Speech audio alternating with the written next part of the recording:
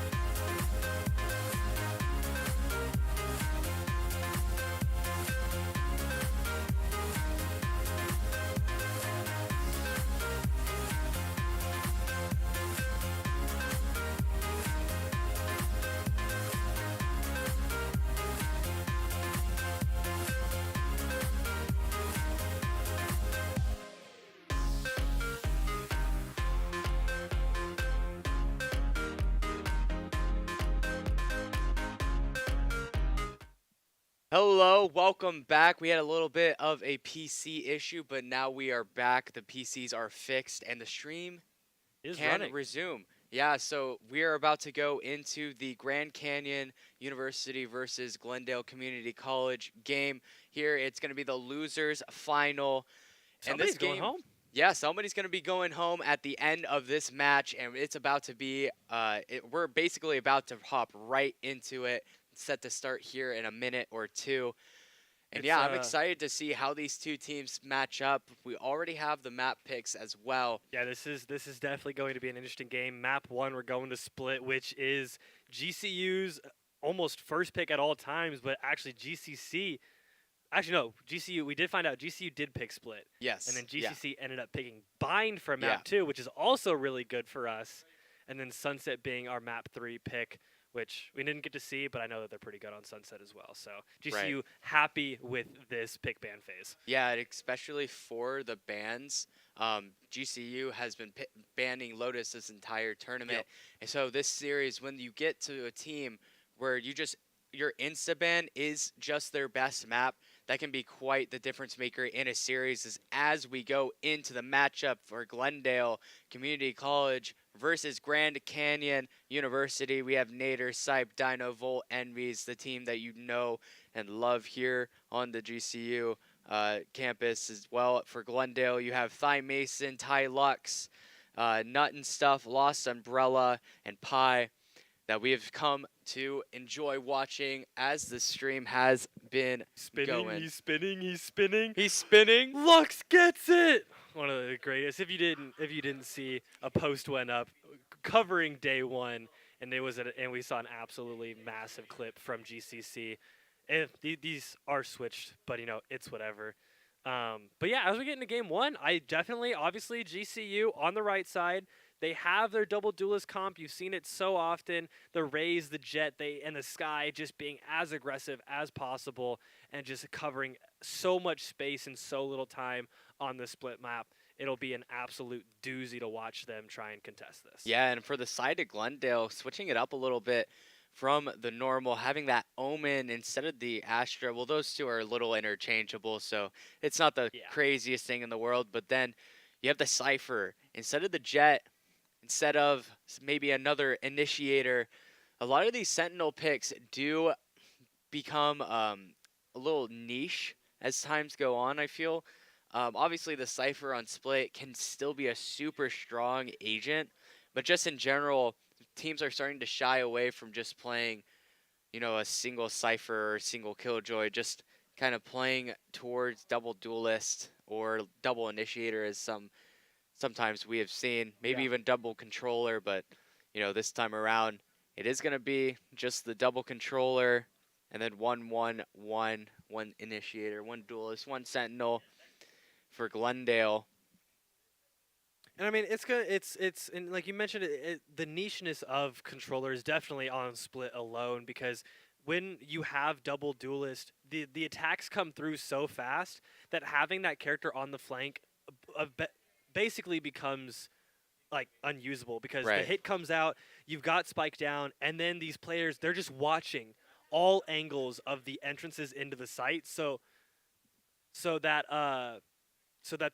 sentinel, they're not really doing anything anymore, right? They're just kind of on a flank, but they still get caught out as if they were just coming in from another entry. Yeah, and as we go into the start of this map, normally when we are going to be having the defense side, it's normally going to favor the teams that have that sentinel, and even when you have the offense, it definitely does favor those duelist comps. So definitely both teams starting on the side that the comps do like, and the Cypher for Glendale is going to start over towards B, which could be a little bit of a disaster as I think there's a tech pause happening. It looks like Nader has disconnected, but unfortunately, as we were saying, all the players from GCU right there were already gathering towards the barrier over by A. So it looks like it's going to be a bit of a fast hit towards A, like we have seen in their split game against NAU. Very common for them to, they jet into sight, double satchel up into heaven, and just basically collapse on any players that are sitting out and alone. Volt will obviously throw that flash up into heaven, clearing out anybody that is in those close corners, and then it's just a fast hit from the remaining two players to push it following their team. Yeah, and I think one of the big things for Glendale in this series is the fact that these maps haven't been played for them quite yet. We haven't seen them on Split, we haven't seen them on Bind. We've only seen them on a couple of maps, Lotus Ascent and Sunset. Yeah. So, just overall, having that little bit of surprise factor, and nobody can really have gone back and seen any VODs, can be kind of to their advantage overall. Exactly. I think with it being GCU's pick, obviously we've seen them play it. We saw them in absolute dominant fashion fight NAU on this map and just absolutely roll. But I think GCC could, like you mentioned, they've played very well against ASU before, and they ended up winning against NAU. So I definitely think that they have the capability to bring this map back and actually win it. Yeah, 100%. And I'm looking forward to seeing also how GCU, or I should just say Grand Canyon so we don't get confused. GCC, GCU, schools, yeah, so many GCs. But yeah, just having to see what kind of comeback they can make. Coming off the loss against Arizona State in pretty convincing fashion, the 2-0 as we come back to the game.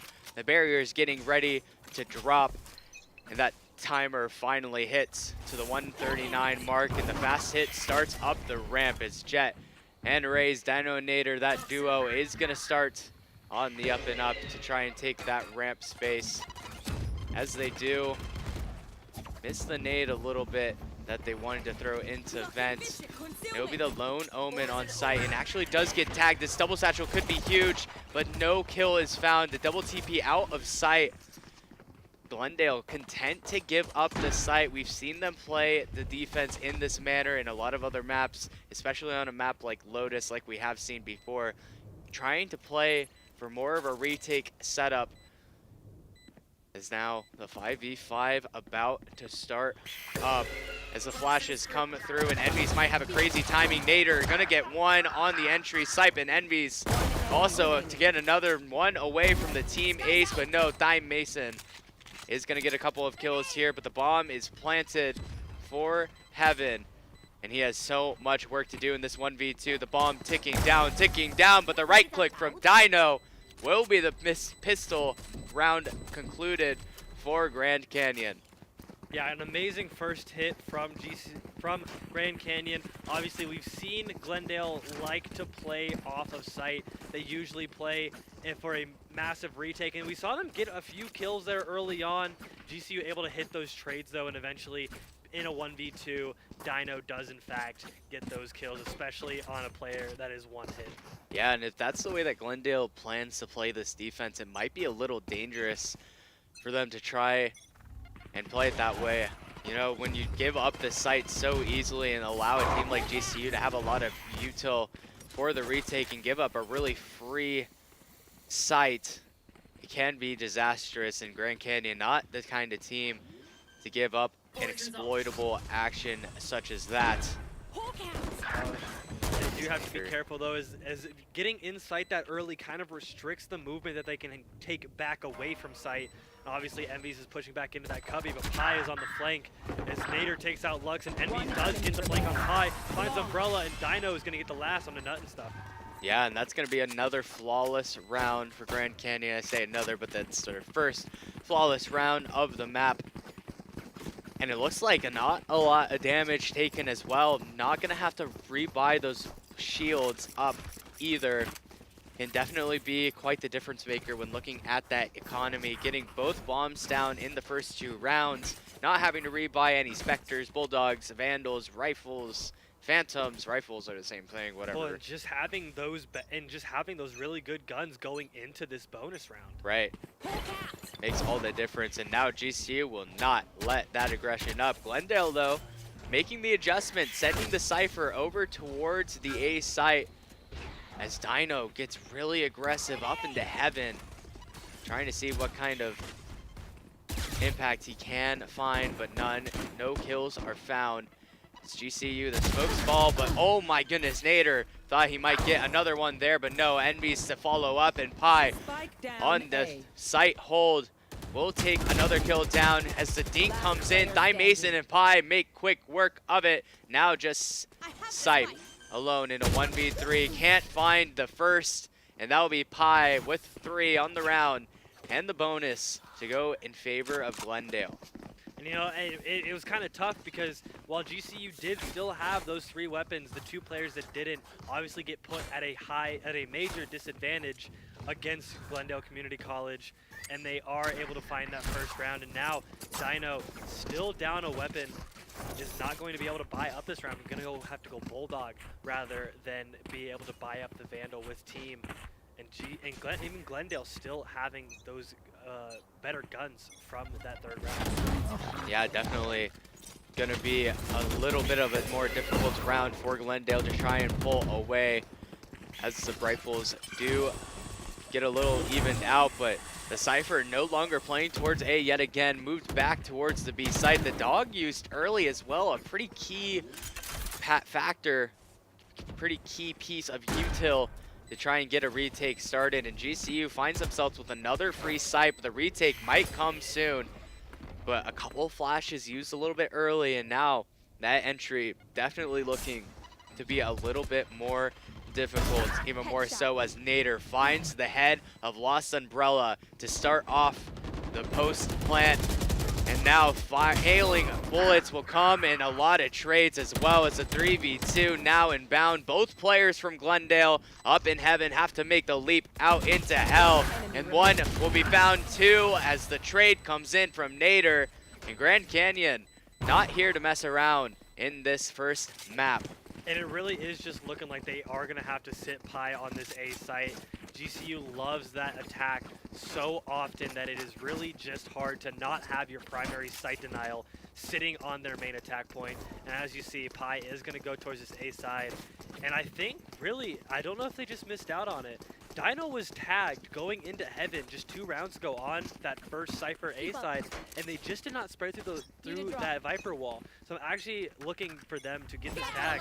But that's a massive hit comes through for GCU in the double blind. A little bit of a misstep, that double satchel not going quite to plan, but the execute comes through no matter what as GCU has the right read. That first kill will come from Nader onto Lost Umbrella as the Cypher nowhere to be found, and now Glendale at man disadvantage. And the walkout on the Raptors will not bear any fruit as Nader gets 3 on the round, looking for a little bit more with the Blade Storm, the heal to come through. And maybe a possible eco ace, but no, Dino is going to save Nader's life this time around. And now the 1v5 for Pi, but the one tap from Nader is too clean, and that will be another flawless for Grand Canyon. And those knives are super important in these rounds, and able to put their econ up even higher. I mean, he was running a stinger for out of all the weapons he could pick, and now still up with the team on this econ, up even higher than the rest of these players. While 10-2, those knives getting crazy. I mean, every kill you get is more money in the pocket, and when you don't have to buy a gun out in the next round off of it, it just builds up that economy even more and more, and that is one of the biggest things, as now Glendale is 1 buy away from a full save. Yeah, and that's one of the more attractive parts of Jeb. I'm just going to have to stop right there. It's a double raise action, but the one that comes out on top is Dino hunting his prey as he finds Thigh Mason and even gets the raise ultimate out on him as well. But Lost Umbrella there to get that trade as the bomb is left in market, so the bomb plant won't come through, and it might give Glendale an opportunity. Yeah, here is Bolt, gives another pick away in the Cypher ult as well. 3v3, but the bomb still nowhere close. 5. Now Grand Canyon's gonna have to fight in order to stay on the site, as now Nate takes another kill. And a nice pre-position as well. Might not be expected up here, and yeah, expected he was not. Ty Lux to get that trade, but now the 1v2 with a very weak Astra. So now the walk up through CT, and this timing could make this all together more possible. Ty Lux, we've seen it before, we may see it again. A little misstep from the Molly, but Envies will take the Viper showdown down, and that will be the 5th for Grand Canyon, as the momentum seems to keep going on for the Lopes. And I mean, that's just really what GCU likes to do in these positions. It's keeping their composure even while in a fast push, you know. Dino gets blinded there early on, but they are not going to back off just because they're not getting those early picks. They're going to continue shoving it in, making sure that they're always in the right position. And that was a great play from Nader, sitting on the opposite side of that Astra wall to get that early pick. Yeah, it looks like Glendale wanting to get pretty aggressive up through mid, but the Viper, Ty Lux, trying to be the entry point for that play. Not going to quite work out as they wanted, as the Sky ult pops for Grand Canyon. Will deliver a little bit of info, sending 2 and 1. 2 towards B, 1 towards A, and now their full rotate will be heard by Pi here in a second. Maybe even a bit of a timing swing to come through as well, but oh, Dino was ready for it, but Pi still gets the better of the GCU player. And now the camera, the setup here to try and pick a couple of players through the smoke. Not gonna spam onto that kill as the bomb gets planted, and now a 4v4 retake will have to ensue. Glendale planning to come in from heaven and through spawn, and they're already out. But Sight will have something to say about it as he picks up 2, Envy's with another, and now just the lone player in Pi cannot get it done as Volt gets the final on the round. And I mean, it's just a great kill from Pi to get Dino there. But I mean, even though you're taking out Dino, you still have 4 other fantastic players to continue keeping that pressure onto the push. And that is just what Grand Canyon is all about, especially on this split map. In that double duelist, it is just get onto site as fast as possible. You can worry about fighting after the bomb has been planted and all the pressure is then put onto GCC. Yeah, and if Glendale is going to continue with this post-plant strategy and just trying to make the 5v5 retakes work or the 4v4 retakes work, I think a lot of it comes down to when the A site gets taken, you have to push out through ramps. A lot of the time we're seeing Glendale trying to flood in through screens and trying to flood in through heaven, but no pressure gets applied over towards ramps. Absolutely. So the players, like we just saw in the last round, Sipe just has free reign to try and help his team on site, catch a couple of players as they try and go out of screens and while they drop out of heaven. And just overall makes it a really difficult situation for Glendale to try and overcome. It really is just one more spot that you can get crossfired from, where in the opposite way, if you take that fight down ramps and you get those picks, then it's one more place where you can push in from and you can have even more pressure, or GCC can have even more pressure onto this A site. And it really just comes down to they need to make sure that they are playing like smart and composed in these post-plant situations. That bomb is ticking, but they just need to keep their composure as it consistently ticks down. Yeah, and as we look onto the next round, it looks like GCU does not plan to stop the aggression they want to apply. A nice blind does actually catch Dino, and that will be the difference maker in that first fight as Dino falls. And the Viper's Pit towards A main is going to keep the control for Glendale. Now GCU has to make a little bit of a play. Lux is able to get Envy's in that Viper Pit. Volt able to trade out for Mason though. And now it's still down to a 4v3. The blind comes through. Volt not quite going to get the headshot onto La Umbrella here, but it is looking like it is going to be a B push on to Glendale, onto Pi, and onto Umbrella here. Yeah, and I like the idea from GCU just trying to push onto the B side, but Pi just caught a little unaware, not ready for Sipe to be pushing out a B main like he did. Is now the bomb will get planted. This forward position might get caught out by Glendale as they're ready for Volt. They're here. And the cabbage does not get destroyed. The flash, maybe to save his life, does to get one off of him, but no more will be found. The bomb not even planted quite yet as 30 seconds left in the round. And Glendale huddled into stairs, trying to see what kind of round they can confirm. As Sipe trying to isolate the ones, maybe having an idea, but no, the timings do not line up, and Nut and Stuff will find 3 on the round, finding the last overall. And that's going to be Glendale maybe finding a way to deal with the aggression from Grand Canyon. As we go into the next round, and honestly, that has to have been the first time that I think Grand Canyon didn't take the first blood in this map. Just in general, just finally Nut and Stuff being able to deal with the util being thrown in their direction.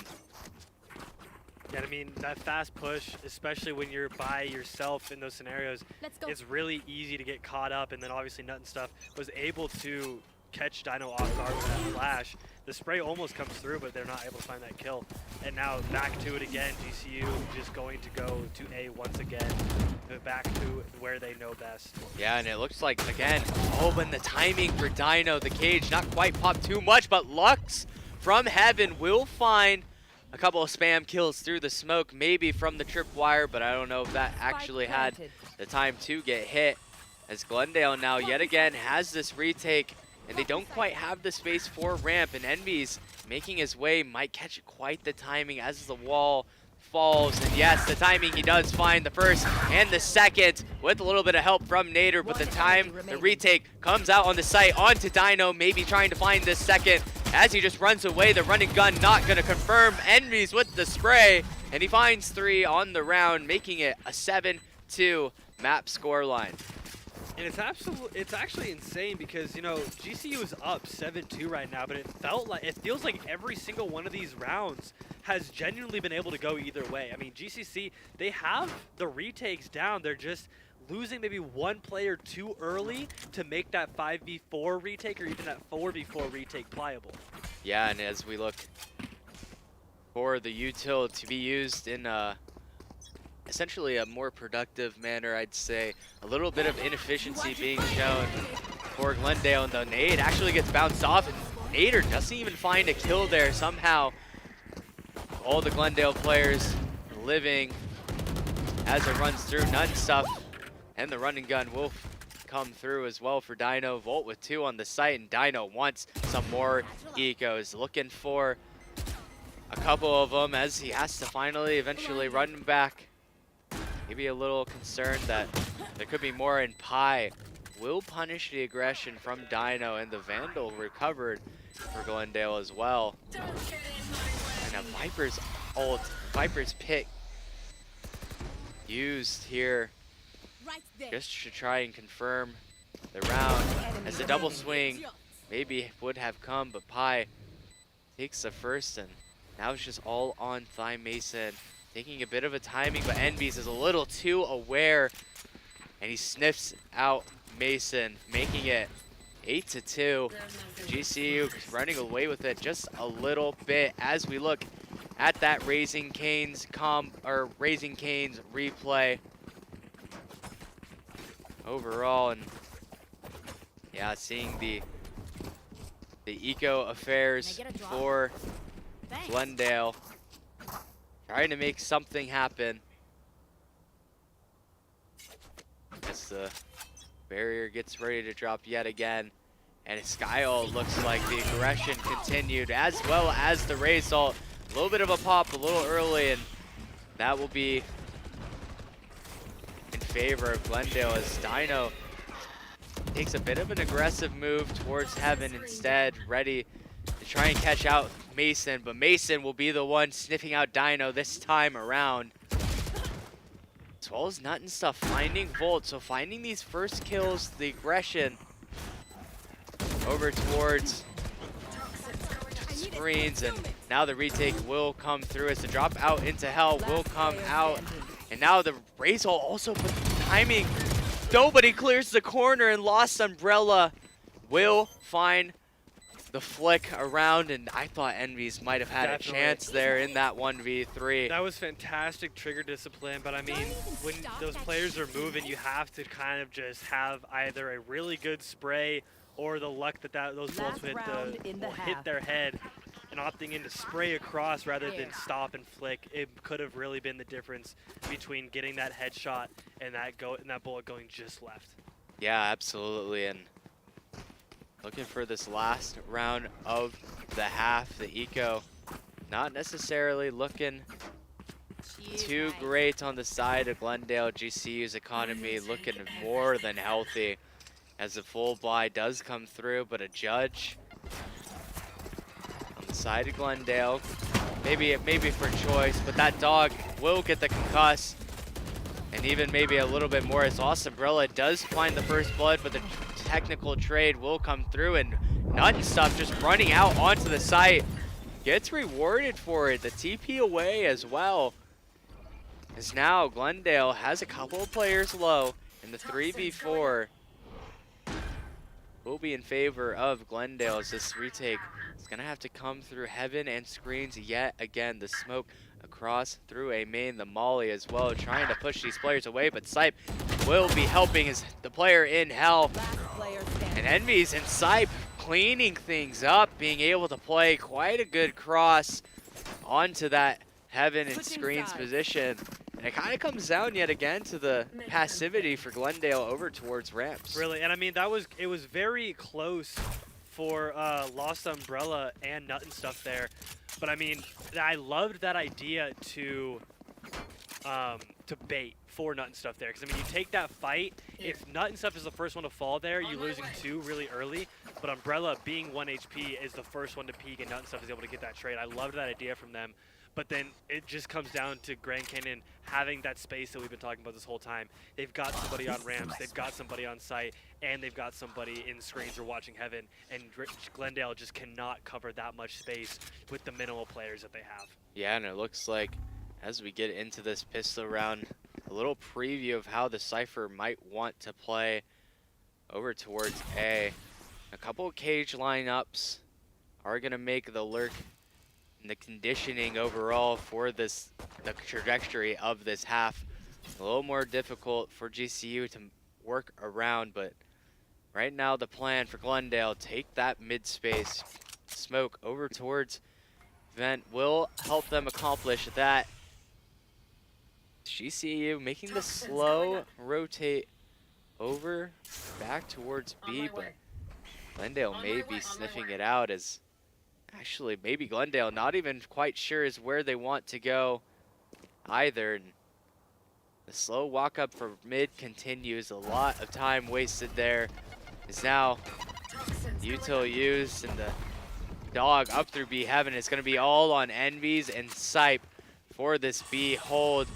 Envy's up in Rafter and Sipe up on the site, and 2 kills found.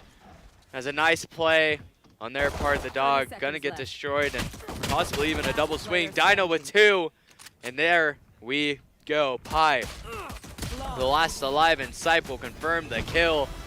As a 10-3, the second pistol of this map to go in favor of the Lopes.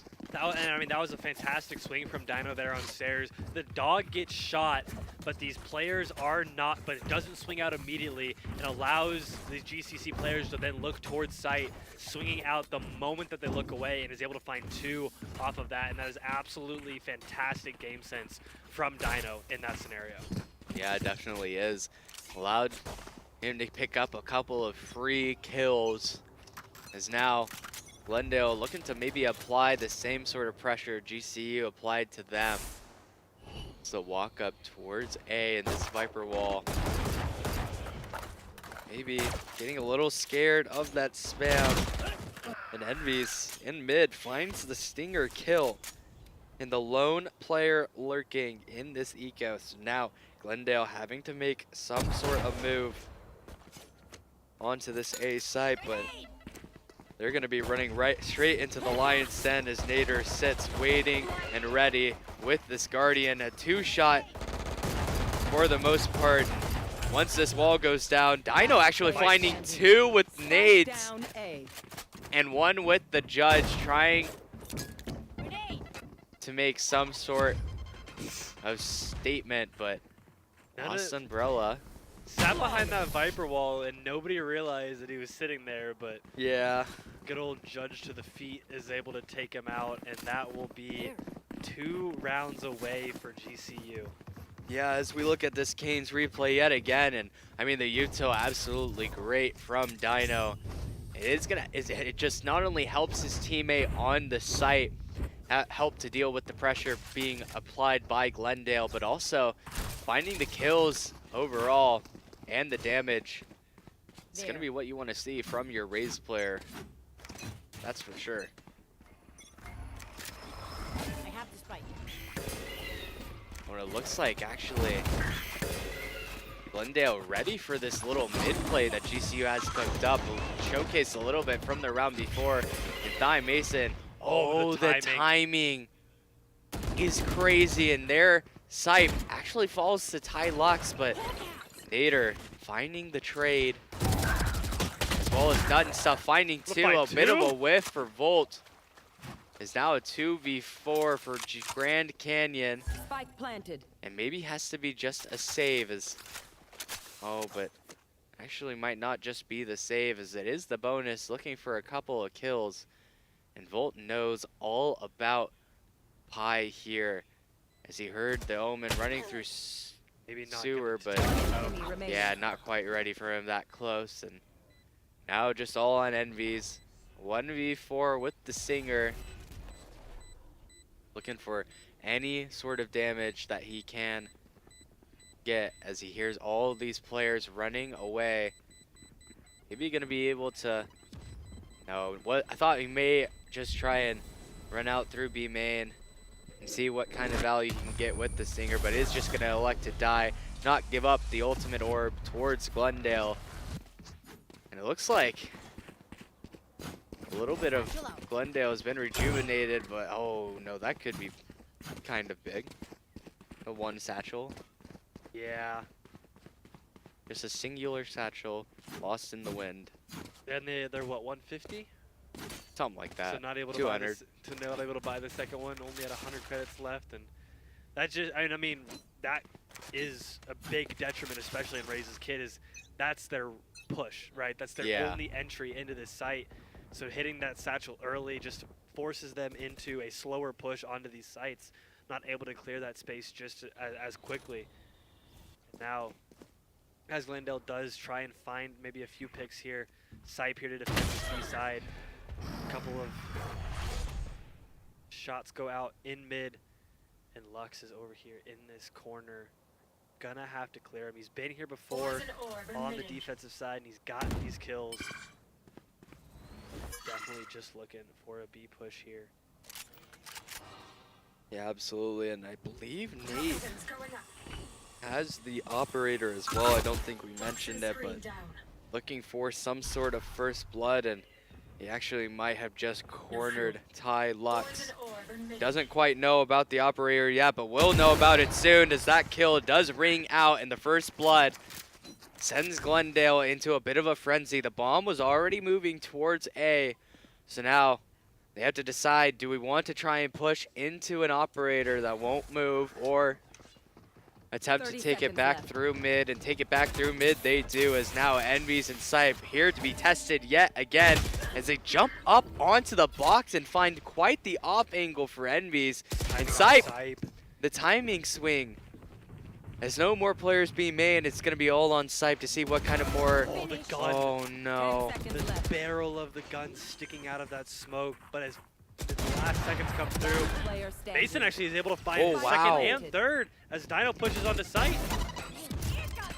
The Raze ult's even committed. Oh, but the spray will be in Glendale's favor, making it 5-11, and that's the first time that Glendale has strung together at least 2 rounds. As we look at that Raising Cane's replay, Mason with a couple of nice shots to try and keep his team from losing that round. And even getting the Raze ultimate out of Dino can be big in and of itself. Yeah, now really the only ult that they're coming up on is that Astra ult, which can be a big play, but it's really nothing you have to worry about killing you, right? There's Jet Knives, oh, but a big push comes in. Umbrella finds 2 through the blind though. And this could have just be the moment where Glendale is able to bring this back. Yeah, GCU deciding to get quite aggressive. Finds 3 on the round, and he's looking for 2 more. Nut finds Volt. And now it's just Sipe on the other side of the map. Gonna have to find anything that they can get, or this may just be a flawless round for Glendale. Yeah, and I'm definitely not looking to try and just save this Sheriff over to the next round as the bomb ticks down, trying to find some sort of pick overall, and Glendale not gonna give anything away, needs all the rifles they can, have to build up this economy for the long haul in the half. As Sipe misses out on the timing just a little bit, and will just eventually concede his life to the spike and just get that money for the next. GCU back on a bye this round, though. I mean, they've had maybe one fair fight that's been on full bye this entire half, but now both teams have full shield, have full weaponry, but GCU definitely needs this, or they are once again going to be forced back into that save scenario, and Glendale may just take these rounds and run with them. Yeah, it could be the case, and as we look at that money, man, there's so much saved up.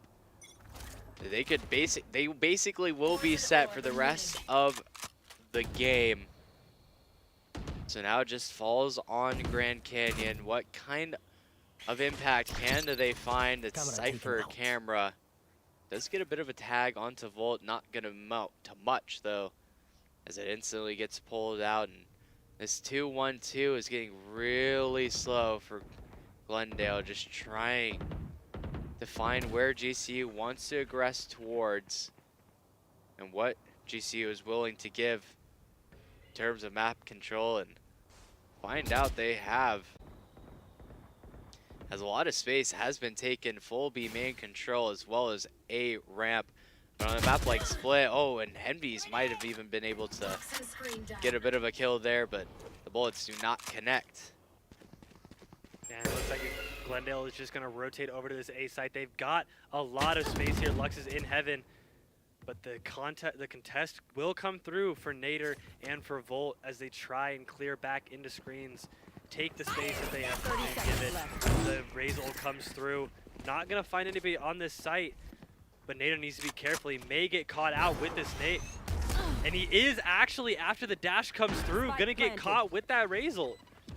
Yeah, and I mean, just kind of a unfortunate turn of events for Nader as the Razor does connect, and GCU attempting to get this retake started right away.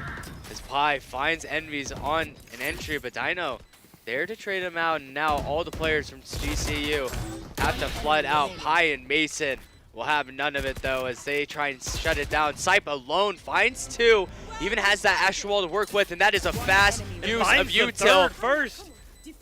Oh, but the vulnerable and the smoke will maybe conclude the round as Sype, yeah, not the time at all. And oh, Ty Lux does fall, but again, like we were saying, the economy for Glendale just a little bit too strong. And I mean, you could see the gears churning as Sype was trying to take that 1v4, finding those first two, instantly got the Astral Wall popped up, and I mean, he instantly saw the ult, went into his astral form, put that wall down, and even gave himself a chance in the round where I feel like a lot of players in general wouldn't be able to find that kind of line for this clutch. Absolutely not, and it was just unfortunate that Lux there still had util available for that defense. I mean, it's such a amazing combo, the smoke into the grenade, that DK, the decay into the vulnerable is just an absolutely dominant. But I mean, realistically, Sype gets on that bomb just a half second earlier, maybe a second earlier. He could potentially find that, as the Astral Wall does cut all audio. Lux will have no idea that he is sitting on that bomb. But I mean, it's just that Molly doing so much damage in that scenario. It's really tough to find. The only way that he really had a chance in that round is if he found some sort of timing on the Molly when it goes away, and where it like takes him down to like 2 HP. Because the smoke can only get you down to 1 HP. It can't actually kill you. So, you know, this time around, Sype not finding the clutch when Grand Canyon needed him to try and make a little noise. And now Glendale going right back to this slow and methodical approach, walking up through mid, up through A, up through B, and Sype trying to redeem himself a little bit, finding Nut and stuff over towards B main. Is gonna punish the walking around. The headshot from the Sheriff can be quite lethal. If I'm not mistaken, did I only hear one shot go off? Oh yeah. Nut and stuff must have only had light shield. Well, it's still probably close enough that it can kill. Think that's 15 meters? It could be. Maybe he was close enough. Still, an impressive shot from Sype nonetheless to get that first blood, especially in such a low econ. Blind comes through in the mid, getting that idea that Envy's is sitting up there. Swing comes out, the smokes are up, but the push is going to this A side, and this GCU team has no idea where these players are at. They are able to find that headshot, but Pi is right behind this wall, may find the perfect timing onto Dino here. Yeah, but Dino seems a little aware. Right, the wall goes down, Lux is able to find Volt. Wall still up. Pi is not able to find any of the players. Finds Envy's on the late lurk. Yeah, and now this retake gonna have to make do, and Nader finds the first, and the bomb actually is not planted for the players of Glendale. So now the stick, but barely able to get it, and finds Dino. And now it's just Sight from Heaven to try and find his last 2 players. and Pi Pi clutches it up. finding 4 on the round in heroic fashion, not allowing the ninja defuses that Glendale is so well renowned for in this round. And I mean, the fact that this kill even comes through for Nader is quite impressive. But as we take a look at that Kane's replay, seeing just how good Pi is taking that round away, 16 and 14. And now GCU on the full buy, and the operator right back into the hands of Nader. We've seen how dangerous it can be. The amount of map control and map space that can be acquired, we're seeing it already as Nate taking the line. Nothing can cut his line of sight. There we go. Sign of light. Sign of light, and now just allowing for Volt to be able to cheat over towards B ever so slightly. And oh man, if Glendale falls into the trap of going into male, a judge and jury and executioner will be there. That was pretty good. That was Yeah, pretty you good. like that? Yeah, That was pretty good. that was a good line. The caster moment. That's That is a right caster there. moment right there. Sometimes you just have that one good line that comes to your brain. Let That's it what I'm slide. saying. Just My brain be. hit. Oh This my is the gosh! judge. It didn't. Oh my Oh god! This, no! guys, you do not understand. Billy Billy gaming moment. Billy Billy gaming moment. But only is able to get 1 off of it. But Yeah, I mean, and really, does- that's all they need. Also pick up the Phantom as well, and it's going to be able to help on site as Sipe and Envies find the kills on the execute. And now just 1 left for Glendale. Lost Umbrella, and I believe Sipe just saw him. Yep, on that corner. The wall bangs will come through, and that'll be 3 on the round for Sipe. And I mean, Glendale, a bit of a blunder there, not being able to clear the corner of Dino.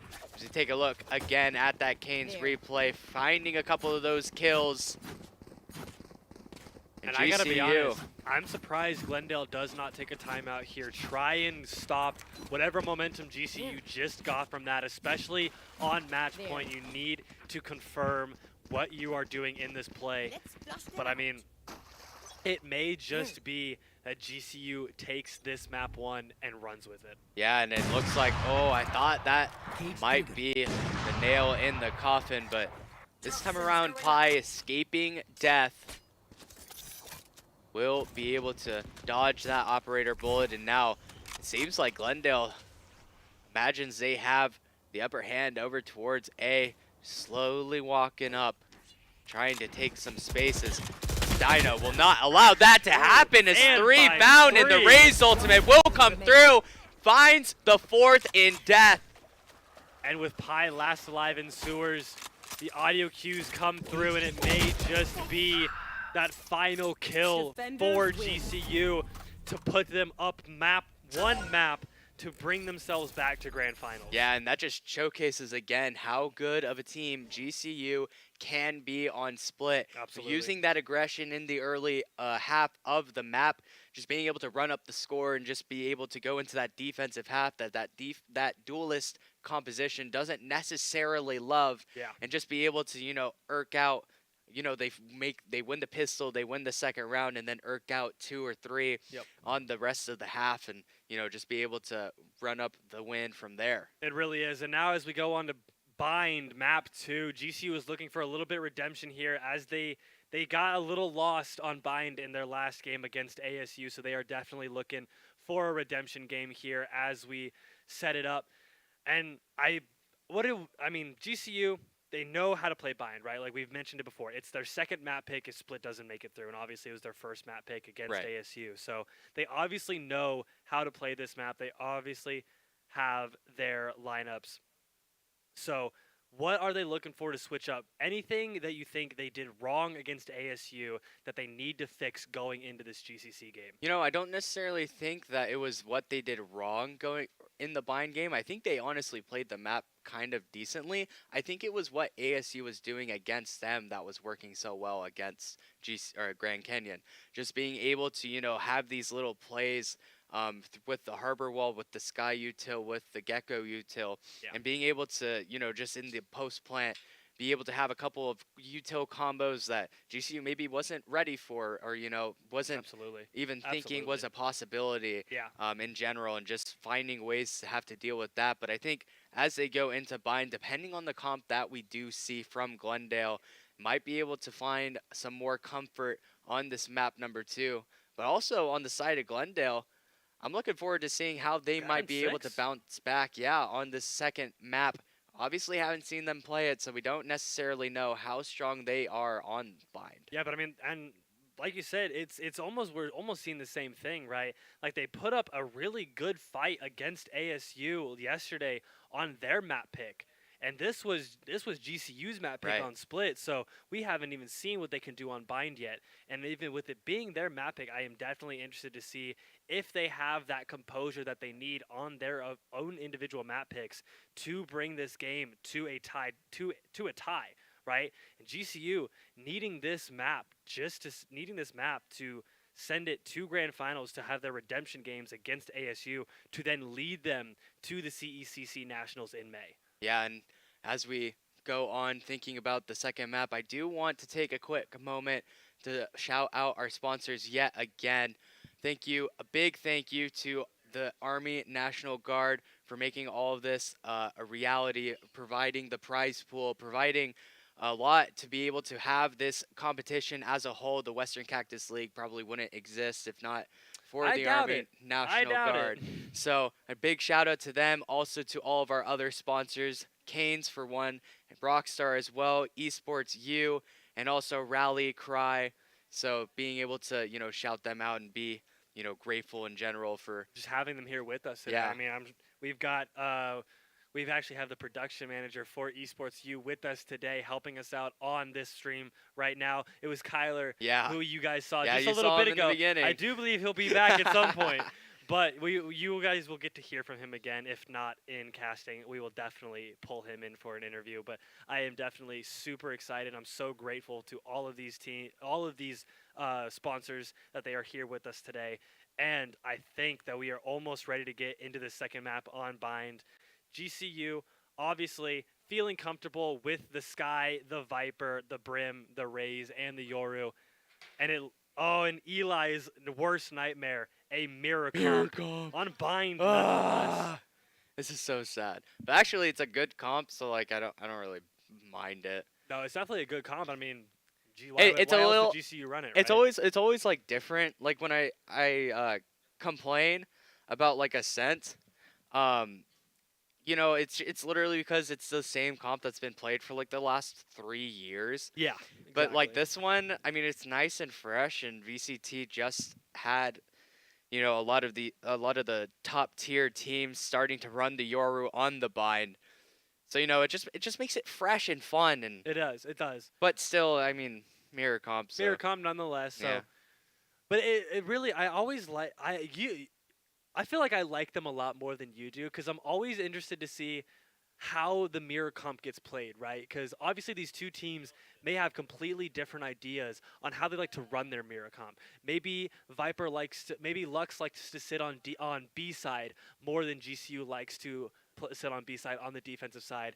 Maybe there's different walls. Maybe GCC likes more of a shower push than they do a U-Haul push like we've seen from GCU on bind. So I think it's always kind of unique to see a mirror comp, because it really goes to show, do strats matter more than the operators matter? Right, and that's just kind of the idea. And also what mirror comps present is normally the better team of the two wins. You know, you can't necessarily cheese each other when both of the teams are, you know, trying to make the same cheeses. But as we're talking, we actually are going to be switching up a little bit of the casters. We're going to bid a farewell to Evan and welcome Kyler back to the stream. Welcome back.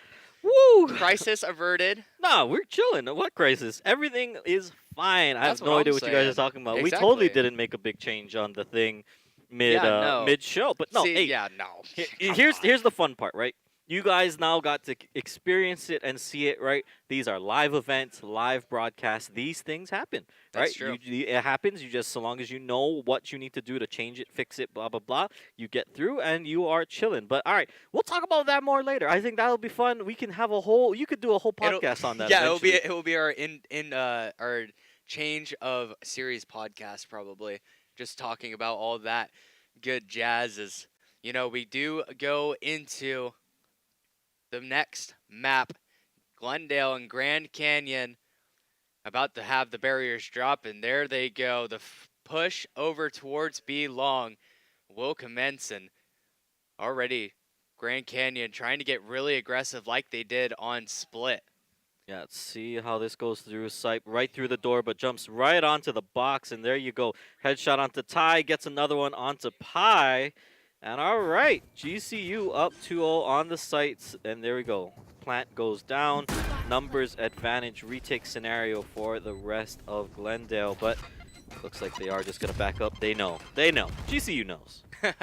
Yeah, and now this retake is going to be really difficult. The aggressive push for Volt and Dino as they find the kills, but Lost Umbrella is not going to just go down without a fight. Takes 2 down. 4 HP in a dream. Yeah, and I mean, the 1v5 does not actually come to fruition as the first pistol goes to Grand Canyon, and maybe the momentum as well, as GCU kind of had a bit of a, I'd say, a dominant performance. It did end 13-8 with Glendale winning a couple of rounds near the end, but, just overall, it felt like it was just Grand Canyon's map through and through. Eli, for a second there, I almost would have never guessed that you are a Grand Canyon University student I don't know until what you're about talking 10 about. seconds ago. Yeah, what a crazy idea. What a crazy concept. But no, I mean, I got to agree with you. For the most part, GCU last game, right, in the driver's seat. Although, yes, Glendale did have a lot of great strats, a lot of great plays that get them up to the 8. But here we go. Mason wants to be a little cheeky, gets one, and immediately gets out. Great pick onto the second round, right? That bonus, if you can get it, get as many guns cleared. And here we go, execute onto site with the duelist down. Grand Canyon needs to figure out how they want to execute. There you go, smokes in, looking for it there. Dino picks up his first. Everyone else now backing it up. Plant goes down, but through the smoke, Volt's got his back though, and they get everyone. Yeah, and the kills just continue to flood through as Envy's there to pick up the slack, as the last 2 do come in for Grand Canyon. And Glendale, I mean, they had life within that first round, but I mean, even Volt picking up the 2, trying to plant the bomb and not going to allow for any kills to come on his teammates, though, as just gets right off that bomb plant and instantly picks up 2. Yeah, I mean, you gotta love the coverage there from Grand Canyon, right? I mean, Volt, although yes, he's the one that picks up the first 2. The fact that Envy's right behind him, waiting, watching, expecting the push to come through the smoke, calls it out, clears it, and it saves them an extra life that probably would have been Grand Canyon's regardless, as we now see the bonus here. But Dino, oh my god, jumps right on through. You're not expecting that if you're nutting stuff. I mean, right? He's just like, oh yeah, I'm chill, I'm good. And no, right in, Yoru in your face, gun out.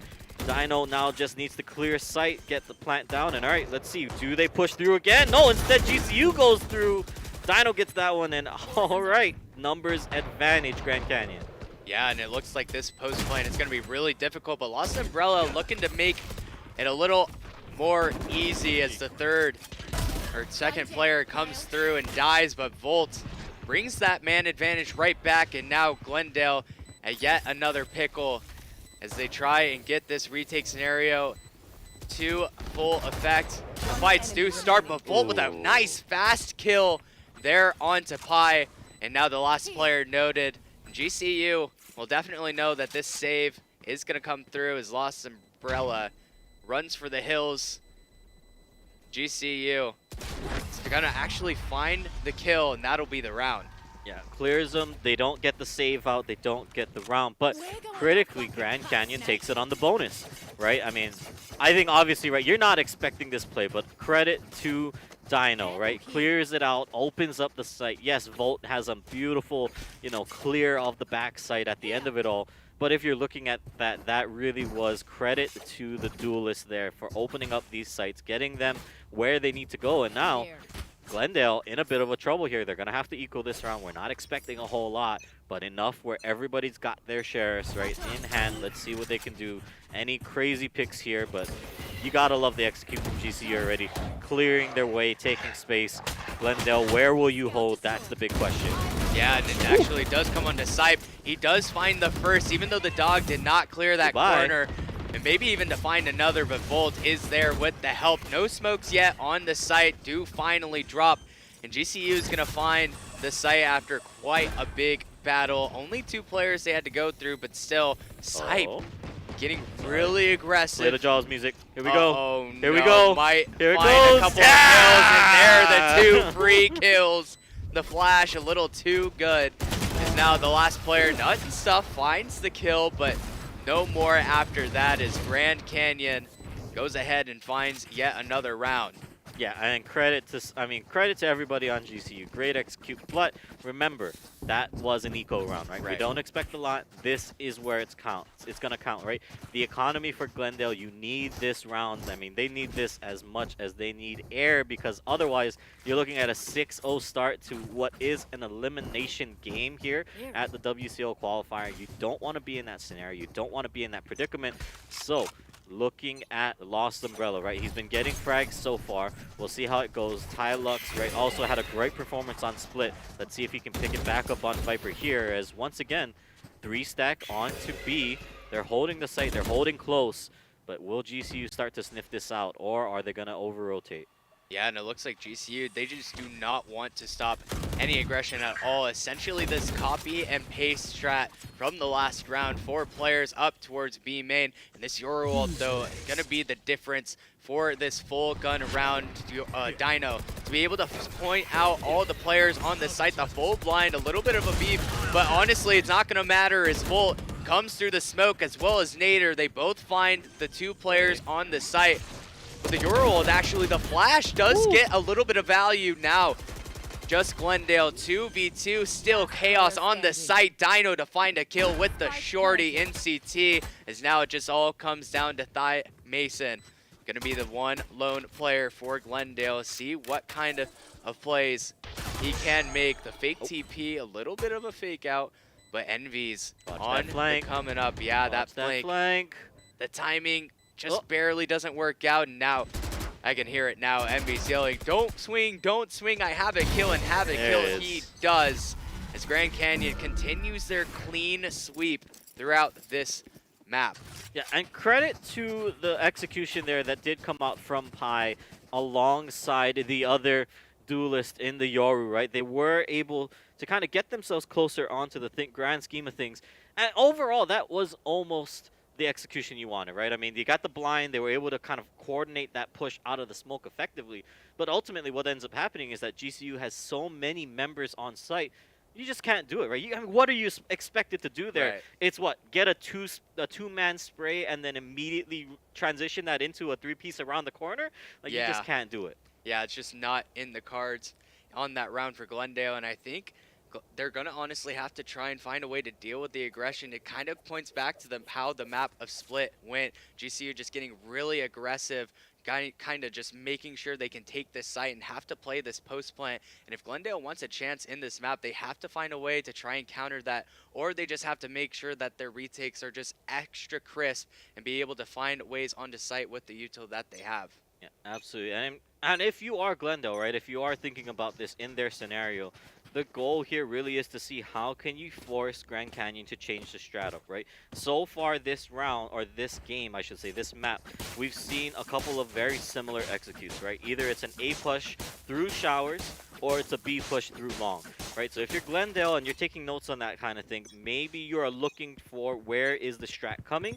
They obviously were able to get enough people on site in time last round, but the retake, once you know where they are, that's the thing they got to start cleaning up if they want to have a chance to get back into this game. Mason, once again, with this tight flank, but I think they're going to catch this. Let's see if they see it here. Pi in the long duel up against a Vandal, knows he's not one, but does pick it up actually against Dino. that could be a huge rifle if they can get it.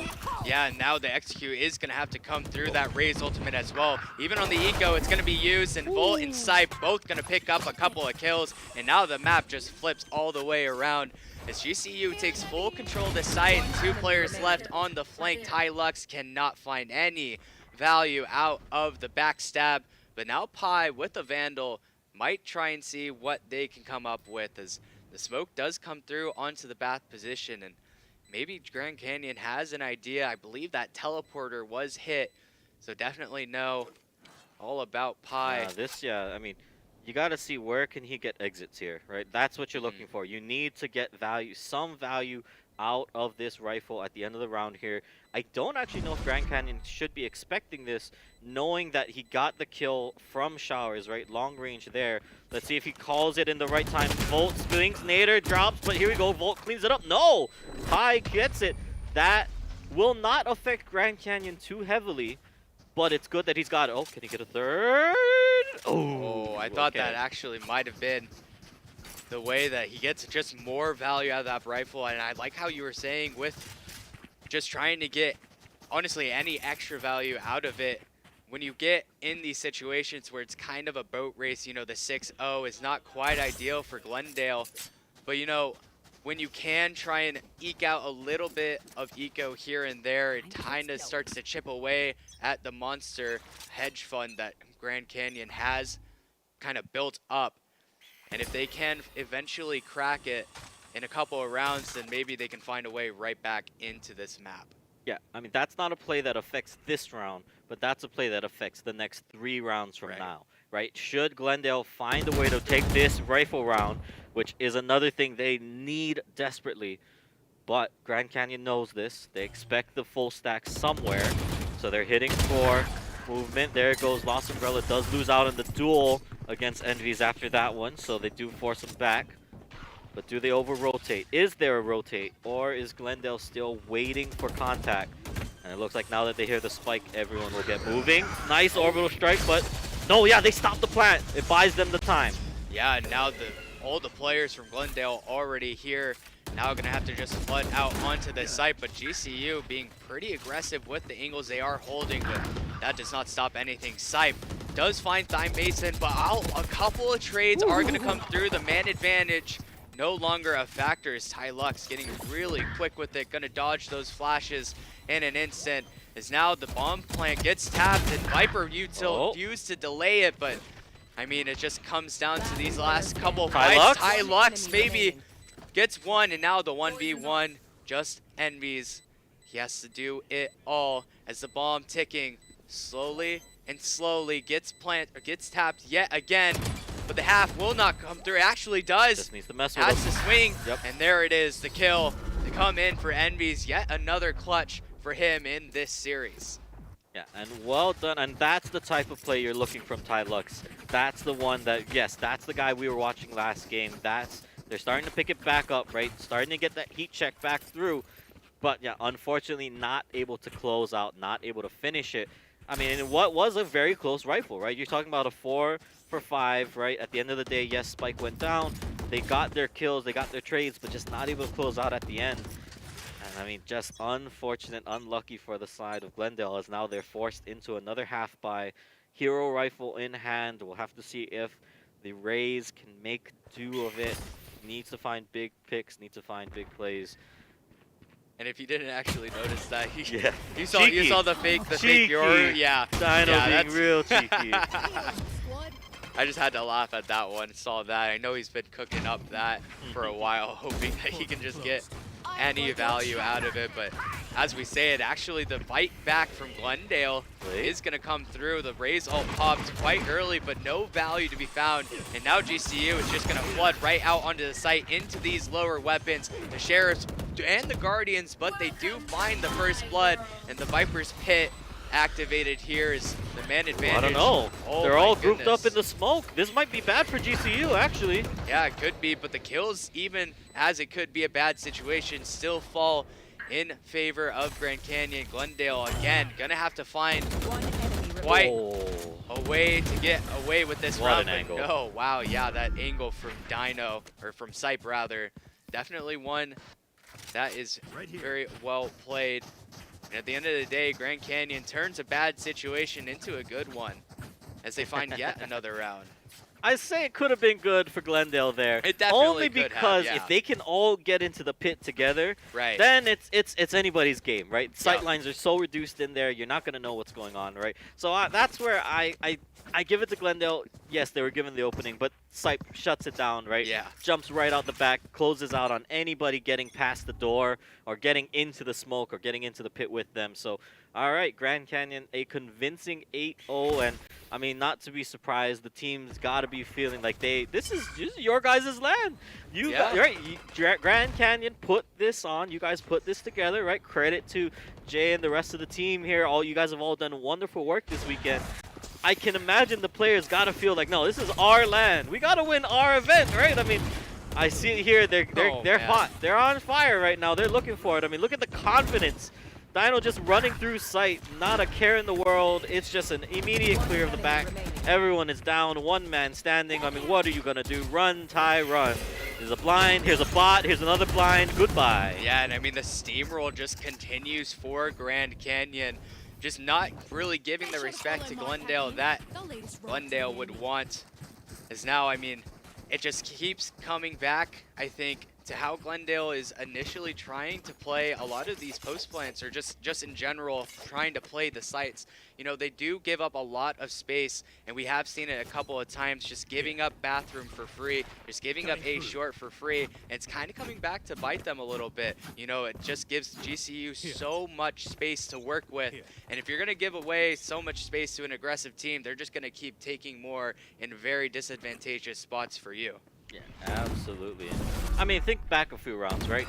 That little, we made a joke about it, right? That little cheeky move from Dino to just walk through showers. If that goes contested and they get that kill, they clear. Oh, okay, never mind. Yeah. Dino, I'm sorry. I'm sorry I criticized your play, Dino. All right, you got it. You got that kill, but he does get picked up in the end. They are not able to recover the rifle critically, and here we go. Sight is being pushed, but Pi around the flank, not able to get it, and wow. Nader just shuts that down. 10-0 Grand Canyon. We might be looking for the 13-0. Yeah, and on that Kane's replay, shows those kills that do get picked up by Grand Canyon. And I mean, it's just yet again, Glendale, they have the players on the site. That was the strong side of the map.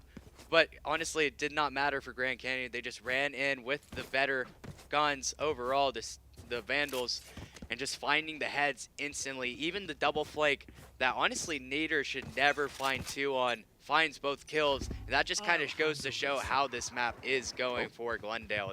Info's there, but not enough info. Mason sees two, wants to clear the rest, knows, okay, yeah, it's definitely an A hit, pull back.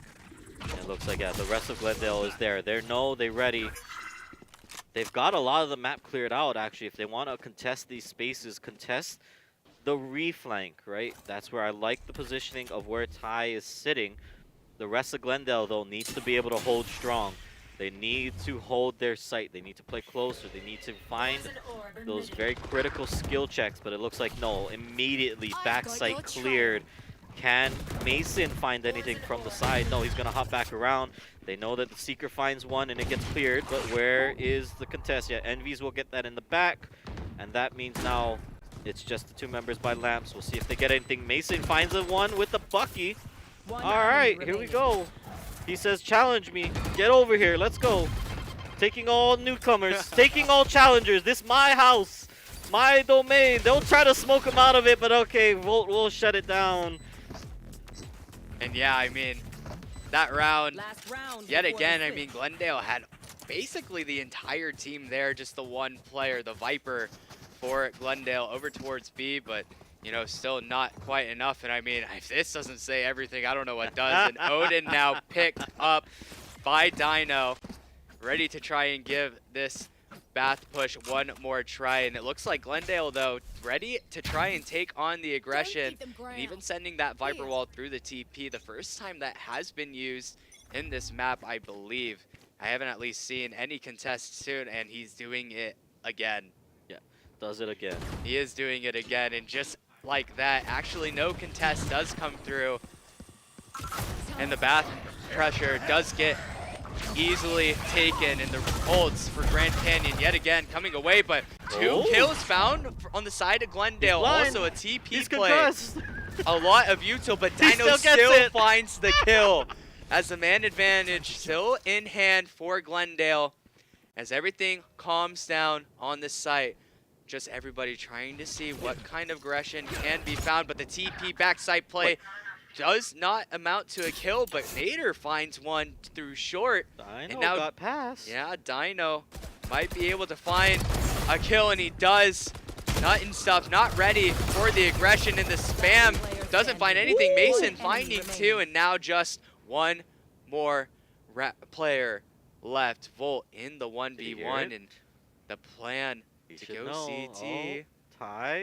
He doesn't clear it. Okay, Glendale on the board. Good job. And honestly, after a half like that, one round will do that Switching justice. sides. As now, looking at that Kane's replay again, seeing the Odin and the end to the 1v1. Lux gonna be the sole reason that round does come up. I mean, I suppose I you think can if you give give it to credit, Mason you give it also, to yeah. Mason. That's true. He Mason's the hero. He does find 2, makes it the 1v1, and the nice raid from Lux there in the end. Does make it 1-11, and now it all starts on this pistol, okay? If we're even gonna think about some sort of comeback, Okay. Are you sure? have Are to you win the sure pistol. you as a Grand Canyon man. University student, are you sure you want to go down this road? hey man, I'm like actually on the team, but I've gotta give some hope. I can't just be like go Lopes super fan with the scarf on and the flag also, you know, you know what I'm okay, talking yeah, about. I got you. No, I mean, and yeah, if you're Glendale, this is the round, right? You need this. You need momentum, knowing that there will be more and more rounds as we go that you'll need to get through. Lost Umbrella takes the note, uses the same entry that Sites did in the first half. That gets them the spike planted. But look at Grand Canyon. They're ready in the smoke. Mason finds one, sees a second, chasing it down. Volt gets dropped as well. Where else will Grand Canyon come from? The hit is not actually in CT, but back from spawn. Here we go, long. Nut and Stuff sees it, knows there's 2 there, so they've got a lot of info to work with. Now they know Hookah. They've got eyes on everyone. It's all about the gunplay from here on out. Envy's up in Hookah, takes some shots, backs it up. Sight finds one with the bomb. It's down to a 1v4. Envy's down low. And that means Glendale picks up the pistol, the big pistol we talk about. They got it. Yeah, and as we look back on that round, seeing that bomb plan, I mean, it's just the push into the smoke does come with some results. And I believe that they didn't even do or take that push, try and take that space. I think that's where the round could have fallen apart for Glendale. As you know, really the triple flank was about to come through. And if that space doesn't get taken, you know, all the players are going to back up to long, going to back up into Hookah, try and play the site, but then they're just going to be pinched through those positions. And I mean, it's not going to really amount to very much as we go into yet another aggressive move for Glendale, as they just want to do exactly what GCU was doing, is a couple of kills actually coming through for Grand Canyon. The And chase, they know. Everyone's do, fine, and- but they know. oh my gosh, what an unfortunate molly as well. Just bouncing off, could have been huge, the double damage and being able to find some more kills, but you know, fortunately for Glendale, that does not come up in the ball banks as well. Not Mason gonna is so be- lucky he's alive. Yeah, it's not wrong as Pi finds the kill, and now GCU gonna have to find what they can take. Wait. And just, oh good. The double satchel, Nate actually picking up a Spectre over towards Fountain and finding the kill, making it a 2v2, and the bomb not really planted for these 2 players, and Elbow Pi does find gotta that clear first him. blood, but the stick will not work as Mason finds another kill, but pretty disastrous round for the second round to occur, I'd say. Yeah, I mean, they lose effectively, what is that, 3 rifles out, or 3 of their SMGs. They lose 3 of their bonus guns here, so that does mean, yep, they are going to contest it a little bit with some of the economy. No, actually, they are going to stick with it. The 2 Spectres are all they keep. Everything else is half buys or whatever the case might be. We'll see what Lost Umbrella can do with this judge in hand. But yeah, I mean, overall, Glendale, right, start taking the notes because it seems like Grand Canyon opting to go for the flanks, knowing that these sites are weak from the offensive side, meaning it's easier to push in from the T side than it is CT. So using to make advantages of that, Lost Umbrella clears it, knows that there's one, pops Dino from the back and clears Hookah. Now looking for shower presence though. Nader is the one you want to keep your eye on. Can he get this clear? Decoy out, but keeps his cool. Site finds one, and now Nader goes through, but Mason gets the pickup. And yeah, Glendale on site, bomb down.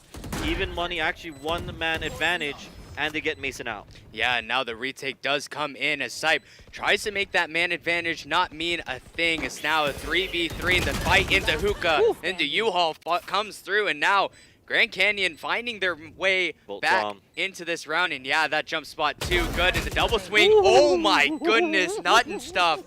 Had a chance in that round, the fast kill into Volt, and if that double swing wasn't timed, well, it wasn't timed super great, but if it was timed worse, then that definitely could have been the round for Glendale as we look at that Kane's replay. And those kills definitely looking a little crispy. Glendale, even though they're on the brink of the series, definitely putting up a fight. Yeah, I mean, it was a tight turnaround there. I mean, Volt, yeah, knew the info. They time it a little odd, right? And thankfully, it doesn't come back to bite them. But Nut and Stuff had the ability to make that play, right? That transfer was theoretically possible. I mean, if you're Glendale, all right, that wasn't bad, though, when you consider the fact that that was the bonus, right? So in the grand scheme of things, all right, that's the round you were expected to lose based on utility. They're going to blind out, but it's immediately pulled back on the side of Grand Canyon. Dino sees it again. Now, Yorus have found each other once again, and he's going to try to chase it down. But instead, the Mason's TP there. away, what? Yeah, just pops right on back. No, actually, that was the decoy. Yeah. Mason is in spawn. Oh. Just the TP Never mind. away. He gave it up. I'm flabbergasted. I thought that was like the smart, like that was like 5D chess. That was a 5D And then we went back to checkers. Oh, the raise ult. Oh, okay. And the Bucky move right back, but Volt on that flank does finally come away with the kill. And now the retake does start to come through as Envy's waiting for his team to make a lot of noise. And this bomb plant doesn't get down quite yet, but no kill either as Volt picking up that Phantom from the fallen Glendale player. And now the man advantage, meaning no more. As Glendale hitting that TP, trying to make the fast rotate, but Dino hot on their trail, finds a kill through the TP, trying to find the last. And the Deagle kills will come through. The final score, 13-3, Grand Canyon winning 2-0 over Glendale. I mean, if you're Glendale, you were getting a little hyphy there. You were just like, yeah, okay, rotate, go, go, go, go, go. And Dino just says, not in my house. We're done. We're done. I'm over this game. It's over. We're wrapping it up. Arizona State, get back over here. It's time for the run back. And all right. I mean, what a game. Moly. What more can you say? Grand Canyon, well done. Good job to the team. That was a great matchup. I was given the what felt like a hold signal. I couldn't really tell. Ah, okay. Yeah, all right, see cool. All right. Yeah. I mean, it'd feel weird if I did it, so how about you do it? Yeah, I'm going to go ahead and give a shout out to our sponsors.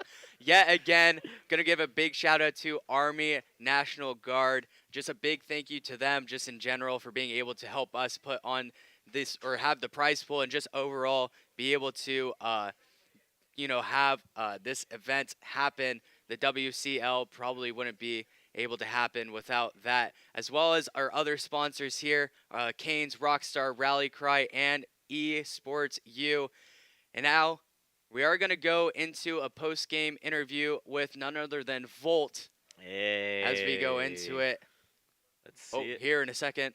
1, 2. Here we go. There We finally is. got him on the screen. Volt, congratulations. After that big loss to ASU, a 2-0 loss, coming back on this series and winning 2-0 over Glendale in a pretty convincing fashion. How you got to feel about that? It was pretty good. We know what we need to do. We know what we did right that match. It was a lot of us correcting our mistakes, making sure we're practicing what we need to be prepared for the next matchup. We have a best of 5, so it's going to be another long one. We've played 2 best of 3 so far, and we've slowly progressed more towards the direction that we want in terms of how we're playing, in terms of the reads we have. So it's all about us playing our own game, and we're not too worried about it. 100%. I get what you're saying. And when you are having that best of 5, what are you thinking about, trying to stay mentally in it? You are going to come in on a 1-0 deficit, coming out of losers. So how do you just kind of overcome that hurdle? It's basically just a mental reset. We know what we need to do. We've been in this position before. We've played a best of 5. And we know what we did wrong. We talked about it. We debriefed and everything. So it's just a matter of making sure, like I mentioned, we're playing our own game. We're correcting the things that we need to. 4 of us weren't shooting, and it was still really, really close both maps with even 2 of us shooting. And now that we have some momentum coming from the GCC game, like I said, we're not worried about it. It should be just fine, and we just need to keep up doing what we're doing what we've practiced in the last, 6, 8 months, last 3 years. All of that is going to come together, and we're going to put everything towards this one. Yeah. All right, well, Volt, my question to you, I think, looking ahead, right, you know who your opponent is that stands in front of you. You know the stakes for this one. Yes, sir. Talk to me about what is the team's prep going into this, knowing, okay, you guys have this event, but also you guys know where this event leads. Are you guys ready for that showdown in Texas should that opportunity arise? You guys got one more opponent standing in front of you before you punch your ticket, but do you feel that the team is ready to take on what is effectively the best in the country, right, the best across the nation? I think we have never been at a point where we're more ready. If there's a time for us to do it, it's now. If there's a time where we've practiced, we've played, we've played 4 to 5, 6 officials every week for the last 6 to 7 to 8 months. We've put in more work now than we ever have. We've had the same core for 3 years. And with the new addition of Joseph and all of us, as long as we're shooting, we'll do just fine. We've prepped plenty for this. It's a best of 5, so one map doesn't go our way. That's perfectly fine. We've prepped for this. It'll just come down to us adapting. We know how they play. We know their play style. As long as we adapt, there's no problem at all. We will do just fine. Nice. Yeah, and that's honestly the kind of response you want to hear if you are a Grand Canyon fan. I'd consider myself one. Oh, come on. I gotta say it like that. I gotta be the guy in the crowd. Like, yeah, so tell me about what ASU thinks. Like, I gotta be the ASU fan here, I guess, for a little while. Probably a little bit, yeah. But, as we do go into a break here, want to thank Andy again for coming on and giving us this interview. Again, congratulations on that losers final win, and good luck in that BO5 against ASU. Thank you, sir. They're going to be the ones that need it. Yes, sir. Ooh, I like that. A little bit of trash talk. Okay. We're prepared. We're ready. As we do start to go on to this break, but don't go anywhere. We'll be back here shortly, and that BO5 will start just a little bit.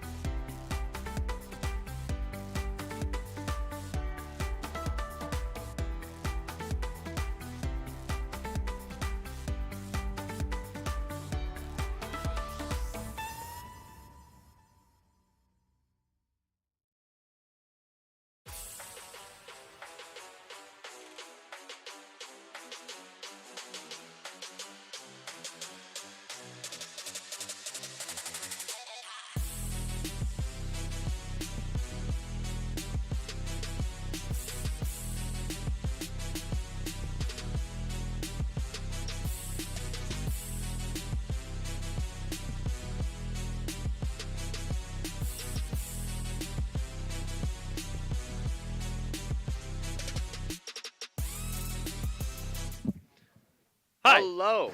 Hi. I'm back Welcome I'm back for a bit. We lost our we get a caster. second. He disappeared. Yeah, Yeah, Kyler is off into the wind, probably doing official things that we don't know about. But, that's true. you know, it's all He good. does have a job. We are here. Yeah. This is our job. He has a Crazy. job. He has a real job. Yeah, no, I know. So it's But yeah. But, anyways, we're back, and now we've got it's the time for excitement to grand start. finals. Yeah, Grand Canyon Yeah. University versus ASU, for the Arizona second State time. University. Yeah, the second time today, and we are gonna be having a blast as we go into not right now. We're not going into it right now, but obviously we are gonna have that BO5 here pretty soon. And I mean, you say BO5, but it is just a little bit different. The way that Grand Finals is set up is ASU coming from that winners finals side of the bracket. They are up a single map. So it is currently 1-0 into this BO5. So these teams will play a potential 4 maps. GCU having to win 3, ASU having to win 2 to take home this victory. Yeah, and that's just one of the perks of being able to come out of that winners side of the bracket. And it's kind of just a way to make it more incentivized, I suppose, to be, you know, a winner throughout this tournament. Yeah. Instead of just being, oh, you won every map, but then you lost, or like, it's kind of like weird if you go into the finals and then you're undefeated in the tournament, but then you go into the finals and it's just there's no reason that being undefeated would matter. I mean, we could always do a 2 BO5s, but that takes a long time. We are not doing a bracket reset. Potential 10 hours of Valorant. Yeah, it's like we're playing Call of Duty back in the day when it was bracket resets, BO5, and the team out of the losers bracket just gets a bracket reset, but it's not like the games take like 10 minutes like they do in Call of Duty hours. with like hardcore and S&D. But, you know, this time around, it's all good. Yep. No bracket reset will come. So we're not going to keep you here at forever. max, 4 maps. Yep. It could have been a 10 map that would play have out been insane right now, but I'm going to tell you that. right now, I would not have been able to do that. Yeah, you've been here for a while. I kind of got to step out, but yeah. I think we've got to picks and bans, but before we get into that, once again, if you guys are just tuning in for this grand finals, we are in the Western Cactus League. It is a CEC sanctioned event, which means that the winning teams of all 4 games get to go to May Madness in Arlington, Texas in just a couple months, actually. And it is all thanks to our sponsors, specifically Army National Guard, who is funding the $750 prize pool that comes with having a chance to go into those national championships. Yeah, and that's just with not only the ticket to go to that CECC May Madness event over in Arlington, but also having the $750 to make the travel plans, just do a little bit extra for the team in general after making quite an accomplishment as winning, like our inaugural season, the Western Cactus League. It kind of adds all that incentive. Of course, you always want to win in a tournament, but when you're winning a cash prize, when you're winning a ticket to a big-time LAN, I mean, that's got to put some pep in your step. Yeah, pep in your step. That's exactly. That's a good way to say it. I couldn't think of it. I love that saying. Just a little onomatopoeia is pep in step, or just rhyming. But rhyming. Oh, ooh! I've never rhymed before. See, that's my caster moment. Pep in. Yeah, that's your caster moment. You just say pep in my step, and we're just like, oh my god, he's the greatest of all time. Put him on BCT. No, but replace Hypoc and Pansy. Yes, good. Yeah, us two. Actually, you and I, new PZT casters, we're announcing it right now. Yeah, we did it. We did it, guys. But anyways. Before we mentioned that we have a current pick and ban map pool. So Eli, walk me through what we've got going into these 4 maps of grand finals. Well, as we go into those maps, we are going to actually...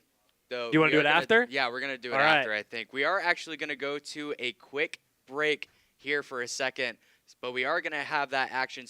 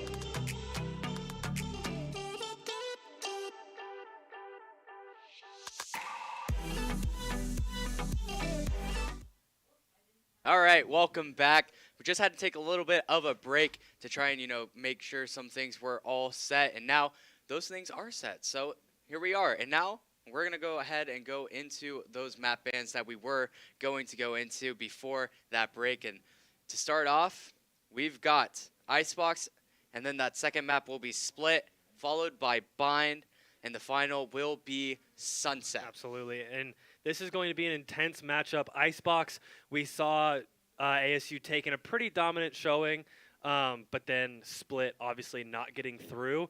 And that GCU, obviously, that is their initial map pick. So Right. I'm definitely excited to see how this game goes.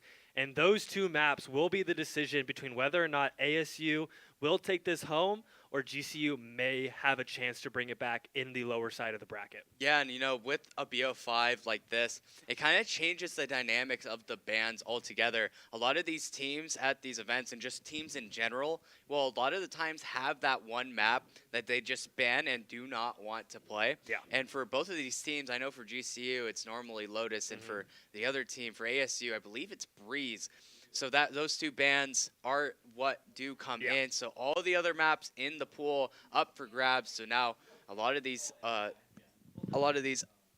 maps are going to be, not necessarily in favor of one or the other. Yeah. It's just going to be kind of who plays better on the map? Yeah. Who plays better on the Wow. map in the order that they chose it? Exactly. So- So if for example, I believe I said we were going to Icebox. Icebox first. Yeah, that's going to be that first pick for ASU, and if they can pick up some momentum in that map, like we saw how they won against Grand Canyon earlier today, Bind. then they are. Well, yeah, it was on Bind, but it was also on Icebox. Oh, true. Yeah. I'm not then- gonna lie. I thought you were going into they can take the momentum into Split and potentially win GCU's map pick. But Oh yeah, that's I where thought that- okay. so that's what I was going into. But that I believe Split was Grand Canyon's map pick. it so, was. Yeah. So that's Oh, true. well, I yeah. guess they did. I guess GCU did get Bind pick Yeah, into that's true, their yeah. own pick. So it's a different dynamic even there, right? Right. ASU is able to take the Bind momentum into their map pick, whereas this one, if they've got the momentum, they're going into GCU's map pick. Right. So it's a completely different dynamic even altogether in just that sense. Yeah, and even when we go into that idea of just winning your map pick, when Arizona State, when they go into this first map, they're gonna have the advantage, obviously, because they picked it, they won it earlier today. And when you do have an advantage like that, you can just kind of steamroll in through that map. Win maybe 2-0. If you are ASU, you could just win that map. Even if you lose the next map, which you're not as comfortable with in a map like Split, Yeah. not saying they're necessarily are or are not Yeah. comfortable on Split, but if they do end up losing that map, they still have another strong map up on the next map after that, which I believe was Bind, right? Which they also won earlier today. So, just having that in your consideration when we're going into the BO5 just makes it that much more important. And I mean, even if they do, if they win this Icebox map, that puts them actually on the match point, like we mentioned before. They're up 1-0 in the series right now because they're coming from that winner's side of the bracket. So even if GCU is able to take Split, ASU only has to win one more. They don't have to win those next two maps. It's not a tie game in any means if we go to map 3. It is ASU has the momentum already. I'm talking about momentum this whole time. They've already got it. Right. They've already got it going into the Icebox map, into their map pick. So I'm definitely super excited to see how GCU plays differently too. Yeah. They need to figure out, they've got the VOD of their last game. They know how ASU is going to play this. Now they just need to fix what went wrong on Icebox. Well, the only problem is, though, you brought up the VOD, but the thing is, they really haven't had time to kind of look at That's true, that they VOD. did just play because GCC. they just played GCC. And, even if they were to look at that VOD in between the break after, when we had that little tech pause for the stream, I don't think you can really Get a whole lot out of it. I personally think it's super troll to just go and VOD review the maps that you have with the team that you just lost to, and then try and anti-strat whatever they're trying to do, even before you win the net or before you play the next series, because obviously nothing's guaranteed. Yeah. Looking back, obviously they could have done that, but if they go in, try and anti-strat in between that tech pause, it doesn't really work out that way normally. for sure. you know, looking at how they could just maybe make some adjustments on the fly. And even in the interview that we had with Volt, he kind of just said, you know, we weren't able to shoot, wasn't able to play as well as we normally do, and finally thinks that they kicked off the rust and are definitely ready for ASU this time around. Now, we've seen this Icebox map. Do you think GCU sticks with the same strat that they've been going? They played the Sova and the Viper, and if I'm not mistaken, it was then Harbor for a double controller. Right. And then it was it Reyna on Icebox? Yeah, it was Reyna. Reyna on Icebox? It was Reyna, Harbor, Viper, Sova, KJ. KJ. Yeah. Do you think Dino sticks with that Reyna pick, or maybe goes with a duelist that has a little bit more site control rather than like self-sufficient fragging? You know, I honestly don't think that he will switch, you know, especially for, you know, just the player's mindset. If that's the comp that you're going to come into the tournament with, after losing one map, I don't think you can just say, oh, I got to scrap that. You know, I got to go with the Jet, got to go with something else. Obviously, in the long term, it's probably better to have, you know, the duelists that are like that, because then you can, you know, use some more util combos. You can just have a lot more util in certain situations. Yeah. But when it comes to how GCU is kind of using the Reyna, I think a lot of the time is they're valuing the Lear, that flash, that Reyna flash, really highly, especially on Bind when they don't have another character for flashes. So that's kind of my take on it. So yeah, it's just Yoru. Yeah. All good. I mean, to be fair though, I feel like Yoru was a viable map pick back before the Icebox change, because you could you could TP through mid and actually get into the back of B. But now that it's just entirely cut off, and Kitchen is you can't even get through the backside of B I literally anymore. forgot about that lineup. Yeah, I just blocked it out of my mind and because just never thought about anymore. it. Yeah, it's really cringe. It is because really it's such cringy, a good lineup, right? Yeah. You just get into the back of B for free, and they're like, I didn't know there was a Yoru there. Yeah, well, until somebody just camps your TP like a psychopath. It does happen a playing lot. The game. It does actually happen more than you think. You didn't see a lot of it on Bind, but it does happen more than you think. But I mean, it really just comes down to, like, can GCU fix on the fly, like you had mentioned, whatever it was that they felt went wrong with Icebox. And if they felt like they were playing to their best of the ability, they really just have to pick it up and, play better, win more. Yeah, I mean, if that's just the recipe to success, I think that GCU could definitely have a really good fighting shot in this game. Just hit your shots. Hit your shots, shoot kid. The other team. I don't know. Like, win rounds. Incredible. I don't know. Yeah, but if that's the game plan, then I'm down for it. I'm so down for a play better, win more game plan. Yeah, it's normally fun. But I mean, that's how I play ranked. So I mean, I can't imagine why you wouldn't want to play like that in comp, right? Well, right? Are you the no com that keeps throwing my ranked games? Probably. But I mean, even not, and we keep talking about like GCU's survivability chances. ASU, they're feeling comfortable going into this, right? And as we look at our matchup, ASU, they've got the lineups for Icebox early on, and then Bind even in that third map. They've won 2 out of these 4 map picks in this set already. So I mean, ASU feeling super confident that they can win this, and GCU coming from the losers bracket, obviously. Nader, Sipe, Dino, Volt, and Envies, you know their names. You've seen them all day. And then Brisk, Koss, Jello, Kawhi, and Drios. Absolutely fantastic players from them, absolutely showing up, taking it all the way through the winners bracket. So all of these players are looking absolutely phenomenal going into this. I don't think any team really has a better chance at winning, except for the fact that ASU is up in that 1-0 position. Yeah, I'd have to agree. And I mean, if GCU can eventually find that momentum, I think they have, obviously a winning chance, like we were saying. But, as we are about to go here into the match or into the agent selection, just it's not even draft. It's not League of Legends. It's Valorant. It's a draft. It's agent select. Yeah, and I mean, like you mentioned, GCU just going classic. Dino does stick with that Reyna, and ASU obviously having the same lineup that we saw just a couple hours ago. That's how long it's been since we last watched this matchup. It's been about 3 hours, give or take. Yeah, so, that is actually kind of wild. Yeah, the first game started at 10 o'clock MST. We started at 10 o'clock MST. It is currently 3 o'clock MST. And the first 2 games were of GCU ASU, so it's definitely interesting to see. I think that ASU is definitely going to take the offensive push again. They're obviously defending first, but I think they feel super comfortable with their double controller vibe. The Harbor and the Viper have plenty of site control.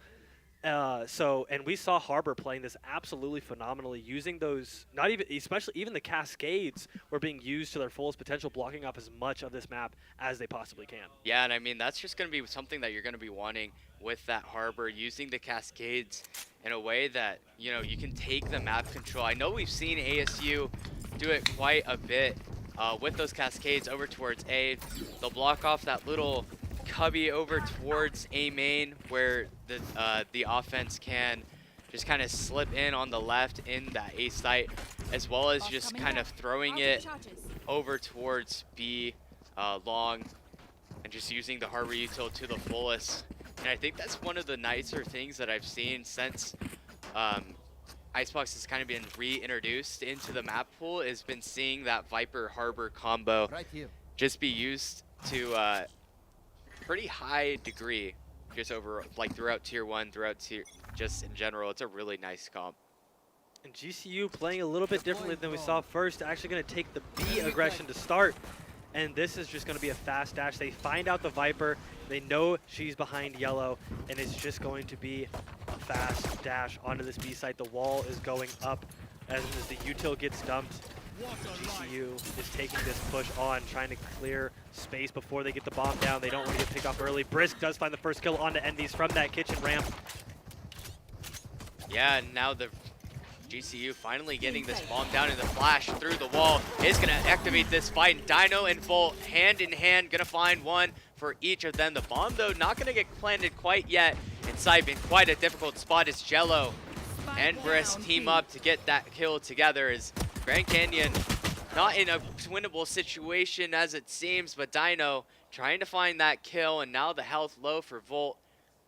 And now a 2v2 is about to come through as the wall finally resides. The bomb just open in the middle of the site. 30 seconds Both left. of the Arizona State players hiding on this left in this little cubby. Gonna have to walk up, grab this bomb, maybe even find a bomb plant, but Volt might get caught right here. No, actually finds the info though. Didn't see the Killjoy, or sorry, the Sova, but Nader also getting caught now. Volt 1 HP, and the headshot for Jello does get things done, and that's going to be the first pistol, kind of a rinse and repeat of what we saw on Icebox, that pistol going in the hands of ASU. Was that important? As we look at that Kane's replay, a couple of key kills throughout the rounds. Jello kept picking up those two, and finding the two was Volt and Dino, making it even winnable throughout that round. Now ASU looking to try and keep Grand Canyon down as we go into the next round. Just a couple of sheriffs to come out. A little bit of light shield as well, and just Grand Canyon trying to take that aggressive space yet again. Over towards have A. To be careful. Jello's got this outlaw, dealing 140 to the chest, especially on these eco rounds. They have to be very careful, as that is basically an operator. Yeah, and such a specialty gun for situations like this, I'd have to say. I don't think it's very high good play to, you know, try and buy that outlaw and say a gun round or a save round, but, you know, this time around is going to find maybe some value onto Nate here if the timing does go off. And yeah, there comes the kill. As now a 2v5 falls, the drone broken by Sype, and it's going to be Envies and Sype looking around at each other, just trying to say, how are we going to win this one? Just got to hope for the best, hit some heads, and or maybe even a body for Brisk, because he is 1 HP. So far up there, though, do these players notice him? It is going to be one down. One player in nest. Sype not able to find the wall bang, and these players are going to push up 2v4 for GCU. Getting scanned out by that recon dart. Now as they push in, they've got to be careful. The timer slowly ticking down, 20 seconds left to get on site. Last player standing. Oh, gonna find one. It's not going to be enough as the swings come through. The trades are there. Arizona's feeling comfortable. 2 up now, but the first buy for GCU. Yeah, and there's some of those key kills that have come through in that eco, but on the bright side for Grand Canyon, did find a couple of kills, so maybe not as difficult of a bonus, or yeah, bonus round for ASU to come through. A couple of deagles. That outlaw though, if Sight finds himself on the other side of that scope, might be a bit of a deciding factor in this round. One shot to the body and he is done for, but luckily for GCU, that outlaw set up over towards the B side, and they are looking to get fast and aggressive towards A. A lot of fast map control being taken yet again. 3 players though for ASU here, ready to take on the fights as Brisk finds the first blood. That deagle getting put to good use as the headshot is found, and now just a little bit more map control trying to be taken. That Pipes peak to attempt, and now the Reina blind comes through, and the push onto site will have to come through as Volt does find Kawhi, even though he is now on 1 HP. As 2 players in the back, the bomb plant comes through, and now it's looking like it's going to be a full post plant, giving up the entirety of the site, just trying to play for these lineups, trying to play for the util and the denial on to the bomb defuse. As first off, the molly Actually does find the kill. Yeah, the molly and smoke combo that we've pointed out so much before, finding a lot of value here. Dino as well to find another. Envies and Dino another kill, 2 on the round. And that's going to be Grand Canyon taking away that third round, that bonus round, as we look at that Kane's final kill.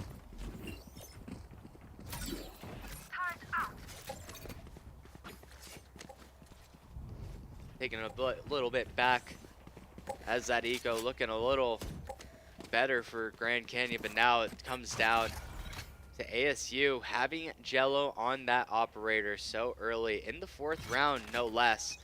It kind of was what the deciding factor for the half was. Once Jello did pick up that operator, that's when the round started going ASU's way. That's when the round differential kind of plummeted. Spot out 2 of these players. Volt has no idea that there is an operator in the hands of Jello sitting right on the other side of this harbor wall.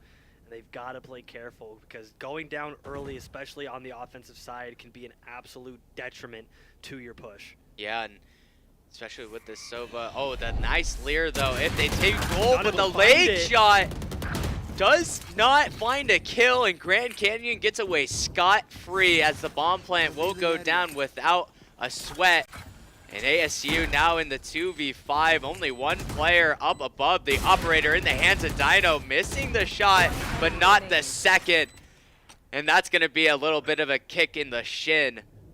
Trying to use that operator to your advantage. His cost is going to be finding the kill onto his counterpart in Envies. The harbor wall instantly put right back up. And now Koss has so much work to do as he gets onto the back of the site. Maybe trying to just find that operator if he can, but as the bomb ticks down, he hears that operator shot, knows there's no chance to recover that big time weapon. And Grand Canyon's gonna go away with this round 2-2. That was actually a really interesting kill onto Drios there, this one in particular.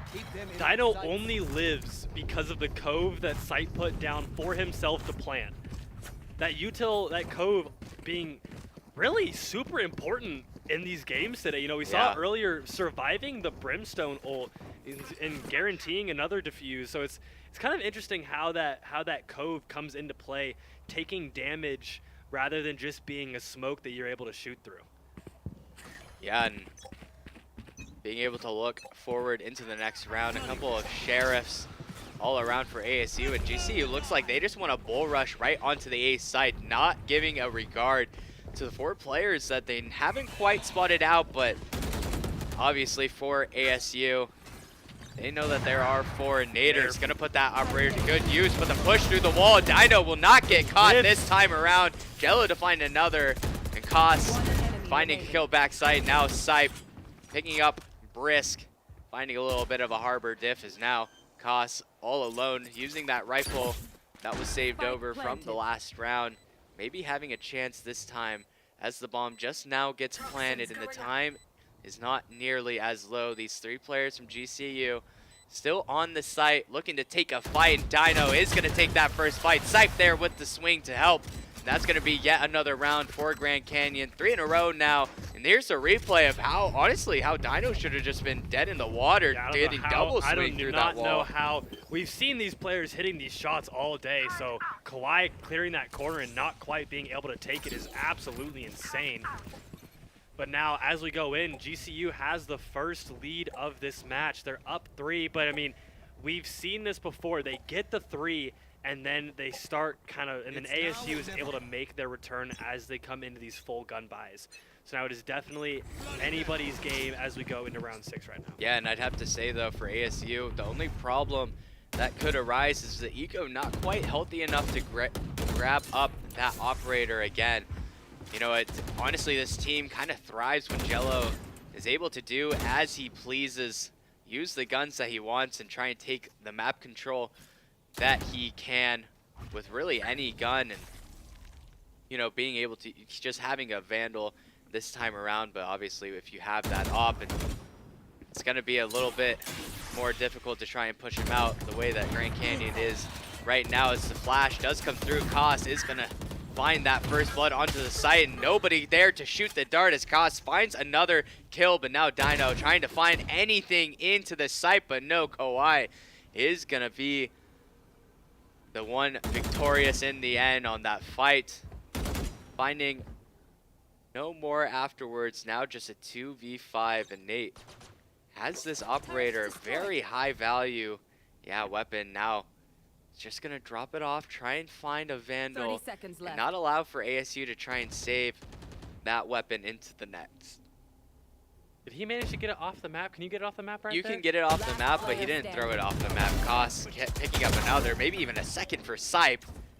Some nice kills to come through, and now the time just feels so low. The spam through, and actually that Harbor might see the operator over towards A, but no, won't pick it up this time.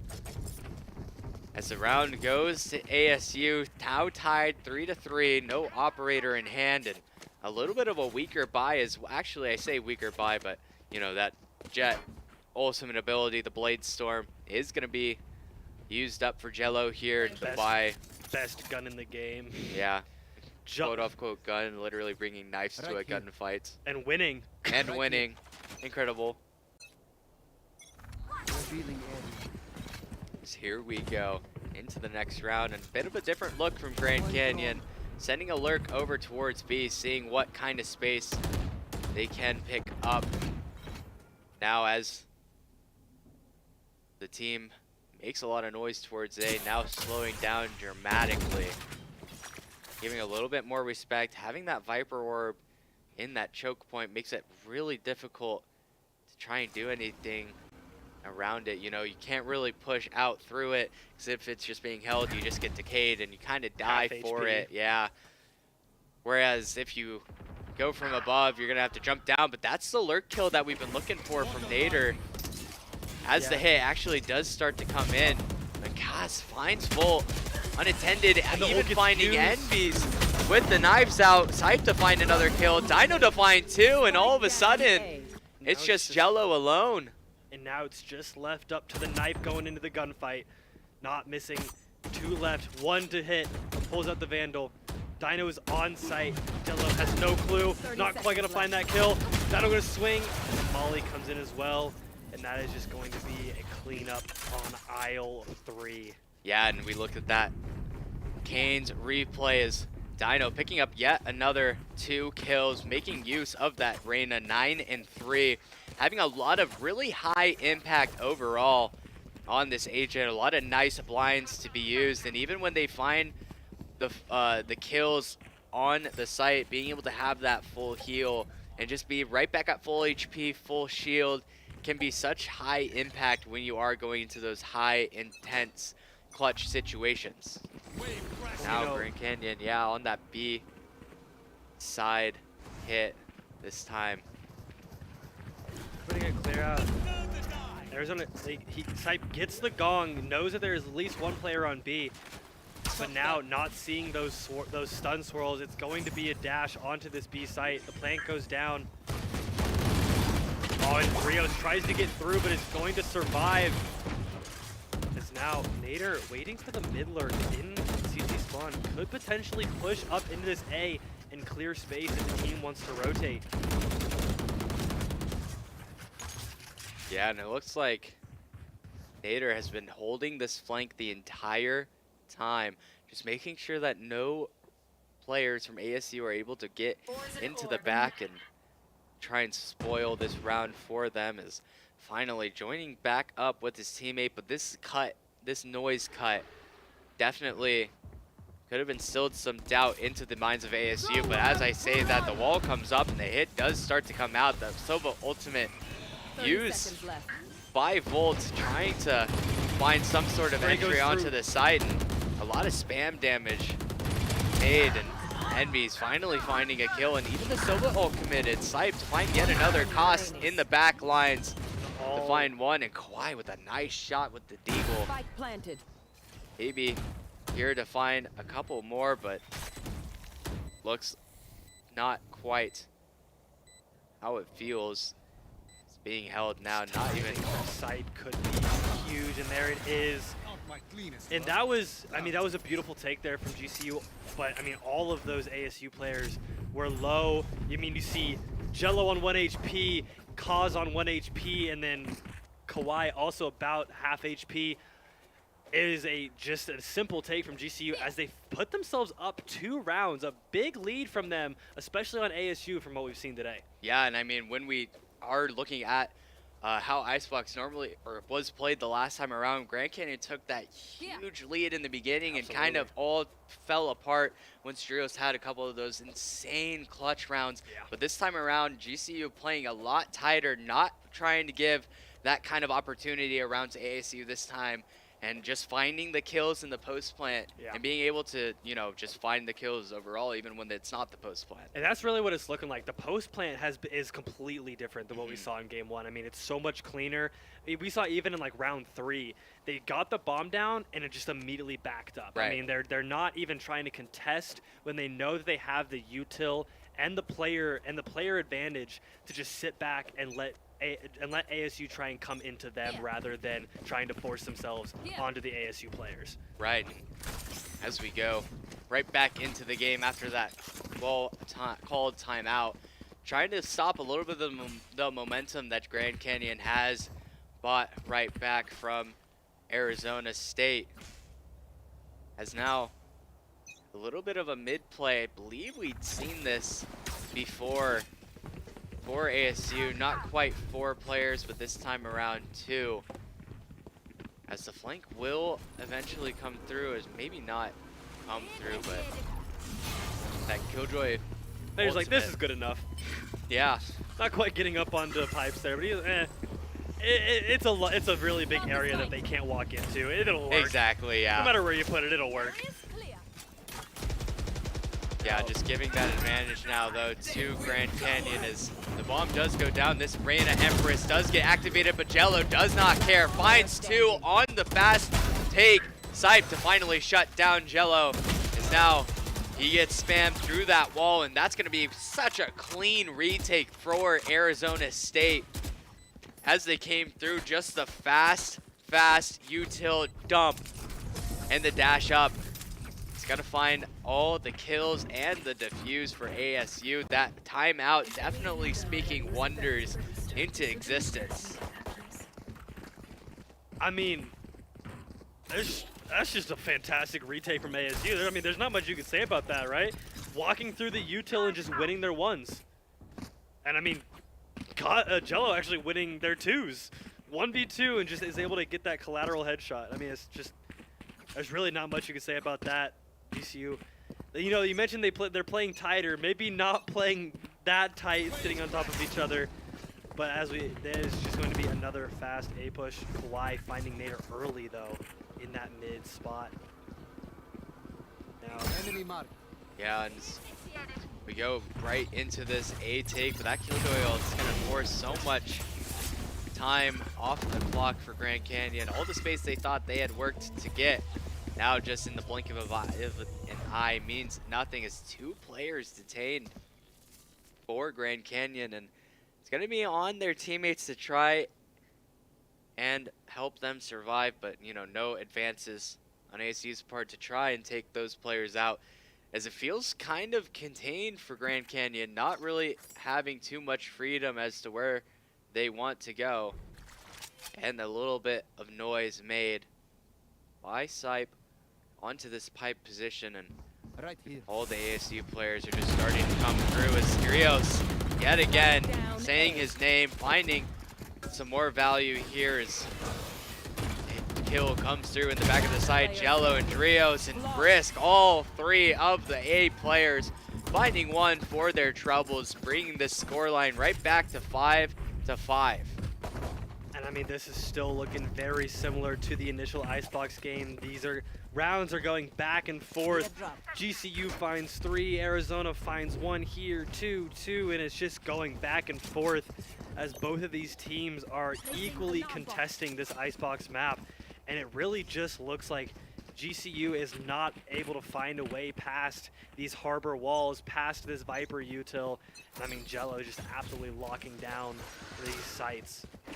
Yeah, and it looks like GCU looking to change things up a little bit, trying to take some mid control. The alarm bot instantly destroyed, as this harbor wall is gonna slow down the split just slightly. And Drios taking the fight, but Volt will not have any of it this time around. Brisk though still alive here at yellow, and taking a lot of damage. Now has to deal with 3 Grand Canyon players, and Dino will find that kill. Volt to find yet another kill, even on 4 HP. That will not stop him, as now the 2v4 in favor of Grand Canyon is about to commence, and it looks a little difficult for ASU to drag themselves back into. Do have that Viper's Pit to activate if they do so desire, but with the positions that Grand Canyon has, it feels just a little bit too difficult.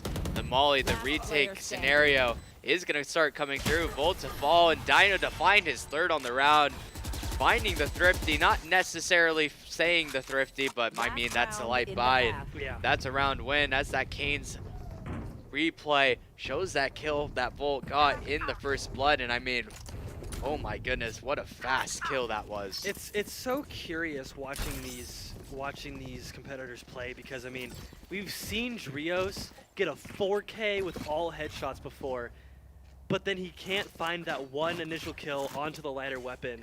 And it's really just curious just how differently these players can play at any given time, right?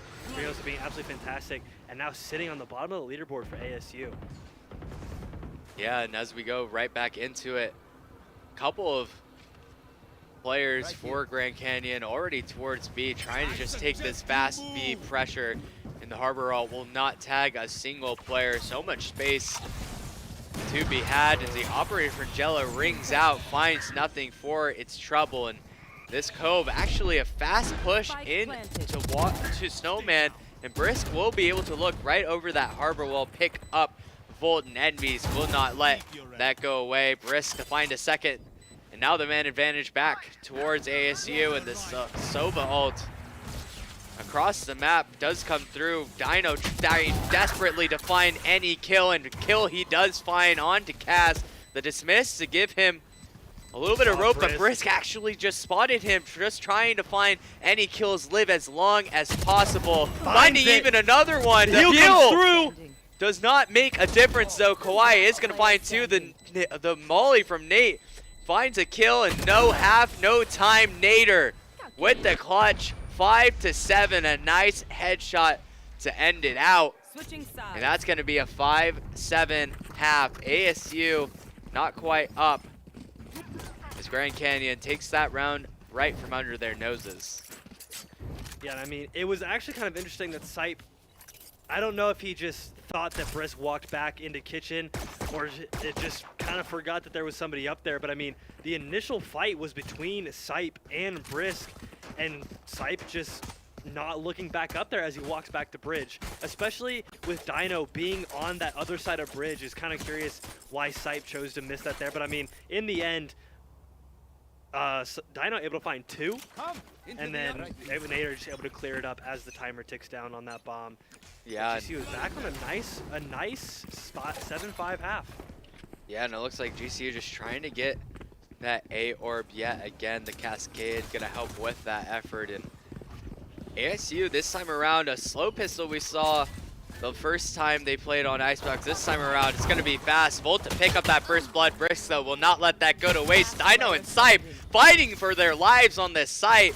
Will find a couple more kills to go along, but Brisk having something to say about it. Another 3 picked up, and all of a sudden a 4v1 turns into a 1v2. Brisk, all he has to do is find a couple more kills. The bomb tap comes through, but no, Nader will find the last kill. Not gonna allow that 1v4 to conclude with an ASU win.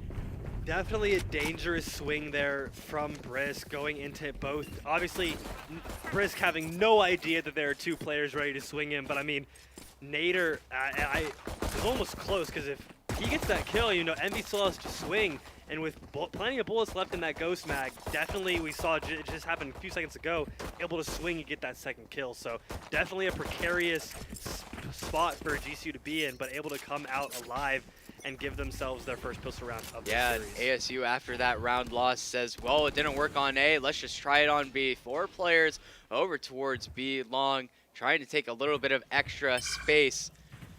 And while we are going through, it is going to be a little bit more slow and methodical than I thought. You know, just taking their time, seeing if Grand Canyon is going to have some aggression towards where they want, but no, Grand Canyon content to play back, content to take the long angles with some Guardians and Bulldogs. Overall, as Envy is going to be posted up on this angle, is going to find the headshot onto Kawhi. What has the hit. Fantastic little pixel peek there. Yeah, nice shot as well to find the first blood. And now, ASU in a bit of a precarious spot, not quite knowing where to go. As the bomb plant, maybe just a bomb tap does come through, and Envy's finding yet another kill. Jello, though, finds the trade and Sipe a quick headshot with the Bulldog. It's going to make another 2v4 situation for ASU to attempt to overcome. That dart not going to find any tags. And once this wall falls, the fight continues as Dino finds the first. Jello with a trade back, but 3 players up and down. Not going to find a spray transfer from there. As a quick kill comes in for Grand Canyon. You know, it's really funny because in my mind, all I'm thinking is classic right-click headshots, all 3 of them, and then they just lose. Could you? I would be absolutely furious. Bro, I'd be submitting that clip to like top Valorant clips of the year. I mean, that's like ESPN. That goes on WorldStar. That goes on every Valorant Reddit that has ever existed. Yeah, not wrong. That would be an absolutely insane moment. That'd be the grossest thing I think I've ever seen in my entire life.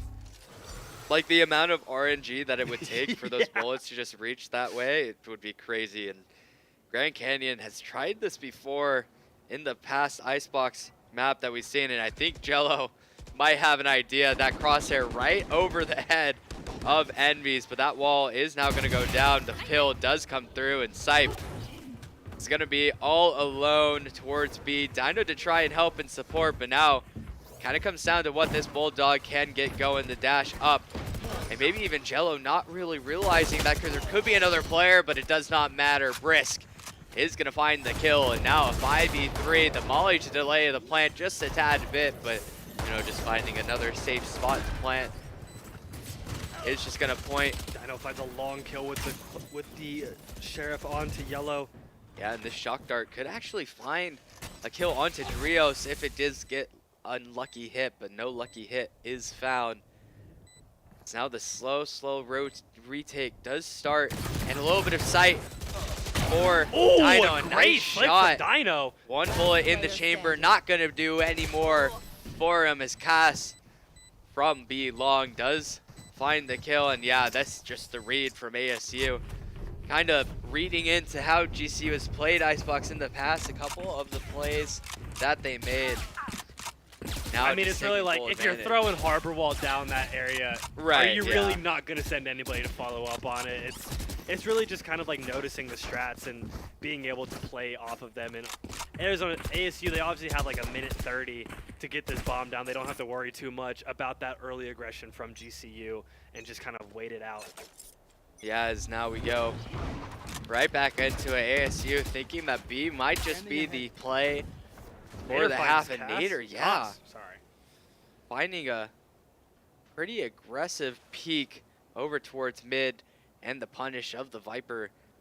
It's going to do wonders for this hit, as now they're going to have to wait for another Harbor Wall to come. I say another, but you know, they're going to have to use the Harbor Wall for the take. Not going to have very many smokes for the post plant. And now, yeah, towards B, definitely is not seeming like they want to anymore. The Viper Wall was there to try and support their run out, but now gonna have to commit too much. And wow, Drios has found quite a lot of space.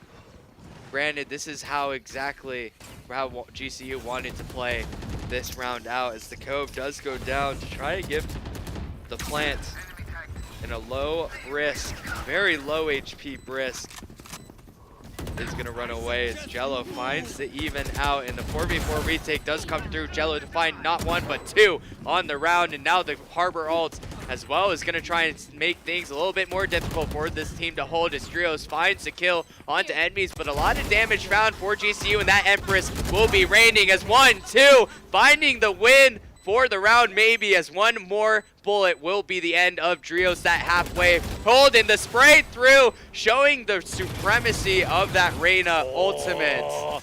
And for the second time, Dino getting a little body shots coming through, confirming that kill like you said in the first time. But I mean, a little bit.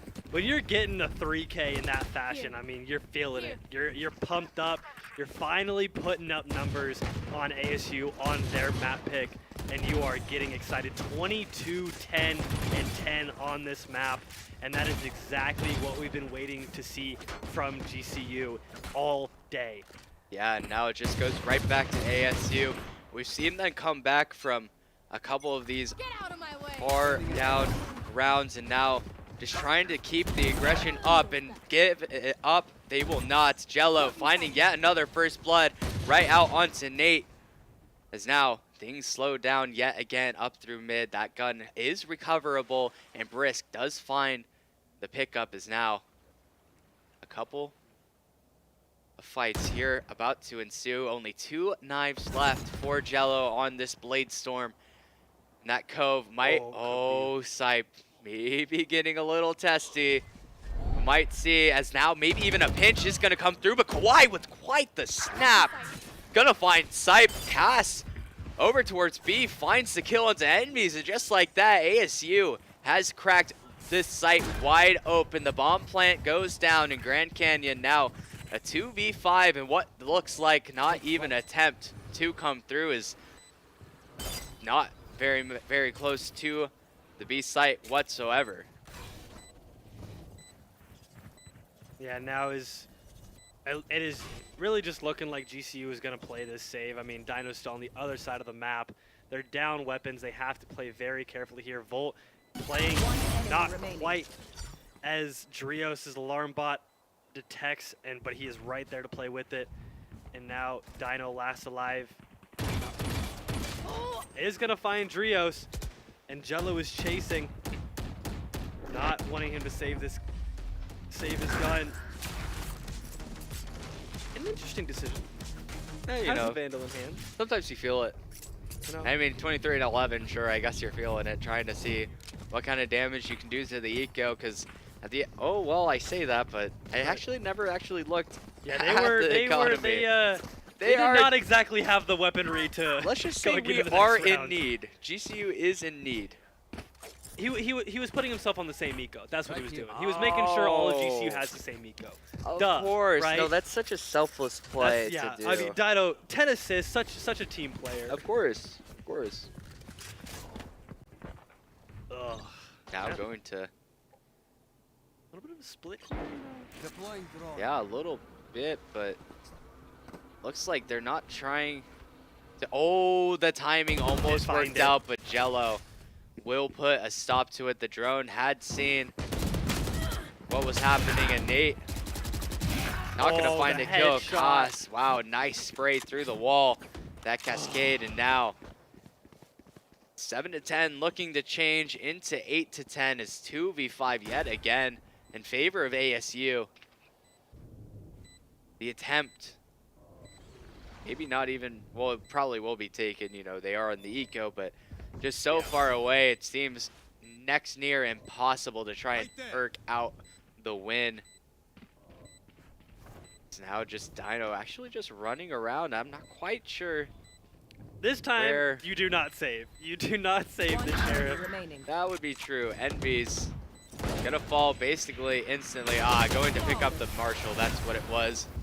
Finds nothing for his trouble. And yeah, here are those two Fantastic shot. from great Koss. kills.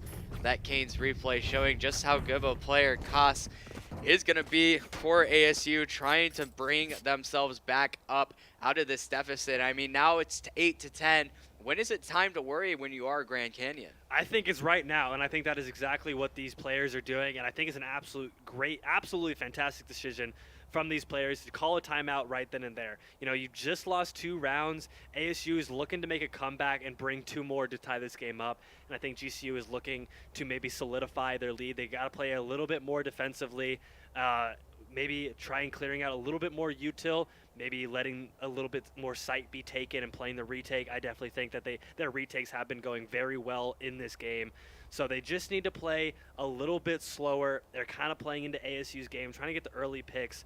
But I think they definitely are going to be able to take at least these next 3 rounds. Maybe not these next 3, but Yeah. 3 rounds before ASU is able to bring this game back. Yeah, I definitely would actually agree with you. You know, when they do have all that momentum from the last series that they just played, as well as the newfound confidence, finding a couple of rounds in a row where, you know, in the past they had faltered just slightly, is now it gets into the nitty-gritty. Envy is so close to that Viper's pit. Might be a bit of a difference maker coming in to this next map, is now the dart and a bit of a mid push for ASU. Maybe just a bit of mid presence as a fake, though, as now Envy's forced to back off of yellow just a little bit. Has to be careful of this mid position.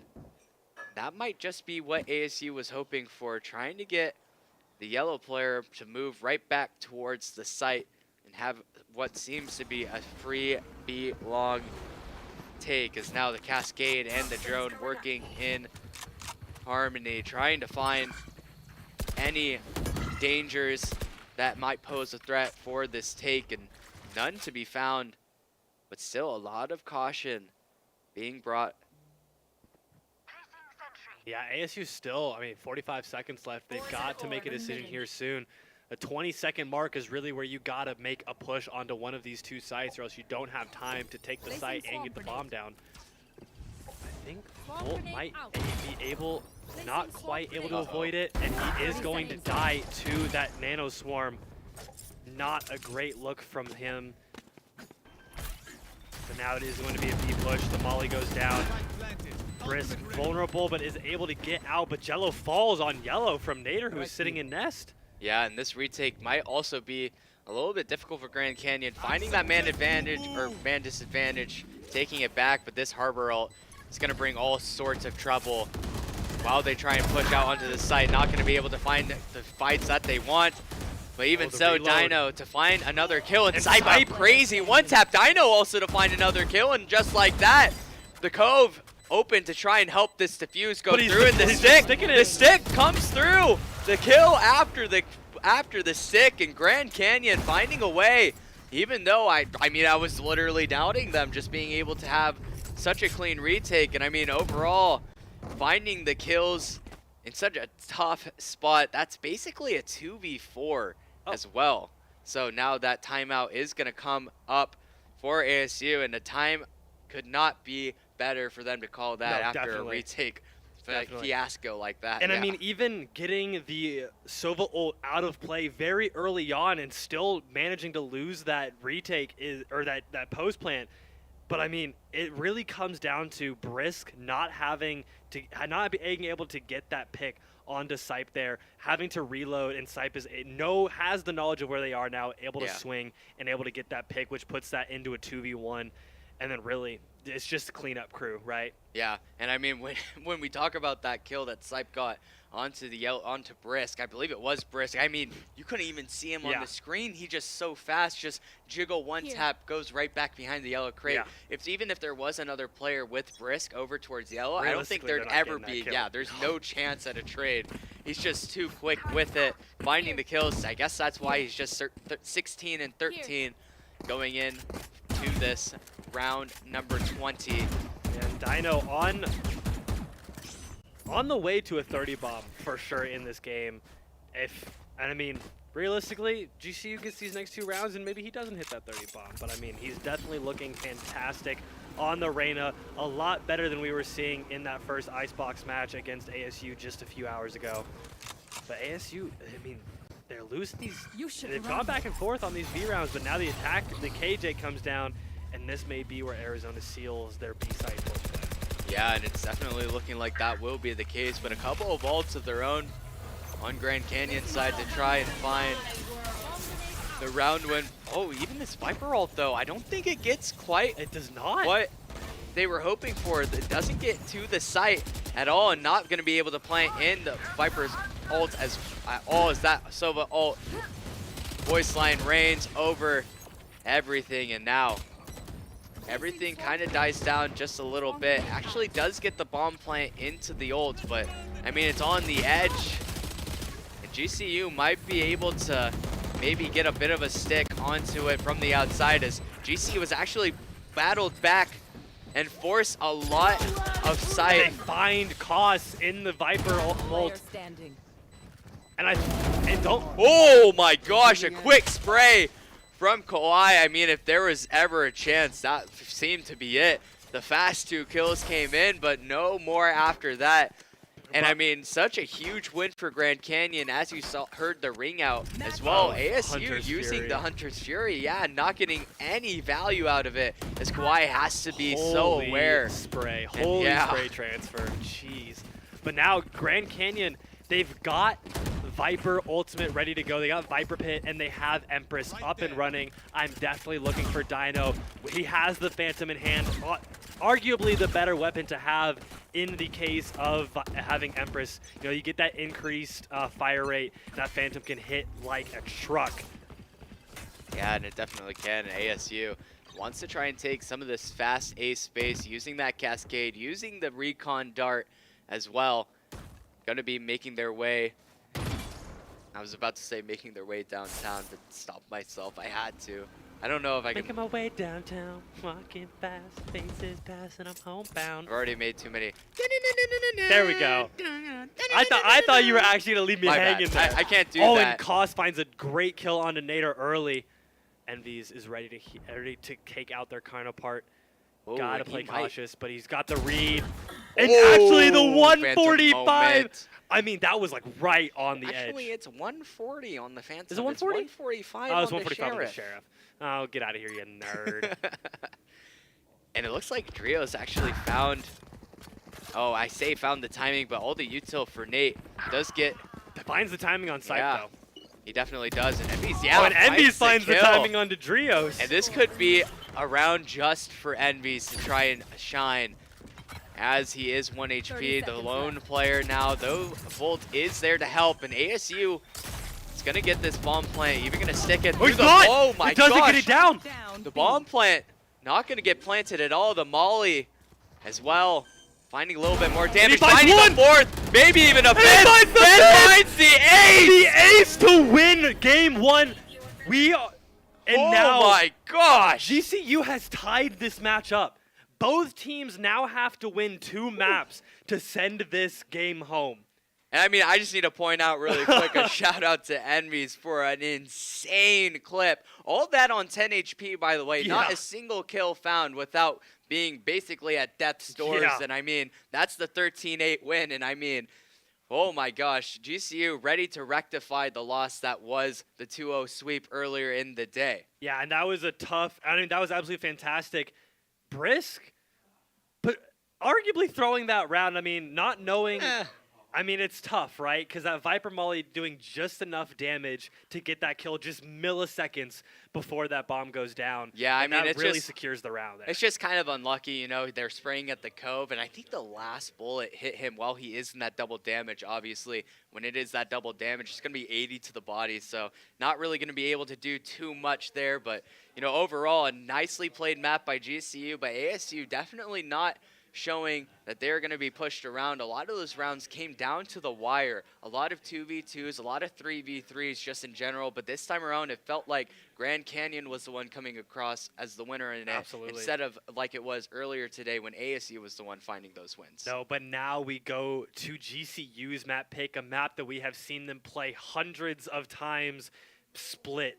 Their comfort pick, their insta pick, every single time that it gets let through. We didn't see it in game one, but we saw it against GCC. You saw the double duelist aggression come through for GCU, and I am so excited to see how this map turns out. GCU could go up, or ASU could continue their push into the match point. Yeah, and I just want to point out yet again how big of a factor coming out of that winner's side of the bracket is. You know, if this was GCU coming out of the winner's side of the bracket, this would already be match over. Point? Not, I said already over. Sorry, Well, I meant like 2-0. And you were telling me about That's not what I meant. That was just a misspeak. But I mean, just, you know, having that 2-0 lead after one map can be pretty devastating through trying, because then you just have to essentially reverse sweep, and I mean that's a feat that no team never necessarily has to do. But, you know, overall, and just trying to make sure that they can stay in it as the game does get 1-1 in GCU's favor. Now, we're going to the split match, and we've seen some great defense from ASU. That really is looking like it's their strong suit, the defensive side of these maps. So on split, what is ASU looking at to potentially bring down the fast aggression that GCU loves to push on this split match? Well, honestly, I think it's going to have to come down to how they hold the site just in general. You know, GCU as a team loves to get out onto the site, loves to get really aggressive, take the fights, and even if the trade war does occur rather, it'd be GCU trying to... Okay, bro. Hey, you hit me with a 140, I got to hit you with the concur. I actually pushed up the glasses. Actually, it's occur. Yeah. But yeah, like I was saying, GCU is the team that's going to try and find these fights just in general. And if, you know, if the trades come through and it becomes a 2v2, they're fine with that. They want to try and play, you know, these clutch situations. They have players like Sipe and Envies that can find the clutch plays all the time. Find the kills that matter. Yeah, exactly. And, you know, when it comes to ASU, I think if they're able to just have their site pressure, or just be able to pressure the site while the execute is coming out, just being able to, you know, kill like a Raze that's double satcheling out, just having Dino instantly dead, basically. Maybe even finding Nader on an entry every once in a while. That's going to be what the difference maker is for this map number 2. Yeah, I mean, GCU is starting out on attack, so we're going to see ASU's defense come in early on, and it really is going to be a deciding factor on whether or not they can stop. We saw GCC did not have that hold, and that allowed GCU to take the early aggression onto site and play those post plants. And as you mentioned, a lot of times, it's that ramp hold from GCU. Envies likes to sit back. They obviously don't. GCU doesn't play a Sentinel on this map, so instead they have Envies kind of play a little bit more passive on that site push and then hold the ramp angle. And that really comes down to which team is able to take hold of ramps when it comes to the retake. Yeah, and looking at the ASU team side, I don't really remember what their split comp was. I'm not gonna lie, I can't remember. I mean, well, I don't remember back then. It was yeah, I was like, it would have been when they played GCU a while ago. I barely remember what happened like 3 days ago, but I mean that's besides the point. If I had to remember what happened 3 weeks ago, in a game, I'd be scratching my head. I don't Yeah, know. honestly, I couldn't. Remember. Yeah, I mean, a lot of these Val games, they start to mesh into one another. They do. They do. When you're It's watching them, crazy. when you're watching them week after week, or even playing in them week after week, it really just did that happen in this game or was that this game? Carry the one. Especially when you see GCU play on split so often, Yeah, you're like, that's true. I think that was against this team. I don't feel like the think- I one can't game. remember the last series I've seen that GCU hasn't played split. True. I feel Literally. I feel like the one memorable split game for GCU was the one against Stanford, and that Oh might my just be gosh. me. That one was It was so so long ago. But It was a really long time ago, but it was just to be fun fair, to it watch. was like literally silvers and bronzes. So that's kind of why it's rememberable. It 'cause is. They just kind of trolled- ran Giga it down. trolled the whole time. But it Do just not worked have that because option they're, here. They're bronze and silvers. Yeah, obviously not going to be the case. If we tried to just Giga troll the entire time, Hey, maybe it throws AFC off guard. Grand Canyon might lose. Maybe if that's the case. double satchel Bucky into A main will catch them enough That's off guard. not troll though. I said Bucky, Chat, can not you Judge. believe this? I said Bucky, not Judge. They're What do you They're mean? If you say they're not the same, if you say they're the same gun, we're gonna have an even. they're the bigger same gun. They're both a shotgun. Wow, crazy. This guy thinks that Bucky and Judge are troll. No, I think Bucky double satchel into a 5-man on A main Look, is troll. all I've got to say is he could have hit all 5 for like 20 damage. That's pretty good. That's pretty good. Yeah, bro. Yeah, is- that's pretty good. Bro has the copium on lock. But I mean, we're getting moments away from this game. GCU versus ASU map 2.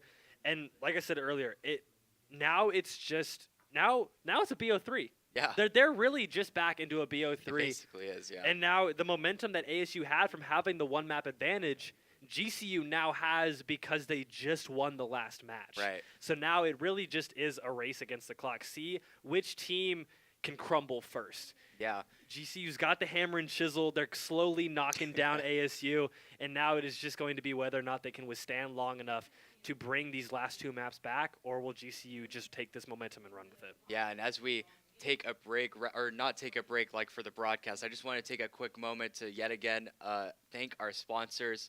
Just in general, thank you, Army National Guard, for providing the prize pool, $750 to the winner of this Quite a bit of match. money. The winner of this match, Winner of this match? $750, yeah. So obviously providing that prize pool, making this entire event possible overall. And yeah, obviously want to shout out our other sponsors. We got Rockstar right here. Oh, you're going in a Canes, different order. RallyCry, Ah! Esports U, not Esports University. I'm still And- saying I would love to go to that university. That's That would be a probably lot of true. fun. Obviously, I love it at Grand Canyon University. No, I do. No, I do. I do. Just getting that clear. To be fair, I feel like for us, it almost is esports university, right? Like a lot of what Yeah, we do this- just yes. exists inside of esports. Me went to Grand Canyon specifically for esports. True. Only esports, not for academics. No, it's not true. I came here and then found esports. It's a little bit This guy's on the different. Val team. That's He's true, not playing I right am. now, but he's on the Val team. He gets Yeah. scholarship to play Valorant. I do. Yep. But yeah, anyways. Yeah, those are our sponsors. Thank you again, Absolutely. by the way. And Would yeah, it be possible without them?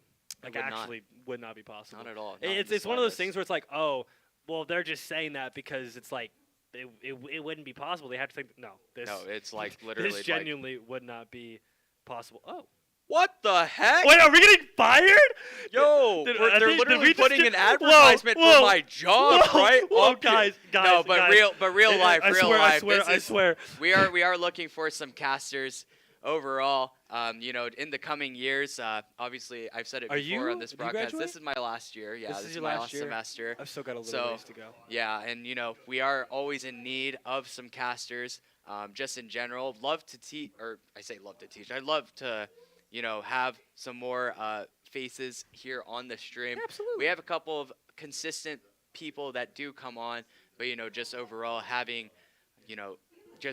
just more faces in general, I think just really helps with the Yeah. culture in general, and yeah. It's we like to teach here. You mentioned like see some new faces. We would love to teach you as well. I mean, Yeah. casting, it's a lot of fun. It really just is about being yourself on stream. You get Yeah. into game and it's like, oh well, we have to just call this stuff out. You've heard us yapping The like We are it'll fluent in literally yapping, it'll by literally the be way. like the first Fluent. 20 seconds of the round. There will be nothing happening, and we're just like, so Eli, what are you doing over spring break? Yeah, literally. Speaking of, what are you doing over spring break? We're in Tucson. Like, Oh, I think you literally right after this, I'm driving down. How far? It's like what, 3 hours from here? Is it 3 hours? What? Is it Tucson 3 hours from here? Two. Just It's two? not that bad. It's not that bad of a drive. I feel like, I do the drive from back home, which is Bakersfield, so it's like 8 hours. I do Try that drive. 18. I'm not. To be fair though, I'm not driving home. I'm not driving home right after this. I mean, I couldn't imagine doing 18 Yeah, no, hours I couldn't after either. a 12-hour day of streaming. I would be out. Like, Well, I mean, that is a 12 hours plus 18 hours 30 makes hours. 30 hours of being awake, and that sounds not To be fun. fair though, I was awake for like 32 hours. That's Yes, besides that's the point. besides Hey, the you point. know what? You're right. All good. You're right. Now we're gonna be going into the agent select, not the draft, because this is Valorant, not It's the same. League of Legends. Same diff. It's not the same though. We're not. I'm not gonna say that. Never mind. Anyways, going into split here. Have we? Okay. I now think that I'm we seeing, have. now, I I'm, think now we that I'm have. seeing costs I on think breach, that- I yeah. feel like we've seen it, but I can't remember. I don't remember either. It would I have don't had know to have who it been was. against GC. Gulp. All good. It would have Looking- had to have been against GCC, right? I think game one- like so. first- You like know what? first That's set? exactly no, because they played Sunset, and then they played Lotus, and then Sunset lost 2-0. But who else have they Oh, only- you know the what? only You know other what team it they was? played I'm is pretty sure. GCU. I'm pretty sure NAU played this comp. I'm pretty sure. Is that what? Dude, I feel like costs on breach just looks so familiar. I don't know what it. But yeah, Were you just they thinking have that it. Koss is like a Viking man? I mean, he could be. I mean, he could be. We, it's we not saw wrong. him.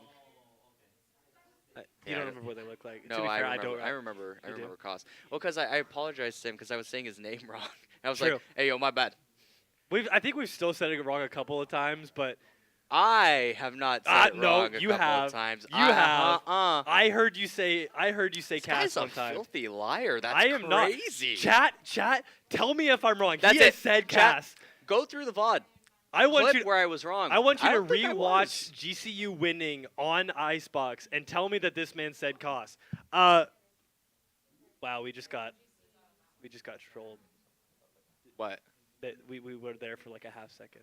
They caught us in our natural habitat. Uh-oh. Our production team is trolling us. That's crazy. Kyler production is laughing at us. He did it on purpose. I know it. I know. He has that evil grin on his face. I mean, I'll just It's like when he called See, me a homer. see do it now when I look cool. I'm sorry. Yeah, yikes. That is not cool, bro. Whoa, Bro whoa. had his feet on the table for a Whoa, second. I'm straight with his chilling, hand bro. behind his head, I'm thinking s- that he's a cool guy. I'm Anyways, straight chilling, bro. as we do go in, and now just having that same kind of pistol that we have seen Grand Canyon go into a lot of the time, just going right up in through heaven and taking the space through heaven, trying to find some sort of value, and that is what they get. Nader to find that first blood onto Jello, and the flash from sight though, Volt to get the trade onto Cass. I guess I did do that, huh? Anyways, trying to get onto the site. Dino is gonna find one, and Volt with another. Now just a 1v3 in the hands of Drios, and Drios on 1 HP is gonna have quite a difficult run at this one. Only one player from GCU, a little low HP, not gonna be able to use that heal on himself, and just in the right time stops the jump spot from Elbow, as now the jig is up. They know exactly where Drios is coming from. The swing out from Dino is gonna catch Drios unaware, and that's gonna be the first pistol going to Grand Canyon. I believe they took both pistols in the last map, if I'm not mistaken. Yep. Too, They as did, well. in fact, So actually. another pretty significant change in how these two series have been different. The first one that was played between these two teams earlier today, GCU only taking and this one. Yeah, they only took one of the 4, which definitely can affect the momentum and morality. Morale. Morale, thank you. Morality is like, Yeah, Are you yeah. a That's good why I person was. or That's not? why I was confused. That's why I confused myself. I was like, I very think- close, because moral and morale are spelled the same. Exactly. That's why I was like in my head. I'm like, that's how it's spelled. What's the adverb form of morale? Me going into my. It's actually morale, not morality. Come on now. See, and this is the 20 seconds of pregame that we're talking about, I where don't know what literally you're nothing is talking about. happening, and This we is- just this is good start content. talking. That's what I'd say. This is good content. But GCU actually had a great read on this. Yeah. ASU wanted the fast aggression on the lesser weaponry. Dino might get a fantastic. They're running. Oh, May not know. They've got kind of an idea, And but it's not going to be crazy turn on enough. that flash. Oh, another crazy Cactus. turn. Finds another kill on the Enemy Cos. remaining. See, I did it that time. I know. That's why I You said didn't it correct right. me. Yeah. But now it's just one player, and I mean, Drios has been here the whole. I've been here the whole time. Wait a minute. Where are you? I mean, like half of that didn't pick up. That's fine. But That was just a now- little tidbit for you then, I suppose. I mean, he does tap the bomb, but no enough time. They know that it is not going to happen. Yeah. Oh, Sipe knows the distance from the bomb and is going to be so cool. Okay. Thank you for saying it like that. I appreciate that. Hey, I love trolling Sipe. It's my favorite pastime. I'm sure you do. You're probably one of the degenerates in his chat. Hey, all I'm saying, if Volt has 100 fans, I am one of them. Oh If my Volt has gosh, 10 here we go. fans, I am one of them. If Volt has 1 fan, I am him. And if Volt has 0 fans, I am not on this planet anymore. Yeah. This is Copy so pasta. sad. Put it in chat. This is Who is so your favorite sad. GCU player? Or ASU if you're an ASU fan. Sorry. Ooh, gigabyte. And the hit, as we were It's talking, gone. is probably just going to come through quite fast. A nice breach stun and sky flash is going to Oh, find a but lot Nader's of value, but no. Oh, Jello finding Oh 2 my from heaven, though. gosh. Finding 3. Sipe gets a trade. Sipe. And the Spectre finds making Cos. it look like it's long range as well. It The is. 2v2. Yeah, Player good one, standing. buddy, is now Brisk is Oh, the going to make headshot. that man advantage in the side of Arizona State. Nate now has to pick up this bomb, I got the spot. but a chance has arisen for Grand Canyon to steal away this bonus round. It's now just 55 seconds to work with, and in this game, that is like all the time in the world is Nate trying to find any sort of I thought he was going kill. to try and hit a rotate there, and I was like, that is a dangerous play. But instead, he's just going to go back, plant on the safety of A. I mean, all 3 of these players are just kind of waiting for somebody to make a mistake. 30 seconds left. Yeah, now Nate is maybe going to try and, well, I thought was going to try and go up to CT, see what kind of kill he could get. Not going to do it this time around, as now the slow creep up Spike as the planted. bomb gets planted, starts up, and now here's that jump spot over towards Heaven, and Drios is going to be alone. Now he could isolate the fights and isolate them. He does, finding the first onto Brisk. He finds the 1v1 now. Only one more to go to make this bonus round a reality. But no, Drios is going to be the one to win that 1v1. Nader not fast enough on the reaction time. The wallbang does come through, and Drios being the hero. Stupid wall-bangable box. You want me to do it again? Actually, it's not a box. It's a holographic map on the site. If you see, Is that actually what it over is? to- yeah, that's why it's called map. That's the call out for that. You never heard the call out map? I just say behind that thing. Oh my gosh, such an uncultured swine. Oh, swine. Now we're just targeting. Okay. I am targeting you. Anyways, Wow. going into the next round, and after that, I mean, 4 Arizona State players falling. The eco not going to look as good. The gun's a little bit weaker, and GCU trying to take full advantage of it. The double satchel up, and now the pinch onto Heaven. They have to be Might careful, be though. They the haven't play. cleared sight yet. Yeah, There just are two four players on it. players. The line comes through. Oh, a nice flash there from Koss. And a lot of kills to come around with it, but Volt not going to let the round end just yet as 2 kills picked up and a couple of trades, maybe even on the premise of finding a third, but no, not going to find it. But Nate, oh my gosh, finds the kill and escapes with his life. 2v2, just one more player to have to deal with if you are GCU. Nader finding the kill onto Drios, and just like that, they know that the last player in Kauai is on A. And now it's just going to be the mad dash over towards B. The bomb plant assuredly to be planted in the open. And this flank, what a read here from Kauai. Might have the idea, but I mean, Nate already looking Both of these towards players the spot. playing on top of each other. This is a beautiful play from them. Even if one of them dies, the other is going to be there for the kill. Last player standing. Oh Kauai my finds gosh, it. the quick kill, but Nader will not fall as that round does fall to Grand Canyon. And oh my goodness, That I is thought, dangerous. I mean, that first kill from Kauai made me think it was so possible initially, but this kill from Nate, something out of a movie. I mean, he just finds the kill, the very small, crystal small peek around the corner and gets right away from the bullets of Drios Vandal. And in the end, even finds Drios as well. And now Grand Canyon set up in a really nice position, a nice eco boost, the Blade Storm for Nader. And now Grand Canyon gonna have to be a little bit wary as a lot of space taken by ASU, such disrespect shown just walking up mid. Does have that smoke to work with, but that's about it. And 3 players here on the site. And this might get a little difficult as the info now does come through, and Jello's looking to try and cheese out at least 1 kill, and Brisk might get caught here. Oh my gosh, the timing. Poor Sipe in that spot. There but it the is. smoke And that does could be leave him defenseless. Sipe to pick up the kill, but both of the GCU entries, 1 HP, does get that full heal in from Volt.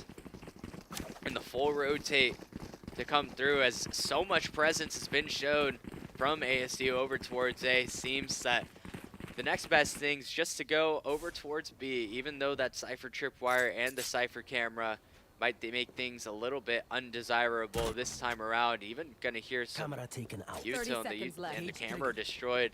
Now will alert ASU to what is really going on as the full site gets taken completely by Grand Canyon. 5v4 retake. Jet knives are out. The corner isn't cleared. That could have been very close as the Spectre shots don't quite hit. Sipe takes a little bit of damage, but in the end, still alive. Nader is here with the knives. Likes to sit in this corner. We've seen this exact thing happen before. He ends up getting a 2K. Definitely is a possibility. 2 players up towards heaven. And they take a wrong step. The double satchel actually out onto site. Envies to find Jello. Envies to find the 2K onto Kauai. And now It's just going to have to be a save Oh. from, but Eco. it does. Oh. Okay, right click, sure, whatever. Gulp. And you know. And Okay. Nader will die, so he gets the money from, because he didn't buy. Oh, Yeah, because they but won. If they win, it doesn't really affect anything. That's fine. BYB He gets the fam. kill, though. He Going gets to that money. Astral to That's do true. them He does get Astral that money, Guardian that's true. things I And an do. ult orb. Because he right clicked.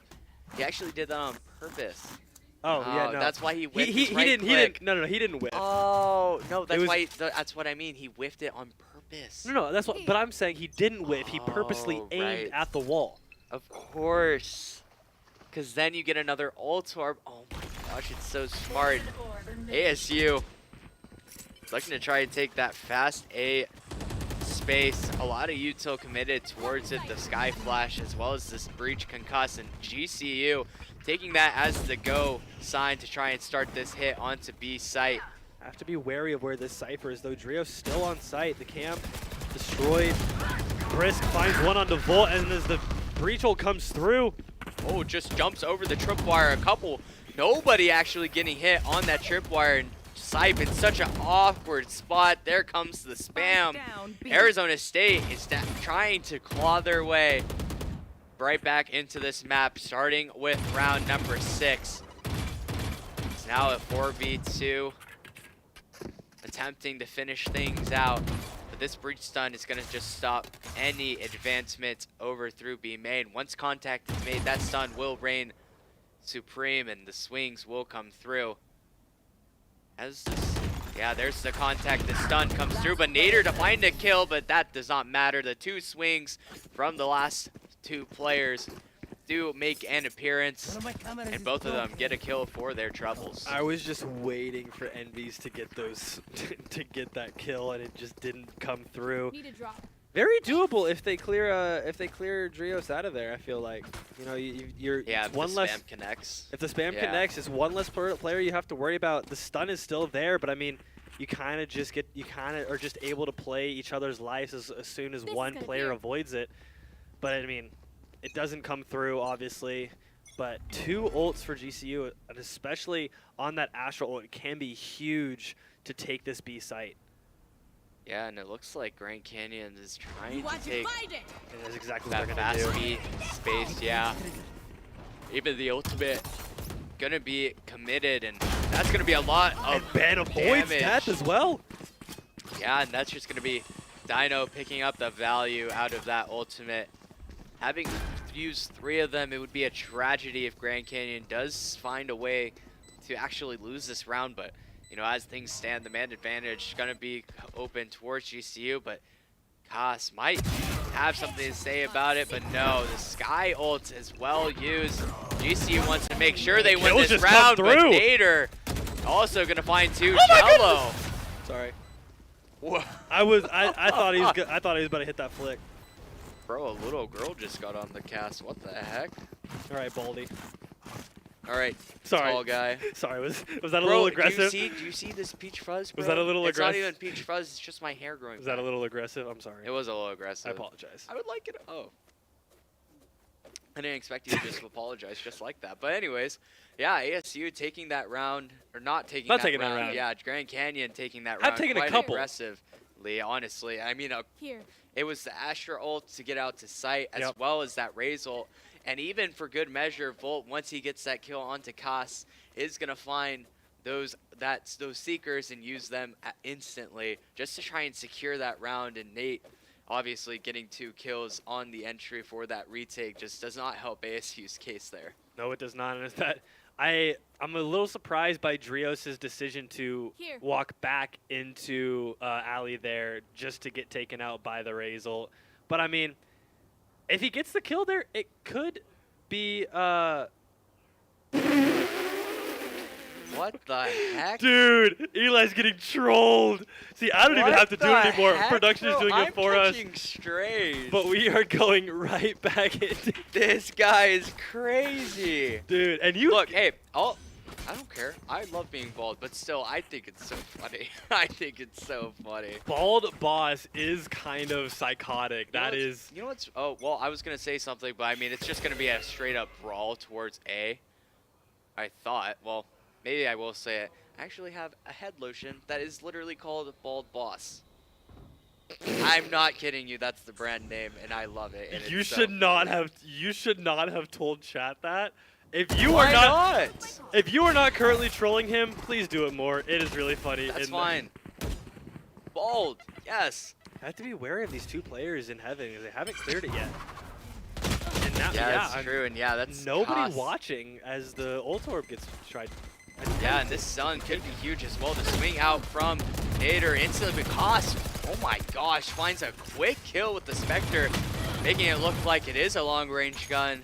1,100 credits, by the way. Yeah, 1,100 credits and 2 free kills from the Oh, but looks of it. Sipe but- on a crazy flank right now. Oh my gosh, but But Cost might have it. I thought, yeah, Cost was looking at it for a second, but now Sipe has actually just found such a crazy timing. Here's the players from ASU running back towards ramp, and oh my gosh, might be able to find a couple of kills. He knows 30 that the seconds stack is over towards A, and there's a player playing towards Holy. Flower Pot. Oh, Koss kind of has the read on the pillar, but is holding the stun out. Oh, the one tap does come through.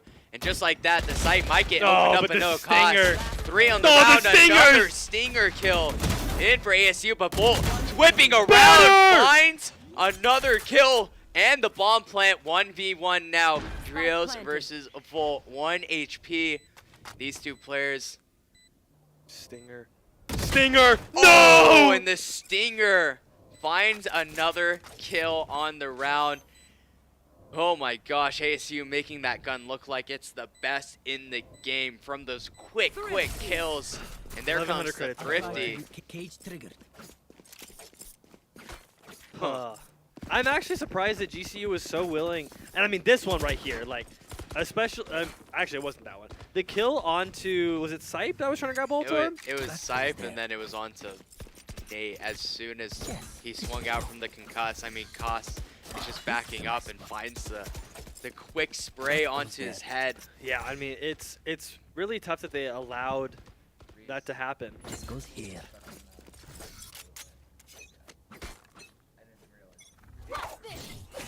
The knives come out from Nader as they are not even on a light buy, but they are looking, both teams looking at a terrible econ after this round, Yeah, depending on who loses.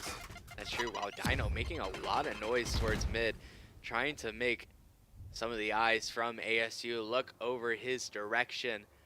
So a lot of his team now about to go in from the front. Actually, no, just going to go in through ramp and start the pinch onto the site. It's going to be a 3-2 setup. I take it back. Now it's just going to be a 4-1. Hey, take it back again. It might just be a 5-man through a main. And that is what it's going to be. 5 players running through the same spot. Now it's just going to be a brawl on the site. Nader, though, is going to start it off. Kawhi with the trade back. Enemies to respond. And Jello to pick up 2 of his own. And now Grand Canyon 2-2 on both sides. 1 HP for Envies. And now that Viper's Pit laying the trap on the site. Now seeing what kind of hunt will start. Has to be careful though. Drios has ult, and that is exactly what I was talking about. Envies has to play safe to avoid dying. 9 HP, and the Cypher ult revealing where they're at. Brisk though able to walk into this area. Envies may not have the timing. Oh my gosh, the spam almost hitting. Could have been exactly Envies what they has need, an but idea. Trios finds the kill on the Dino, now just all Oh, on they're like walking Envies. in. This timing, towards each incredible. other. Envies to Finds find one, one, but not the second. Oh my gosh, what? I mean, if that X-ray doesn't exist, we just sit here in anguish knowing how close all the players were to each other. And I mean, these kills coming in on the Canes replay is really what got sitting things right on top started. of each other. Yeah. Oh man, that was so close. And I mean, if Drios just goes pillar there instead of playing with Brisk, that could go in the opposite direction. But I like this timeout here from Taro, the coach for GCU. Able to stop a little bit of what ASU's got going on here. And I don't think either team really has a solidified chance of winning this game yet. Yeah, I'd 100% agree. ASU only down 2 rounds right now. One? And the It's 5-4? 2. Isn't it 5-4? Oh.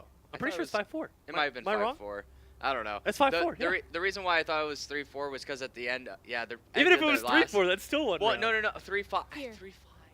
I thought it was 3-5 because at the end of the round, it takes a second for it to update in the little scoreboard, and that's the last thing that I saw was like, True. Oh, so it's 3-5. Yeah, But because no. the kill, it's still a few solid. Okay, Yeah. I'll give you that one. But Yeah, it is, exactly, yeah, no, definitely down, only down 1 round, and they're on the comeback right now. They could be looking at a potential tie game here, but I think GCU is just going to look to maybe play even more aggressive than they have been. I mean, but like we were talking about before this game, ASU having that lockdown right now. They're playing this defense super safely. I think that GCU needs to find a way to break it, maybe use a little bit more util to clear these players out of these tight corners that they've been sitting on. Yeah, and looks like a little bit of a change up here for ASU. Not going to be trying to hold on to A super hard. Maybe trying to make the adjustment before the change is made for them. As Cypher now starting over towards the B site, and GCU is going to have a free A site on their eco. A couple of Deagles and Stingers to come along, and No stun will be found, but Brisk still finds the kill onto Nader through the smoke. Is now the man advantage taken right back out of Grand Canyon's hands. And the fast push through ramp will start. 4 players here. Jello to find one. Sype to get a response, but Brisk will find Envy's. Now 2v4. Brisk to find a third on the round. The reload has to come through. It will not come through. And Drios to lock up the 5th round for ASU. Is now the scoreline tied, and the next buy round definitely going to be quite a swing. Yeah, I mean, they're on the lighter buy in that round, but it's still very doable. But ASU able to keep that pressure and take a retake. I mean, that's really the first 5v5 retake that we've seen. And you see ASU taking control of the ramp, right? Like their initial fight on their retake was to take control of that ramp side, and it really solidified their victory on that, as Volt was the last alive on the opposite side towards Pillar, and then Drios able to just kind of play the sentinel role on the flank there, or not even flank. I mean, just walking back to site. Yeah, it is definitely the case, and now just. I've got your trail. Oh yeah, it looks like GCU trying to get aggressive yet again as the Astro Wall comes through with the dog and the cabbages, the Sky Seekers as they are called as well, and maybe really taking a bit. What you were talking about cabbages. That's what I mean when I've never heard them called that. See, actually, they're called that all the time. That's what the common usage. I feel like I called them Seekers. No, it's too long. You just call them cabbages because it's a big ball of green. But, you know, putting that on hold, the retake coming in. The double satchel out for Jello is not going to find too much, but Brisk and Cass have something to say about it. Finding 3, Nader with 2, and now a 1v2 has to come in for Envy's. The defuse will not come through quite yet. Now it will. Drios to have that help onto Brisk, and I mean, quite a way to take that round out of the hands of the Lopes. The retake's been looking so clean for ASU in this map. Yeah, and it really, and I'm thinking, like, we're seeing ASU have a lot of solid retakes, and I think what GCU is either looking at is they either have to maybe clear a little bit more before they decide to take the site, or potentially just try and figure out a way to take more space. You know, they really, when they take this A site, they get it fast, but they don't take a lot of space into heaven. They almost just 5-man sit on this A site. So almost like to see them take a little bit more space, have a little bit more control so that ASU doesn't have the availability to retake as fast as they do. Yeah, and it looks like Grand Canyon trying to lean in on the aggressive image as the fast take towards ramp. Oh man, and yeah, there's Sype to find the first blood, but Jello to respond. Now, oh, even Drios is gonna have another kill, but Nate, very some close. way, somehow finds the pinch onto Drios, and now a lot of map flipping does occur. But I mean, we see Volt dogging in there, and he knows that this B site is more or less clear. Envy's finds one into Jello, and that for ASU is going to be a clear confirmation that this could be the A site. But GCU actually playing this perfectly and going back towards the B site. Yeah, and it looks like that flank about to come through for A. And I think in ASU's head, just like you were saying, they think it is money. But now a little bit of realization for ASU is the backup breach playing on the site, even an Omen ult. Yeah, I will confirm. Sees Volt planting that bomb, and now it's planted for everything. The only thing that going in ASU's favor is that they have this breach ult and Brisk. Maybe. Oh my gosh, thought he might be able to pick that kill up and even the playing field, but no. Grand Canyon having Envy's find that kill makes all the difference as one more player for ASU. 1v3. It's going to be Cos to try and make something happen, but no. Volt there to shut down any hope that there was to begin with. Is 6-6. We're going to the next half. Tied up. We look at this Canes replay. The fast shot from sight there to try and open up the round, as well as the kill from Nader on that pinch.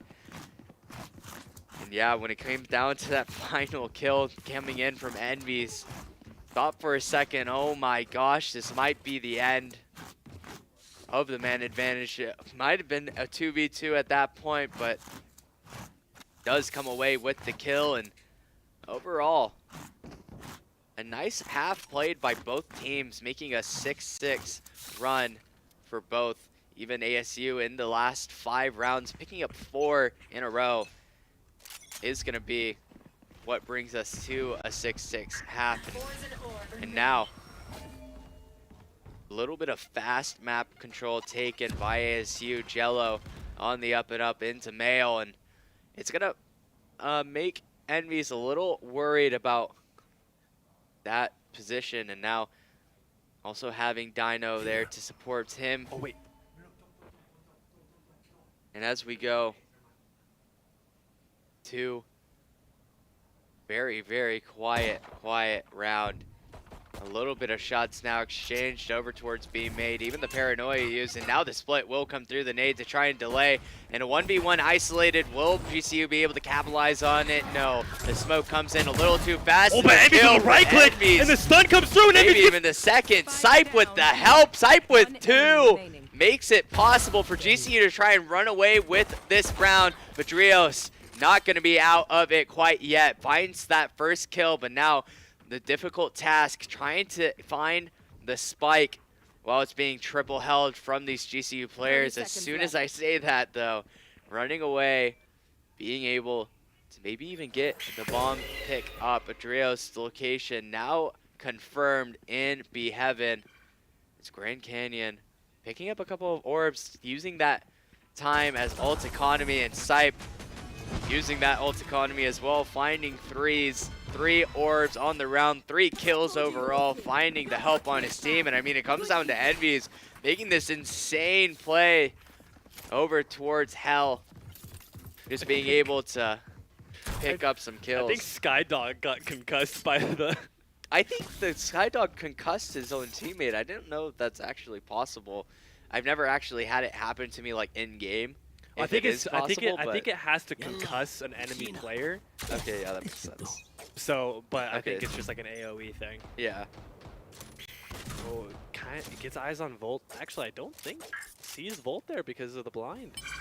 Yeah, it might be possible as the camera does get broken, and it looks like I thought it was going to be Nate that has that last laugh with a little bit of a long-range kill with the Guardian. I'm not sure what gun he has on equipped right now, but you know, ASU taking their judge. Sipe has a judge.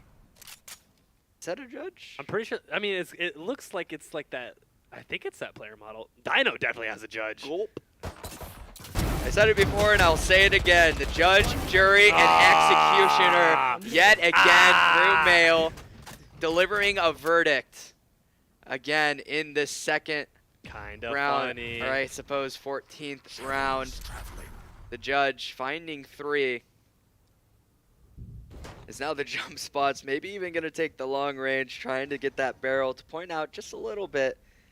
Just letting Brisk know, hey, 30 I'm seconds here. left. They'll be close by if you do decide that you want to try and pick up the spike. Nader assuredly will deliver the final blow, maybe even being able to see, but not going to have that happen.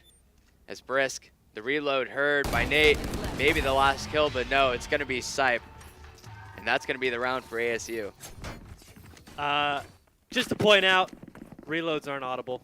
That's all I'm saying. So, definitely looking. I mean, that's just a great hold. We saw it happen in GCC, not to the what? That 4 or the 3K from Dino comes through with that judge, but it really wasn't enough. Or we saw it against GCC, that judge come out, but not to that degree. But I mean, it's really just about clearing those corners, making sure that as you're pushing up, you are clearing all things, especially in round 2 where that judge is a possible weapon to be seen, especially to that degree. You have to be careful. But now ASU clearing a lot of A, but I mean, they're mostly fading towards B side here. That bomb is sitting in B main in garage.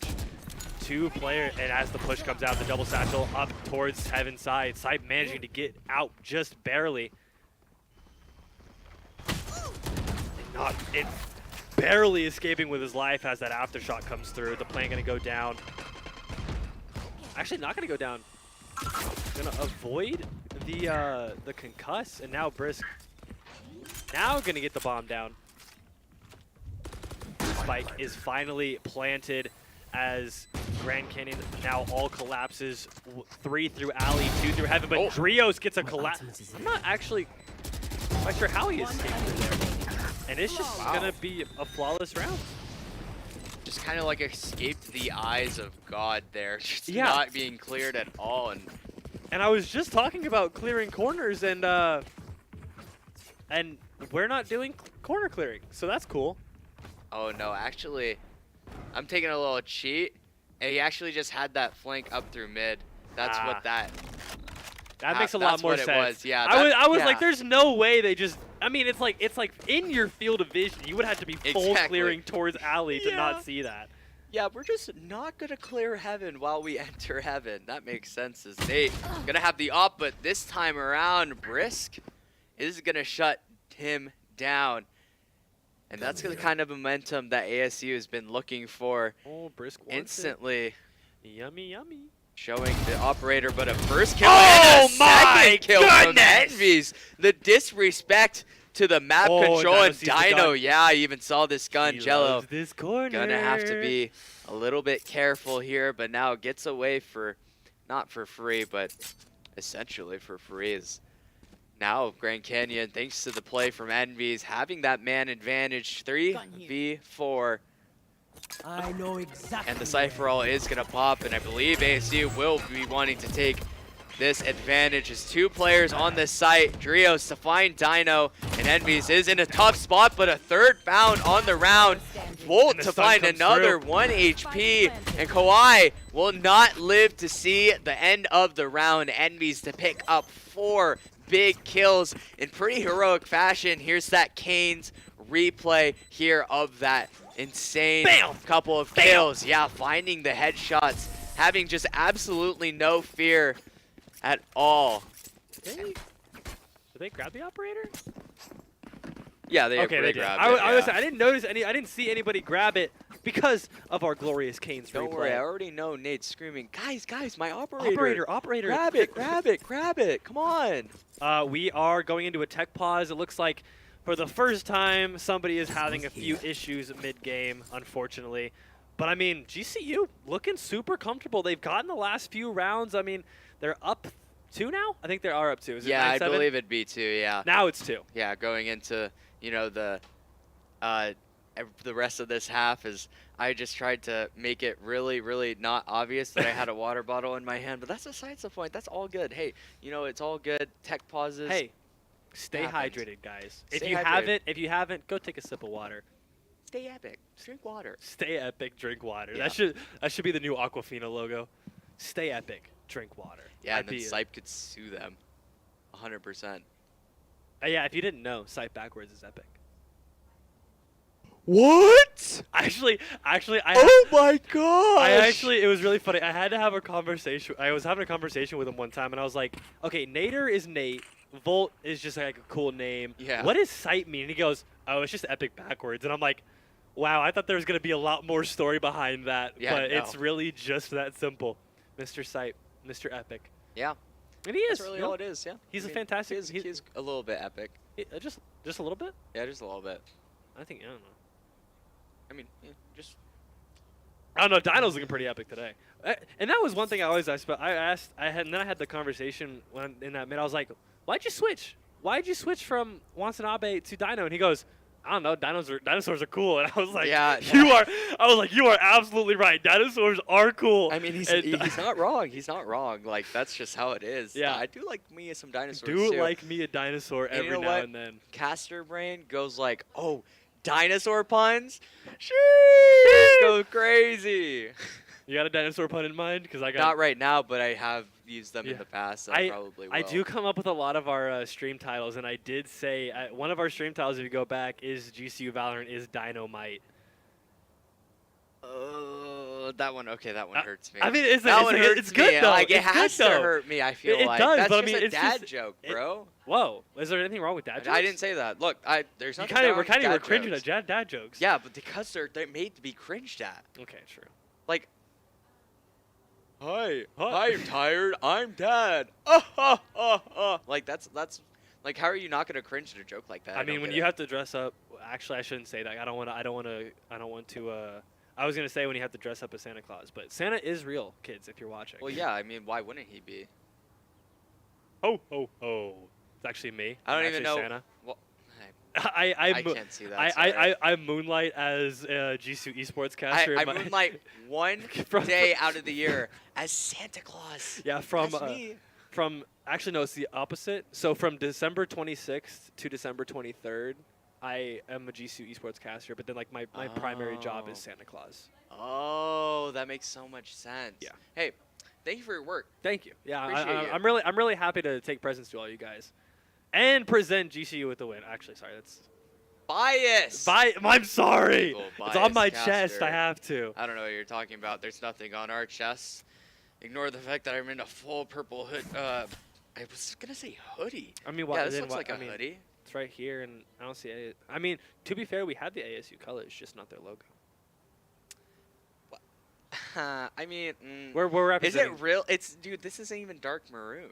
Is that? Oh, sure. I mean, it's close. This is close. It's red. Oh, okay. You know what? You're right. If we have a team that has blue, let's just throw some turquoise on there. Exactly. It's basically the same No, thing. it is. Like It is. navy blue, turquoise blue, royal blue, dark blue. making fun of me It's for all being the same, colorblind? right? Huh? So are you making fun of me for being colorblind? Hey, I didn't say that. Okay, good. 'Cause I'm not colorblind. That good. I figured that wasn't the case because you were pointing out the colors to me. I know I was. My gosh, this guy. I had to cast with him. Whoa. All I'm saying, I'm the hype man of this trade. You may have all the intel, but I'm the one who's like, oh my goodness. Sorry. Sounding like Joseph Joestar, bro. Oh my gosh! Hey, Oh my like, goodness. tell me I'm wrong, though. Tell me I'm wrong. That I'm like Joseph Joestar? No, that you sound like Joseph Joestar when you're like that. Oh Oh my god. god! Hey, I mean, I'm okay with it. If it makes me Pretty a better good, yeah. caster, it is what it is, you Yeah, know? that's fair. That's valid. No, that's really valid, actually. What else? What else? What else we This is got? our mini podcast. We can talk about literally anything. It is. The tech breaks for GC. That's what we should call it. Our Tech break. podcast name is Tech Break or Tech Tech- Pause. Yo, That's actually a banger podcast title. That would be. That That is an actual Tech Pause is actually a crazy podcast title. Yo, and now when somebody hears this and they're gonna be like, oh Sue my 'em. gosh, that's I'm crazy. copywriting And Tech Pause right now on GCU stream. I will bring this back if I ever see one called that. Although there Sounds good to probably me. is. Yeah, I mean, if we have to. Look, It's like if we have to sue Apple, we have to sue Apple. Okay, if we have to sue Microsoft, sucks to suck. Good luck. Yeah, but thank goodness this game is about to go back because I'm Eli losing is a getting couple tired of brain talking to me. cells, trying to muster up the courage to say some of this stuff, and you know all of this work is gonna go back into the game. ASU Grand Canyon University 9-7, 2-round score. Oh, and the difference. headshot Yeah. wallbang comes through, and Nader finally finding something, but gets taken Oh. out immediately. Yeah, it's going to be Jello getting that trade. And I mean, not being afraid of that operator is just going to be so good when you have to be really aggressive, especially for ASU this time around. And looks like Grand Canyon finding a nice double swing, but Koss might get caught as Sipe getting full blind. An interesting choice for Sipe trying to get a nice little pull on that, but very, very dangerous situation to be put in.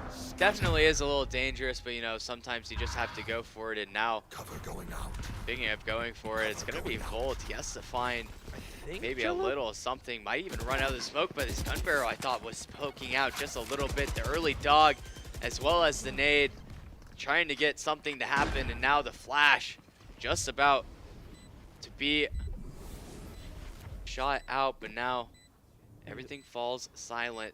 All the post-plant positions for ASU have been set. Now it just seems to be how GCU can deal with it. GCU Dino Oh, and actually does Volt find one. with Volt the with kills! 2.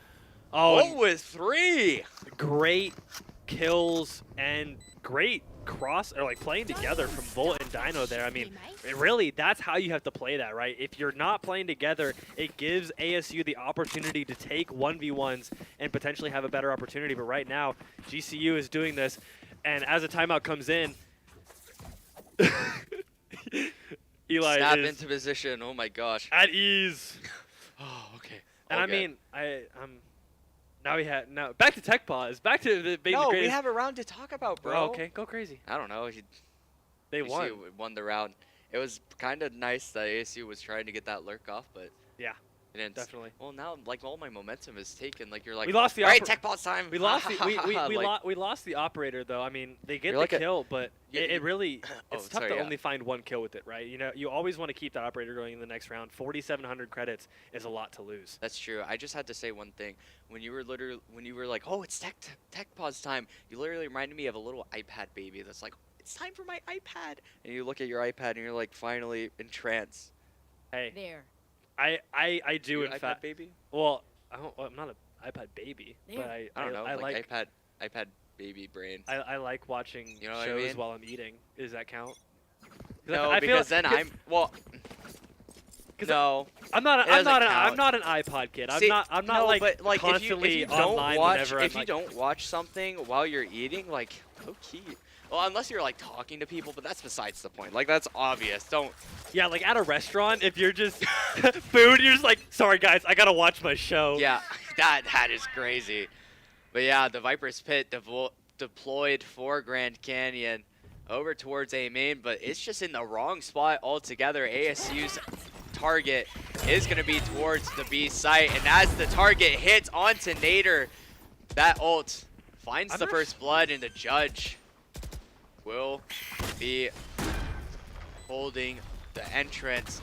The aftershock as well to delay, and GCU trying to clear out mid, see what is up as Volt maybe trying to find a little bit of value, but no, Cost will be the one to find the value there.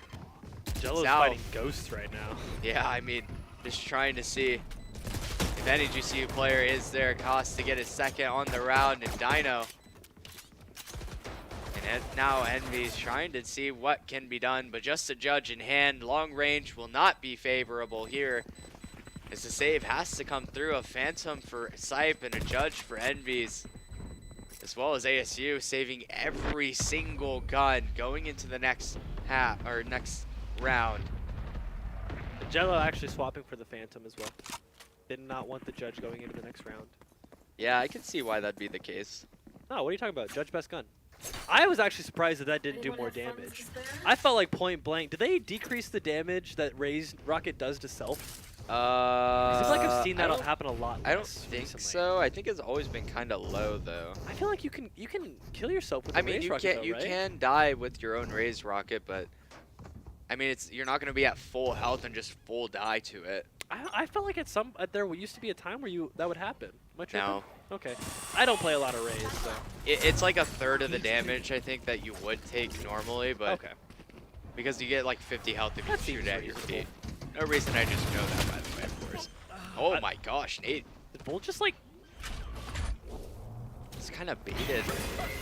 Oh my gosh, I've the got fast this. push up to, oh my goodness. Okay, Cass falls in A, and now the fast pinch onto site. Briss is gonna comes, die to and a that nice nade combo Molly, and And the now the stun comes raise ult as through. well, but no, Jello finding 2, maybe even 3, but no, Kawhi will not be stopped quite yet. Nate with 3 on the round, even Kawhi finding Nate, and now just Sipe alone. 1v1 specialists will come out of this as the victor. Now making it 11-8 in a crazy, crazy round where GCU. yeah, Nader kind of just popped off there. Yeah, he definitely did. Finding those 2 in through a main, and here that last clutch brought to you the Canes replay, Hooray, just in Canes. general. I gotta visit the I Aztec actually Cliffs did from believe that stars. Jello was actually going to pull that out, though. It was 3 kills back in very quick succession, to completely denying the Oh, retake yeah. that GCU had the momentum on. Could have been detrimental. Even had the fast snap onto that last main player. Yeah, absolutely. Obviously whiffed the shots on that fight, but you know, overall could have been quite disastrous for Grand Canyon. But this time around, the Blade Storm activated for Nate.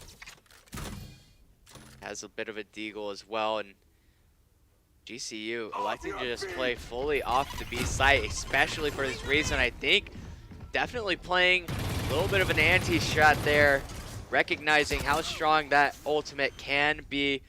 And now this lurk in through vent could be huge. Dino. Finds Jello. Oh boy. First blood found, and if GCU doesn't get a Oh, here's the beeline. walking.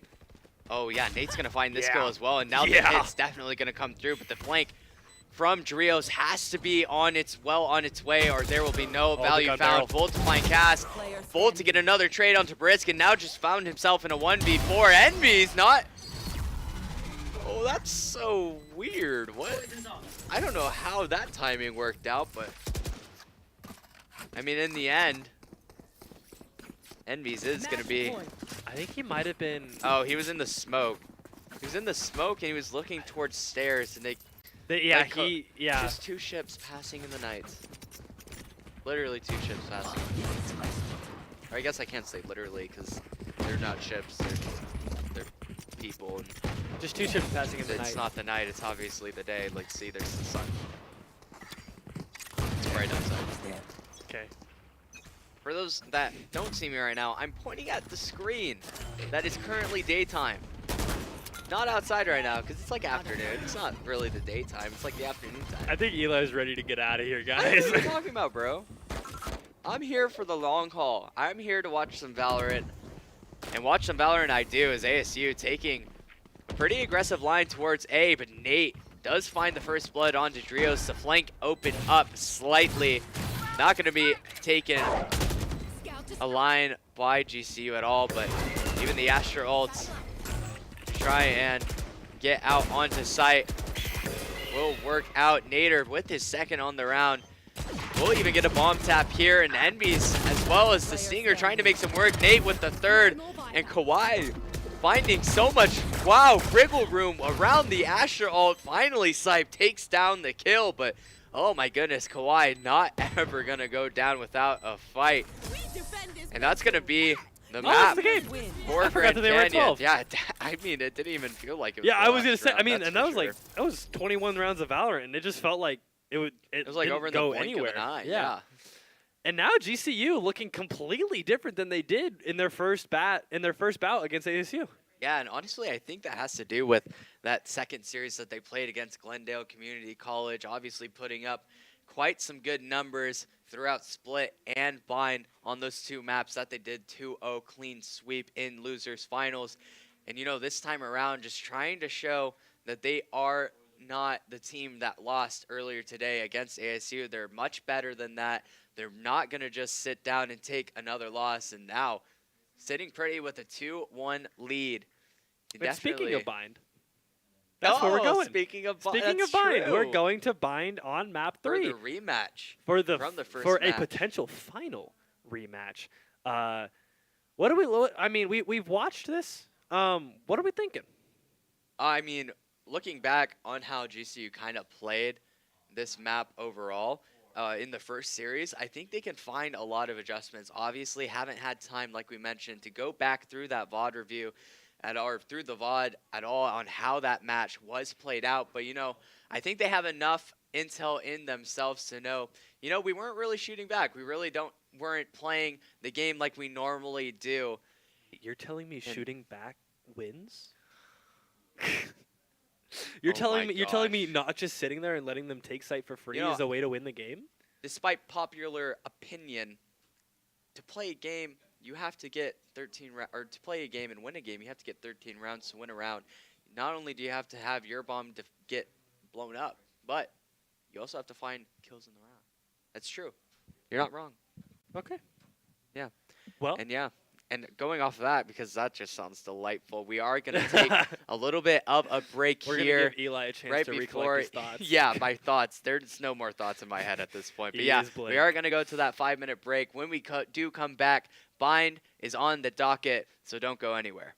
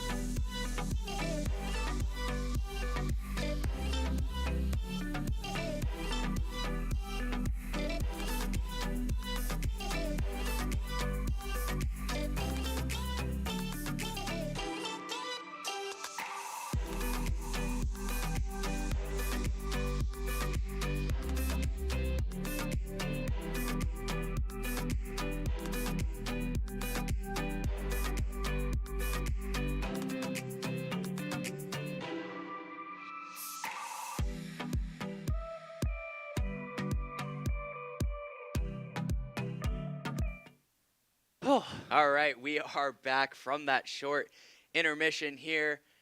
And we are about to go right into bind, or not right into bind, but here pretty soon we are planning to go into that next map, map number 3. Right now, Grand Canyon up 2-1, and I'm looking forward to seeing how this next map does occur. Yeah, they kind of, at this point, it's looking like Grand Canyon is feeling a lot more comfortable. I mean, it was first 2 games of the day. They weren't really warmed up, but now they've played 6? Yeah, 6 games of Valorant in about 6 hours, give or take. So they're definitely feeling warm now, and they're No! It's iPad baby. It's iPad baby. I'm not, though. But you said you were. Hey, if I'm going to be iPad baby, you have to be Okay, Bald Boss. yeah, sure. If I had to be I'm okay iPad with baby, that. you have to be Bald Boss. Like you say that like it's a bad thing. Production, run I it up. am proud of my Run bald it up. head. I am Bald Boss. I don't care. Run it up. But you know I what? will not be disrespected without the disrespect going on to my co-caster. It's not disrespectful, though. That's the worst part. I feel like it. I mean, like, if some random person just called you, like, and now every single time somebody sees you, they're just gonna be like, "Oh, it's Bald Boss." Hey, you know what? If that's what happens, that's what happens. Like, you know, whatever. Or you can just There we call. go. I'm okay with it now. All right. Hey, this honestly, this makes me feel fine. Okay. I'm fine with this. Then I'm okay with it. Pretty bold. I don't know about you. Yeah. Are you feeling pretty iPad baby? No, I'm feeling like I have some luscious locks that I can just That is crazy. You know, I can do that too. Hold on. No, you gotta like shake your chin. You gotta shake your chin. That's all I've got. Sorry. I can't get any more. So, you know, it's all good. But going into bind, I guess enough rift raft talk, and now we're just gonna go into that Valorant talk. And bind, I mean, it's gonna be a rematch from earlier today. That first match that we did see, that bind map looked pretty dominant for ASU just overall. Grand Canyon didn't really seem to have any footing while they were trying to battle back. Yeah, I believe it was bind 13-6. 13-8. 13-8? It might have been 13-6 actually. I don't know, 13-8 was what the last bind map, or was the split for GCC versus Grand Canyon. That's what that was. So actually it might have been 13-6, but yeah, I mean, moral of the story, Grand Canyon lost very badly in that first map, and it kind of led to the decline of the next map as well. Icebox not really showing a very good look. They didn't end that series in general, but I mean, it's but just now they've kinda, won Icebox. That's true. And now they've won Split. That's also true. And now they're going into bind. That's also true. And they are pretty good on bind. Like, I think overall, they're going to be able to make the adjustments mentally throughout the map. Yeah. And just overall see what kind of new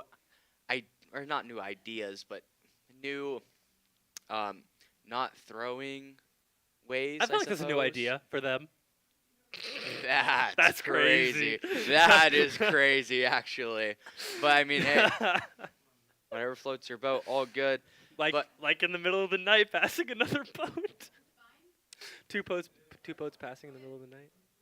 Yeah. Oh, sorry. There we go. There we go. See, you gotta help me out Oh my here. gosh, you're so right. That's why I fake laugh. I mean, that's why I fake laughed. Fake laughed? Yeah. I feel like that was pretty genuine from you. I don't know. That doesn't seem very genuine. But anyways, we are going to go to the matchup here. It is going to be on bind. You've seen it. You've seen the 2 teams that are playing right now, ASU, GCU. ASU coming from the winner's side bracket. They've got the 1 point from that map up. You've seen the lineups. You know these players. Brisk, Koss, Jello, Kawhi, and Drios, and then Nader, Sipe, Dino, Volt, and Envies. Absolutely fantastic lineups from both of these teams. And no, I feel like this is genuinely like the best showing of skill that we've seen in a while. I think these 2 teams are just going back and forth. There really is no like 13-3, 13-2s happening in these matches. It's really just GCU is finding those final kills in the rounds to really bring them out. Yeah, and going off that point, I mean, a lot of the rounds that, you know, go into these clutch situations, that's just what makes the map all the difference in these maps. It's going to Yeah. be those 2v2 situations, those 1v1 situations, even the 3v3 situations. They get played differently every single time, Absolutely. no matter what you do. Even it just like whatever the players think in that moment is the best play, they're going to go ahead and go with it. And a lot of the times with these teams, it is going to be the best play. So Yeah, absolutely. And I mean, we kind of see it maybe slow, like in a slower pace because we're not in that moment. But I Right. mean, these players have to think on their feet. They have milliseconds to come up with a new plan to decide how they're going to win these rounds. And I mean, that's really the difference between just casual players and the competitive play Yeah. style of ASU and of GCU. yeah, it definitely is. And I mean, I don't even know who I would give the edge to here on this last map. Obviously, GCU having been down 1-0 even from the start and then coming in and winning the 2 maps, I still think that ASU just shows a big threat on Bind. Yeah. You know, the way that they were playing it, I was praising it while they won the last in the first series. You know, just how they were using the util initially to find their info, to find a couple of nice fights in general. And I'm hoping to see what kind of counter strats that they might have for what GCU does, because a lot of the times ASU might have seen what GCU has to offer, like on the pistols and things like Yeah. that. So Well, and the big thing from ASU is they just are constantly using those teleporters, sending util through, trying to get those doors open, and teleporting through as well, trying to contest maybe a site. You know, you've got the teleport into B, you've got somebody sitting in hookah. It's an easy crossfire Right. between those 2 spots. But also, we saw a couple of really good plays come from GCU. You know, they're pushing up B long. They know that they've seen 2, maybe 3 players, and they're just going to full rotate off to that A site and get it for free. So Yeah. it really comes down to who has the better strats, and not only when it comes to just the classic execute and defense, but also who can use those teleporters to their better benefit. yeah, And that's a big part of Bind. That's like their whole. That That's like is, the yeah. Bind. That's Bind's whole gimmick. that is true. It is the whole gimmick, and you know, like a lot of other maps, I feel like it's the most unique gimmick as well. Oh, absolutely. Yeah, especially because it's like, you know, Split. It's almost funny because Split was like, oh my gosh, the middle of the map has ropes and there's a rope on B site. Oh And- my gosh! And then And then- Fracture came out, and then And it's then just like, there's just ropes, and then it's just like yeah, it's we're like, surrounded. yeah, it's like, Oh no! it's like. And then like Icebox is like, oh, they only have ropes too, but they have a horizontal rope. Yeah, and we're gonna go and we just across the zip line, and then call Yes. it good. Yep. But anyways, we are about to go into that map of Bind, getting ready to go into Agent Select here in a second. And what do we think we're looking at? Obviously, we've got a pretty good idea of what these 2 teams are going to do. I'm sure they're going to stick to their guns, play Right. the stuff they're comfortable with on these maps. And I believe, did we see a mirror comp come in on Bind, or was that? No. We saw that Viper Harbor, Cypher, Raise? Raze, and I believe it wasn't Breach. It was probably it wasn't Brimstone Sky? either. It was the Gecko. That's what it was. Oh, that's right, Yeah. the Gecko. I forgot about the Gecko on Bind. That was genuinely Oh. Oh, never What? mind. I'm dumb and can't use my eyes. For whatever reason, I thought Brisk didn't pick the Harbor, and I was just sitting here. I'm like, they did change their comp randomly. That's so odd. But yeah, obviously not the case. As we do go into the map here finally. And this could be it. I mean, this is series point tournament point for Grand Canyon. If they do win, ASU has to defend on this map of Bind and make sure that, you know, they don't give up this map loss, because it does mean a loss in the tournament, which, I mean, that pressure also can amount to so much. Having that cash prize presented by Army National Guard taken away from you after coming out of the winner's bracket would be quite a catastrophe for ASU. You know, one thing I've always thought about GCU's play style is, if you guys aren't aware, Sight plays a lot of Valorant. I mean, like a lot of Valorant. I mean, I I think he mentioned that before one of his games, he played like 6 matches and then Yeah. played 3 more, and then went home to play another match. It was like 11 games of Valorant in one day. Yeah, that sounds about Um, right. a lot of those are on Gecko. Yeah, He did like a series where he Gecko only to Radiant. That's true. And you never see him play Gecko. It is not a single thing in their comp pool. Now I could tell you why that's the case. Hit me. Because Gecko's not the greatest agent in this game. But I mean, a lot of the time. Okay, but when you put A that, lot of the time. I know he's not. But like when you put that much time into just Gecko, Yeah, I feel that's like you true. have to make it work, right? Yeah, I guess. I could also say another reason for it, but Gecko's bad. I can't say that. So, yeah. Hey, don't look at me. I want you to say it. I'm not gonna say it. Okay. I'm not gonna You don't say have it. to say it. Good, I won't. Oh, I even heard Damn. the loading screen. Reverse psychology doesn't work. That's tough. I still think this is definitely an interesting game. Bind has the better. Okay. Bind definitely could go either way here. ASU obviously taking it in the first bout of this, in the first series of today.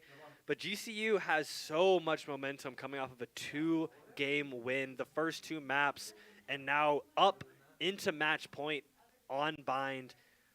And I mean, we're looking at Sunset after this. So I believe that is also GCU's pick? is That that one just- would have had to be GCU's pick, and then this Bind was the pick for ASU For to play ASU. right now. Yeah. So yeah, GCU likes Bind for sure. Obviously ASU likes Bind, but I mean, if a potential game 4 technically comes through, we're going. Oh. I think there was. Oh just- my gosh! Grand Canyon takes the pistol. What an insane round by Nate. Sheesh. I was very confused. I was like, this is a really long loading Yeah. screen, like longer than we've normally seen. That was definitely weird. I think it's just a little bit of the connection. But anyways, Oh, dang, Sype did got you see 3? those 3 from Sype? He's a sick race Dude. player. Did you see those 3 from Cass? He's a sick Viper Dude. player. Oh my gosh. Sype is epic, bro. Well, I guess that. Yeah. checks So out. going to the second round, sure. Walk. As the take towards Bath does commence, and does seem like Grand Canyon is going to be wanting to go towards A. A lot of the players are surrounding these points through Bath and through short. Even Dino ready for any teleportation shenanigans to occur. 2 players on the flank for ASU, and it's actually something I feel like we didn't see a lot of last time on Bind were those late flanks. And Yeah, and neither of they- these players are even remotely man, aware they that might- something is happening. But, Oh, the timing. but it's still going to be tough. Wow, and Envy's even gets a kill. Dino was looking in the correct direction, but didn't find it. And Oh, 2 with go both the down, kills. 3 go down. Sype is able to find 1, find 2, and bring this back. Akas Enemy remaining. is gonna be the lone player now. No gun picked up either, so gonna have to stick with a classic for the rest of this 1v1, and I like this idea from Kos. Just 30 trying to seconds run left. all the way back to B, maybe catch a rotate or even a flank. And now, yeah, I really like this idea from him. He's gonna just go all the way around back to CT. If he guesses right and it's the B site, then good for him. But now that he knows that he's not, okay, never mind. Thought he was gonna go back to CT, but now Volt just knows he is towards Bath and wants to take the fight straight to Cass. He has to be wary of that right click, though. If he's sitting in close corners like this, he could definitely get one tapped by that right click. And now the headshot comes through. Oh my gosh, the right clicks almost did affect that outcome, but the kill does not come through. And the second round, as we look Yeah, this at was the replay, yeah, this flank, definitely something that was really good. A lot of headshots for the Classic. And maybe even had a fighting shot, but unfortunately for Kos, the headshot, the first one, goes through the box. It doesn't do nearly as much damage as No. if it didn't go through the box, so. barely does I mean, it does 104 to the head from range, so definitely had the potential to win that if he pushes out first. But Actually, it does 78 damage to the head. from The classic. Oh, is it? It's 105 for the Ghost, and the Cypher's ult, the Sabrosa ult, as Sees the they gun, say. Yeah, Nate knows that this fight Oh, is does going to get come. Yeah, he even picks up the rifle for it. Now, man advantage, a lot of positioning, as well as a Vandal now in the hands of arguably one of the better shooters on Grand Canyon's roster. Is going to start up as now Volt is going to be a little bit signaled out. The Mollies are going to get double damage. Jello to take out enemies. Kawhi is going to find Volt, and now the defuse gets tapped, but Dino is going to be able to clear the bomb. Sype on the trade. Now Sype in a 1v2. The Molly, though, is going to skit the diffuser off the bomb. A lot of damage. And there's not a lot of time. There's not a lot of time. The Molly gets a kill. Sype with the other, and that's going to be the 3rd round bonus going towards Grand Canyon. Good old Molly. Good old Brim Molly. Good old line up Larry moment. Who thought? It's not just splits. Nope. Wow. Well, and Viper actually having some, I mean, not better mollies, but having some pretty good lineups on this map too. Yeah, it's true. It's really like the open top. Because like, yeah, there are a few sites that are covered at least for the default plant that you kind of have to worry about. Split, Breeze. Well, even Split, it's kind of covered, but the really places covered. where you would throw lineups from Yeah. are covered. Yeah. But no, it's just gonna be a slow push up onto this B site for GCU. They've won their bonus. They're looking pretty, sitting pretty.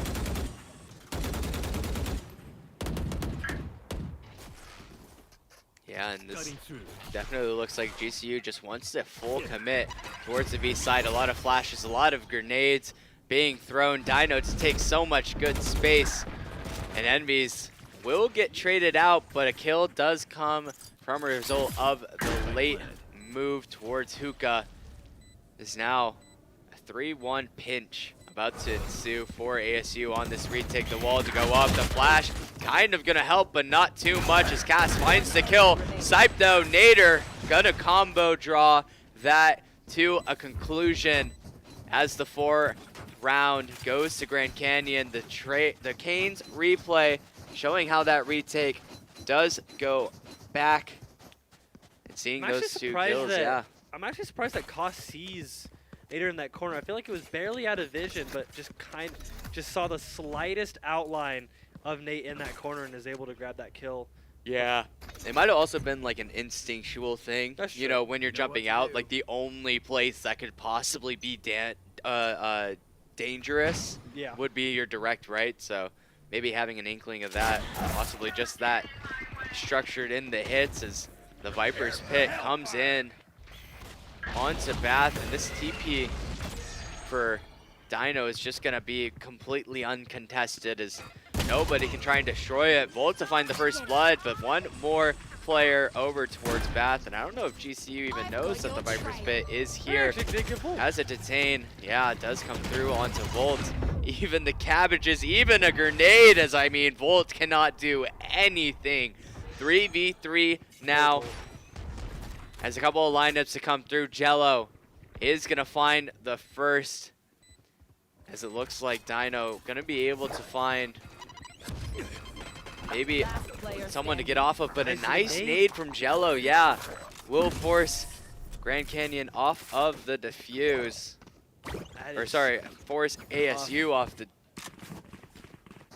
No mollies will. I was trying to say that no mollies will force them off the defuse. That's what I meant to say. Okay. You got it. Good job. Thanks, man. Sype's 10-3. Sype is 10-3. Koss is 8-4. Jello's 6-4.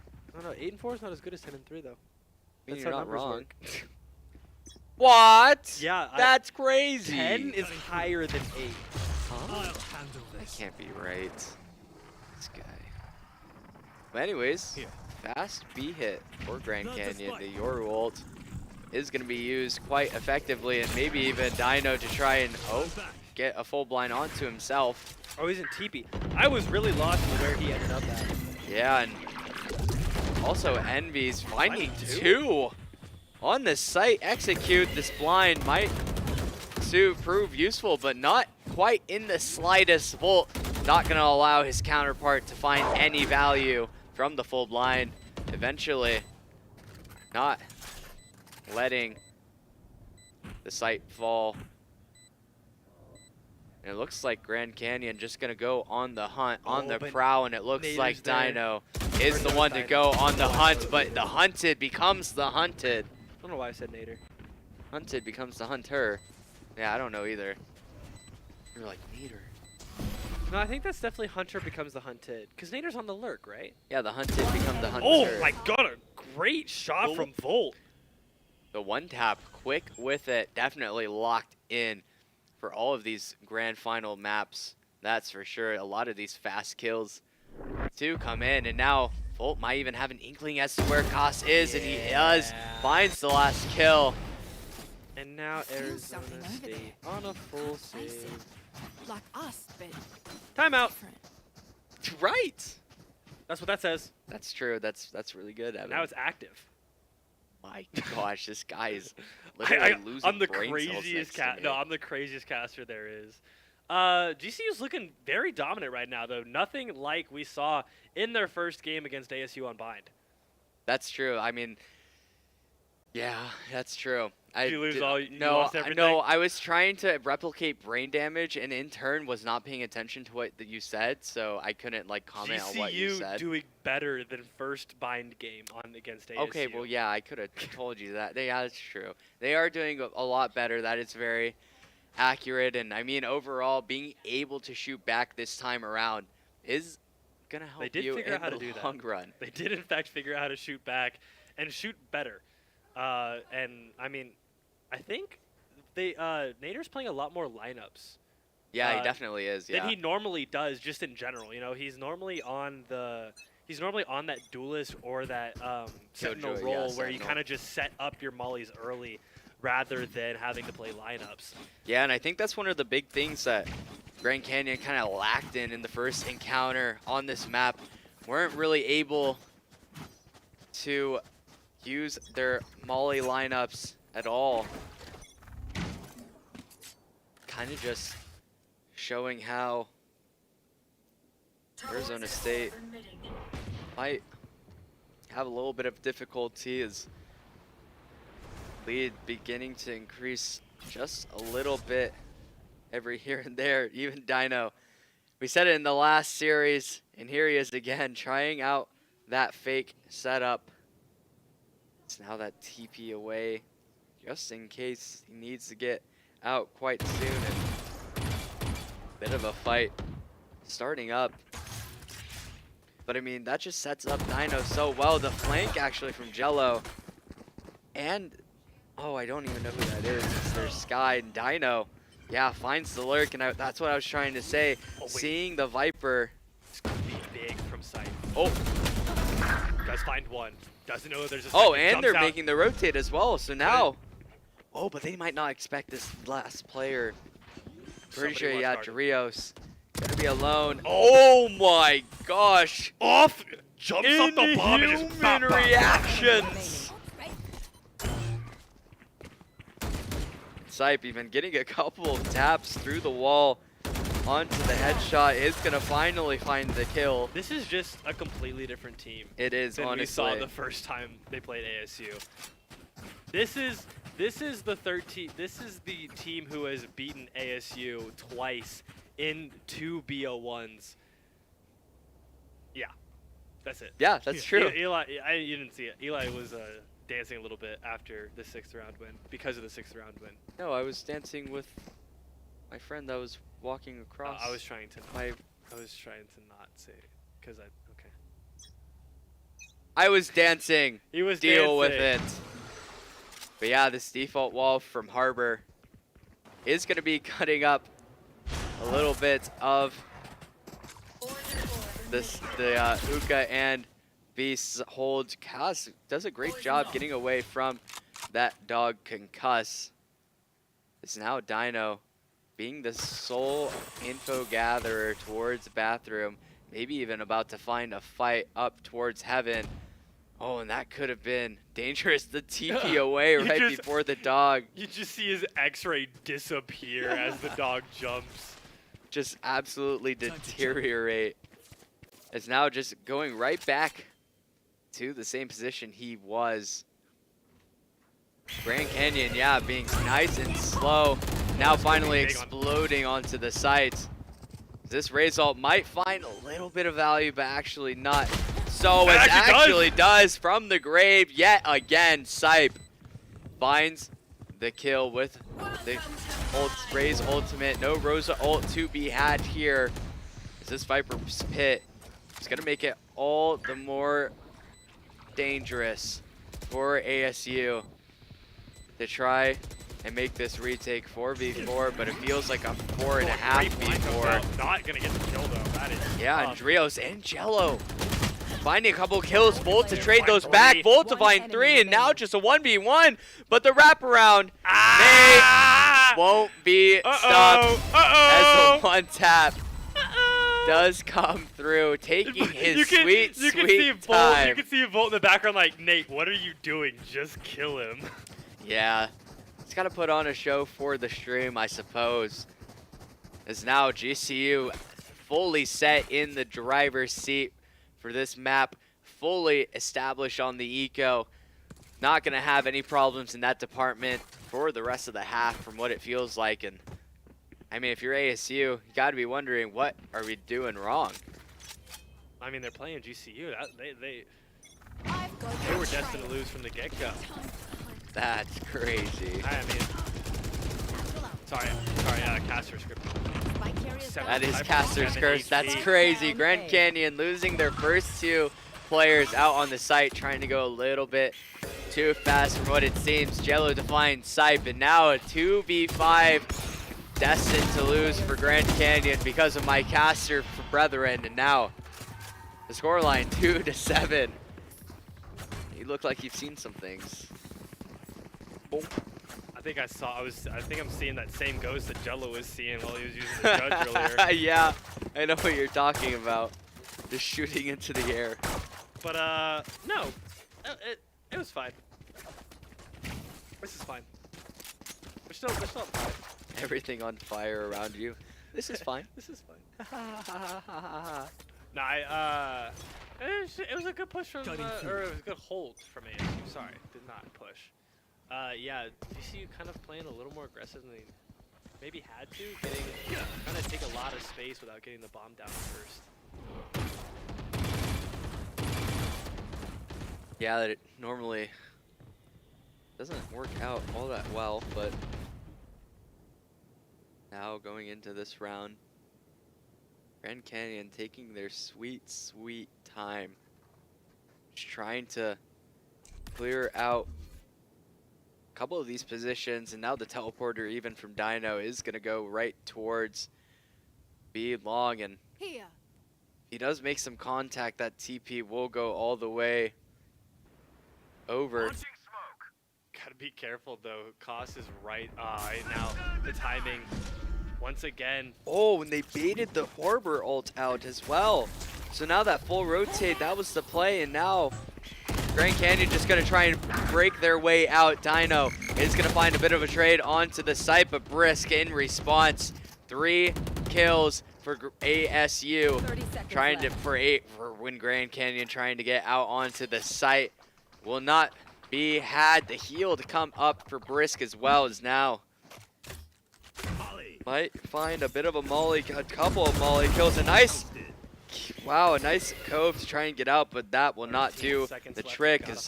Yeah, 8 seconds left in the half, in the round, not the half. As ASU finds their 3rd.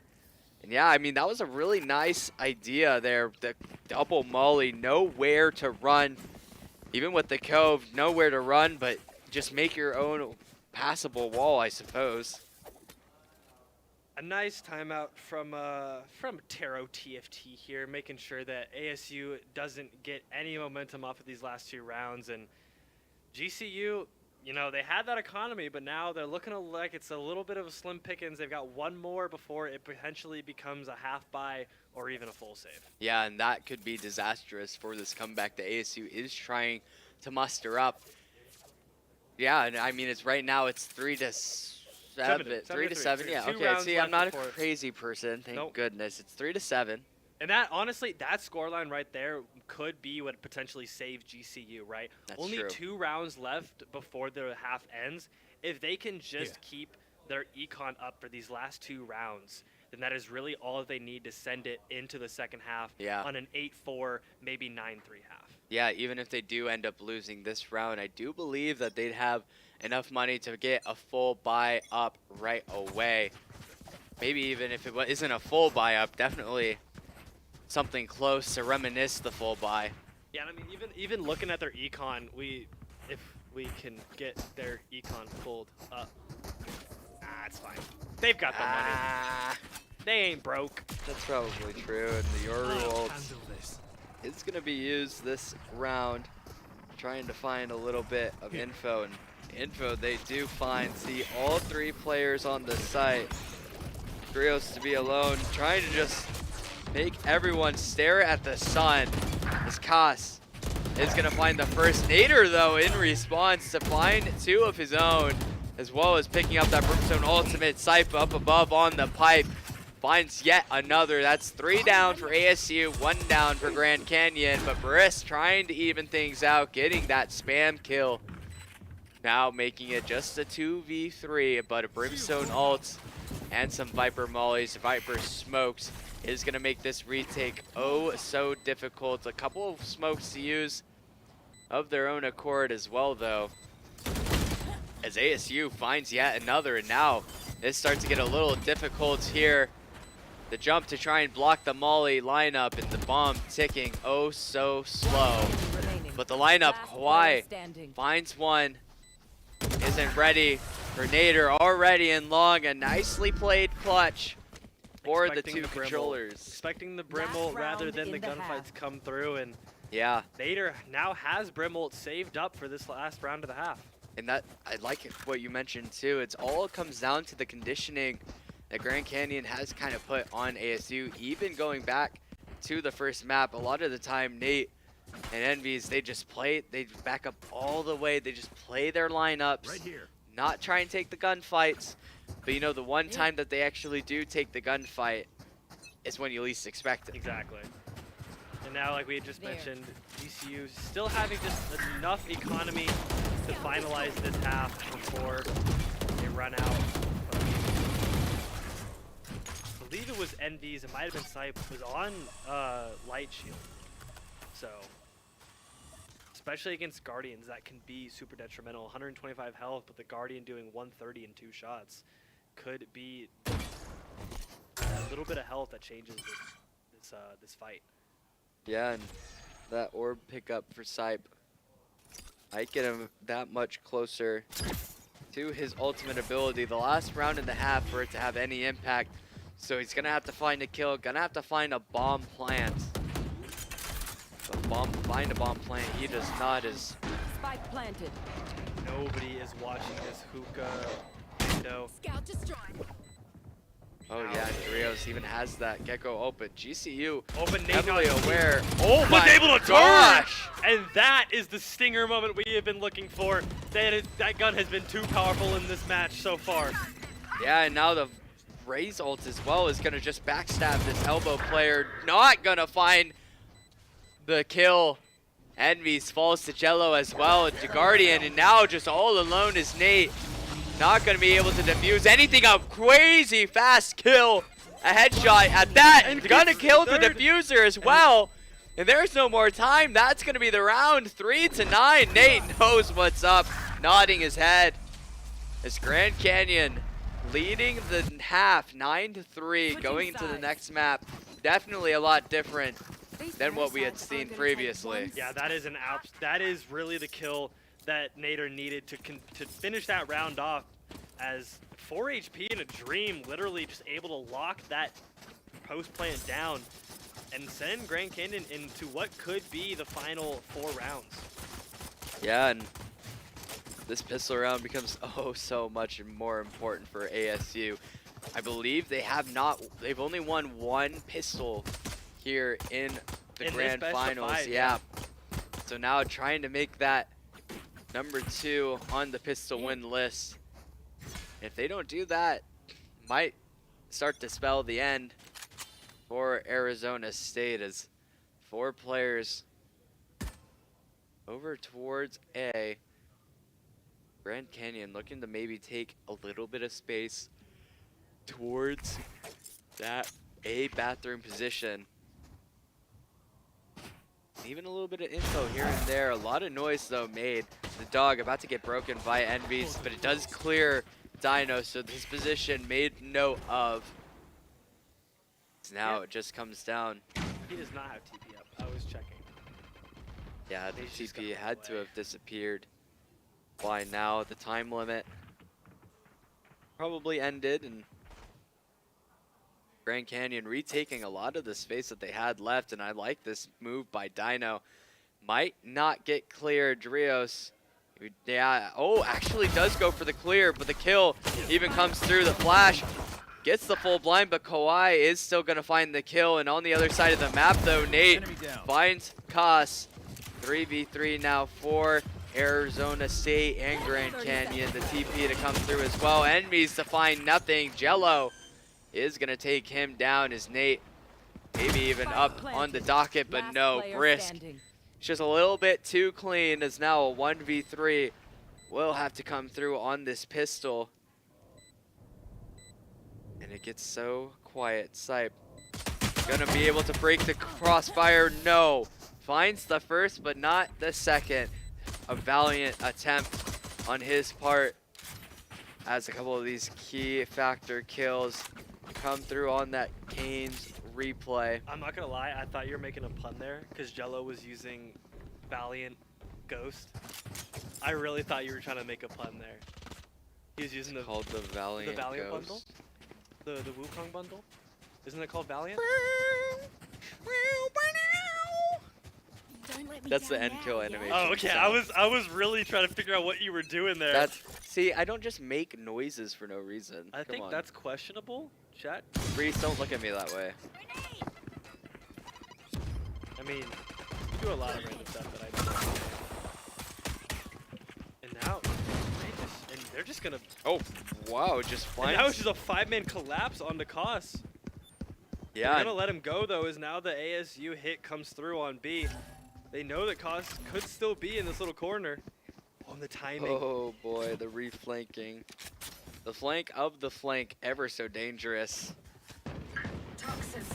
Looks like Koss is gonna get a lot of value for his trouble. Is now the 1 tap, the 2nd tap. Jello on the other side finds a kill with the Phantom, finds a second with the Phantom, and now Nader desperately trying to find anything, but no, Jello will be the one to end this round. It's now the pistol and the 2nd round found by ASU make this map just a little bit more winnable. Yep, GCU up on their full by now. Ugh. Sorry. Hey, it's all good. It has been a long day. We are going on 8 hours of Valorant. All good. All good. And I mean, We do this love scoreboard is still looking pretty even from these teams. GCU is only up 4 rounds. This is definitely still winnable for ASU. Trios almost got fully punished for picking up the Dizzy in a really unsafe spot as ASU decides B is not for us. We are the A team. A for ASU. Haha. Thank you. I just stared at you waiting for the reaction. Thank you. Yeah, they're just playing it a lot slower than they have been going up into these prior rounds. And normally, or different than we completely have ever seen from ASU. They similar to GC, very aggressive. The hit comes through. Oh wow, Jello. Dino finds 2. Maybe even a 3rd, but no, the Not. blind Dizzy comes in clutch as Nader taking. Oh, actually is going to kill the wingman as well as his creator, Drios, is going to be taken down at 2v2 now. Full blind on the side of ASU, and Grand Canyon, this bonus round getting a little out of hand.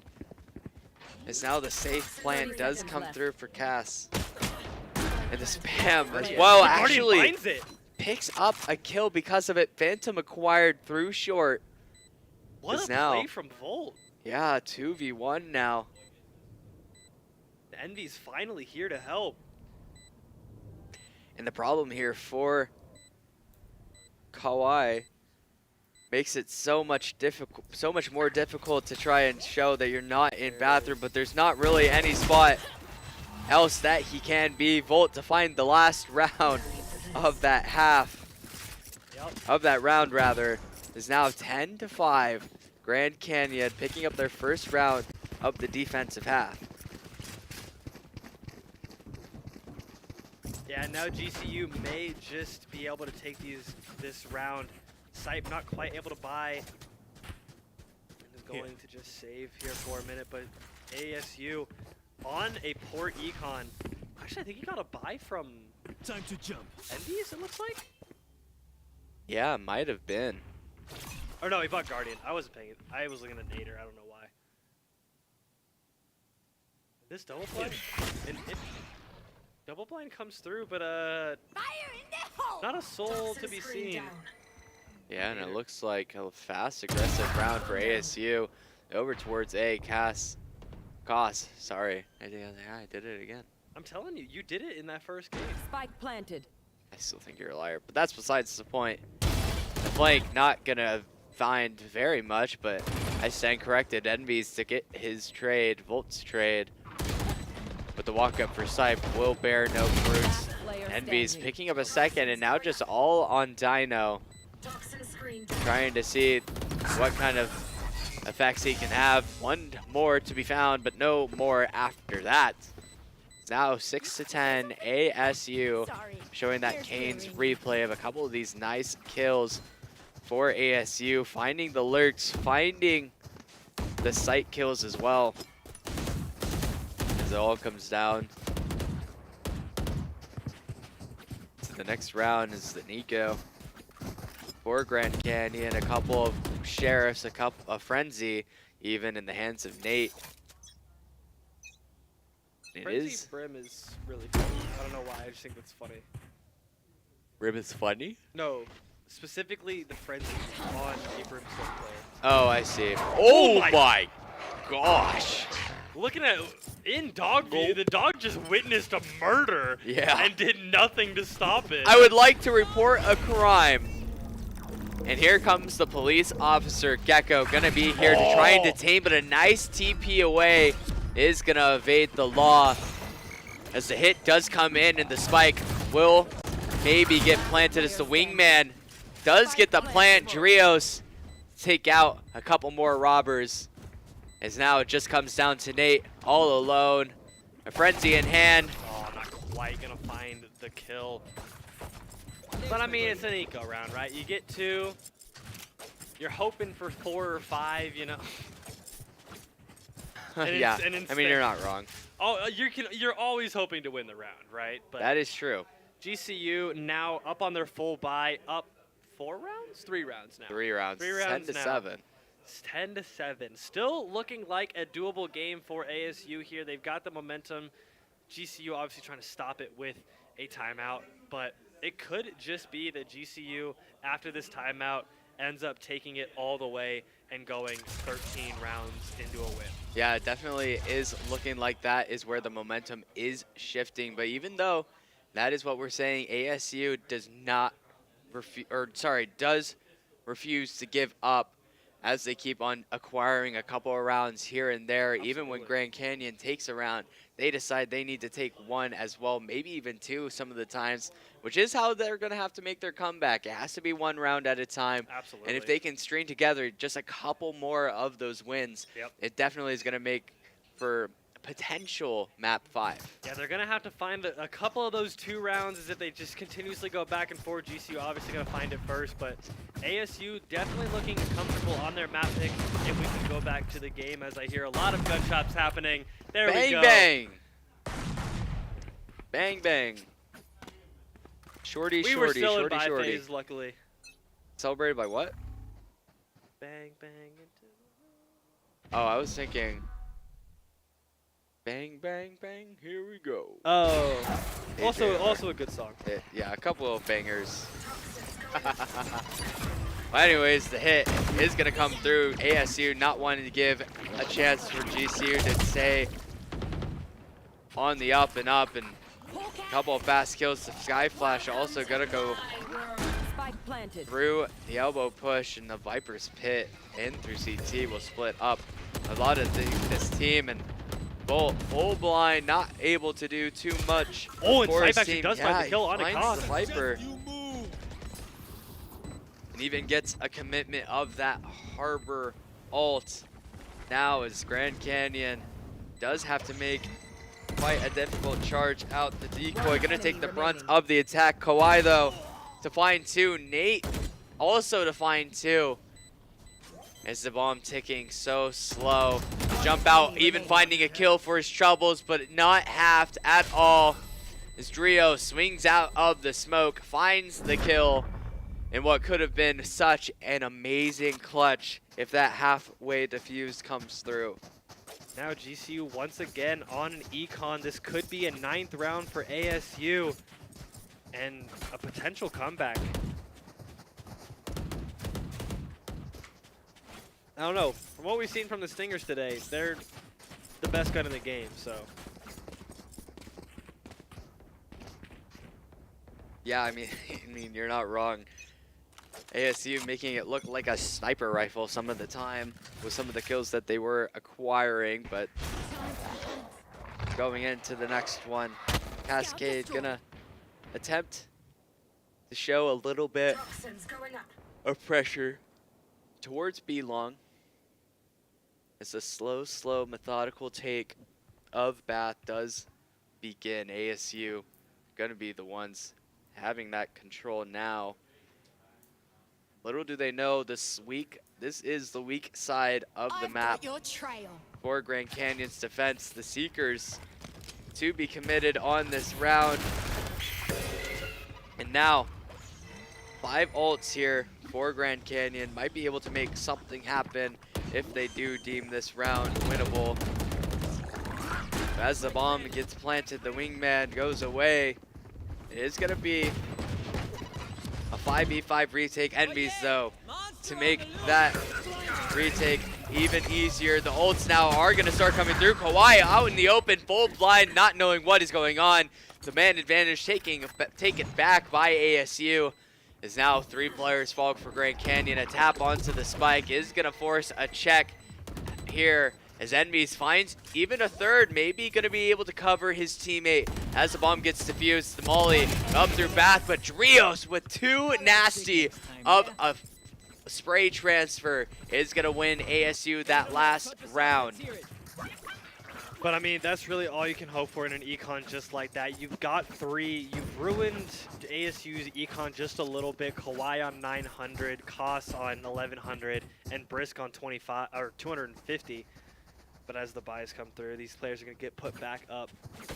But I mean, GCU is just looking for that one round to kind of solidify their push back up into the double digits rounds.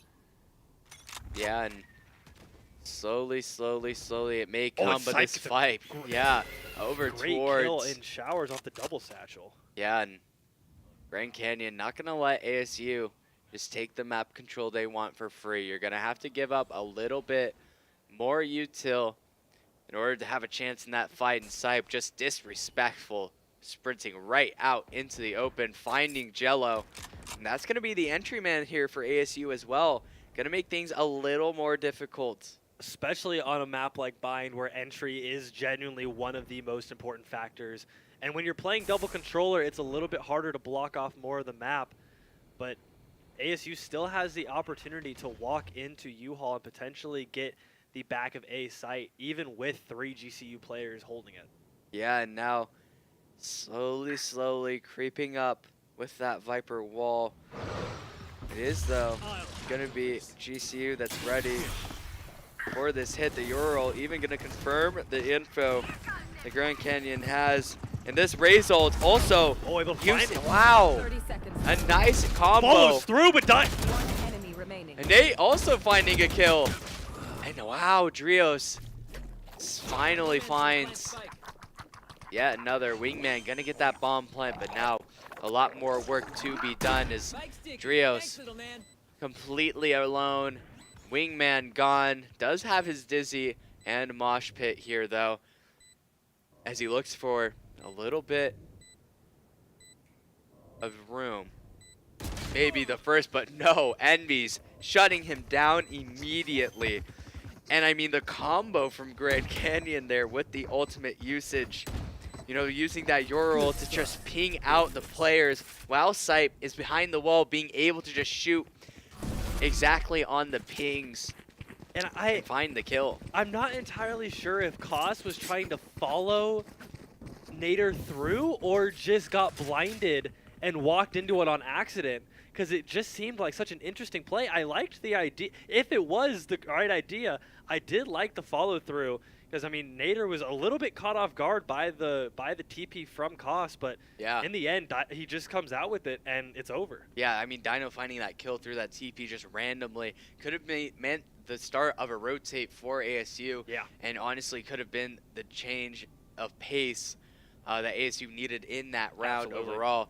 But, you know, at the end of the day, Envy's coming away with quite a nice kill onto the last player, Drios. Yeah. Especially with how comfortable Drios is in those ones and has been comfortable, especially on Gecko, using that utility to try and win fights. If Envy's falls there, it could very well be the turn that Drios needs to take that 1v2 and bring that round back and tie the game 10-10. Especially because both of the players, both Volt and Dino was on the flank, Volt was going into U-Haul. They couldn't really meet up. I guess they could have if they go over towards short together, but other than that, that's going to be about it for that. GCU now having the round advantage now going in. They've got the momentum off of the round 20 win, and now ASU having a couple light buys on shield and their econ not looking too great. Yeah, and it's just again Trios kind of using that little Gecko lineup to try and make that Dizzy land in a very safe place to pick it up and be able to use it again in the future. As now the Roomba used just a little bit to try and clear out some more map control. And the problem, though, that lays here for ASU is this is the strong side they're trying to take. This is GCU 3 players here. It's going to be both duelists who are ready, rearing to fight. 2 players detected on that long. Drios not quite found, but they heard the Dizzy earlier, so they've got a pretty good idea that he's there. Cost the one player not confirmed as he kind of pushes up, but is going to rotate back off to A. And it looks like the ASU push might end on A. Yeah, and this TP play might make the difference.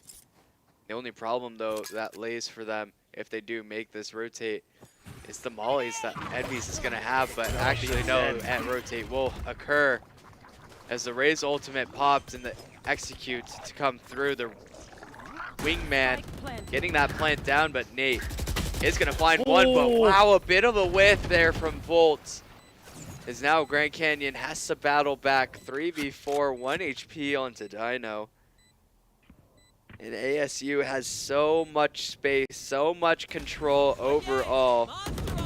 Even a Gecko ult to come through. Nate, actually the team kill to come through. Envy's can't find any more. That now is so tough. Trying to get a couple one taps maybe. But now just the idea to save the gun is the most appealing. Has to get past Drios, and he will not. As Drios takes ASU to that next round win. Nader's molly actually killed Dino. Yes, it did. Yes, unfortunate. It did. Unfortunate.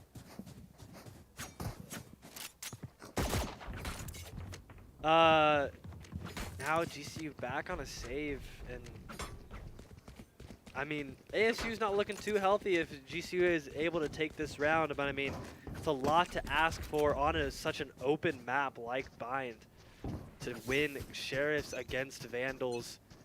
But I mean, we've seen him do it before. We have indeed seen that happen. A couple of thrifties being presented throughout this series from both sides, and GCU gonna make a way for this eco to come through. As actually the TP, I thought Dino might just try and Here. push up, maybe get a bit of a better position to deal with a couple of players towards B, but instead elects to take his teleporter back to Bath. Just see what happens the next time around as Jello takes down Sipe. Just his arm sticking out just a tiny bit is going to be a visual cue for both those Arizona State players to just spam through. And this is where it gets quite difficult in these thrifties. Not a lot of good guns. And now you don't even have the death ball material, so it might just come down to how much value Volt can try and get from this flank. Maybe he's gonna find 30 seconds left. Spike planted.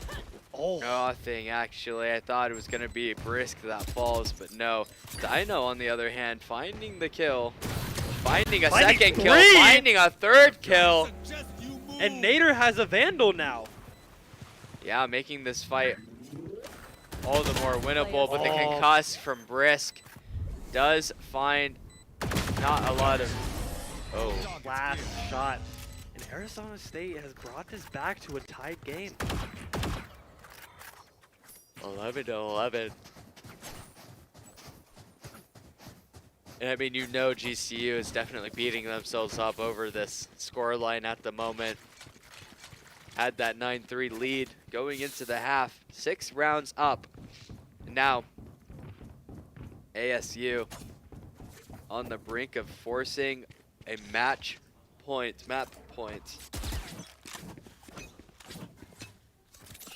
Yeah, that is really how it goes, right? GCU 1 round away from match point, while ASU is only 1 round away from the map point. GCU only needing this map to go on and win grand finals, but ASU needing this to stay alive and take it to sunset. Here we go. Very, very quiet across the map. It's just going to be a couple of shots being taken here and there in a Viper's pit towards a short. Maybe stunting a bit of the push that ASU wants to do. That Gecko flash, that Dizzy will not find really anything, as it just falls right back into the lap of Gecko. Also the orb, it looks like this TP is going to come through, and it's going to be Nate and Envy's to try and hold on to the site. It honestly might depend on how fast Nate can try and throw this Molotov out, and that's going to be the deciding factor. Yeah, isolates a couple of kills and finds a kill as well, finding the 1v1, but Jello, a crazy spray transfer, bringing ASU right back into it. As now the man advantage found, the retake has to start for GCU, but Koss is not going to let that happen. Jello with the third, and even the soars up into the top of the box. As now it just comes down to Volt. 1 HP onto Koss.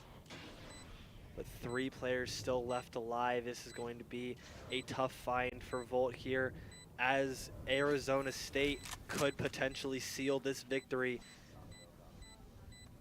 Yeah, and it looks like Volt's decision is not to attempt to contest the round, but in fact contest in the next round, as the save will come through.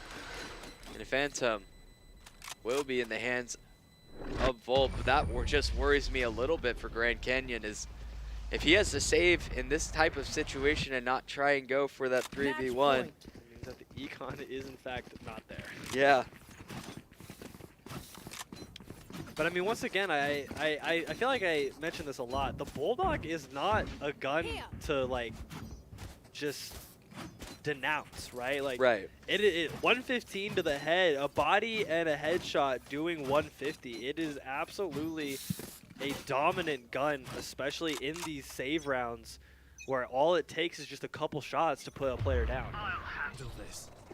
Yeah, and with that being the case, it looks like Koss might get signaled out just a tad bit as ASU taking a lot of space instantly, thinking the Grand Canyon might be able to, not quite too sure, find a very aggressive round, but Spike planted. actually they do end up doing so as The concuss does actually hit, but the kill might not come through fast enough. The blind, another. I was actually faked out by that one. The blinds come through, Volt only able to find one.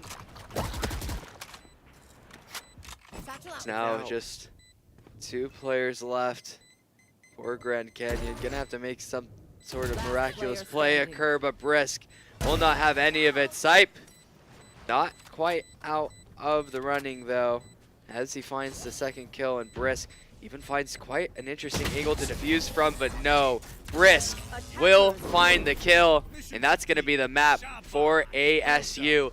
Quite the lead blown for Grand Canyon, a 9-3 lead going into the half, and that's gonna be ASU putting their foot in the dirt, saying that is enough, that is our map, as now we're gonna have to head to a map 5 decider for not only this series, but for the Western Cactus League tournament. You can hear the crowd in the opposite room yelling out one more hour of Valorant that we are going to watch here. We go to Sunset, and it is a map that we haven't seen yet today. Yeah, that is true. It's surprising considering there were three series that we did have to cast together. And Yeah. I mean, Sunset, I feel like is one of those types of maps that you can play that just gets played kind of often. You know, it's like Ascent, in a sense, not necessarily like Ascent, but you know what I mean. It's like it's a lot of teams' new like second or third pick, right? Yeah. The map has been out for enough time now where players are now comfortable playing on it. They don't have to leave it till last and then ban it out just to get their preferred map pick. And you know, I like Sunset a lot. I like the way that these guys play on it. Volt, obviously, on that fade is very comfortable with the lineups, Right. with the availability. And then I believe it is Envy's that plays KO? Yes. No, he plays the Breach. He plays Breach KO on doesn't this. they don't play KO. They on do not this play map, KO on no. this map? Okay, I thought it was the KO that got played. I feel like that was one of the other teams that plays KO on Sunset. We've seen Sunset get played by NAU GCC. It was GCC versus ASU, and Was the second ASU map? was the one that kind of boat raced GCC in Yeah. that map. Actually, no, No, that was- I thought that was Icebox. I think it was GCC GCC NAU. Yeah, it had That to was- have been because That it was the still map with 3 3. that, Yeah, that, that's what. G- Yeah, that 100%. GCC just kind of rolled through. Yeah. Yeah, Well- but I mean, we haven't seen a lot of it, and not even from either of these teams in particular. So we really have no clue how this matchup is going to go. Right. We're tied 2-2. ASU has stalled all momentum GCU has had from those first 2 matches, and now it really all comes down to this. And I mean, we've been here for a very long time. Yeah. And, We're gonna have to strap in. yeah, It's gonna be a don't worry, I'll lock in. I'll lock in for sure. But lock in. Target locked. But after we do lock in, we are Before gonna, we lock in. before we Before lock we in, lock in. we are gonna have to go to a break. It won't be as long as the last one, but we are gonna go ahead and make sure that we make the suspense a little bit bigger, as we have Ascent as map number 5 when we Sunset. do come back. Yep, Sunset. That's what that's I what he said. He said Sunset. We'll see you guys in just a bit.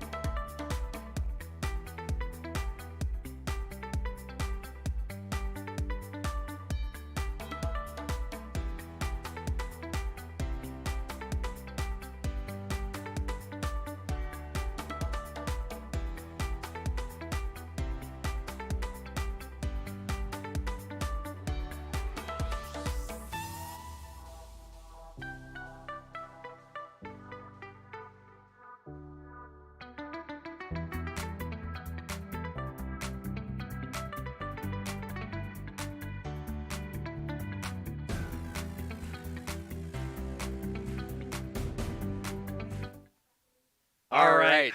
Hey! All right, we're back, and we are going to go straight into the game. Right before we do go into it, though, I do want to give one last shout-out to our sponsors. Just give them a big thank you. Not one just last, but one more. Well, yeah, of course. It's not We'll going to be the definitely last keep time. we'll Yeah. definitely keep But bringing right them up before, here more one and more. last time before our champion is crowned That's true. of the Western Cactus League.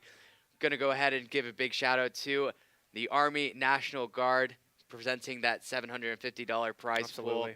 or prize just to the winner of this game here, this last map, as well as a big shout out to Rockstar Canes, RallyCry, and Esports U for Wow. being able to I'm put mirrored. up.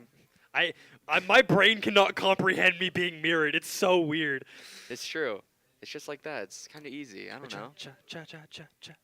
This is how we were This is how Eli was dancing earlier. That's not true. I was doing. But it we more are than going to go straight into this sunset matchup. It is the final map round, game number 4, round number 5 of this BO5. We have gone all the way. It has come down to this, and this will be the deciding factor. And I told you he plays KO. And Volt on Gecko. They heard me. They heard me, but it's not sight. What do you mean you told me that Envy's played KO? I literally told you, yes, Envy's plays KO. Oh, I guess he played. No, I said, isn't literally, it Envy's that plays KO? And you said, no, he plays Breach. he literally played Breach last time. I'm not saying. I'm just saying he's playing KO. I don't want to hear it from you. I'm like actually that, the baby. one that's on the team in this one, guys. But Gecko. Yeah. I think this is the first time I've ever seen GCU play Gecko. That would be correct. Yes. It is going to be that Gecko I don't on know. Sunset, and I mean, He must have been practicing it. well, yeah, that's how it works. But yeah, game 5. We're not gonna make this. You know, it's just a game 5. It's a BO1, and as we know, Yeah, GCU I'll wins their cope to that. BO1s. Yeah, I'll cope to that. It's a BO1, yep. Hitting I that mean, copium. to be fair though, GCU has won 2 of the 4 maps that they played so far. So they're definitely looking comfortable. I mean, it's ASU to win this, right? Actually it's GCU's to win, it's ASU's to lose because they were up at the beginning 1 map, and then they're letting GCU bring back 2. It's Yeah. really all. I mean, it's the classic line. It all comes down to this. I mean, that is One true. match. It is grand finals. It is the 13. final map. 26 rounds. GCU versus ASU. Who Okay. will take home the belt? That's true. And you know what I just realized? There may be a chance that the pistol's already going, and we're just not watching This it. is true. 'Cause Did you hear it? No, I haven't heard it, but I mean, that's what happened last time, so. That's true. I don't know. So who knows? I mean, maybe we're We're just here. sitting here and You're here. staring at the We can agent look at select at screen. how much these players are no lives by their levels. Yeah. lot of- 491. 573. 550. 498. Hey, guys. 533. Play a lot of Valorant, and we're Oh so my proud of you. gosh. That's so good. That's so good. I can't really talk. I'm literally I know like it's level like. 480 also. I'm not. Are it's you not- actually? Yeah, I'm like probably. 106. Yeah, I play the game a lot, so there's that. Oh, heck yeah. We actually do get to see the first pistol this time around, and looking forward to see what we have got in stored for us here, Grand Canyon and GCU ASU. versus ASU. We've got a lineup, and we didn't miss pistol round. Didn't That's miss always what? good. We didn't miss the pistol round. That's always good. Yeah, that's true. I do personally like being able to see every round that is played in a map. I know that sounds crazy, but I do like that. We have. Wow. I mean, I feel like if we're only missing one, it's not that bad. Gun here. It is. We are going on 8 hours of Valorant now.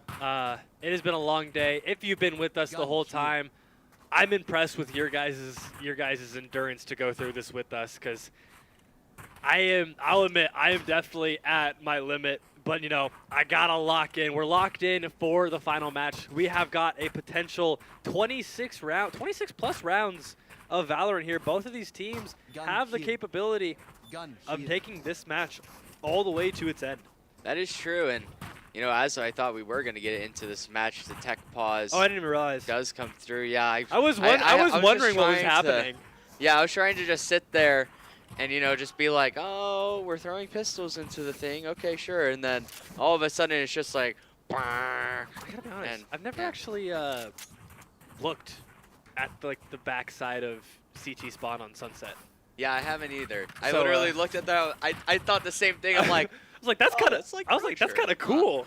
yeah. Fracture? I actually hate Fracture's design. I'm so glad it's out of the map pool. I You hate- no? Did you say you liked it? That's literally Oh, why I thought said okay. hate I this couldn't. guy. It didn't come through clearly. I thought you were saying you hated it as well. I was like, no, you don't. You like Fracture. Of course I like Fracture. I don't know It's a how- fun map. That's why. Fun doesn't equal good. Yeah, it does because Yeah, when for it makes me, your neurons pop. listen. And for I was me, called the iPad baby. You're the one that's like, I have fun map. Fun map. I like Fracture. Nice. The pixels look really nice. Oh my gosh. Map design fun. Very fun, but I mean, Fracture's not that bad of a map. I I just like that you can get kind of creative on it, and it's like, oh, if you could just push one side of the map out, just pinch because somebody always lurks on the. You know what side I'm talking about? The one with sand. Are you talking A or B?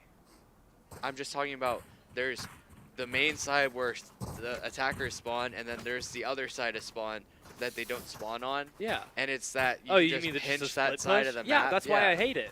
That's why I like it. Well, Fracture is probably one of the most attacker-sided maps in this game. And No And- no map should be that one-sided. You know what? If you like attacking that much, you do you. I am more of a defensive bro, what do player, you and expect? I hate Fracture I for literally that. am on the team, and we That's attack true. like You guys at the only. start of- I feel like you guys every only attack. map. You guys are on defense, and you still manage to find a way to attack. Yeah, that's what I'm saying. Full That's what I'm saying. rotate through. We're getting active. We're getting very active. I like this plastic. I don't know spatula. what you have been messing with even- that all stream, and I have no. Elsa What gave is to me, it? And I don't know. It's I just a random piece of plastic that you found. No, well, she gave it to me. So yeah, What I, is I it? just. It's a It's a tiny tiny spatula. spatula? Yeah, you just. You making For thermal oh, it's for paste. thermal paste. I Yeah. was really. See? I thought you guy were making. doesn't I get thought it. you were making See, like Like me, I get pancake. it. I thought you were making like pancakes for mice or something. Well, I mean, you can do that too. I would love to see you All try mice it. deserve pancakes. I mean, New York mice are kind of. Those aren't even mice. Those are rats. Yeah, Those exactly. are massive. So they're not mice.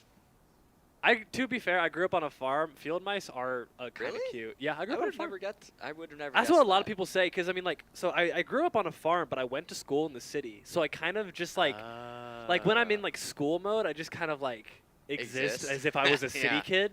Okay. But when I go home or I've gone to rodeos. I've gone to like what do you call them? Huh. State fairs. I love state fairs. That was probably one of my favorite things to do, because I was and then I did robotics as well. I did Dude, robotics that's 4 such a- years of that's high such school. a weird blend. The country kid. Country that's kid like, that does robotics. That's basically a city boy that does. I genuinely think the idea of being a farmer was ruined for me very early on growing up on a farm. So I was like, I want to get as far away from that as possible. What is that? Tech, STEM. I'm going to escape by doing STEM. Clickety clickety clickety. And then I went from STEM to film production because I hated coding. Yeah, that's fair. I've got a very interesting life. If any of you ever want to sit down and talk to me about it. Bro's itching to talk about himself. I just don't. It's not one of those things. It's one of those things where like I bring Oh, it up yeah, and I people are know. like, "Really? I've never known that about you." And just like I just don't talk about it. Yeah, that's true. I mean, that. I love me some cowboy boots. That's all. What can I say? Yeehaw. I'm actually Are you a country music This is actually a really funny story. While we're in a tech pause, while we're waiting, I can get to tell this Pause. story. 2 spring breaks ago, my dad and I went on an exotic deer hunt in West Texas. We were hunting a deer called Axis. They don't grow like multiple horns. Yeah. They grow one really long one and then like 2 little spurts out. They're really cool. So is it, wait, so it's like this, So or is no, it like, it's like is it literally like a it's unicorn? Like, it's 2. It's like Oh. it's 2 on each side, but then they get one comes out really low and then one comes out really high. So they only grow 3 antlers ever. Oh. So they're kind of a cool little thing. But we went on a hunt in West Texas, and I flew into Austin, and then we had to drive about 3 hours to get to this place that we're going hunting. Right. And the entire way there, I have a 7-hour country playlist. Like, I have playlists for every mood that I'm feeling As on you should. Spotify. That's correct. Right? way to So do it. I have a 7-hour country song playlist, and I played it. And my dad, who grew up on country music as well, like always listen, like he's maybe not growing up on country music, but I grew up on country music, and he Right. really enjoys listening to it on the radio. So I threw that on, and I'm driving, and I'm jamming along. And when we finally get to this place, my dad goes, "Do you know that you just sang the exact lyrics to every country song we listened to for 3 hours?" And I was like, this is what I grew up on. They just are Yeah. ingrained in my head. Yeah, So it'd be like that. I feel like with the music that yeah. we come back to, or you grow up on. It's the same thing with and this is where it gets really weird. 2010s pop and country music are two of my favorite genres. Oh my completely gosh, I feel different, you. completely different, but easily my top 2 genres to listen to up until like a couple years ago where I got really into K-pop. I am an enigma to most people. Brother, I feel you because my music taste is quite literally the same in every way. You listen to K-pop? A little bit. Oh, that's my boy. I gotta get you more invested. Or invested. I gotta show you the ropes. I have like a 13-hour K-pop playlist. Oh dear God. Okay. Well, anyways, we are in the pistol finally. After that very, very long tech pause, but not to fear, Valorant is back and ready. We're just gonna be going right into it. It's the stun off. A little bit of contact is gonna be found, and 5 players from Grand Canyon stacked up here in a main. And it looks like it is gonna be that Dizzy used to try and clear her out towards elbow, as well as the knife, trying to find that Cypher. That's going to be one of the main things we're going to have to look out for here is Grand Canyon finding the KO pick.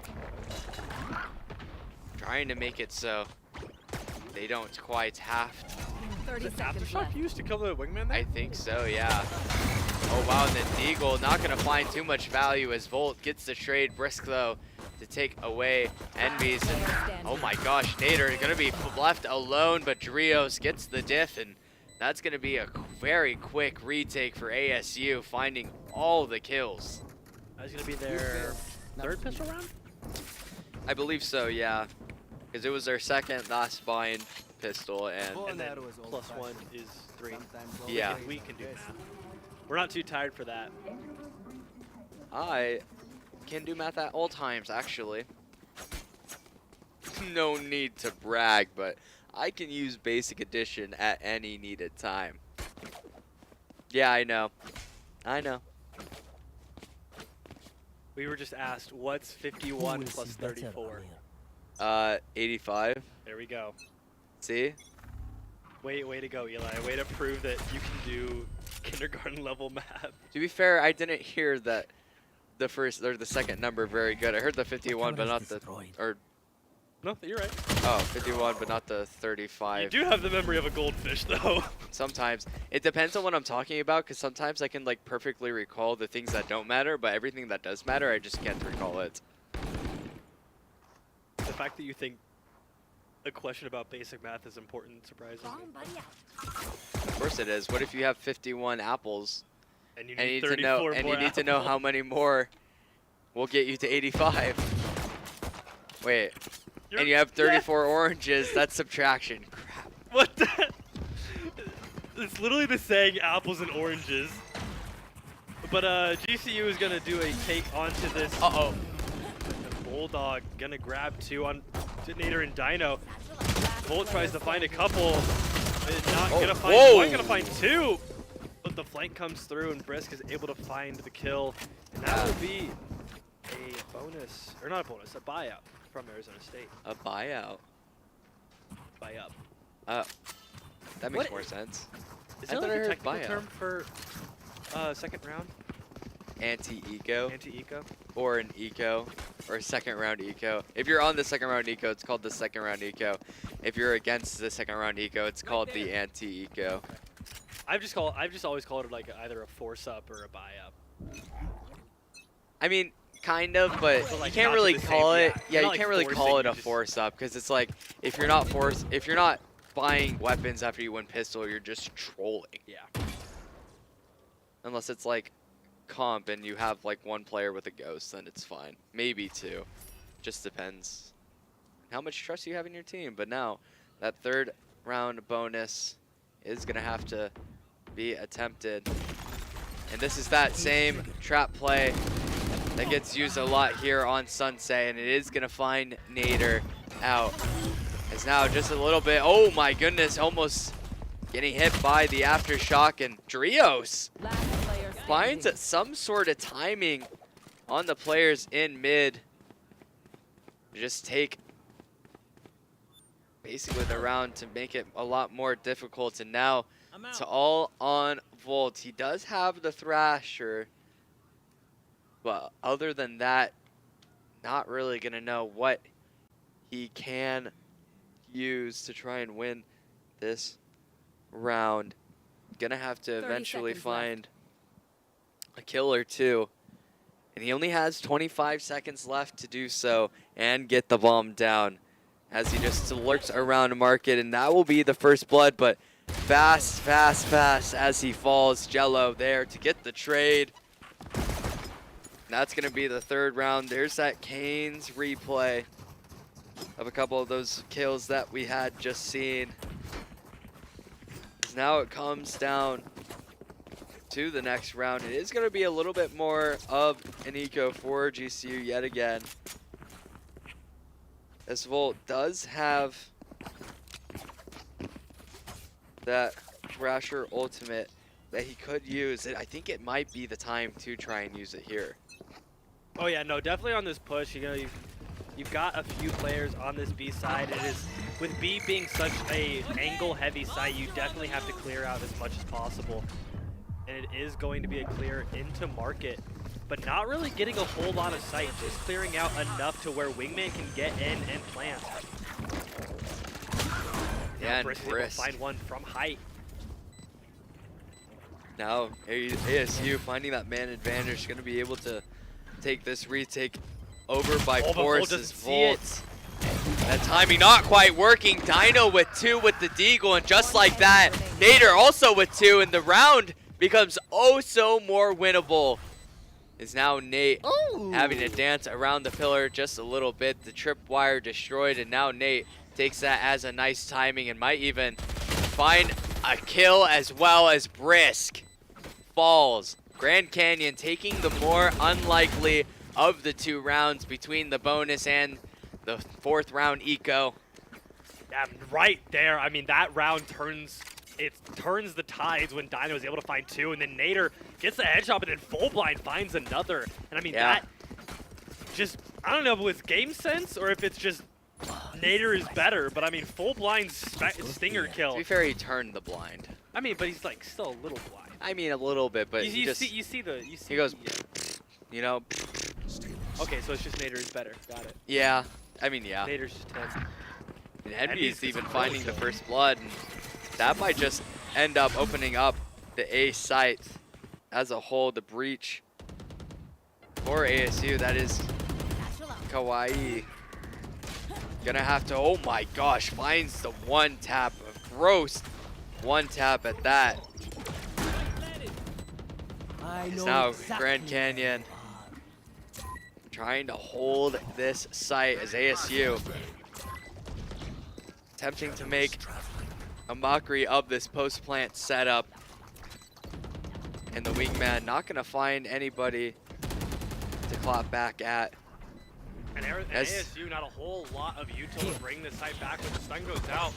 But it's really not going to find anything important. The F line, but Oh, the timing. But Nader, it does not matter. Finds 2 more. Drios to get a trade, but Volt gives that man advantage back. Now a 1v2. One player just has to run at the diffuser. Does get the diffuse off. And now both players do fall, but I mean, the round does become secured for Grand Canyon. And I mean, it's just really unfortunate timing for Envy's that smoke goes away. But that blind that goes out still is going to pop, and Nader's still able to play off of that. Yeah. Maybe getting blinded a little bit himself, maybe able to turn away from it as the smoke goes away, but just able to kind of clean up on those rounds. But yeah, if Nader gets taken out there, that round definitely goes a completely different way, as that blind could have been a detriment more than a help. Yeah, it definitely could have been the case. And now the problem here lies for ASU is that loss definitely takes a knock to the eco for them, and a big mid push to ensue as GCU. The plan was to go towards B, but now that plan has to be sped up astronomically as a couple of kills. Oh, actually coming for Jello, that pure rifle finding value. And wow, a nade double kill. And wow, I mean, this is crazy. Volt yet again has that thrasher. On the thrash. Bolt just used that 2 rounds ago and now using it again, but now here we are in round number 6, finding maybe not another kill. Drios though does get traded eventually. Sipe with 3, and oh my goodness, Grand Canyon did not look quite into the map at the beginning, but obviously as they come into these last 3 rounds, they look quite dominant. You gotta love Spectre run and gun.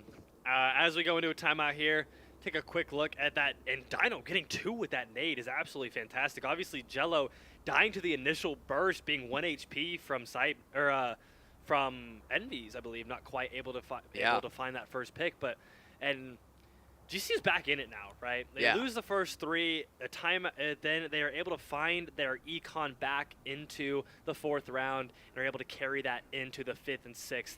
And now we're back at a tie ball game. Yeah, and ASU just has to try and dig their heels in and try and replicate what was happening in those first 3 rounds. Obviously, you can't quite call it, you know, the same type of rounds that you want to be playing, because it is that pistol, it is that second round. It gets a little wonky with the buys here and there. But, you know, when you get to that 3rd round, you win that bonus.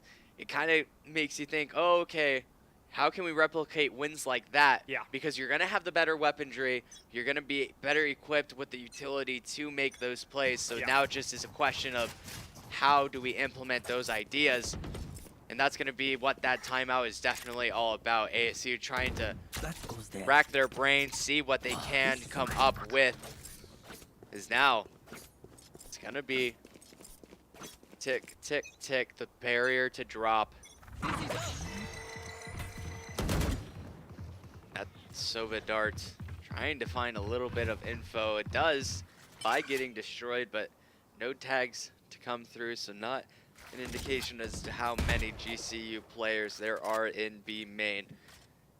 The stack towards B, 3 players strong.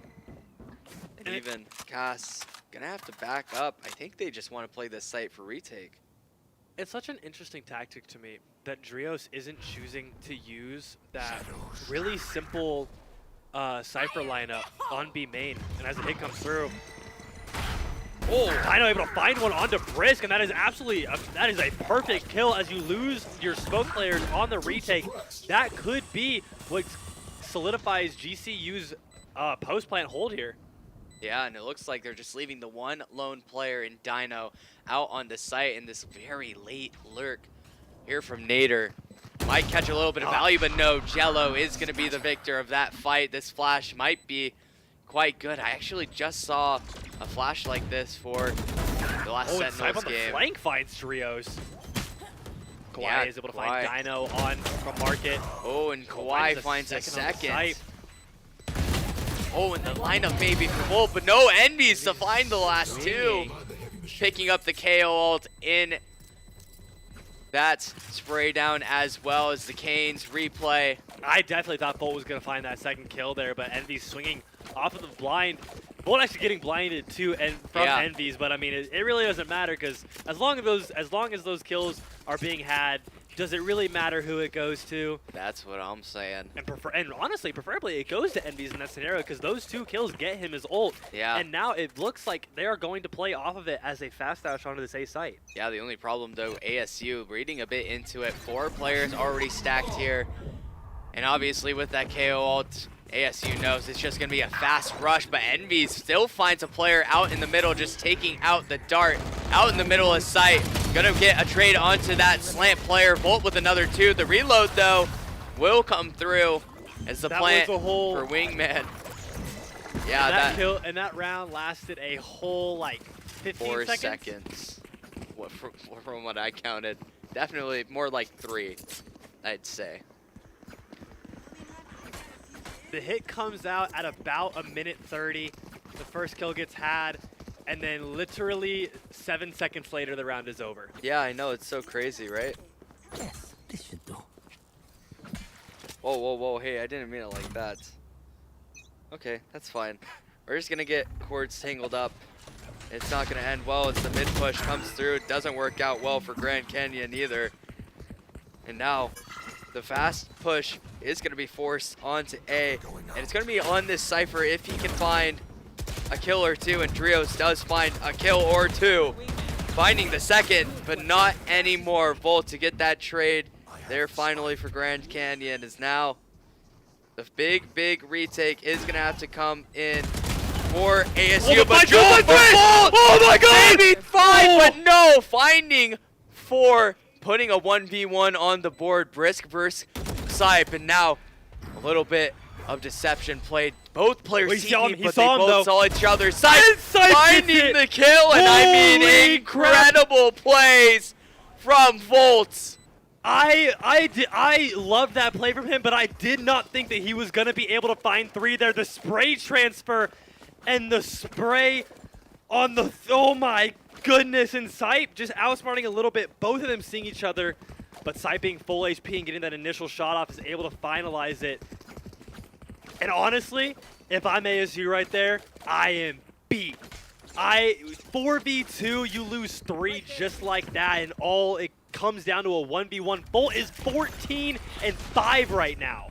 Yeah. What do you do against that? I mean, Volt definitely making his presence known on this map, being the Gecko player, and I believe this is his 3rd time with his ultimate online. Might even see that ult used again, and now there it is, the Thrasher to try and open up the site, detained on the slant, and now it's going to be Kawhi trying to get out and get a little bit of help to his teammate, but none will be found as Nader also finds the helper through a link. Volt another through the smoke, and now just one more player for ASU, and he will fall. A flawless round for Grand Canyon, and they seem to be sweeping away with this map.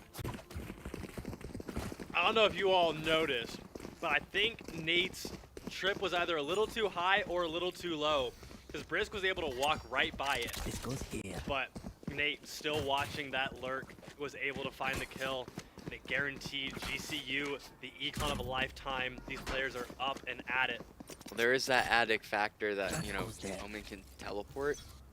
Might have just teleported past his TP. Either way. That's true. One suppressed. Either way, does find the flank kill there in Grand Canyon. Not liking the situation towards A. Just going to elect to make the fast rotate back towards B. And now 4 players, maybe even 5, just trying to flood out through this B main position, and a couple of tripwires going to stand in their way. It seems like GCU has had the perfect read on ASU this entire game, always finding the site with the least amount of players. And the hit comes through, ASU is just going to have to back off. Sova ult comes through, denying. Uh-oh. Nobody Even gonna maybe fall to hitting. it, though. The only one falling is Wingman, which arguably is the worst thing you can lose. That's so true. Rest in peace, Wingman. We'll see you next round as the retake does come through and the party does commence as Jello starting it off with a bang, getting a kill with that raised ult, as well as the aftershock with Kawhi.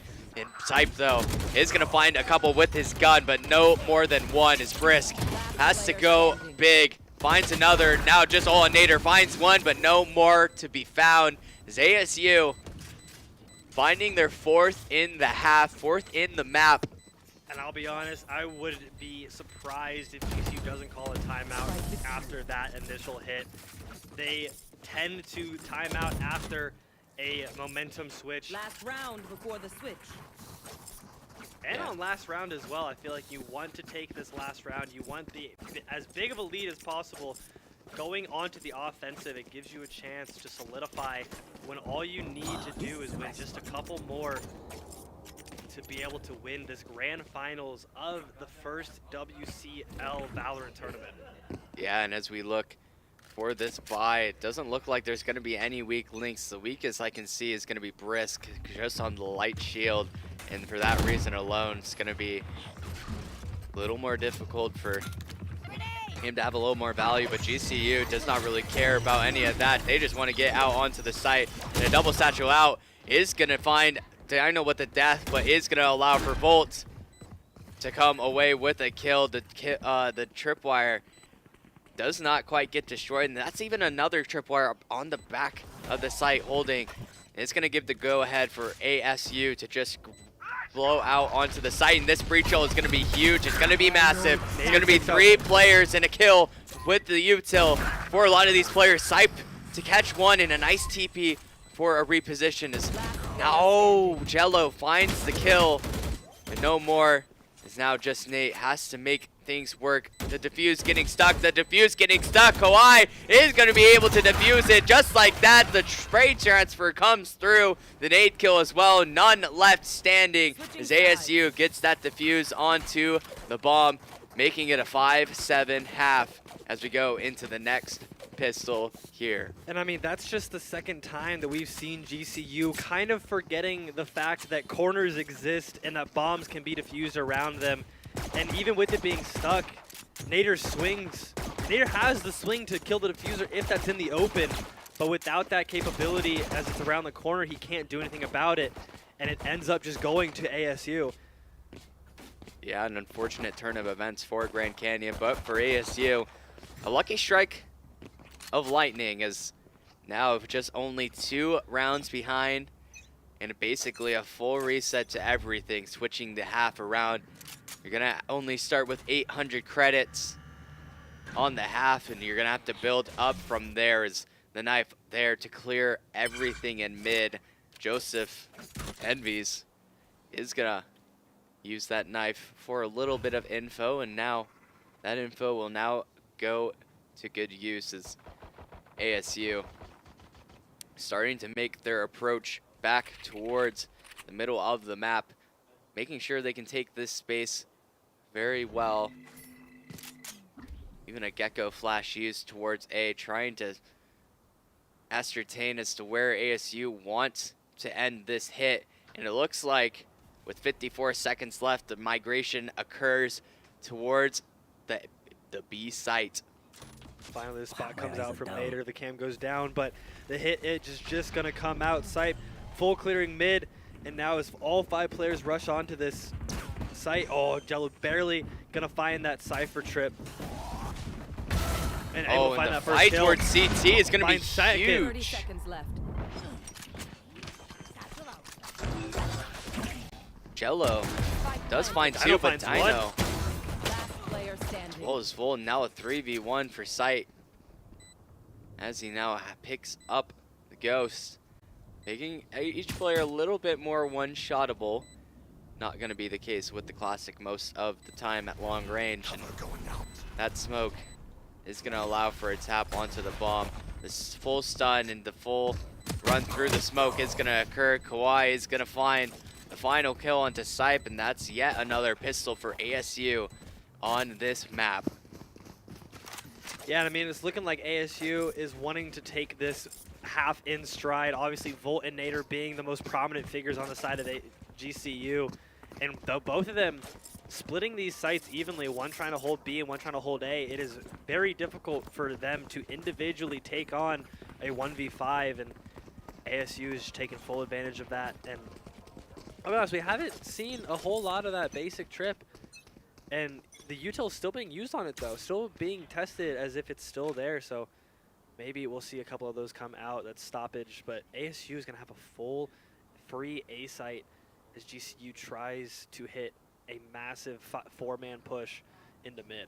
Yeah, and this could get sniffed out by Drios just being super late, and Sipe was going to be the one that could have fallen, but now, oh, but the knife is out, and he can't find any value at all, as now, All but one of the players from GCU are gonna have to go back around. Drios, 1 HP. GCU makes this a very difficult scenario. Jello with the Phantom in the second round is definitely gonna rip a couple of heads off of these lighter guns. It's now the slow walk up. Even Sipe finds a kill and finds the kill onto the rifle. Possible that now a recovery of that rifle might occur, but no, the kills do not go Grand Canyon's way, and Arizona State takes another round, making it 7-7. The anti-eco works out just like a charm. But now we've seen it. They could potentially get a third here, but then GCU runs away with it. So I think we definitely could see a round 3 GCU win. Obviously, having the better weapons on defense is always going to tend to be the better decision. Able to take those retakes in a lot simpler fashion, as ASU wants to take this B side here. Slow walking nonetheless.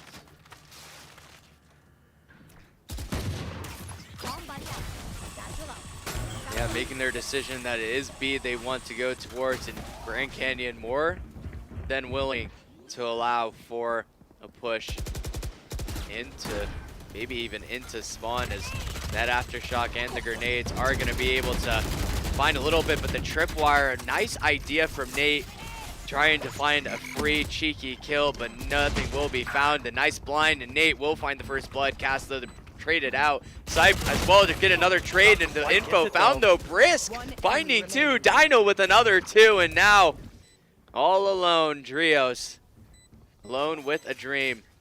Has to try and find maybe this spam through the smoke, and to find the spam through, he does the halfway turning point, the swing, but no, Volt just a little too strong in the 1v1s. Will come away with the round. A bit of a whiff too from Drios. If those first couple of bullets would have found any part of Volt, it could have met the end. Yeah, and I mean of that round. Yeah. And really, that 4th bullet of the Vandal spray that goes up, Volt crouches directly under it and actually manages to avoid it perfectly, allowing him to kind of get a counter spray going. And he is now 18-9. Huh. On the character we've never seen him play before. That's true. I'm telling you, Gecko, maybe just be the move. There they are.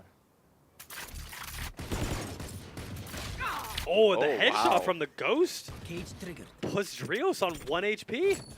Yeah, that Sheriff does do wonders.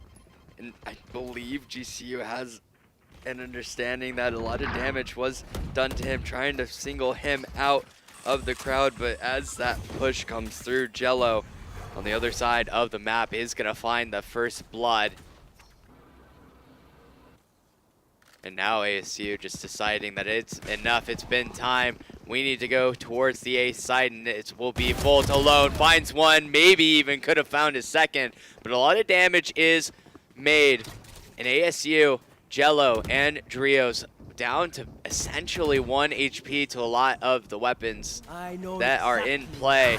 That Cypher ult does come through. Cass gets a kill with the shock dart, finishes off with the gun. And Nader just now alone in a 4v1 has to make magic strike. But the up down, it's just a little too strong as ASU makes it 8-8 even after that little pit stop of around the round before. And now the timeout from Grand Canyon is going to be needed for sure. And this is exactly what we were expecting going into this match. I mean, it's just an absolute brawl, rounds going each and every way for both teams. The half ending 7-5. ASU able to find 2, bringing it back to 7-7, and then a round going to both teams ties it up 8-8. And I mean, I've been saying this for a while. This game in particular could go either way. It definitely could, and I mean, obviously when it goes to 8-8, you know you only have 5 more rounds to get to that number 13 mark in the map, and you know that is obviously the deciding point of this map, of Valorant. So it just kind of comes 13 down to round win. Yeah, I knew that was coming. I 13 saw the round- little smirk. I was like, 13 round equal to win. No, Eli fumbled. thank you, got you. Haha, you're Aha. welcome. We're I keeping was you on just your toes. reminding people, of course, because I mean they see has been a they long see an time. overtime game, and it goes over 13. Actually, and they now might that I'm be thinking about it, confused. I think the only overtime game we've seen is was it game 2? No, it was game 3 GCC. All the other games have been in a pretty decisive factor. Yeah, just about. That's true. Oh, but I'll give you a guess. Hold on, real quick, for who already has their ultimate ability up for Grand Canyon. I know you can see it right there, but yeah, Envies. again, yep, you got it right. Nice Let's go. job. Let's go. I Yeah. know who's. No, it's actually Volt having Thrash up for the 4th time this game. I It's think got to be the 5th. I 4th or think. 5th. Something something like absolutely that. insane. He has had the opportunity. It might have been 4th then at that point, but along Here. those lines, the dart to clear just a little bit of space towards elbow, and ASU deciding to take this really, really slow. No advances towards really any part of the map. Just kind of sitting and waiting, allowing for Grand Canyon to maybe get a little more aggressive than what should be allowed. And this time around, it is going to be the wrong read. Grand Canyon not deciding to take them up on the offer to take some map control, and the door goes down in market, and now just 30 seconds and only a little bit of space towards 30 mid seconds has been called. Is now the hit getting ready to come in. And now, here comes the hit. The Rays ultimate Jello does get something done, finds but two. no, Dino When that finds block is four! Nobody cleared the corner, It was Dino! 10 seconds, and Drios in mid. It's just a simple 1v5 almost. Not Almost quite about gonna- to get that kill too, maybe just begging to get the ace, No! but the ace does not get found. Drios to pick up the kill, Envies finds it. and I know for sure he definitely will have seen that damage report onto Drios, seeing the 148 and calling it a bit of a blunder, but I mean, the fast reactions from Dino there. It's these decisive rounds where these players almost just tend to completely skip over checking their corners. I mean, it seems to be like such a common theme in these rounds, especially like when we would see Dino sit in stairs on. Oh, but you know what? I'm gonna shut up as the fast dash comes through.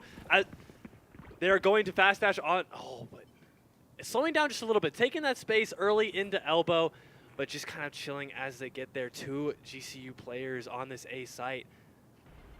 Yeah, and it looks like that aftershock might make things a little difficult for Nate, but no. Does go away quite early, and the nice Gecko flash does find Envies is there to couple help. of kills for them, but Kawhi will not go down quietly as the bomb gets tapped, and Envies is 1 HP. A nice Molly lineup there to drive out the players through slants is now the flank to come through from Sipe, the paranoia as well. Spike The planted. bomb does go down. 2 ultimates to work with, and they're the breach all thought about, but not for too long, as Kawhi might actually Sipe get on a caught perfect here. Yeah, flank. Sipe in a great spot, finds the second as well. Grand Canyon finding a little bit more momentum in this half. Disgusting. All right. GCU has found their footing after that timeout. And like you said, they've got 5 rounds. Realistically, they have 10 to find that round 13. But I think GCU wants to do it in 5.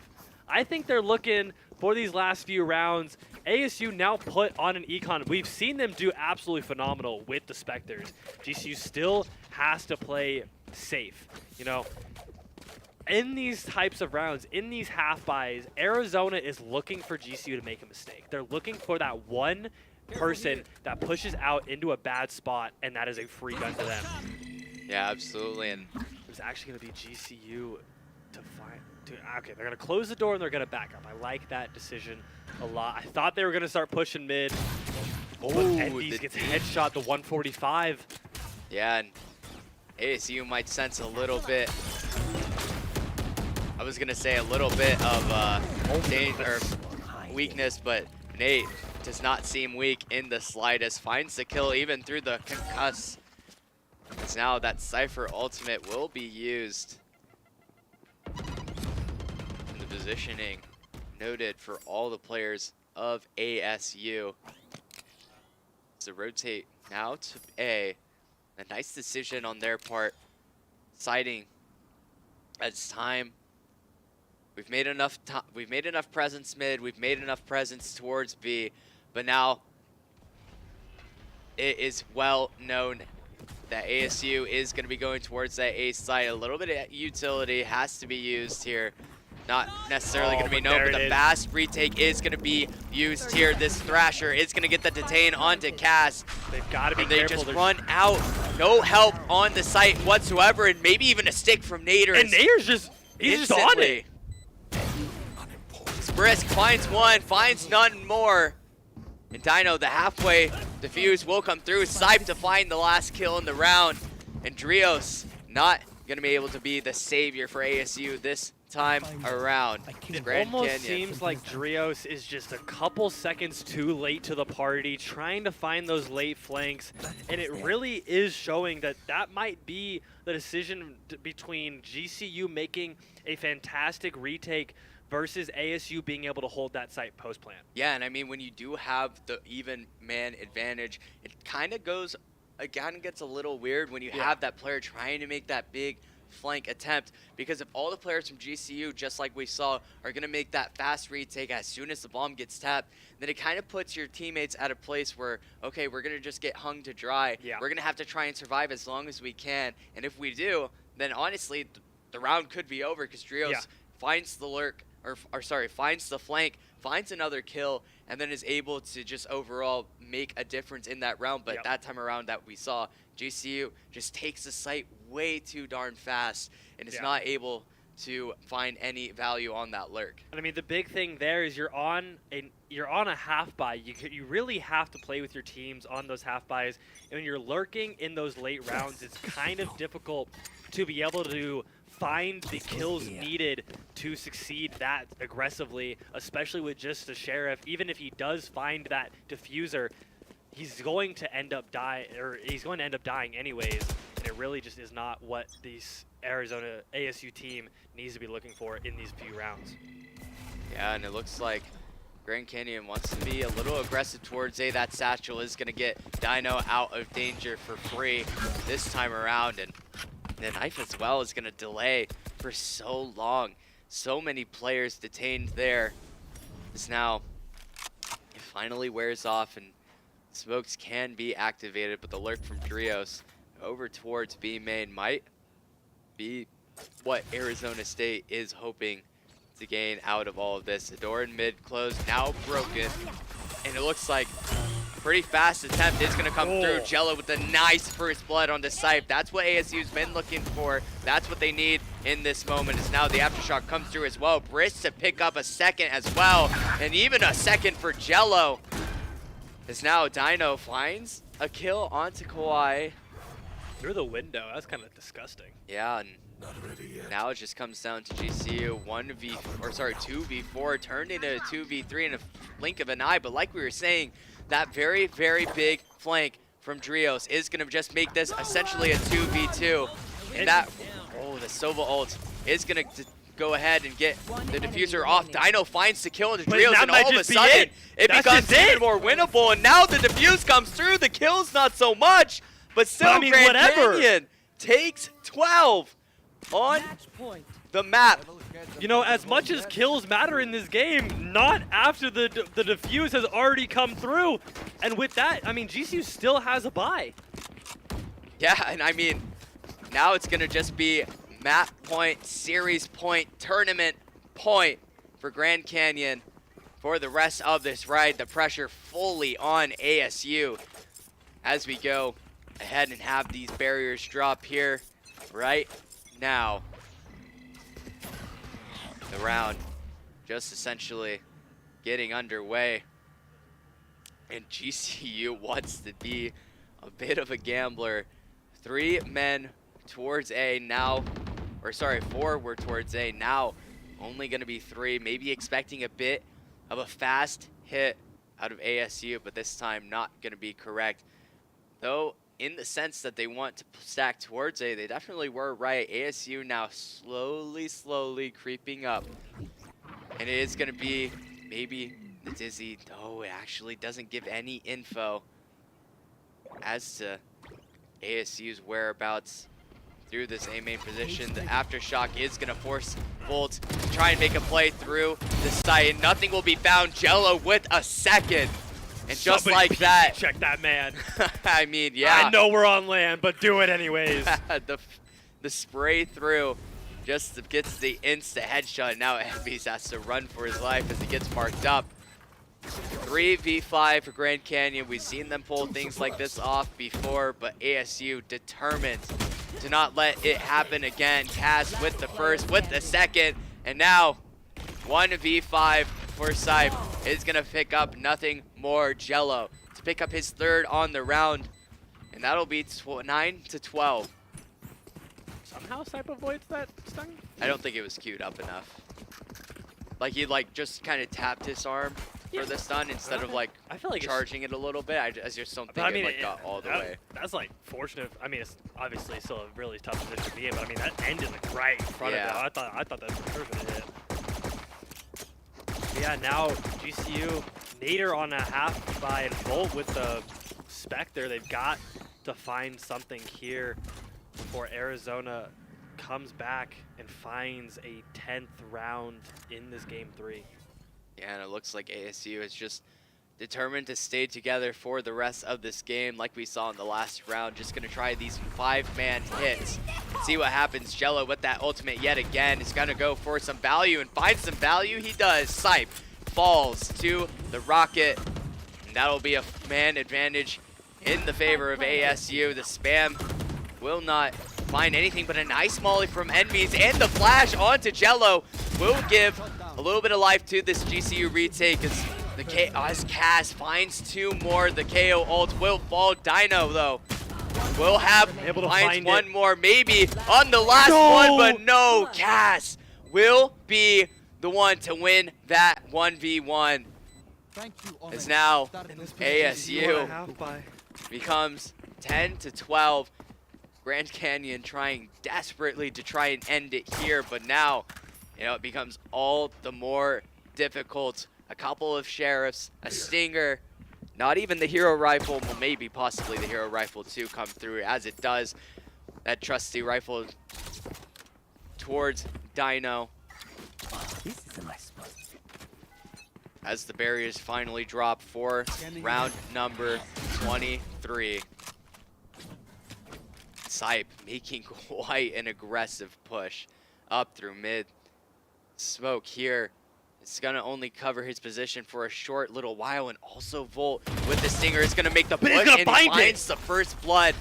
But that is gonna be the activation. ASU is trying desperately to find this trade and find it. They do. Kawhi through the smoke, through a wall, will find the kill as things quiet down yet again, and now Sype could be the determining factor for this round and find the kill. He does not. Cass is going to be the one to pick up the kill instead. The Cypher ultimate as well going to be used here, and now ASU is going to try and just bull rush towards this site. Nader fully alone, has to maybe hit a couple of shots, but hit them. He does not. Maybe just a couple of shots with Dino with the Vandal, making it work. A couple of kills here and there, and he is out on the site, finding quite the timing. Kaz might not be ready for this Amali as well. Finds the third, and Dino. A 2v1. Dino has 3 on the Thrifty, and but Kaz has something to say about it. Kaz again on the 3rd kill in the round, clutching it up for ASU again. And I mean, this guy has been electric all series, but especially showing it now. Determined to make it to OT, determined to make this last map last for as long as humanly possible. Jello at 25 and 20, Bolt at 24, Dino at 22. All of these players. I mean, Envies has 22 assists, doesn't have those kills, but assists basically doing just the amount of work as the kill itself. Yeah, now this round becomes oh so more important. 11-12. This could be the deciding factor for this half. And I mean, the momentum, if we go into OT, have to assume it goes to ASU, finding 3 or 4 rounds in a row, rather. That's assuming that they do end up with this round as well, as Jello deciding that it's time to get aggressive, but no. The satchel back instead, finding a little bit too much. As now things quiet down yet again. A couple of ultimates as well to be used for ASU. The Sova ult for that post plant can be oh so devastating to any attempt. Camera taken out. There goes the camera, the info gathered just a little bit. Nader is going to be the first line of defense towards this B site, but I mean, GCU definitely has some sort of read onto ASU as this full rotate over to A in essentially the same way as ASU has just walked over, and now the site hit will commence. The smokes go down and the util thrown onto the site. The Sova Dart will find nothing, and that will be a bit of a span through, getting a lot of that damage onto Jello, very prominent member, but the push through to spawn in the concuss, but Sype has the help, he has the kill, and the Sova ult will come through. Brits to find another, and the Sova ult will find some value. Emmys with another kill, and now it becomes a 3v3. But the Time blind! running low. Enmy's gonna find 2. Enmy's gonna be alone on the site, has to defend. Trios will find him on the site. Gator as well. Bomb now is just 4 seconds left, no time on the defuse, and that will be it. Grand Canyon punches their ticket to Arlington for CECC May Madness. Just a few days ago, or I believe it was sometime last week, they ended 4th in CVAL, just barely missing that entrance.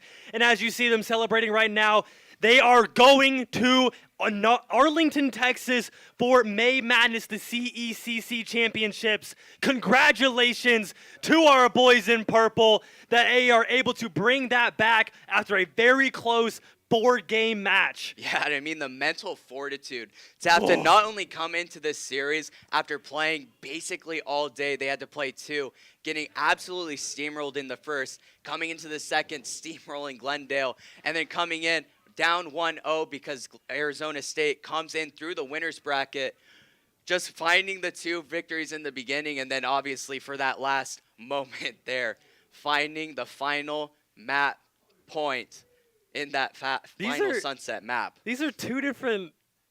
What the heck? This isn't even the same, like, it's like... Good. I'm Nintendo and you're... I'm Mario and you're Sonic. Hey man, I just got to get a blue hedgehog, but right now I just want to keep on congratulating Grand Canyon on their great win.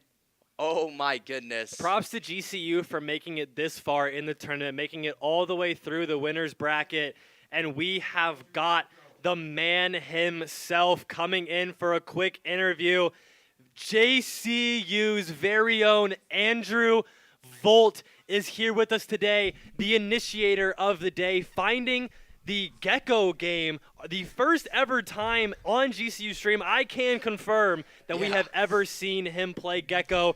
And as we take an interview with him, I just have to ask, what the heck is that pick? Oh my, that was something I think we've scrimmed it twice.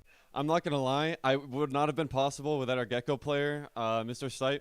He is the greatest Gecko player. He's at Radiant Gecko only. I learned everything I did from him. He deserves all that credit. I was just doing what I do best, trying to initiate whoever I could, and oh man, that was like all a blur. It went by so fast. Initiating yourself to 26, 27 kills Something in like that that, game. yeah. Finding Thresh, I think we decided it was 5 or 6 times in that entire game. And an ultimate that isn't exactly the cheapest, a 7-kill ultimate. It is tough to find those kind of kills. What is going through your mind? You're down a game, you bring 2 back, you lose the 4th. Where is your mind at going into this final Sunset game? Well, we played, honestly, 2 perfect games of Valorant. The first 2 were some of the best Valorant we've played. We all knew that. We were all in the same zone. Everybody had a moment. There wasn't one time where somebody, was lackluster, and if they did, somebody else picked it up and encouraged them. It was never like, hey, man, like, what are we doing here? Like, you need to do more for the team.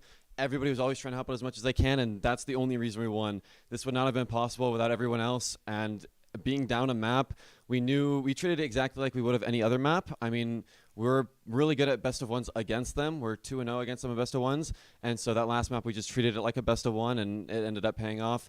Had some great reads, to be honest with you. I don't know if I've called a better best of 5 than that one. That's for sure. Yeah, and I mean, And- it definitely showed with the result as it comes out. Again, a victory, 3-2. And I just got to say, there's that one round I Oh. got to ask you about, that 4v2, Yeah. where you push spawn and get the spray transfer onto 3 Yeah. players. What was going through your head as those kills came in the feed? Were you just shaking? You just couldn't believe that you just did that? And then obviously for Sipe, clutching up that 1v1 as well. Oh yeah, that was a big round. Honestly, I looked up, I saw it was a 2v4. We have to make a play. I think my teammate still had a plant too, so he was planning Gen. I heard a breach and I think Omen CT, so I decided to take the timing. I knew if I swung at the exact timing of them walking in the smoke, or the breach was scaling around the smoke, so if I kill him first, I can isolate each one, and my muscle memory just took over. I mean, I've practiced for thousands of hours for this. And it ended up, I just put myself in the perfect situation, and that's all you really need to do. The rest, your body does the rest. Yeah, it's so true. Absolutely. And I mean, I've been asking quite a few players this today. Volt, how do you feel about the inaugural Western Cactus League tournament and being the champions of that tournament? Oh, it was absolutely amazing. It was genuinely one of the best days of my life. We lost 0-2 in fashion that we looked like a completely different team. And then we pulled up the first 2 maps. Minus Bind, we pulled up first 2 maps, and like I said, playing perfect Valorant. We were playing together. We were playing as a team, and they were playing a different team. They weren't playing the GCU that was playing 4 hours ago. That just wasn't the case. Played against GCC, had a great series, and it's one thing to do this, with everyone either online or in person somewhere, but it's another thing to do it with the home crowd. And to be able to do this with everyone, with Jay, our director, in the back, and everyone supporting us, cheering in between rounds, I will never forget this day. Absolutely. Yeah, absolutely, and never forget it, you should. GCU is going to be crowned the victors of the inaugural season of the Western Cactus League. We thank you again for coming on and giving us this interview, and obviously, again, congratulations on your big win. Yes, thank you so much, guys. It's been a pleasure, and I hope we can do this again next year because this was one of the most fun days of Valorant. Sure, it was the most, but it was definitely the most fun. It has been. We are officially on hour number 9. Yeah, hour number Valorant. 9, and that was a best of 5 down a map already. Yeah, so that you guys have played every single game of Valorant that we have seen today. That's true. You guys are always on stream during our normal ones, but being able to play for 9 hours, the endurance you guys must have been searching for to make it through all. I believe 2, 4, 8 games of Valorant that you guys are playing through. I mean, it is just absolutely impressive. Definitely, yeah. And shout out to you guys, to all 4 players, to Nader, everyone. to Envy, Everyone deserves recognition for to this one. Sipe, and to Bolt. And then who else am I missing? You. Who else am I missing? Coach Taro and Lumpy. Coach Taro. Oh, Lumpy as well. Yeah. The other sub. Gotta Not get this everyone guy. in there. He wasn't with the team. He was over here. Hey, he was there in casting spirit. with me. He was there in dealing spirit. with me That's true. the I whole am time. there in spirit. I swear. I swear. But once again, congratulations, Volt. Congratulations on an absolutely dominant tournament. And we are so proud to see you guys head to Arlington, Texas for the CECC Lopes up, baby. Valorant Lopes up. Nationals. Yeah, and as we come to a close for this Valorant tournament, obviously, we want to give one last shout out to our sponsors. Obviously, we're going to be shouting them out as we go into Rocket League here in a little bit. Your last shout out. And yeah, our last shout out. Army, National Guard. Yep. Oh my goodness, I almost forgot for a second. My mind Oh, racing. it's all over. It's after all that, over the place right now. Same for me. As obviously going to be the ones that are funding that prize that does go to Grand Canyon here, as well as a couple of other sponsors here that made this all possible, as Rockstar Canes, RallyCry, and Esports U. Thank you for the partnerships that you've given us. Thank you for this support in general. Oh, and yeah, we could definitely. I mean, there's not much you can say about that. That game went exactly how we could have hoped for. GCU sending it almost to, or ASU, apologies, sending it almost to overtime. But in that final moment, GCU is able to finalize it in round number 25. Yeah. 24. 24? 13, 11? 24. 24. Yeah. 24 rounds of Valorant. But I think with that, as we get set up for the Rocket League tournament, I will be back. Eli, it has been an absolute honor casting with you for the Western Cactus League. Any final thoughts from you as we head into a break? I'm feeling loped up. Loped up? I'm feeling loped up. Are you feeling a little tired? Are you feeling a little Valoranted out? I am feeling a little Valoranted out, but at the end of the day, that's what we're feeling. Lopes up. Love that. Love it all. And, just a big shout out to the esports department in general for putting on this great event. All right, we will see you guys back in just a few minutes with Rocket League. We will be right back.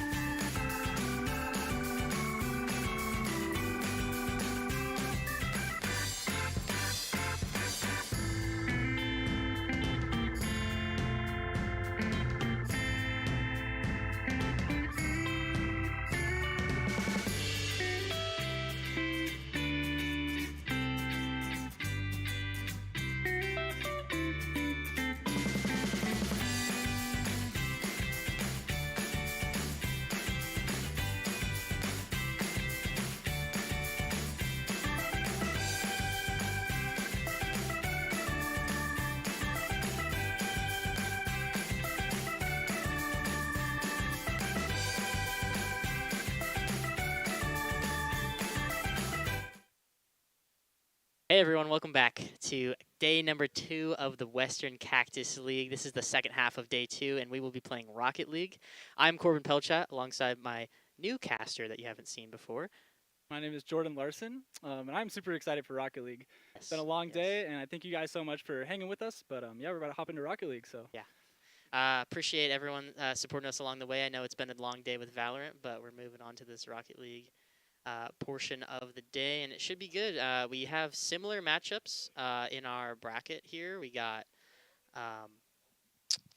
just right here, we got another ASU versus GCU matchup in the winners final.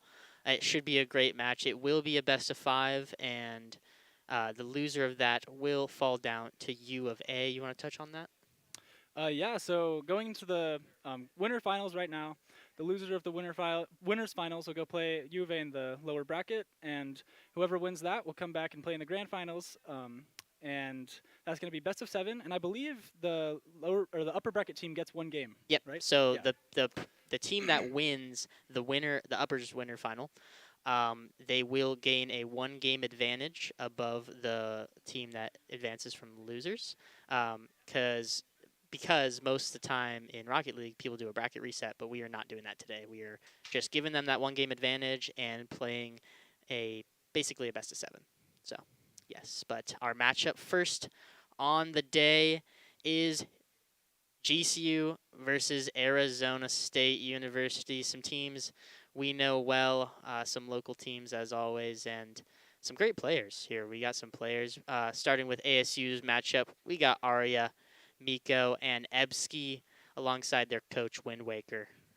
And then for the GCU lineup, we've got Nando, Froppy, and Steve are going to be playing today, and then alongside their subs, which are Corbin and I. Ourselves. Yes, we are the subs. It's a blast. We helped this team practice to this point, so it's been fun. Yes, we are going to see how they perform. That match will be coming in here soon, but first off, Jordan, what card do you use the most? I use the Fennec the most. I used to be the Octane, but I've seen a lot of pros using the Fennec, and I'm trying to just get used to it right now, just play it more consistently. Yes, yes. Colored Fennec? Titanium white Fennec specifically. You like the white Fennec. Okay, I know some people don't like the white Fennec, but that's all right. Game number 1 on right now. We got ASU, GCU, and it's starting off quick with Miko going for an air dribble cut off by GCU's team. Here we got Ebski looking for the pass, but super big Steve blocks it off. Now Steve 15 it into the corner. Arya's going for a shot, but it gets denied. And GCU is onto the offense, but ASU denies it right away. Now we got Miko going towards the net. Arya's almost there to take the shot, but it gets saved. Froppy going up for the 50. Gets beat off by Ebski. But Nando trying to push it downfield. Froppy going for the 50. Miko gets it past him. Now Steve gets a beautiful clear off the side wall. Froppy touching it into the corner. Arya's going to be there to receive it. Steve trying to get the block, but Arya gets it away. Arya gets a flip reset over 1. Steve might be able to capitalize on that. Brings it up the wall. Looks like we have Miko going off the ceiling. GCU's offense looking good off the backboard, but it gets blocked away. Yes, both these teams starting off quick. Their offense strong, and ASU looking to make a start with the first goal of the day. Miko and an assist from Ebski. Just a great touch from Ebski, leaving his teammate in a great position to score a simple pass off that right wall. Yeah, and beautiful power on that shot. GCU just barely couldn't make it back in time. See how this kickoff goes. You got Steve looking for a little bit of a delay. Nando's going to be fighting to get that boost. Looks like he gets it. He's trying to bring it out of the blue half. Bring it over to his teammate Froppy. Froppy on the offense now. Unable to get it to Steve. And we have Nico. Gets a demo on Steve. Ebski going for the fake on Nando, but Nando reads it. And Nando playing it off the corner. Looks like he's going for the pass, but Rico denies. Froppy getting it mid to Steve. Steve's not able to shoot. And Miko with a whiff, but Ebski's going to be there. And it looks like it's in the net for ASU. ASU again finding a way to get past this GCU defense. They don't seem to be starting strong like we've seen them yesterday in their offense. I think they scored 7 goals in total in just 2 games, and we're seeing nothing here in the first minute and a half. Yeah, ASU starting off very strong. Nando gets a good 50 at midfield, but Ebski's just there to capitalize, and everything that GCU seems to be doing is just getting read by ASU perfectly. They always have a man on it so far, and there's a bump from Arya, but it looks like they're a little bit overcommitted. Now Steve's going to try to get it off the backboard to his teammate, and almost gets the goal just off the post. Now Arya trying to hit it away, the whiff, but they faked each other out. Ebski's hitting it into the corner. Steve's there to catch it. Now Ebski trying to get it mid to Miko. Miko with the fake pass one, going up the wall, has a teammate mid, but Froppy's able to deny. Indeed, Froppy with a great play there, trying to relieve some pressure from his team, and he does with a follow-up from Steve, but Nando can't get a play in the midfield. It's leaving ASU with a great position, but a miss coming in from Arya, allowing Steve to take it down the field. Nando doing all he can to get some sort of offense out of this, but again, it's swatted back. Froppy hitting it off his backboard, very vulnerable GCU here. We might see a goal coming out, but no, this ASU offense could not find a way to get to the ball in time, and it's allowing GCU to create this counterplay, a play blocked still by Arya. Some great plays for both these teams, a reset in the open field just to clear it even farther away. A smart play there from Arya. Yeah, it's looking like GCU might be a little bit shaky with the nerves going into game one. We've seen a few uncharacteristic misses, but ASU Ooh, double demo? starting to slow down a little bit with the demos from GCU. So Nando gets 50 by Ebski, but he's able to bump off Miko. But ASU remains on offense. Nando looking to turn that around to Steve. Oh. Steve unable to reach the shot, but Froppy's picking up the speed, and there's another demo from GCU looking to get it past to Steve. Gets blocked off though. Now Nando trying to get it to Steve again. Steve not able to connect. And GCU's really looked to turn up the offense for the second half of this game. Indeed, today they have been. It looks like they've put in their time for practice today, and it is paying off so far as they're 2 goals ahead with just a minute and a half left to go in this first matchup. As to remind everyone, it is a best of 5, so we will be seeing at least 3 wins needed from both of these teams, and this could be the first win for ASU. Yeah, a minute left, looking really good for ASU. GCU gets a shot. Come it's on! Off, but someone's there to finish it. Steve just off the corner.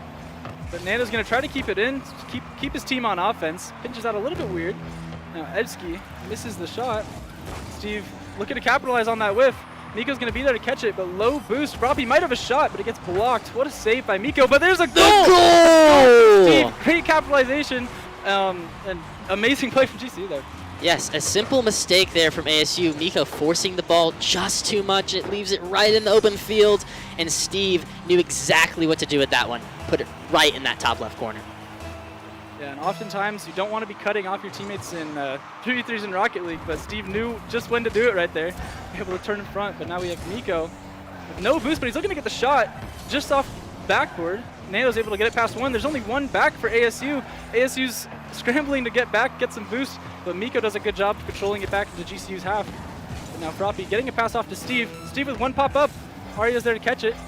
And GCU only has 30 seconds left to get one more goal to bring this game to overtime. Indeed, not much time left on the clock here, so GCU needs to be in crunch time, get their plays ready. Froppy doing just so, trying to hit it off the back wall to Steve. Nando in the air, can he get the shot? He puts it down, but Miko with the save. It's still in the midfield. Froppy with a cut, and it's in! He equalizes the score for game number 1.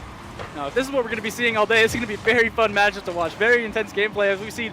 We might be going into overtime here. 8 seconds remaining. Froppy's able to get it in. And it looks like GCU really turned it around the second half as they lost a couple goals in the beginning, but they've got a lot of momentum going into this overtime. Yes, it took them some time to warm up, but game number 1 is tied, and we might see a shot here. Froppy going low, but it's again touched away. Ebski with a weak touch. This might go mid. Is anyone going to be there? No one's going to be there, and it's dropping to overtime.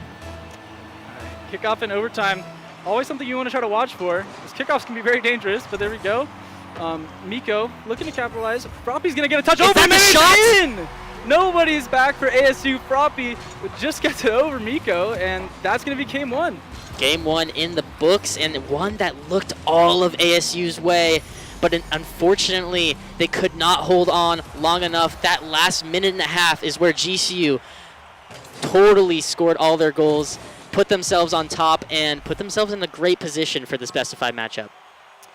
Yeah, no, GCU does have some momentum after getting 3 goals back to back to back. But ASU's going to have to figure something out going into this next game. Just keep doing what they were doing at the beginning of game 1, because they had all the pressure, all the momentum going into game 1. It looked like they were just running the field. But GCU was able to turn it around, and we'll see how it goes going into game 2. Indeed, running on the field they were. And as game 2 is starting up, we will see a kickoff with both, I think it's Steve, it's Arya and Steve on this kickoff.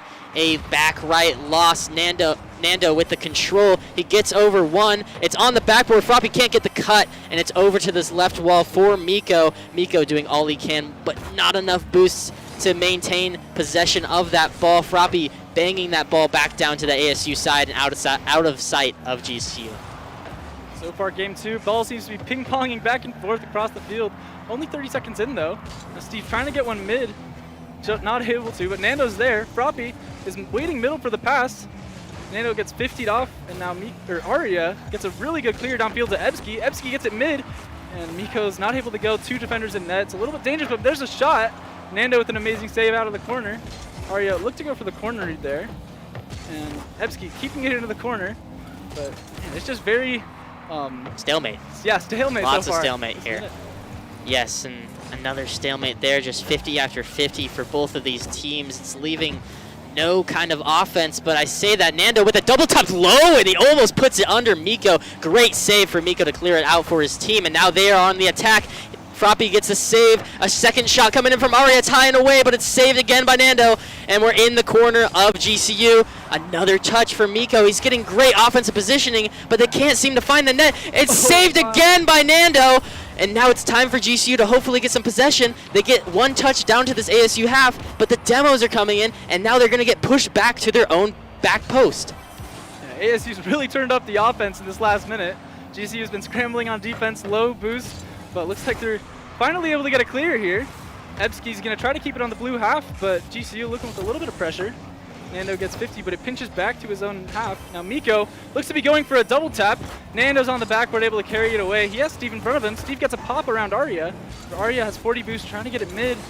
It's blocked off by Froppy. Now Froppy looking to take this up the wall. Gets beat by Miko, and Nando with a clear. Froppy might be there. Arya's there to capitalize. Miko with a shot, trying to sneak it past Steve, Steve not letting that one happen. He's actually taking a counterattack shot, and it's going right in for GCU. I don't know what happened there for ASU. Did you see anything out there, Nightmare? Yeah, I don't know. It looked like they might have been a little bit overconfident on that offense. They had a really good offense going for a while, and then they sent one guy a little bit too far up, which allowed GCU to get a nice clear, just open net from across the field. Yes, and a great start there for GCU. Almost halfway through this matchup, a demo off the kickoff. It's leaving Nando actually as the third man. No boost in the tank, and it's going to be a quick return. Ebsky putting it right back in that GCU net and putting it back to this next kickoff. Yeah, and there we just see the importance of kickoffs in Rocket League. If you don't win the kickoff, it can be really dangerous, and ASU scores off of it, finally turning that offense into a goal. Really good to see from ASU, looking like they're turning it around. But kickoff number 2, let's see if something else happens or if they just keep playing it out. Yes, and ASU keeping up their confidence, although they lost last game, and they... Oh, is this a shot? Angle! Cut off what I was saying. What was that? A great backboard read. Steve, infield pass to Nando. Backboard touch, and he finds the smallest angle to score a great shot. What a goal by Steve. Yeah, it's not often we see an angle like that. That's really tough to pull off, and amazing execution from GCU there. Now Ebsky off the kickoff. ASU has a lot of pressure again. Ebsky flicks it past one. Now one's up in the air, goes for the double tap, just off. Now Steve with a lot of pressure, 45 boost to go. Goes for the shot. He has a teammate. He's going low, he 50s it. But it's taken by that ASU squad. Nando trying to force it again, but Arya with a great sidewall pinch. And Froppy in a weird position. He couldn't find the 50 he wanted, and Ebsky again there to capitalize his second goal of the game. Yeah, we're seeing a lot more offense from both teams, as 2-2 is like the score of the 8 seconds left last game. We're already 2-2 with 3 minutes remaining, or 2 minutes remaining, sorry. And looks like the teams have turned up their offense, but the defense isn't as strong. Strong, yeah. Yeah, no, I got you. And I can tell you this, just a little stall there by Ebsky, kind of trying to show off to his team there, but yes, both of these offenses so far have scored quicker than that last matchup, but it's still the same amount of goals, and we will still need to see this consistent offense by both. Almost a flip reset by Miko, but a great pre-jump by Steve, able to cut it off inside of this ASU half. Nando not able to follow. Ebski trying to take in a solo play here, but Steve not having it. The man of the hour. Can he make another shot? He gets a hit off backboard, but he could not follow it himself. It allows ASU to clear it once, but they're still in a sticky situation on their half. Yeah, GCU's really turned up the offense this game, as one of ASU's goals was off of a kickoff, but it's still looking good for them. Although Steve going for a shot, gets blocked off by Arya. Great save with the pre-jump there. And Nando trying to get the bump off the backward. No teammate there to capitalize. Arya looking to take it back for his team. Gets past one. Arya gets past two. Nando's the last man back for his team. Is he able to get it out though? Miko going off the ceiling. Amazing pre-jump there. But looks like no one's there to capitalize off of Miko's touch. Yeah, that was a crazy pre-jump by Miko. He's really feeling himself today. Actually, a demo by Ebski as well. It's leaving Nando once more alone in his half. At least he's got full boost this time, but he also gets bumped by Arya. He's staying on the ball. He tries to make possession. Steve trying to beat one to the ball. He does. Arya now the man to make Steve miss. He cannot. Steve finding the boost. He gets it. Can he get this middle for his team? Froppy trying to take possession now. Cannot find this net. It seems like they're stuck in this ASU half for all of this time, but no offense. Ebski looking to turn that around and get some offense going for his team. Arya pops it up in the air. Arya going again, trying to get it mid, but Froppy's there to block it. Looks like ball's a little bit dead right there in the corner, but Miko gets a dunk past Steve. But Nando trying to get it over to Steve again, but Arya with an amazing interception. Goes off the wall to Ebski. Ebski going off the corner. Ebski looking to go for the shot. Oh, what a shot from Ebski. Another amazing angle. That's two crazy shots this game. And with, was it 3 seconds remaining? It looks like ASU might take game 2. Man, this is a sleeper pick from Ebski. I know he's a shooter, but he shot 3 goals this game, and they have 2 seconds left for GCU to try and tie it, or they go to game number 3, all tied up in the series. Nando with a great catch, but he cannot follow, and we are left tied in the series of this best of 5, 1-1. Yeah, this series so far, really intense, and I'm excited to see if this is how the rest of the night goes. It's been really entertaining to watch so far. Both teams turning it up on offense game 2. GCU actually had a lot more saves. So ASU had way more shots. If you look at that, 10 shots to 5. So it looks like GCU, as strong as they looked with the staying on the orange half, they didn't get a ton of shots off. So we're going to see if they change that this game. Looking to go into game 3. 1-1 in the series. Kick off Ebski versus Froppy here. Stays middle, but ASU's there. Now Steve gets a nice redirect. He might have to go again. Tries to clear it out. Froppy's there to catch it. Froppy might go for the double touch, but Ebski's there to block it off the backboard. Yes, this team is, both teams here are starting off hot, and they are trying to keep their rhythm from all the games. 2 wins across the board for this best of 5, but 1 per team. And we see actually a team bump there from Froppy and Nando, something we don't see often. But Nando still actually making a recovery, almost trying to put the ball into that top right corner, but he cannot place it in time. That's one thing I noticed going into the beginning of game 2. We started to see a lot of physical play. It looks like the team, or GCU specifically, is trying to turn up their physical play after losing game 1 or 2. But there's a shot from Nando. Yeah. It was a great shot. I mean, it was a little tricky play. He goes for a fake. Steve just slams it. He tries to actually shoot it in that left corner, which fakes out Ebski, but slams it off that backboard. Nando in the right spot at the right time to recover, and it moves us to this next kickoff. Here we go. Kickoff goes straight to Nando. Nando gets a touch toward the ASU half. Miko's trying to keep it away from his net, but Nando going for the double touch, just off. Now, Steve's the last man back. ASU's pushing downfield as fast as they can. Go for the demo on Steve, gets one. And ASU still has lots of pressure. Arya going off the backboard, but Nando's there to clear it away. Miko trying to keep it in for his team. Steve alone.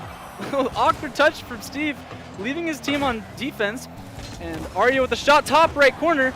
An amazing save from Steve. Yes, this ball right now is sitting in this GCU half. The pressure is immense. They can't seem to get it out. Steve maybe trying to get it out now. He does, because it's a pass to Nando, and actually a quick attack here, almost finding a way into ASU's net. Instead, it falls into their corner, and now GCU on the back half, trying to find their boost, regaining everything they can to maybe play some defense and push back into the attack. Arya making a great shot, but denied by Nando. Again, denied by Nando. We see 2 great saves from GCU, and now they're on the attack. Yeah, Nando's doing amazing in net there. Lots of composure getting those 2 saves. Now Froppy trying to dunk Miko. Miko gets it over him. Steve a little bit awkward off the crossbar. Arya going for a double touch. Just off the crossbar once again though. And now Froppy pushing it downfield. ASU scrambling back. Amazing touch from Arya though to clear it out to his teammate. And now Ebski with the shot. Nando not able to get back in time. And Ebski, they had the ASU with a great counterattack there. Yes, just a great shot there by Ebski. He seems to be the shooter tonight. He found a way to sneak it past Nando, and just a great touch for that ASU squad to get this goal and tie it up in this game. Here we have Ebski going up straight off the kickoff. Looks like he's going for the shot. Not able to get it in though, but Nando, or Froppy, I guess, on the backboard. Steve gets a demo on Arya. And it leaves this ASU squad a little confused as Ebski was trying to take it slow there, allow his team to maybe get some boost. We actually see a demo coming out from Steve. Is this going to be a shot from Nando? No, it's blocked away again by this ASU squad, and now they actually have a chance. No one in the air just yet. Steve pre-jumping. He gets the touch he needs into the GCU corner. Ebski gets past 2. Is Arya going to find a way to put it in the net? But no, he's out of position. He has to keep this ball in for pressure and maybe allow his team now, like Ebski, to get a shot, but it's blocked by Steve. Maybe some composure from this GCU squad. They get past 1. They can't get past 2. It's put back in their corner, and this pressure is super immense for this team right now. Yeah, ASU, all the pressure. 2 minutes remaining in the game. Looks like a shot almost from Ebski, but he's popping it around GCU defense. Nando now with control. Gets bumped out by Ebski. Froppy flicks it up to the ceiling, but Miko's there to take the shot. It was a fake, but and they find the shot. Wait, Miko? Wait. He snuck a shot. You see What that? happened? He went through the net.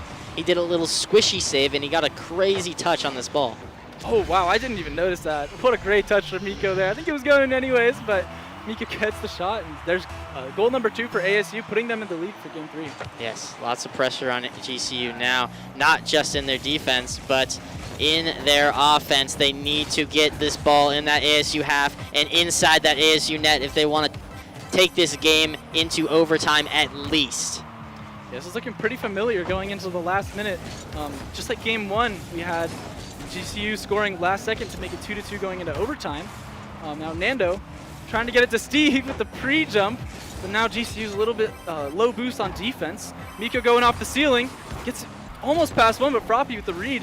Arya into the corner. ASU's just trying to keep that offense, keep GCU away from their net. Now we have Steve pushing it downfield, gets 50'd by Miko. Froppy's in the air already to intercept it though. Lots of back and forth play, but it looks like ASU is dominating the half so far. Yes, indeed they are. 45 seconds left, and they seem to have all the possession they need. Maybe it's a third goal, but it's saved by Nando. He's not letting his team fall just yet. He's allowing the opportunity for maybe some more offense and a goal, but this 3v1 for ASU could be bad, and it is a pass from Ebski. Like I said, they were left in a 3v1. Froppy only could play 1 touch as Ebski was right there after his pass to that wall, and the pass from Ebski to Miko allows them to go up 2 goals in game number 3. This is going to be very difficult for GCU if they want to come back in this game.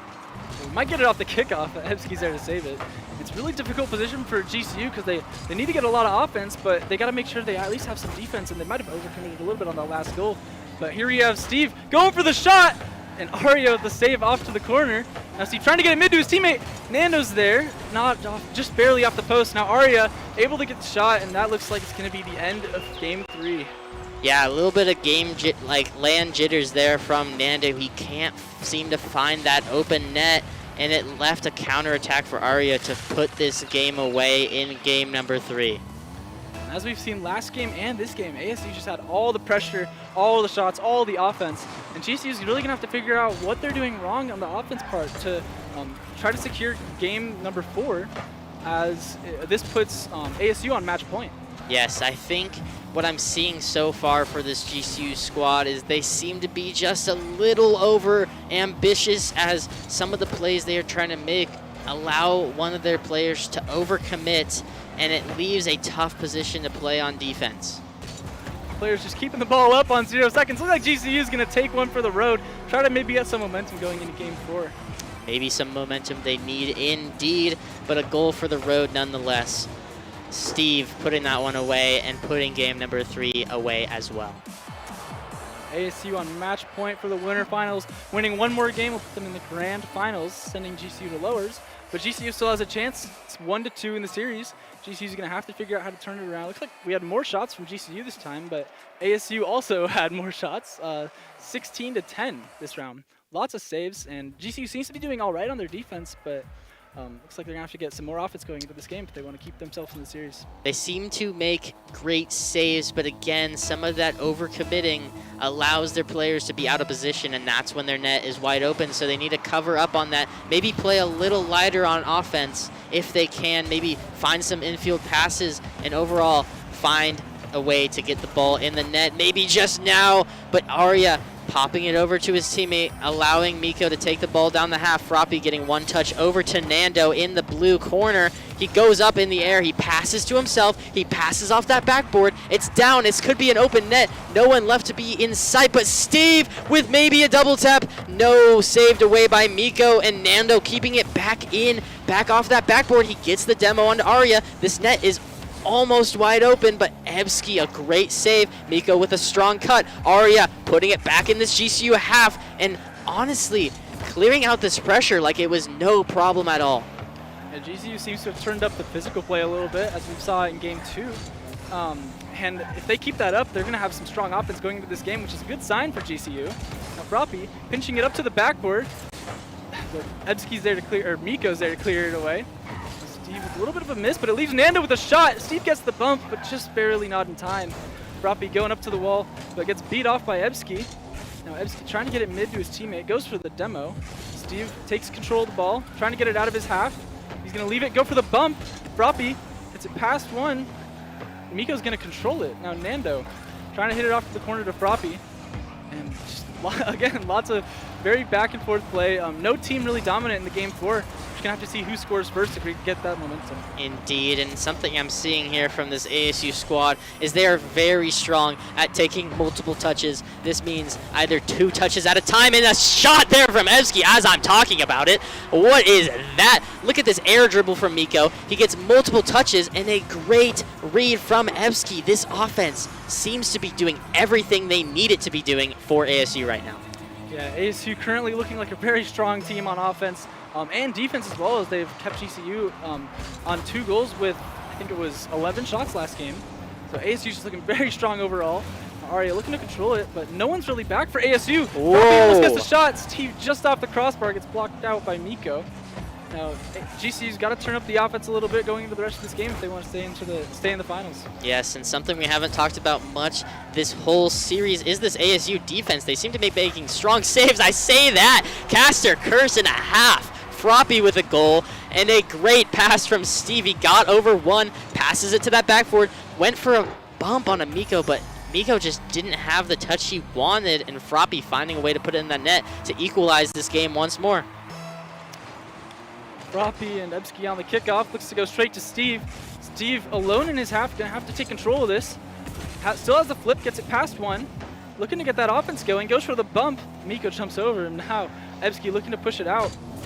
Nando there with the 50, goes off the wall. Miko's there to get the offense back, and great cut from Froppy to keep it out of his goal.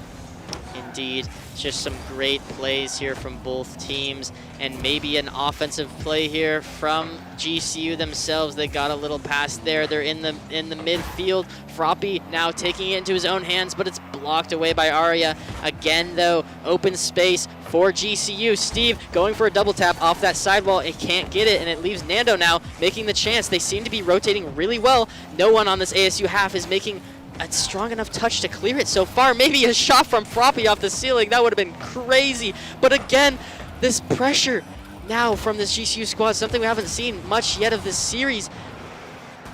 Yeah, GCU seems to have turned up the speed a lot more. They're beating ASU to the ball, and Steve looking to keep it on the orange side. Arya with a whiff. Looks like they might be having some nerves going into Game 4, but Nando with the shot, and there we see the pressure they have, finally able to get a goal from it. The man we haven't seen much yet, Lando. He takes the shot. Another pass by Steve. Steve seeing that I think he's been in almost all of these goal participations. for most of this series. He's doing great. He's keeping his team alive and allowing them to take this lead into game number 4 as long as they can. But Evsky almost not having it. He got past 2, allowing his team maybe to take a shot, but Arya didn't have the angle. Now it's GCU's turn. Gets dunked by Evsky. Evsky trying to put it in middle, but Nando's able to clear it away. Now Steve looking to get it past, but Arya's able to hit it to his teammate. Now ASU turning up the pressure, going for the shot. Nando's there, clear it away. Now Miko going for another shot, top pins just off the crossbar. Evsky's trying to keep control of Arya. Arya gets it middle. No one's there to score it though. Now Steve going off the wall. Miko catches it at midfield, dribbles it past one, keeping it on the offense. Just whiffs probably with a bump. Now GCU, after that kickoff, GCU seems to be on their half a lot. ASU's turning up the offense. Now we've got, well, as I say that, GCU's bringing it to the orange side. Yes, teams are trading blows here, and they do not want to fall. ASU wants to take this series, and GCU does not want to fall out of this best of 5 just yet. Froppy maybe making a play. Nando got a touch, and Steve trying to put it in. He might get another shot here. The ball is just in the midfield, but no, a pass back from Steve, maybe allowing his team to get another chance at this ball. He gets a cut, and Nando already up in the air. He got one touch over into that ASU half, but no one seems to be there just yet. Froppy maybe controlling. He can't get it. They have the lead. Can they maintain it in this last 5 seconds? What a clear there from Nando. Might lead to another goal for Steve, and that's going to be it for game 4, taking us to game number 5 in the first series of the night. Great way to start off with Rocket League, and so, like, very intense game so far. An amazing goal there from Steve, capping off game number 4, something we saw Arya do in game number 3, putting a goal in with just 3 seconds left on the clock. No team able to find a way to equalize the game. I mean, no time left on the clock to play in general, and the ball hits the ground on triple zeros. We see game number 5 on our first series of the day. And I think this series has so far been back and forth, so GCU is going to have to break the pattern and win 2 games back-to-back here in order to take the series. Indeed, but also for ASU's side of the play, they need to keep their offensive alive. Ebsky seems to be the only one getting some of these crucial goals. We need to see more goal participation from the whole team in order for them to improve onto the grand final. Yeah, this game determines that. One team going on to the lower finals and one team waiting for them to play that out in the grands. And that kickoff looking like ASU is going to get pressure right off the bat, but blocked away by Nando. Ebsky, or gets dunked by Nando, and that's straight in for GCU. GCU with a lot of pressure, 10 seconds and they already have a goal. Looking good for GCU so far. Yes, Nando, a great touch over Ebsky. Ebsky just a little too slow to that ball and actually applying some pressure to pinch it into their own half. No team for ASU there, and a great goal for GCU. We've seen ASU score a few times off the kickoffs in this series already, so they might have to use some of that again, but looks like Steve's going to get possession this time. Has 30 boosts to work with, gets a reset over 1. Gets and the bump as well. Now what Nando a great play. Trying to get it mid, goes for another bump on Froppy. Not able to get the shot, but Nando's going to keep it mid. And Steve going for the fake, gets demoed by Ebsky though. Now ASU needs to be turning up the physical play to get themselves out of their own half. Indeed, they are. They're trying all they can. They get the great carry by Ebsky there, but no follow-up touch. It maybe leaves Arya now with the one to pass it, but a block by Nando. I almost called him Lando there. and maybe some plays here by the GCU squad to get a save. They do. ASU not being able to equalize the game just yet. Yeah, looks like a double tap attempt there from Steve, blocked away. And both teams have had pretty good backboard defense so far this series. Lots of double tap attempts. Some of them made it through, but a lot of them are getting cleared out. Now we have Froppy trying to get it out of his half. Steve almost there, but gets 50'd out to the wall. Froppy with low boost gets denied by Arya. Now we have a shot coming in just off the corner. Cannot get much closer than that to going in without actually going in. Indeed, you cannot. Unfortunate there for this ASU squad, but very fortunate for GCU, allowing themselves to keep this lead with 3.5 minutes left to go. Yeah, 3 minutes remaining. You got to be feeling it if you're ASU. You have to get a goal, but you also don't want to overcommit and put yourself in a sticky situation on defense. So here we have Ebsky looking to pinch it out, but gets dunked by Froppy. Steve, a little bit awkward. Nando's there to help him out. But now Steve's the last man back for his team. It looks like Miko's the Nando with the diving save. I didn't think he was going to be there, so amazing save from Nando. Nando out of nowhere, indeed. I thought no one was back as well, and it looked like an open net, but Nando, the captain of his team, able to clutch up, maybe clutch up here with a touch, but Miko with an amazing psycho off that backboard, allowing a quick transition into offense. Yeah, there's the offense, almost another shot off the post for ASU. Very unfortunate this game. We've seen 2 shots get so close to going in, and ASU just keeping up that offense just to get one more goal.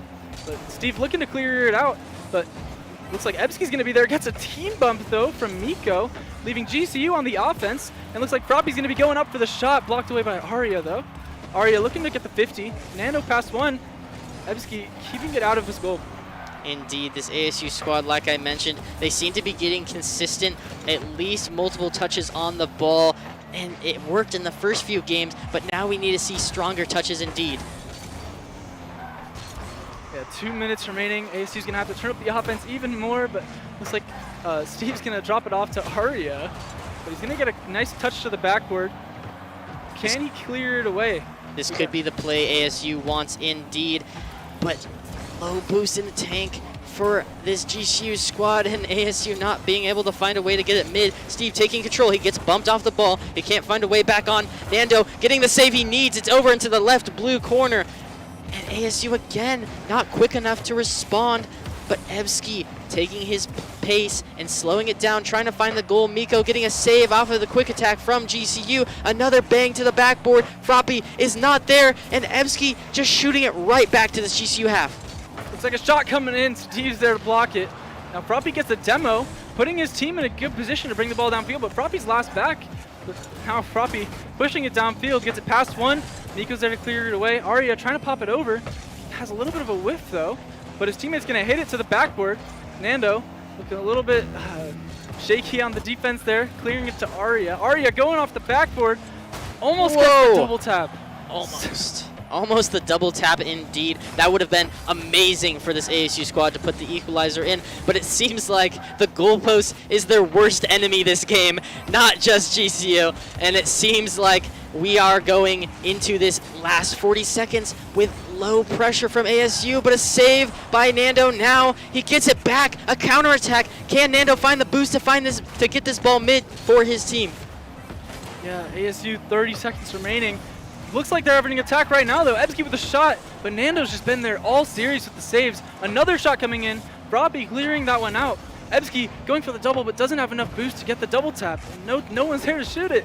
Now Arya trying to keep it in. They have 10 seconds remaining. They have to put all of their efforts into offense. 6, 5, 4, 3, 2, 1. Is this the shot? It's down! GCU takes game number 5 in heartbreaking fashion for ASU. They could not find 4 goals. They took 4 shots that could have been in, and none of them fall. Again, I think that has to be the goalpost being the worst enemy today. Yeah, devastating loss for ASU. They had the momentum going into that game, but the post just kept it out of their net, or out of GCU's net, rather. They're going to have to figure out how to work past that going into the lower finals. And yeah, ASU looking really good right now, but we haven't seen U of A yet today, and they were doing good yesterday, but which brought them to the lower finals instead of being eliminated. Indeed, indeed. And again, congratulations to the GCU squad for moving on to grand finals. We will see you soon, but now we will have that ASU and U of A bracket. But instead, why don't we thank our sponsors? We got some sponsors today, right? Starting with Army National Guard, the one actually supplying us with the sponsorship partnership with this tournament. Again, thank you, National Guard, for the support. Do you want to shout out all the sponsors below? Yeah, also huge shout out to Esports U. We got RallyCry, Raising Canes, GCU Esports. GCU is a big one. And we Rockstar. also have Rockstar, yeah. Yes. And GCU themselves. Quickly here, we are actually moving over to an interview with the captain himself, Lando.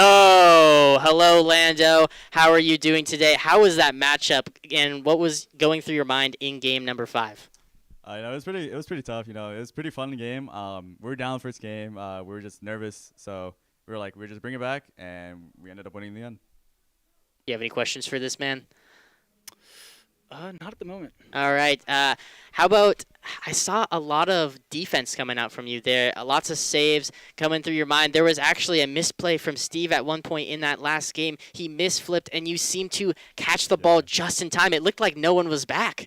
And what was going through your mind there? That has to bring some jitters in. Yeah, it was kind of crazy. You know, heat in the moment, I didn't think too much of it, but I was holding it down. I even told him throughout third game, I was like, hey, like, you guys pop off on offense, and I'll hold it down on defense. And the last results, I had like 6 saves in the last game, so it went out pretty well. Yes, indeed it did. And some awesome offense coming out from you guys, too. We saw some plays from Steve, some plays from Frappy, and a little bit of plays from yourself. Anything notable you want to talk about? Nothing much. I mean, I'm glad with how our team played. We were down. We ended up winning. We brought it back. We were nervous, but, you know, we did what we did. And we ended up winning, so. Indeed. And one more question for the road. Again, thank you for being here and being for this interview. Yeah, of course. But any predictions on this next matchup in losers final, ASU versus U of A? Thoughts going into that matchup? Honestly, I don't quite know. I mean, ASU, we just played them. They're playing really good right now. They had some amazing shots. But U of A, you know, they're bringing Gusnov that wasn't playing yesterday, so. You know, maybe the results will be different, but we'll just have to see. No predictions for now. Indeed, indeed. Well, again, thank you, Nando. I appreciate you being here. Congratulations on your guys' advancement to the winners final, and good luck on your next matches. All right, thank you. Thank you very much.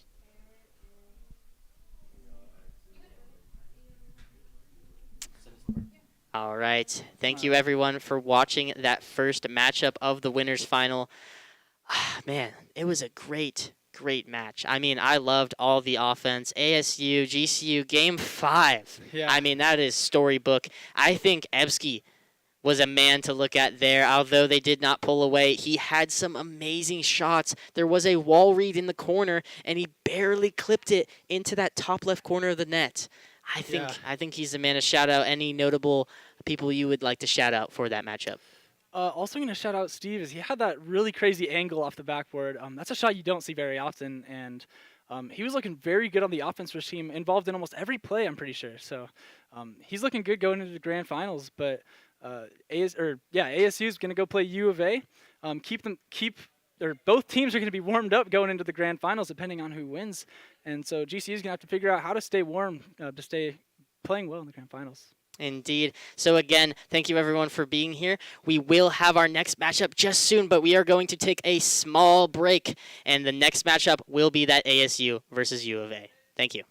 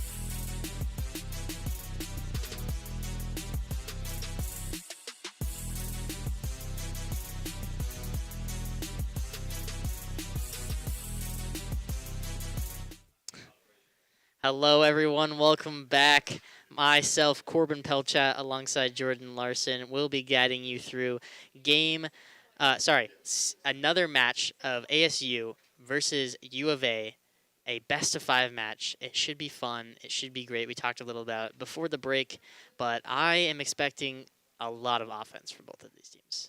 Yeah, and we haven't actually seen this U of A roster play yet. Yesterday they were playing with Galaxy, and today they're going to be playing with Goosenov. Incorrect. Incorrect. They played with Howdy. Howdy. Yeah, that's on me. Galaxy's on NAU. Yep, that is right. Yes. So, yeah, I'm really curious to see how U of A is going to perform today with a new teammate. And but ASU looking very hot on that offense in that last series. And I think they have a lot of momentum going into this lower bracket. Indeed, lots of momentum they do have indeed. But we can't escape the U of A power that they have. We've seen them. If you guys were here for NASCAR, U of A was the team that made it to grand finals there, and they played great. They took the series to Game 7, but GCU took it overall. That team is really strong. It seems like they have a lot of team chemistry, and I don't know. It's really going to be an interesting matchup, just seeing how different ASU and U of A play in general. Yeah, honestly, I have no idea what to predict for that match, so I'm just excited to get right into it. Indeed. We have the matchup right here. Again, ASU versus U of A.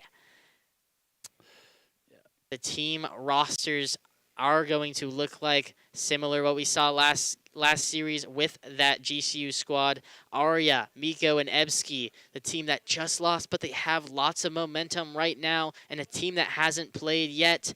U of A with, if I'm not mistaken, Bob, Goosenov, and Amp. That is right. And yeah, I'm excited to see Goosenov perform today. And Bob was looking like a very big powerhouse yesterday. So I'm excited to see if he continues to pull that off today going against ASU. They've had to have a lot of practice time going into this lower bracket. Not playing any series before, but I know they've been on the grind. I've seen them around just playing the game all day, and I think they're prepared for this lower bracket finals. Indeed, prepared they are, and prepared we are about to be. This game will be starting any moment now. I love that descriptor, by the way, of Bob. And wow. Oh, did I just call that, or did I just call that? Because goal we missed, a kickoff goal, and guess who scored it? Bob, the man of the hour. Another great kickoff here. Bob taking control. A demo coming in from Amp. He pushes Miko high and away, but Miko still gets the touch he wants, and now ASU in an attacking position. A pass through the midfield, but cut off by Amp. Yeah, now Goosenov hitting it off the wall. Bob going for the double tap, gets bumped off. It's going to be an open net for Amp.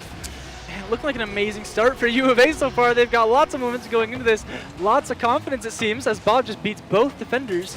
And Amp just has the easy task of scoring the open net. Indeed, wide open there. Just a great play for U of A. They're really starting off strong. Just 2 goals in 24 seconds.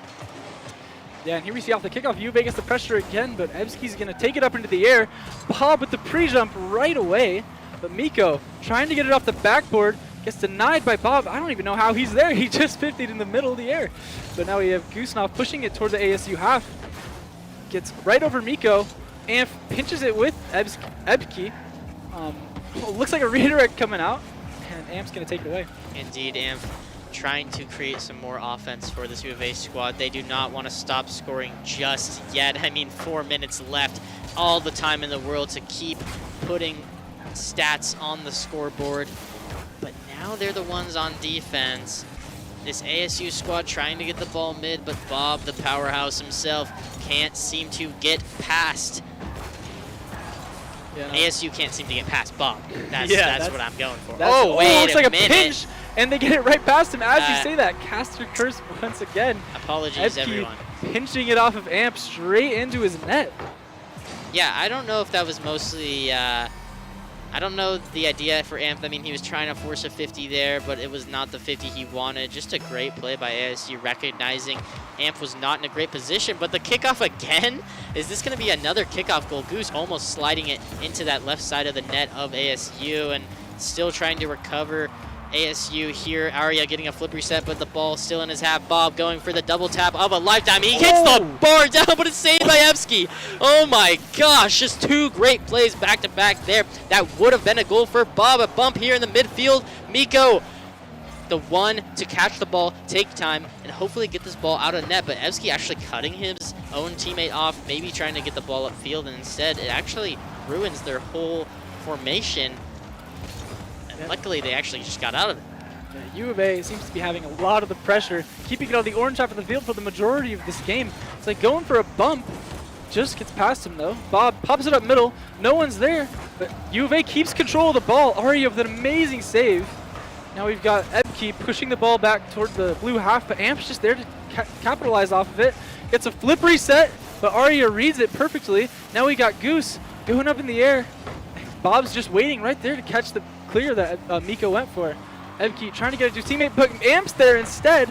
Miko again trying to clear it away, but Goose just keeping it there, and U of A keeping it on the orange half of the field the majority of this game, and there's a shot just off the corner. Just a great play there by U of A. I mean, sometimes some players like to let the ball bounce and go for a solo play, but Amp knew right away where his teammate was, spotted him up, but Goose unfortunately couldn't find the angle, and it keeps this ball in play. Maybe an ASU goal here, but no one to be found as the ball was going across their net. And now U of A trying to make this play down the field. Amp's going for a fake reset. He gets the 50. He hits a ball off the backboard, but it's wide open. No one to be found. Yeah, and ASU is going to capitalize off of that space, bringing it back to U of A's half. But Bob's already in the air, bringing it back to ASU's net. Gets one touch off the wall into the corner. Now Miko hitting it back, but Bob's just waiting on the wall. Tries to get another one mid to his teammate. It's there. He's up for the shot off the backboard. Amp's there for the shot again off the corner. And ASU might be able to get some pressure off of this, but no, Amp's going to cut in, keep it on the ASU half of the field. Oh, another wide open net there, but it seems like Gusnov just is really in an awkward position and can't find the angle, but the pressure regardless had this ASU squad in shambles. No one to be found. Miko could not get to that ball fast enough, and Amp recognized that the net was wide open and allowed their team to again go up 2 goals in this match. We've also seen some demos coming out from U of A, and that's like one thing in Rocket League. Demos can be very hard to play with if you haven't been playing with it throughout the day. So if U of A is able to keep that up, keep up the physical play, they're going to have a lot of pressure going into the offense. As I say that, almost an amazing shot from Bob gets saved away because of the Ebsky's, what was it? Ebsky got Temmo, there we go. A shot from Goose, and there's a nice angle.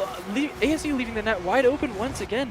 ASU's gonna have to figure out what to do on defense, because it's just not looking good so far. Indeed, this U of A squad is actually firing on all cylinders right now. ASU needs to figure out in this last minute if they can get 3 goals. They might need one here off this kickoff. They kind of get a great kickoff for an offensive play. They get past one, the net is wide open, but Arya almost finds it past Bob, but Bob with a great play, a very tricky play to get it out of his own net and now allow this transition. We see a demo coming out from Miko. It's like ASU's trying to turn up that physical play. We might have a shot, but Bob's clearing it away. Arya there to keep it away from his net. Now, you get off the backboard. Ebke's there. Miko trying to go for the touch, but Bob's waiting on the wall. Bob's just leaving it for his teammate. Teammate gets bumped, though. Ebke keeping the pressure up for ASU, and now it's starting to look like ASU's turning it up a little bit. Indeed, they're turning it up, but they might have to save it for game number 2 as 10 seconds left on the clock. The time is expiring, and it's all in U of A's favor for game number 1. Zeros on the clock, but not for long. ASU with a goal to gain the momentum going into game number 2. Yeah, that's very important in Rocket League. You need that confidence, you need that momentum, and that's a great goal to take if you are ASU. Just looking to get that confidence, and you know you got the last goal, you can do it again. Exactly. If you know you can get past this U of A squad, might as well keep scoring in the next game. That's, that's a little bit of the point of Rocket League, a little bit itself, just to get the ball in the net. So they're going to keep trying that. They're going to keep trying to get that ball in the net and do some cool things and get that ball in the net more. Yeah, and I'm also curious to see if ASU keeps up that physical play they turned on halfway through the game. Looked like Miko was going for a lot more demos toward that end. But now we'll see on the kickoff. Looks Looks like they're going for an interesting kickoff, sending the right man instead of the left man. On Rocket League, you normally send the left guy to go for kickoff, but ASU's trying to change it up to throw U of A off, and there we have a pass, an amazing shot from Ebke, and ASU off to a great start in game 2. Thrown off U of A was indeed. I mean, Arya, off that kickoff, knew exactly what to do. He got up in the air and he got a great pass to Ebsky. Everyone knew what was happening except for that U of A team. And that actually allows the momentum we talked about from game number 1 to be in ASU's favor for that goal. Yeah, and now we got Ebke pushing on another shot on, but crazy save from Bob out from the corner, leaving. Bob's actually still on it. Hits it up to the backboard. Arya's going to be there to catch it off, though. Gets an amazing clear downfield. It might just be in the net. Oh, Amp's barely there for his team to keep it away. But Miko turning up the offense. Bob's just there to keep it away. And Gusnov gets a clear. Arya keeping it in. Miko turning. Trying to get it mid to his teammate. Bob taking it up the backboard. Looking to get this out of his half, as U of A has actually been struggling to get some offense going in this game, too. Indeed, I feel like we've been seeing a little less Bob this game so far, but it doesn't mean that he won't show up for the next 4 minutes. I say that he gets the ceiling shot, and it's just off the bar. I thought that was going right into that ASU net. Instead, he's back in time. He actually got bumped by Arya, but no one was able to make a play and score it in time for that ASU squad. But now maybe a chance. Arya with some speed. Can't get a touch past Gusnov. Bob making a cut for his team. Miko now taking the shot for ASU, but it actually allowed time for that U of A roster to gain boost and maybe make a play themselves. Yeah, we got 3 minutes remaining. Looks like almost Bob gets the bump. And there we go. A little bit of a bug there, but we're all good. Now we got Ebke pushing it downfield. Miko trying to get the pass to Arya. Arya passing it back to Ebke, but he's just not there. Goose bringing it off the backboard, passing it out to his teammate Bob. Bob's going to take control, try to push it towards ASU's net, but ASU gets the pinch back.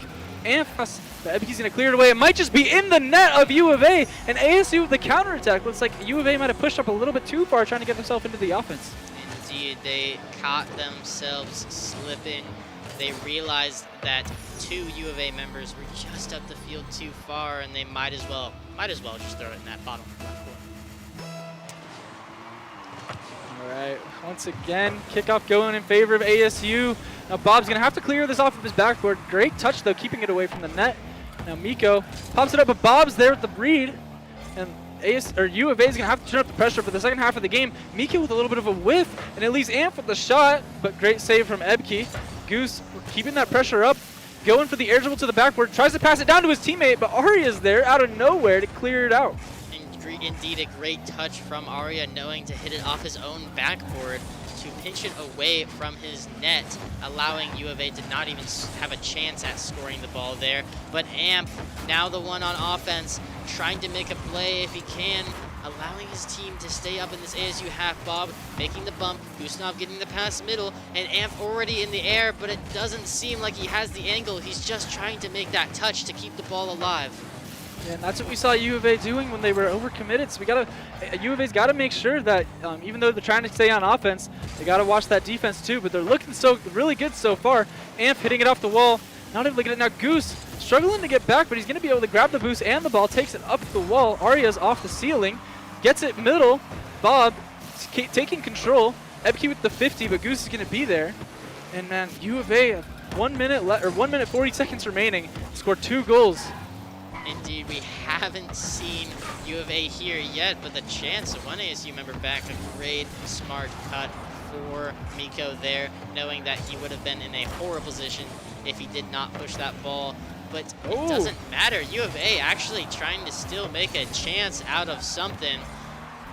Can't seem to get any goals again. I mean, I have to think we need to see more Bob. Oh, there's the demo. Look, we saw more Bob.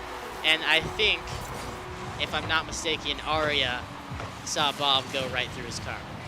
Yeah, there's that physical play coming out now from U of A. They seem to be doing that pretty well in the beginning of the first game. And then ASU seemed to turn it on, but U of A's taking it right back. 1 minute remaining to get 1 goal. And with that offense, with that physical play, they might be able to do it. Indeed, if they keep up demoing that third man back, they could find some more goals just like that. But ASU actually still keeping up their offense. They're not playing super defensive. The demo may be coming in from Gustav. He's chasing that bump. He can't seem to find it, and it's not allowing this U of A squad to get a goal just yet. Bob hits it off the backboard. Amp now for the shot. It's just too high, but none of the ASU members can touch it. Now Bob's turn. He kicks it away from one.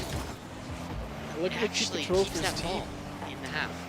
Yeah, ASU under a lot of pressure right now. U of A is throwing all they can into offense, and there's the shot from Bob. Top bins, Evke barely not able to make the save. And right as you were saying it, right before that first goal U of A scored, we need to be seeing a lot more of Bob, and there he is, participating in both goals with the demo and now the shot, top bins. Indeed, Bob time was there. He got the time he needed. He found the space from this ASU squad, and honestly, their aggressive play has helped them score these 2 goals here. Yeah, this is a crucial game though for ASU, because if they lose this game, they're gonna have to reverse sweep U of A.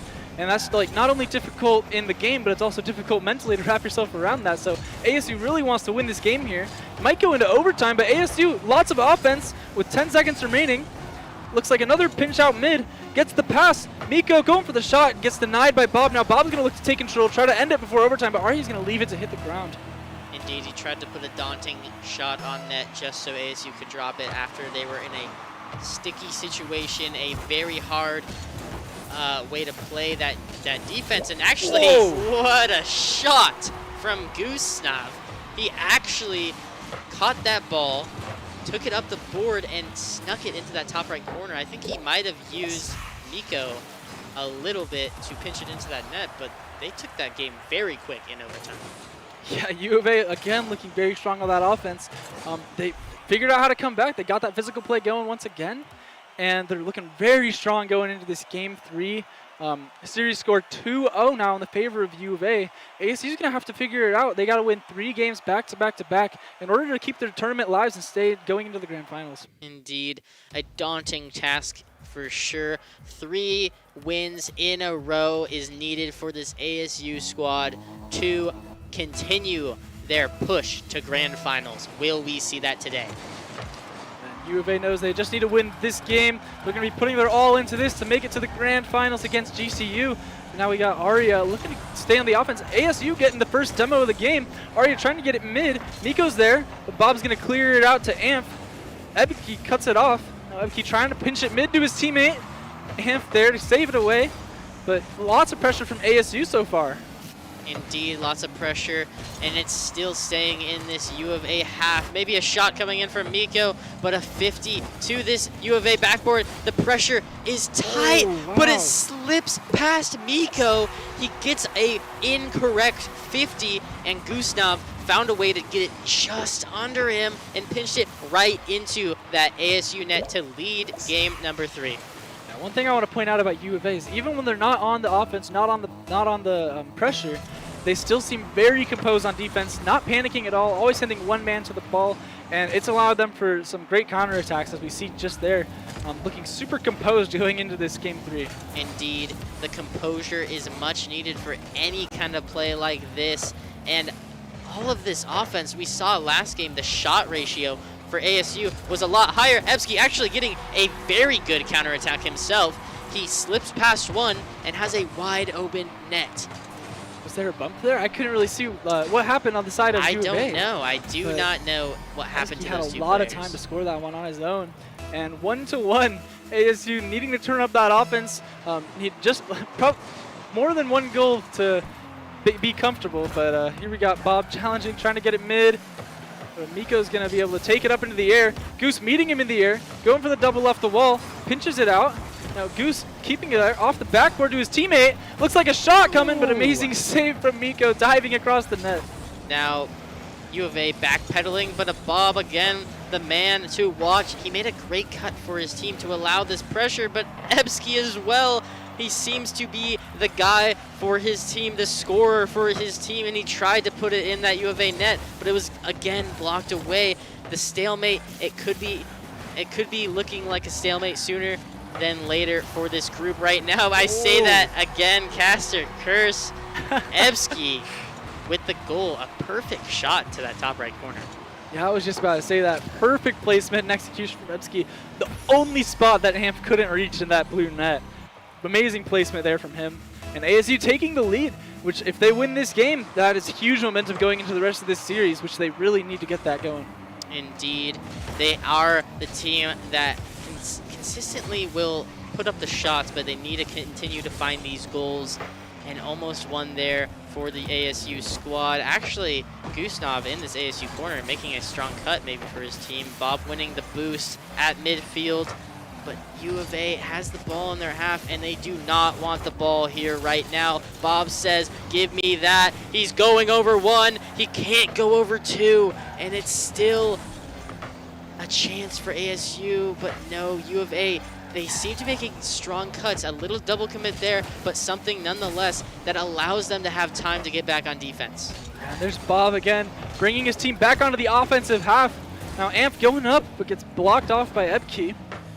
Bob taking it off the corner, going for the pass mid. Miko's able to block it off. And now ASU is struggling a little bit on the defense to get it out of their half. Looks like a shot just off the bar. Miko's taking control, but Goose waiting on the wall for him. Goose trying to get it mid to his teammate. Bob's waiting there. Bob with control, brings it over one. Is somebody there? Amp waiting at midfield. And now Ebke's going to take control, try to bring it out of his half. Amp not able to finish that one, but he can finish that one indeed. He ties up the series in game number 3. U of A want this sweep. Amazing shot there from Amp, getting the double tap off the ceiling and backboard and scoring it around all 3 defenders all on his own. An impressive play. All-star play right there. The kickoff here for both teams. Another interesting kickoff coming out from ASU. They saw it work once earlier. They thought maybe try it again, but U of A did not have it this time. They said, we know your kickoff strats, and we're going to demolish you potentially here. They kept the ball in their half, but Eco still trying to find their offense. It seems like this ball is getting hit back and forth constantly until maybe some aggressive play. We saw those demos last game. They seem to help out goals getting scored. Maybe something here from Miko. He goes for the bump just then, but Evsky can't find the ball and can't put it into that U of A net. Yeah, apart from that first game, this has been very close games between U of A and ASU. As we see here, 2-2 with 1 minute remaining. The next goal might be the winner for the loser finals. But now we got Bob going up for the sidewall read. Almost gets the connection, but now Goose is going to take control. Bob's keeping it on, but Bob's low on boost. Aria passing it over. Bob just gets there in time. Now Goose clearing it out. Aria trying to keep it on the side. A little bit awkward though, but weird bounce coming off the corner there. And Miko looking to take control for his team. 45 seconds remaining. Next goal will probably take this game. Indeed. Both teams still searching for a goal. Miko doing all he can to get the ball out of his half, relieve this pressure for his team, but he can't. This U of A team knows what to do on offense, and they seem to be keeping this ball in ASU. Miko finally getting the touch he wants. He gets a double off the wall. He gets a corner read. He can't get the bump, and it's back. It's going back to this ASU half. Gusnov with a great touch, and it's touched by Bob, but it can't go in. It's kicked into that ASU corner. 10 seconds remaining. Amp doing what he can to get this ball mid. Arya with a shot. Can he score this shot? Arya. No, it's down. He could not get the double read, and it might go into overtime here. Miko lets it drop, and it is overtime. Overtime, back-to-back games. Last time U of A got a goal right off the bat, and they might have it again. Amp going for the shot. Gets it. Oh, Miko with an amazing block there. Now Arya looking to take control. Brings it past one. Bob's there to deny. Goose already up, trying to throw off that ASU defense. Now Amp hitting it into the corner. Has a teammate waiting there, but gets saved off by Ebke. Crucial save there as Bob had the shot. Now Amp alone in the net. Bob's going to cut it off. Arya gets the pass to Ebke. Is that it? Keeping his team ASU in this series. Indeed, they want this reverse sweep, and Arya with a great pass. A miscommunication there from U of A, allowing Ebsky to put the ball into that bottom right corner and finishing this overtime, taking their first game off of U of A. Now 1-2 now going into game number 4. ASU last series brought it to game number 5, but weren't able to take it all the way home. But looks like they got some momentum going now. Hopefully they're able to figure it out and keep that momentum going into Game 4. But U of A still looking very strong. Strong indeed. I would not back down if I was U of A. It was a very close series. They pushed overtime. They almost had game number 3 for the sweep, but now they have to regain, continue their pace, and not allow ASU to score more goals than themselves. Yeah, we saw a little bit more pressure there from ASU. They had the advantage on the shots there. Now here we go, loading the players into this game number 4. Again, ASU needs this one to keep themselves into the tournament. And if U of A takes this, they go on to the grand finals to face GCU, which GCU has one game already because they're in the uppers. Indeed, and a misplay there from Goose. Now, it seemed like it could have been a fake to leave his team in a better position, but nonetheless, they're back. They're on offense, and they are ready to potentially score on this ASU net, but Evsky not having it just yet, clearing the ball down into this U of A half and allowing U of A to make a play, potentially put it into the ASU net. Looks like getting a lot of pre-jumps from U of A, going for the blocks, but now Ebke with the flip reset goes off the backboard. Bob clearing it away. Goose trying to touch it toward the ASU net. Now Miko and Arya both there to collect it. Miko taking control off his corner. Ebke's there, just a little bit of a whip. Now we got Arya clearing it away.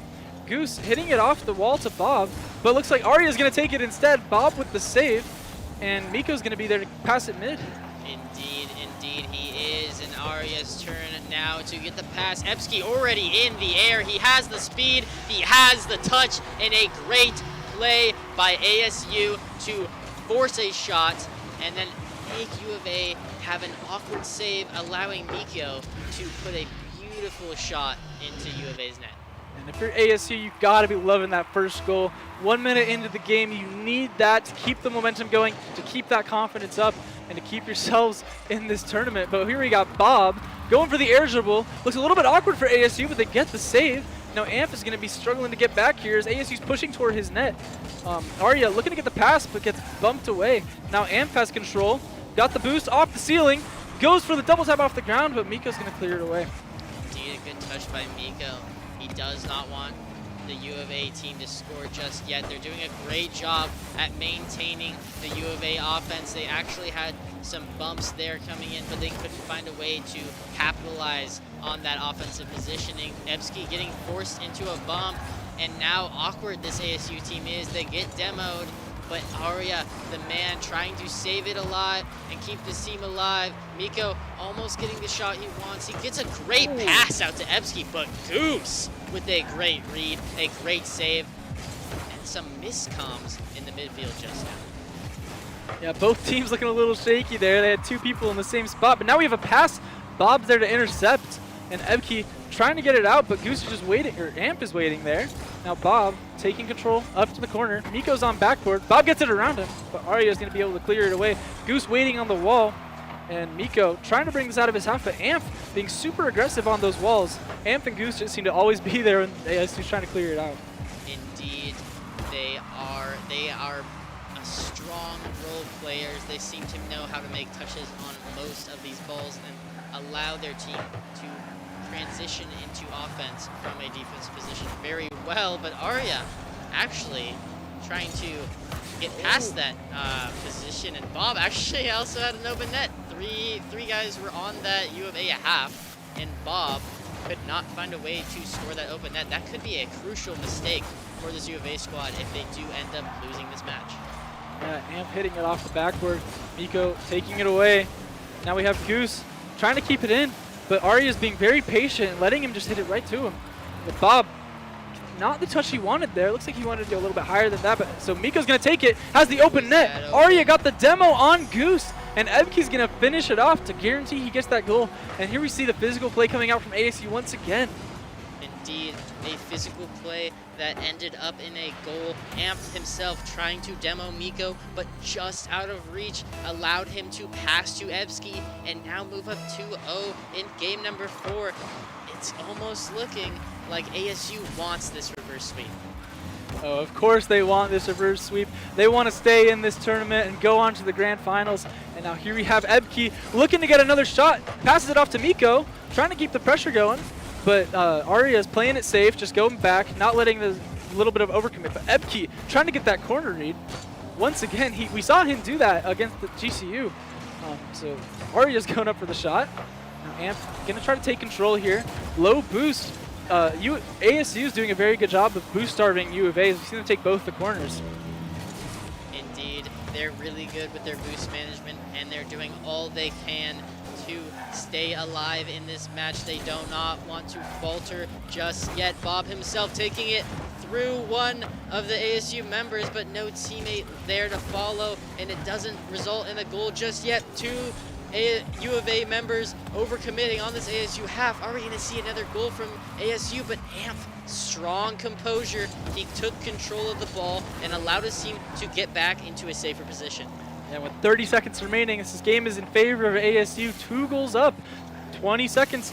U of A's got to turn up their offense here if they don't want to go into that game 5, as even the thought of getting reverse swept might be enough to throw off the game. But there we go, Bob getting the dunk on Miko, bringing his team 1 goal away with 15 seconds remaining, and they have a chance. We've seen them score off kickoffs before, and here they have a chance to do it once again to bring them to overtime.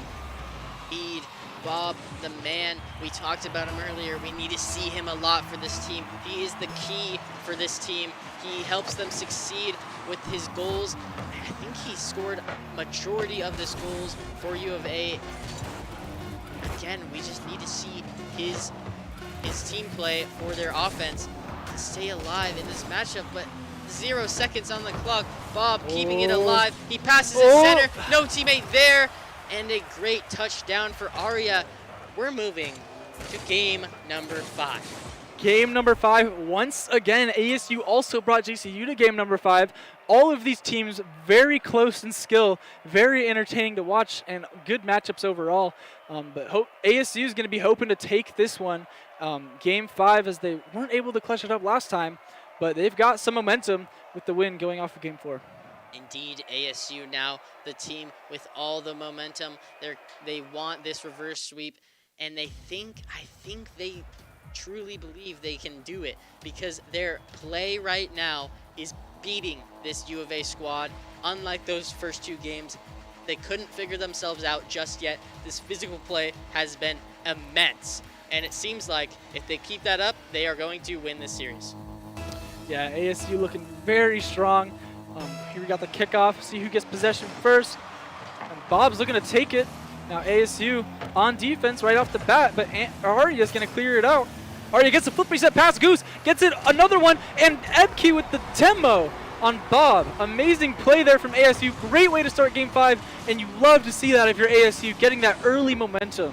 Wow, the physical play from Ebke, the solo play by Arya, an amazing shot. He went under one of the U of A players and scored it. It's an amazing flip reset play, and we might be able to see another play here. The net is wide open. Amp can't get back to it, and Ebke quickly scoring 15 seconds into this game 5, and this reverse sweep is looking more and more likely.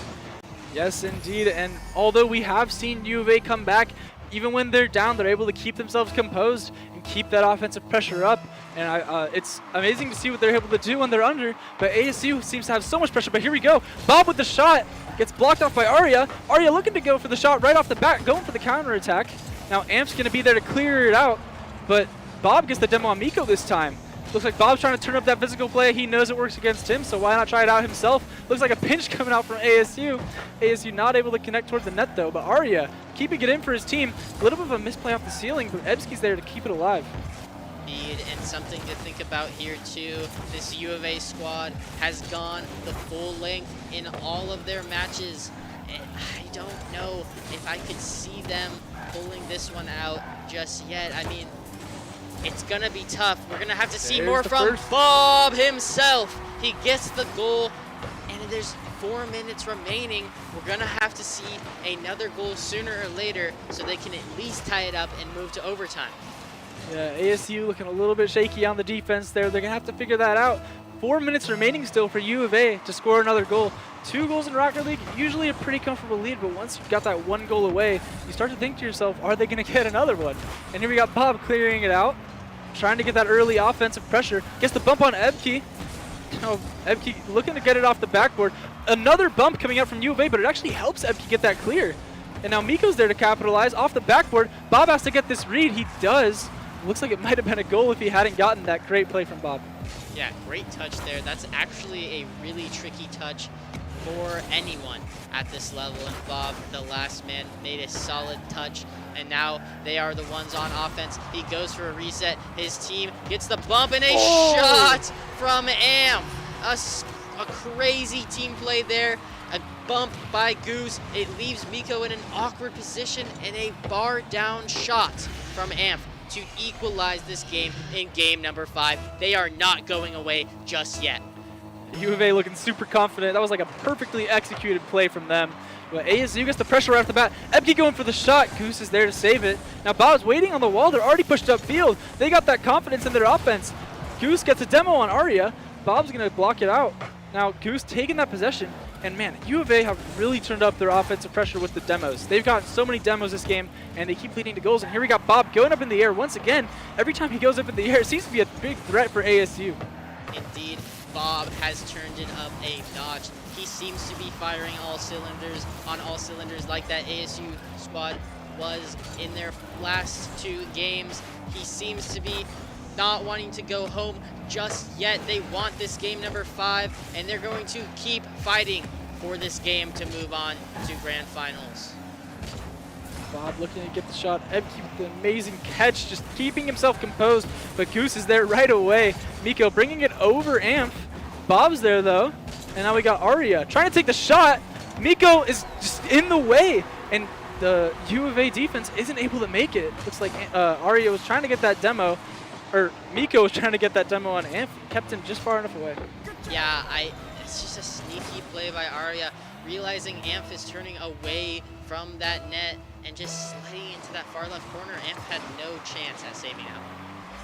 Bob now off this kickoff. He has potential, some boost. He has a great play, a great read. Can he get the bump? His team, holy smokes. Bob with a great play. He took it all through the entire ASU team all by himself. And just a great play there for U of A. I mean, I don't have any words for that one. Yeah, Bob getting bumped up to the ceiling, which actually enabled that goal to happen. He kept his flip and was able to get it over all of them. 3-3, the highest scoring game we've had so far in this series. Both teams firing on all cylinders to get all those goals. They're going to have to lock it in a little bit on defense to make sure that they don't end up letting in more goals than they're scoring. But now we got ASU looking on defense again. Bob with another shot just off the post. And looks like Arya's going to take possession. Arya and Ebke looking a little bit like a miscommunication there. Bob going off the ceiling, but Miko's there, not able to connect with the ball.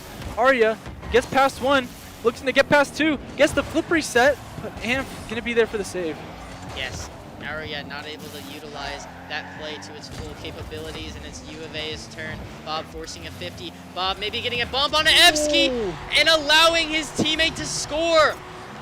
I am shocked right now. We are seeing 7 goals in this series. I feel like this is almost equalizing the entire goals of the entire series we've seen so far. Just some great plays from both of these offenses. No one wants to go home. I just want to point out how amazing of a bump that was from Bob there. It's really hard to bump people out of the air, and he executed that perfectly. Now Bob, once again, taking control for his team. Miko looking to pop it up. ASU needs another goal. They have a minute remaining to keep themselves in the tournament. Possibly bringing it into overtime, but U of A does not want to let that happen. Keeping themselves on that offense. Ebke looking to pass it over to Miko, though. Looking to turn it around. Miko gets 1 touch, has full boost to work with. Bob's there to clear it away, though. And Arya trying to get it mid. Goose is going to be able to pass that out. Miko has full boost, has the ball. Goose is just always on the wall, though. U of A looking very strong, keeping that offensive pressure. Indeed, and ASU trying to knock on this U of A door, but Arya can't get it past 1. An unfortunate 50 for ASU, but Miko low boost, trying to force it over. They have little time left in the game. They need to get the goal. Is Ebsy gonna score it? He almost gets a triple tap off the wall, but now can his team recover, and can his team follow up? No, the ball back into this ASU half. 20 seconds. Nico with enough boost, but Bob the man cuts it low, cuts it past one, cuts it mid. Here we have it. Arya with the shot. It's high. It's down. Oh my gosh. No goal for ASU. That could be the game deciding bar down shot. 0 seconds on the clock, and U of A take the game. Amp on our camera right there. Excited about that Game 5 win. They dropped Game 3 and 4, but they decided to flip it around for Game number 5, a high-scoring game. Wow. Yeah, and as we saw there, like U of A just taking on that physical play as much as they could that Game 5, really turned up a lot of goals for them, and just, Bob just executing so many plays there. Got the shot off the ceiling. Got I think it was 2 bump goals from him. Yeah. Just amazing play so far, and they're looking very strong going into this grand finals against GCU. And that U of A squad is on, and they are ready for grand finals. Those bumps for Amp, those bumps from Gustav, those shots from Bob. I mean, are you kidding me right now? They wanted this grand finals matchup. Yeah, they got knocked out early yesterday, but they're showing themselves that just because they got knocked down once means they're going to get right back up and bring themselves back to the grand finals. Indeed, indeed, and they are excited. I am curious to see how this matchup will go. We've seen U of A and GCU in the grand finals before. I mentioned at NASCAR. It's something that I think will be a fun matchup. It's something that was close before. It's been close many times. And cutting that off real quick, we actually have a quick interview coming in here. Yeah. Gustav. Hello. Hello. You guys did great. What were your nerves going into Game 5? Because the reverse sweep was almost destined. You guys were down 2 goals, and you guys fired back 4 goals, and they only scored 1 more for the rest of the match. I mean, first of all, shout out ASU. They played a great game. Our thoughts Game 5 were just bring it to them. We brought pressure the first 2 games, played very aggressive, and we went down early, and we just locked in and brought it back and won the series. And locking in indeed, and I saw those demos. You had a sneaky backboard shot as well. Amazing play. What was your game plan going into beating that ASU squad? We played them a few times, and we're pretty confident with their play style, and we knew that we have the mechs, we have the speed, so if we just played our game, we could beat them. Yeah, and you played your game indeed. Game 5 is where it happened. Any questions you have for Gustav? Yeah, I was actually looking at all that physical play you guys were whipping out. It seemed like that was leading to a lot of your guys' goals. And, yeah, it just, like, did you guys talk about that at all? Or was it just like you guys noticed it and just jumped right to it? I mean, it's kind of in our play style. We've been playing for a little while now, and, we know if we're not on the ball, try to make a play somewhere else. And we did that, and it worked out for us well this series. Indeed. And one last question. You guys won those first 2 games. Then you dropped those next 2, right? What is going through your mind when you dropped those games? Was the mental low? Did the mental stay? Did you regain the mental in Game 5? What happened there? We never lost our mental.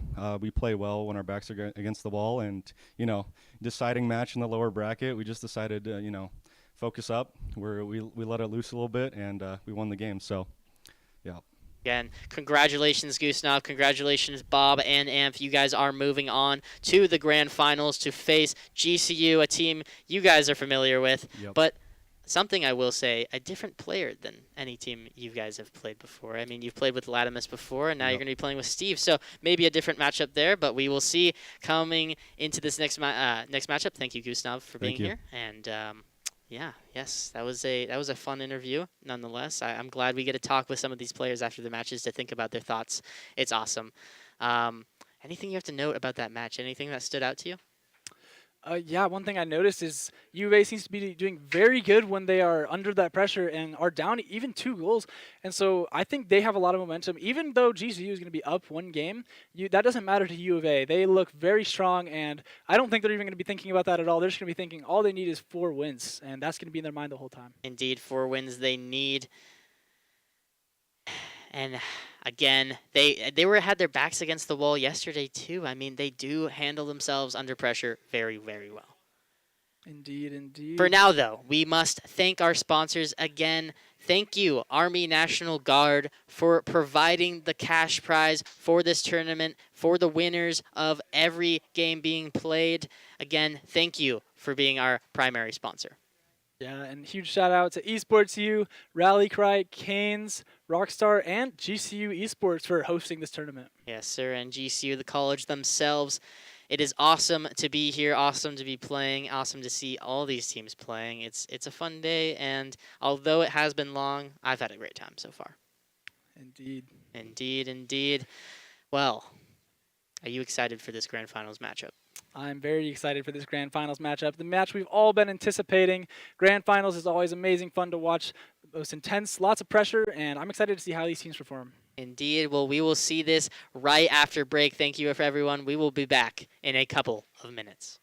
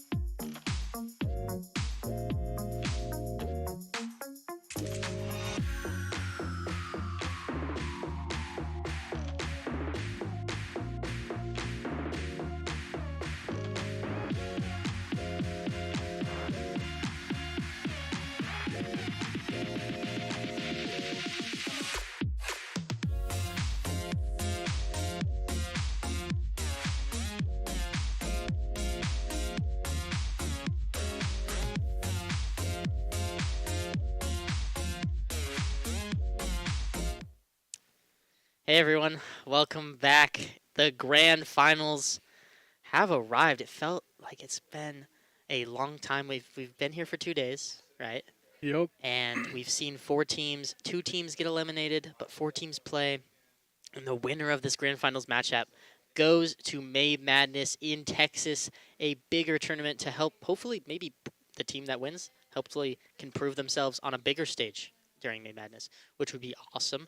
But to thank everyone that has played in this tournament, we had NAU, U of A, ASU, and GCU show up for this match, for this tournament. And unfortunately, NAU and ASU are the 2 teams that have fallen out so far. Appreciate them for coming and ultimately having fun. I feel like it's been a blast so far. It's been a great time.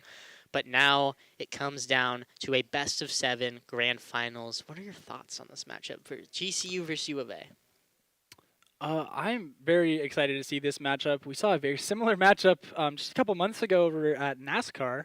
And although GCU did have a different roster, so now we get to see how Super Big Steve is able to perform against this U of A team, which we have yet to see this weekend, I believe. Indeed, especially with U of A taking on a new player to their team today. So here we're going to go over the rosters once again. We got on GCU, Nando, Froppy, and Super Big Steve are going to be playing in this grand finals match, along with Bob, Goosenov, and Amph that are going to be playing for U of A. Indeed, indeed. It will be a fun match. Both teams are doing great today. I truthfully am torn because the play styles are different. The way that the teams react to the play styles are different. It's really going to be who shows up to the first game and who can continue to win throughout the series to advance to May Madness. Yeah, we have seen very similar play styles from in the sense that both teams, whenever they are starting to get down, they go for those demos. Physical play, it's been a very important factor today in these series so far, and I'm just assuming we're going to see more of that in the grand finals. More pressure, more on the line. The winner of this, as Corbin was saying, will get to travel to Texas, and so the teams might be feeling a little bit of nerves for going into that, just with that on their mind, but hopefully they're able to clear their minds and just play the game. Indeed, we will have to see how both teams handle the nerves, handle it how they think. Texas is a big accomplishment for any of these teams, so the nerves are going to be shaking, and it's going to be great. But we'd also like to thank our sponsors, some of the people helping us run this tournament. Army National Guard, our main one, helping us dish out the prize pool for this tournament. Appreciate them so much. They have prize pools for each game of this entire tournament alongside Esports U, RallyCry, Raising Cane's, Rockstar Energy, and GCU Esports. And GCU, the school themselves. Just to touch on one more thing, too, with Esports U, they are the team or the organization running this whole May Madness thing. So awesome. Thanks to them for running the entire tournament for collegiate esports. It's really cool to be around here and be in this environment. Overall. And also, huge shout out to GCU and GCU Esports for letting us use their facility for this entire tournament and hosting all the teams here. Huge shout out to them for making a LAN happen here in Arizona. And not to be biased or anything, I think it's a pretty cool LAN. We don't really get to see LANs here at the gaming arena, but it's cool to have 4 different Arizona teams here playing all at once, and you actually get to meet all the players. Some people that we've actually played in game before, but never met before. It's awesome. Yeah, I always love getting to meet players, especially people that I've played with online all the time, played against. It's really fun to just see them in person, get to hang out, and just have a good time spending 2 days together. It's always a lot of fun just hanging out, watching each other play, cheering each other on. LANs are just such a big thing in esports, and we love them here. They bring the energy, and GCU has a lot of energy. If you look at our actual crowd, we have a lot of people watching the stream right now. Shout out to all the watchers. Happy that everyone's supporting us right now. It's pretty awesome. I do want to mention one thing before we get into this matchup. What are your predictions? What team do you think is going to come out on top, and what team has the advantage? Well, GCU definitely has the advantage because they are on the upper side of it, so they do have that 1-game advantage, and I do think that after seeing them play against ASU, I believe that they're going to be able to take that win because they brought ASU to Game 5, but then ASU brought U of A to Game 5. And so it's going to be super close, but I think GCU with that upper bracket momentum will be able to keep that confidence up and take the win. Yeah, I also think it will be a close series. I actually think it will go into Game 6. Game 6? 6.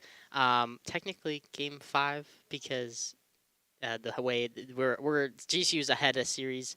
So game number 5, I think they're going to trade wins until GCU wins. And unfortunately for U of A, they would be the team going home, but who knows? They could pull out something that I could be wrong about. I mean, Bob has been playing great. If he continues to solo them, he's going to be doing an awesome job. And honestly, on the other side of the field, we see Super Big Steve. He's a man that's been making a lot of solo plays and allowing his team to score. I mean, Nando maybe will get a pass, ultimately leave Steve in a great position, and Steve's the man to leave in that position as he has shown that he can score.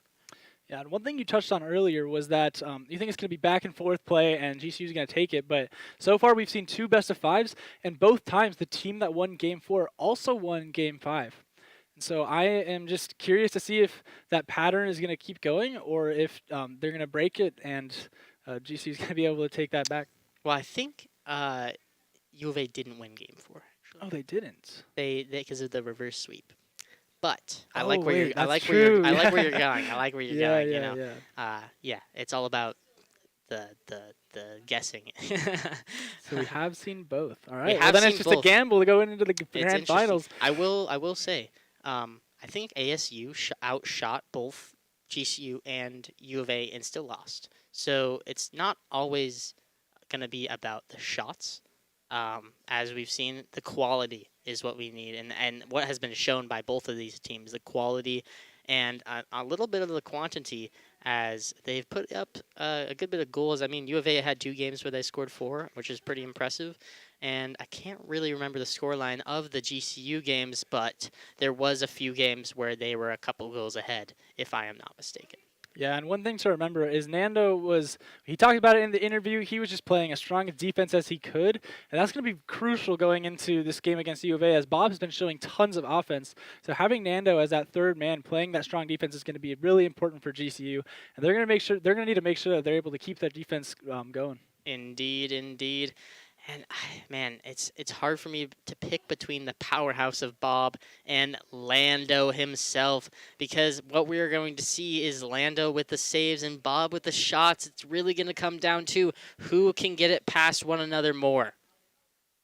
Yeah, I mean, and we've seen lots of physical play from both teams. Whichever one's more on it this game, I mean, it's a very 50-50 series as it seems. It's just whichever team is able to figure out their nerves and get that momentum early. I think winning the first game is going to be very important in this series, as you need to have that confidence, you need to have that momentum and that energy to get going into the series, because especially for U of A, if they win that game 1, it's even, and they're able to just play it out as a best-of-5 like they've been playing before, and how they beat ASU. Exactly. So that's going to be their goal, but I also think it's going to come down to the first kickoff, not just the first game. We're going to see who opens up the game strong, who can gain the first possession, and ultimately try to score off of that possession. It could be U of A, it could be GCU. We will see just shortly. I do apologize. I think we do have them slowly getting into the matches. But I don't know. Let's throw in some side notes. What's your favorite car decal for Rocket League? Favorite car decal? It's got to be that purple nice shot decal. The only way you were able to get it in the past was getting it from the Rocket League Esports Twitch drops. Actually, I've created my own preset with that decal, and I use it all the time. Love it. I think I have the black no decal, if I'm not mistaken. Kind of looks funny. I never use it. But you know, I'm a big fan. I use a lot of Slipstream. It looks very clean, very smooth, and looks good on my car. Matches your wheels really well too. Matches my wheels. It does match my wheels really well. You know, I'm a car mechanic myself. Sometimes some people don't like it, but I make some cool cars. Not to brag. Yeah. But this just in. The match is going to be starting just about soon. The kickoff is a go, and GCU, again, with the Game 1 advantage. They also get the kickoff advantage. Can they get an early goal, Bob, with a save and not wanting to get scored on just yet? Nando taking it up in the air, has a shot. Amp is going to clear it away. Looks like a pre-jump from Froppy trying to get the dunk. Now Super Big Steve hitting it off the wall. Amp's going to be there, but Froppy looking to get some pressure on Amp there. Amp's clearing it up. Nando's touching it over to Steve. Steve hitting it toward the corner, just off the net. Now Bob looking to take it back down to his team. But Nando doing very well at midfield, keeping that ball on the orange half. But as I say that, Amp gets a strong clear, and Steve's going to have to use all of his boost to air dribble it back toward the orange half. Indeed, both teams throwing shots at the net so far. A great save by Goose off the backboard, and Steve actually clearing that back line to try to get a demo, that physical play we mentioned. But nothing just yet. Steve actually reading Bob, keeping the ball to himself. He's got some boost. Can he make a play? He gets a demo, allowing Nando to take the shot. Can he get another demo? But no, saved by Bob. There we see that physical play that I was talking about. And I do think whichever team brings out that stronger physical play first is going to be the one to prevail right away. And we've so far seen GCU doing that, but now we got Froppy taking control. Amp's going to challenge him quickly, but Froppy going for a cookser pinch. Froppy loves to go for those. But here we got Nando trying to keep it into the orange half. Nando going off the corner. Bob's there to clear it out. Bob with low boost though. He's going to try to keep the momentum moving, but Steve's there with full on the wall. Gets denied by Goose, and now Froppy's last man back. Indeed, smacked away by Goose, but no offense just yet. Amp and Bob, a little miscommunication there. They pinched it into the midfield, but left no shot on net. Steve over one. Bob, he gets almost a bump onto Amp. That could have been an amazing goal from Steve, but it's still a chance. A pass in the midfield. It's over Froppy's head, and now Steve rushing back. Can he get the save? He can't. Oh. It's just a great play by U of A to know to smack that ball right down the center and back into GCU's net. Yeah, Bob spotted that all three of the GCU attackers were pushed up a little too far and just sniped that blue net. Amazing execution, perfect speed. If it was like 1 mile per hour slower, Steve would have been able to get that save. Perfect execution for Bob, and now Bob's going to get that pressure right off the kickoff. It's Steve hitting it up to Froppy. Froppy with the fake. Steve going for the shot, top left, just off the post. And we saw the post was really keeping ASU away from winning that Game 5, so we'll see if GCU has that same turnout, but so far lots of pressure coming out for both teams. Indeed, maybe ASU shed off that horrible post luck onto GCU, which would not be good, but we will have to wait and see as not much shots are coming in from GCU right now. They are on defense. Nando with a clear. Amp backpedaling. He gets a great touch, and he misses the ball after maintaining the boost and trying to avoid a demo from Froppy. Nando going for the shot. The pass to Froppy caught me off guard. I thought he was trying to shoot that, but no, Froppy's just waiting there. Amazing communication from GCU going for that pass, and amazing execution from Froppy just being there. Last time they made a play like that, Bob was able to snipe their net, but that time they just were able to execute it well. That goal was amazing and something we need to see more of from any of these teams. It's not going to end 1-1 no matter what. We have in overtime and 2 minutes remain. Nando trying to keep this ball on the U of A side, but Goosenav, the man to catch it and put it back into GCU. He's not having any of that GCU defense, and also gets a demo onto Nando. It's taken over the top of GCU, but Froppy made a great clear, and he's actually getting bumped just now. Nando last man. It's going to go. It's going to almost go into that net, but Gustav, not enough power, not enough speed on the ball to make a touch that goes into that GCU net, and this game is still tied up. Yeah, GCU looking to turn it around, get some pressure back. Almost got scored on, but Steve with an amazing diving save to bring his team back to the offense. But now Amp looking to get it mid. Bob's waiting there, but Steve cuts off the pass. Now Steve pushing downfield, 50s Bob into his own corner. Now Goose has to try to take control. Amp's going to be there to save him away. And now Nando going for the double tap off the ground, gets it past one, going for the bump. Not able to connect with Bob. But both teams are looking to get that physical play started. We've seen a lot of bumps or demos or bump attempts even.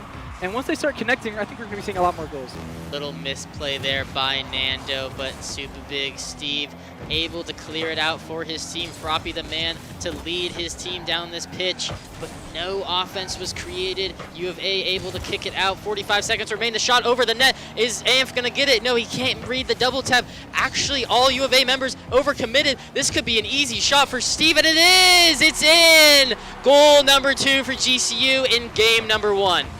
Yeah, Steve, it looks like GCU scored that same way U of A scored in the past. Just a little bit of an overcommit, and GCU is able to capitalize on it with the counterattack. And now 2-1 with 40 seconds remaining. U of A has been has been prone to come back really well from this situation. We've seen them do it twice in that last series. Indeed. And here we go. U of A is going to have to work on that offense to get that last goal. They said it themselves. They play amazing with their backs against the wall, and it is their time again. Their backs are against the wall. Are we going to see them succeed? Bob is up for a great shot, but Lando to save it away. All right, here we got Steve trying to clear it out, but Goose is there. Goose is going to go for the bump, and Bob's up. Now Nando awkward in net. Amp going for the shot, but Bob trying to keep that pressure on. Has a shot. Nando's clearing it away. Nando has boost, but Goose is going to keep it there. Lots of pressure coming out from U of A in these final moments. Bob going up. One's there, and Amp with the 0-second goal. U of A have been amazing in the end of these games. Bob scoring a 0-second goal yesterday to keep his team in the game, and now Amp scoring another 0-second goal to bring it to overtime. Their backs no longer against the wall. They take game number 1 to overtime, something we will probably see a lot as both of these teams are very strong. It now is golden goal. What team is going to strike first? It could be GCU, it could be U of A. GCU inside the half of U of A. They get a great touch. Gustav popping it high for his teammate. Amp with a great touch. Can anyone get the double tap? But Amp with the shot. He gets game 1. And like we said earlier, it is now going to be a best of 5. Yeah, that game 1 was crucial for U of A, and they've done a great job of capitalizing, taking that double tap. Amp with the amazing goal cross map, making GCU awkward on that defense, and U of A now equalized the series. Like Corbin said, we're going into the best of 5 pretty much now, and GCU's gonna have to figure out what they need to do going into the next game. Just a little sloppy there from GCU. They couldn't get a good kickoff there, and it actually looks like we have some PC problems coming in. I don't know what this will necessarily mean for the game. We might have to take a tiny break here, but we will see. The screen is apparently flashing for Nando, and that would be a little difficult to play Rocket League with. Oh yeah, definitely. Rocket League is like one of the most demanding games. If you're lagging even the tiniest amount, it can change everything. And having a screen flickering off, on and off is not what you want to see. Indeed, it is not what you want to see, but looks like apparently the game is fixed. We do not need to take a break. Game number 2 is starting right now. Nando and Amp on the kickoff. A great kickoff coming in from GCU. Proppy with all the momentum. He gets under 1. Can he get a 50 through 1? He cannot. The ball was right in front of that U of A net, but GCU could not find the response to score it into their net. Yeah, we already see that pressure coming out, but Goose there for the shot. Steve with the save, and pressure's going back and forth so far. 20 seconds into the game, we've already seen some shots, and now it looks like GCU might have a chance here, but Goose is going to beat Froppy to the ball. Froppy trying to bump Amp, but Amp is there. Bob going up. Oh, but Nando with the demo. Goose is able to save him, though. And now Amp gets the fake. Goose is going to take the shot. Froppy's there to deny. Now Nando has to 50 this out, but Goose is waiting. U of A has been doing such a good job of playing that midfield and just keeping themselves on offense throughout today. Indeed, this team really wants it. Super Big Steve with an interesting play there. He almost had a cool reset play, but instead no boost in the tank. Could not follow it. Maybe a chance here. 3 U of A members almost on him. He had almost no way of getting past them as Gustav kicks it back down to that GCU half. Froppy's turn to maybe advance the ball. Can they get any offensive pressure out of it? Steve making a cut. Now it leaves Nando last back. He's going to have to maintain this ball in their corner, allow his teammates to get back in time, and he does. 3 GCU members back in the blue half. A missed touch coming in from Gustav, and it could leave U of A in an awkward position, especially because Bob just got demoed. Yeah, now Steve's looking to push it down. Gives Bob the ball, however, and Froppy's going to have to make a save. Great save there from Froppy. Now Nando clearing it out. But Steve's not able to connect. Goose is beating him to the ball, but it's on their own half. Now Amp is awkward, and Froppy with the shot. It looks like he doubled it, or was that an own goal? I couldn't tell. I think he hit a double tap there, but the man we haven't seen much today, the man that actually made U of A go home in the NASCAR games, Froppy. It seems like he's a nightmare to this U of A team. Indeed, and now we got Froppy again getting a bump right off the kickoff and grabbing the other team's boost. Now Nando trying trying to keep it in. Froppy with full boost. He's going to have to get a touch here because Bob is threatening that shot. Now Goose trying to hit it off the corner. Bob demos Steve. No one's in net, but Froppy's able to get back. Bob passing it out to Amp just over the bar. And GCU's going to have to do a lot to get this out of their half. Indeed, this pressure is on U of A trying to find the shot, and Amp, an amazing ceiling shot. He pinned it in that top left corner. I'm surprised Bob even got back to that ball in the corner with 0 boost and passed it perfectly to Amp. Froppy just couldn't get the touch to save it. Yeah, once again, that perfect placement in the top left corner. Very hard to save when it's in the top of the net like that. Perfect execution from Amp. And now here we got Nando pushing it downfield right off the kickoff, trying to get that goal back, get that goal lead, and almost gets past Amp. He's able to connect. Now Bob passing it over to his teammate. Nando's going to dunk it though. Nando trying to get it mid, or gets it over Goose. Bob's able to clear it out. Indeed, he does. It seems like U of A has a chance here, but Steve actually getting a great clear, great control. Bob trying to make a disrupting play. He hits the ball out of Nando's way and allows his team to maybe take a shot here. A great cut by Gustav. A great spot-up play by Amp.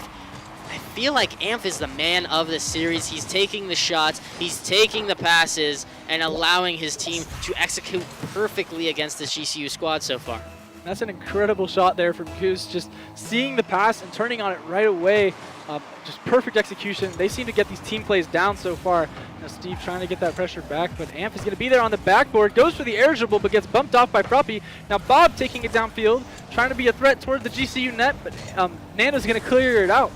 Now we have Goose once again pushing it downfield. Goose has been really good on offense. We see him, he's usually the one to keep the ball onto their half when it gets cleared. And now we got Nando getting the save.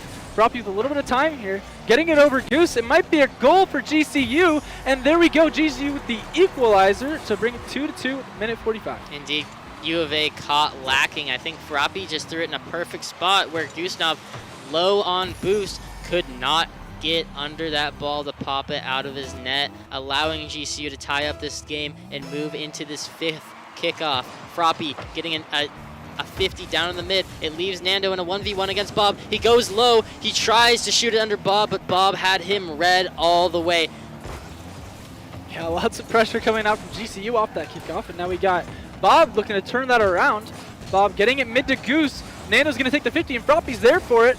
Gets it 50 off the wall. Now Steve going for a pass over to Nando, but Bob intercepts. And looks like U of A is doing all they can to get this out of their half. Froppy going off the corner, gets one touch toward middle, but Amp is going to be there, but they get bumped by Froppy. And now looks like U of A has the offensive pressure, 1 minute remaining, and looks like it's, oh, wait a minute, here we go. U of A almost gets a goal there, but Bob's able to demo Froppy, try to get their offensive pressure back, and now 50 seconds remaining. Both teams are going to have to try to find that goal.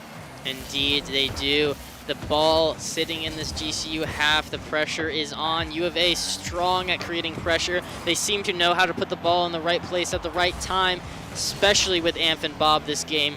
And it seems like now Bob, low on boost, still trying to make the plays to pass it to Amp. Amp's turn to go, and it's just 50 away into that GCU corner. One man back. It is Bob. He turns away from the ball. He has a fake commit to make sure Froppy shoots it away, but Steve, the one to follow now. He 50s it. It leaves this U of A squad awkward, but Bob, a great save. He gets it out of the midfield, and we're running low on time. Are we going to see another overtime? 6 seconds. Nando with control, a pass to the midfield, a pass, and almost a shot by Steve. He hits it off that backboard, and the ball is not dropped yet, and it is down. Froppy let it go, and we are in overtime. Overtime once again. U of A, how many overtimes they have that last series? 3, 2? Can't quite remember, but here they're in another one. And I remember last time they scored 1 goal right off the bat in overtime, so they're doing pretty good with that. Now we got Bob looking to get that goal, but gets blocked away by Froppy. And looks like it might go back and forth. We'll see if GCU is able to take this. Your prediction might come true. Indeed. GCU actually taking time in the midfield. This could be an open shot. It could be a chance for GCU, but a great save by U of A. They dropped the ball again in another perfect defensive position to where they could make a strong play with a second touch. And now Froppy looking to get it out of his half, but Goose once again on that wall to keep it on GCU's side. Now Bob looking to get up in the air. It's a scary thing for GCU to see, but Nando's there to counterattack it.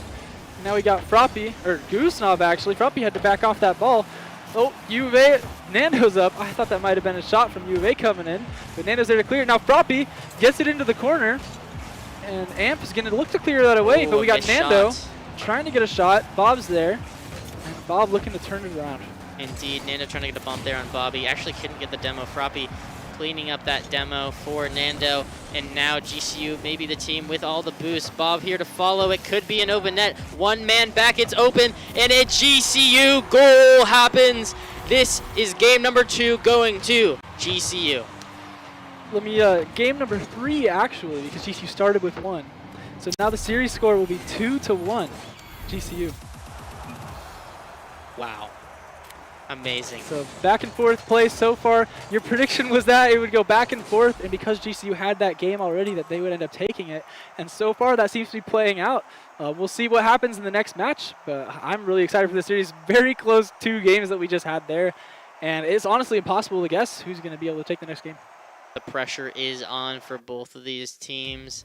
It could go either way at this point as one game goes each way for the teams with the advantage game of GCU. They are ahead in this series. Game number 4 is starting right now. Steve with a great read on the kickoff, allowing Froppy to follow it, but Amp taking control of the ball on his own backboard, allowing a dribble over Steve. Amp gets bumped off from Steve. Goosenov trying to read the play. Froppy the one to cut, and Bob still being the man, trying to make sure his team is in a safe position to push the ball. He does so, but it still leaves them in an awkward position. Goosenov, a man we haven't seen much yet, getting the touches for his team. Can they get a goal? No, saved away by Froppy.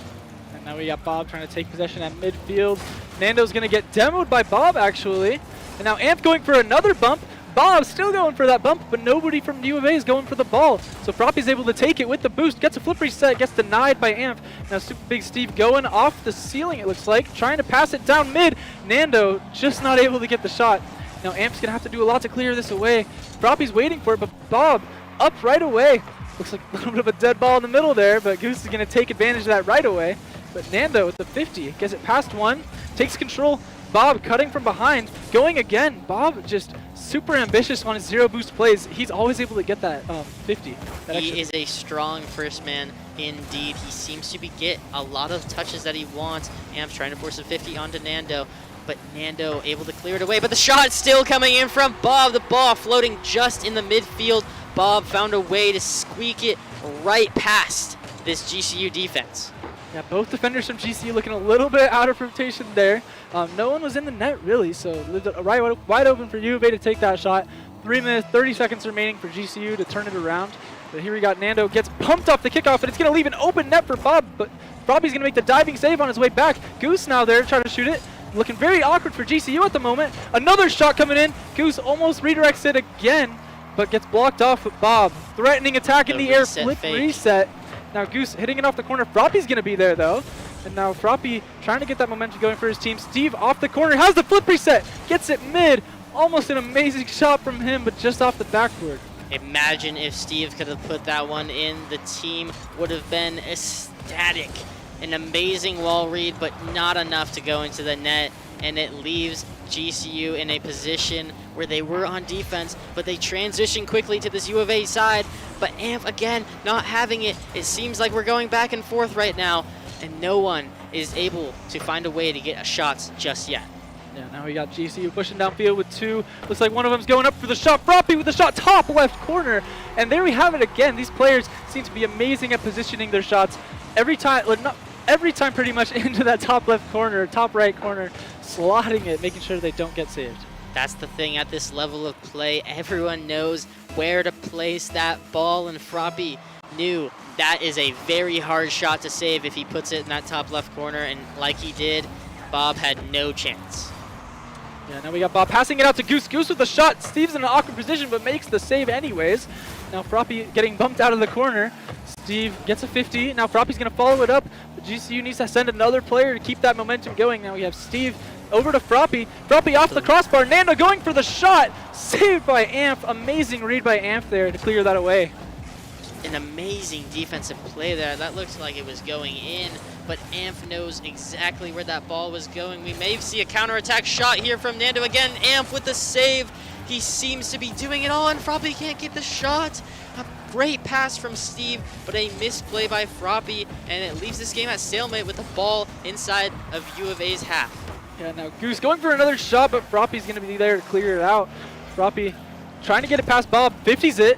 No one for U of A's there, so Nando's going to take possession. Gets it past one. Goose alone in net against the entire GCU offense, but Bob, clutch save from him. Diving back, but now Amph trying to get that out. Bob's going to go for the bump, but Nando's up in the air already. Now Nando trying to get it back to his teammates, takes the boost, and trying to starve U of A of that, getting that full boost. That physical play coming in from GCU, allowing to relieve some pressure. I mean, 2 men only up for U of A here on the attack. Goosenov finally spawned back in, but allowed them to get the ball out of their half for now. Instead, Bob had other decisions. He wants it back. He wants another goal. Amph gets a reset, but can't get past Robbie. It's Goosenov's turn up the sidewall. It goes right past Nando. A potential shot saved away by Steve. And this could be a counterattack potential for GCU. Bob pops it high in the midfield. Nando is up now. He takes the shot. It's saved by Goosenov. So far looking like we might have another overtime here, but we'll see. GCU's got some strong offense going, but hopefully they don't push them too far here. Is that we've seen a lot of counterattack plays coming out, and it looks like U of A is trying to cook one up right now off the corner. Froppy's going to clear it out. Now Amph has to make this clutch save for his team. Nando beats Bob to the ball. Now Steve is there, tries to get the shot. Amph clearing it past Froppy. Now Nando, last back, has to make an amazing defensive play here. Amph fakes Nando. Nando out of position, and Goose able to get the shot. That is an amazing play by U of A. I mean, Amph knew Nando in an awkward spot, goes right behind him and slams it to the midfield, tries to demo Steve, doesn't need to demo Steve as Steve was just in an awkward position, and Gustav put it right through that GCU net. Low time on the clock. GCU needing 1 goal to equalize. He goes low. He fakes one. Nando hits it high. Steve can't get a read off that backboard. 8 seconds left. Froppy, their mid-man, with all the boosts, gets demoed, and it might be awkward here for GCU to follow up. The clock is expiring. Bob's going to drop it low, and they take game number 4. Series score now 2-2.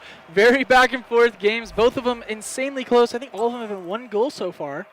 And man, incredible Rocket League from both of these teams. I mean, we've seen everything pretty much. Like we've seen it all. Seen it all here today. Tonight. Now we just need the triple flip reset, and we can officially call it a day after that. I think we've seen 3 flip resets. I think that should count. Three resets. It's not good enough. It's not good enough. We need to see some more mechanical plays from these mechanical players. No, actually, they should stick to their game plan just as they have. I mean, U of A has been making strong cuts, knowing where to put that ball, and GCU, their offense seems to be creating a lot of shots for all of their teammates right now, and one team will need to keep continuing to show their game plan in order to take this series away. Nando up in the air going for the solo play, gets it past Goose off the wall. Now Steve gonna try to get it to Froppy, but Bob's there to clear it out. Froppy gonna try to take control for his team, taking it up the wall. Goose there for the challenge, gets it past him. Now Nando's gonna have to control this. Amph on the wall once again. Nando's gonna go for the fake, gets it past him. Now Bob with the save, but Steve trying to capitalize, gets it past one. Goose with a little bit of a whiff. Now we have Froppy touching it back over to Nando. Indeed, Nando gets the clear he wants. He got past 2. He's staying on the ball. He's trying to pass it to the midfield. He does. Super Big Steve is across, but he gets beat out by Bob. Bob with a great wall read. Now on the attack. Amph 50ing it to the midfield. Gustav is there. Can he get past Nando? He hits it past on the left side, allowing this pressure to maintain on this GCU half. But Amph not able to make a strong touch so far. Bob getting a miss, and GCU able to regain possession of this ball. Yeah, and the first goal in this game is crucial. All games have been very back and forth. You get that first goal, you got that momentum, you got that confidence, and Bob's going to be looking to do that for his team. Gets it over 1, but Froppy's on the backboard to control it out. Gets it past 2. Goose is there. Ground pinch almost into the net, but just a little high. Now Bob with full boost looking to go off the wall. Gets it past 1. Now Amp going for the shot. Froppy denies it. Great backflip reaction time from Froppy there. As Steve's now going to take this up the wall. Steve on no boost though, and Goose is going to beat him to it. Goose might go for the double touch. Goose doubles it right into Nando, and Nando's going to try to take this back for GCU. Indeed, Nando with time, but he takes it. He decides to take it through the midfield. I don't know if that was the strongest play there. He had some boost. He could have made an aerial play, but instead forced it to that U of A squad, and now they're the ones with the ball and the possession in this GCU half. Yeah, now Bob once again keeping it on GCU's side, but Nando gets it past one. Nando looking very strong on the offense this time. We haven't seen him a ton on defense, but his offensive pressure has been looking very good against this U of A squad. Now we got Steve trying to hit it into the corner. Amp going for the pinch. That's it's going to leave Steve with the ball, however. Gets it over Goose. Bob's the last man back, but Amp with the diving save from behind. Now Goose is stuck on the GCU half for a second, leaving Amp and Bob in a 2v3, but he's able to get back for that touch. Ooh, just dangerous. Oh, and there's a shot. Dangerous Amp still. is there, but not a good enough touch. Nando taking his team and putting them on his shoulders. He gets the shot. Amp can't get the save, and he own goals into their own net, allowing GCU to go up 1 goal already halfway through this game. A very slow-paced game compared to the other games we've seen so far. A little miscomm here from Steve and Nando, but almost a goal there for Steve. He tried to 50 Amp on the goal line, but no one on the GCU squad was ready for that one. And then we got Goose going for the wall read, try to get it mid to his teammate. 50's Nando. Now Froppy's going to have to get this out, but Amp is there with the ceiling pinch. Nando's able to get there though. And Goose with the shot top left, it's just off. Goose again, but Steve in the right spot at the right time, getting that save. Steve once again trying to get it past, but now Nando's left there. Bob, last man back, is going to have to play this a little slow to let his teammates come back. And in a minute 40, U of A scrambling to get this next goal. Indeed, Bob did force it back, but a little awkward for him. I would have thought that GCU had the chance there. A bump play coming in. I think someone had a miscommunication there on GCU's side. I feel like someone should have gone a little earlier, but Bob making notes of it, seeing that Super Big Steve was in an awkward position, bumped him out of the play, and no one could make the save for that one. Yeah, U of A they seem to lean on that physical play whenever they start to go down. And I wonder how they would be if they just started to use that a little bit more. But now GCU, they've gotten scored on once, and now it's back to pretty much 0-0 with 1 minute left. We got the 1-1 score line. Lots of pressure though coming out from U of A. Amp with a double flip reset. Not quite the triple you were asking for, but he's almost there. We're moving up. Goose. We're moving up a little bit. Yes, sir. Goose gets the touch off the backboard to Bob. Bob almost able to get it to Amp, but Amp's not able to connect. Now Nando trying to push it downfield. 1 minute remaining once again. Looking like it's going to be a 1-goal game. Next goal is crucial, and Nando with the shot past Amp, and Nando has the next goal. 53 seconds remaining. U of A has to do all they can to get this next goal. An amazing play again from Nando. He's in the midfield. He catches U of A lacking, and he gets the goal to put them on top once more. Can they stay on top with 53 seconds? They need to clutch out this game in order to lead the series again like they have the entire time. But if they drop this series, they're going to have to win 2 in a row. This is a much win for GCU. Yeah, and as we've seen, U of A has got that clutch factor in them. However, they've just been scoring all the goals when they need them the most. But Froppy trying to turn that around and get the goal himself. But Bob's on the other side of the field going for the redirect mid.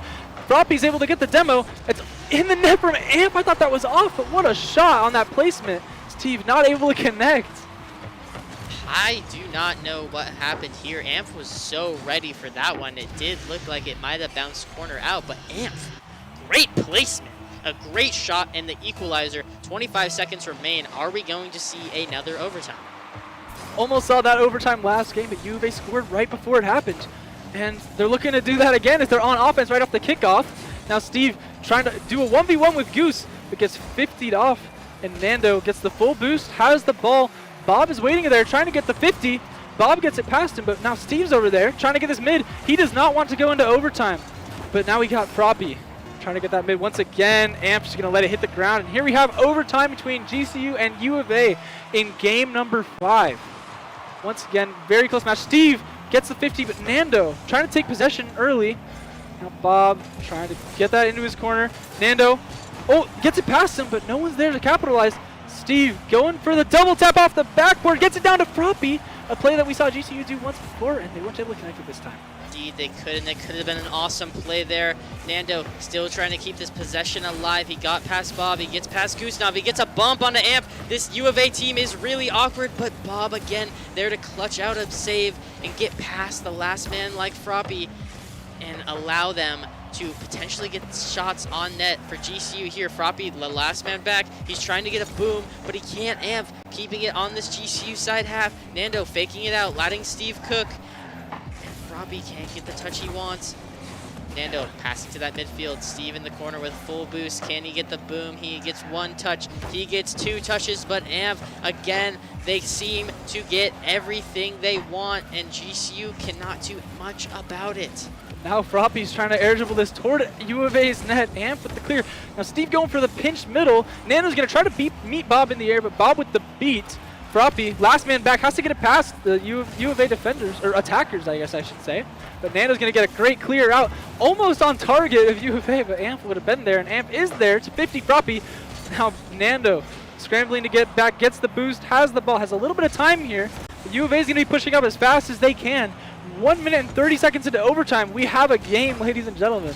Indeed, the game is on. It is very tight. The time is ticking. This game could go on forever, but U of A wants the chance at a goal, and Goosenav almost getting an amazing shot, but Super Big Steve, the one to clear it out, giving GCU some space, and Nando the one to follow. This could be a shot, but Super Big Steve hits it off the backboard. Instead, he decides to go for maybe a passing play. Froppy keeping it now inside this U of A half. A demo going out to Nando, but Goosenav not being able to do much of it. The ball all by itself. Nando the first to get to it. He goes past Goosenav, but Goosenav again made just enough touch to allow his team to get back into the position they want.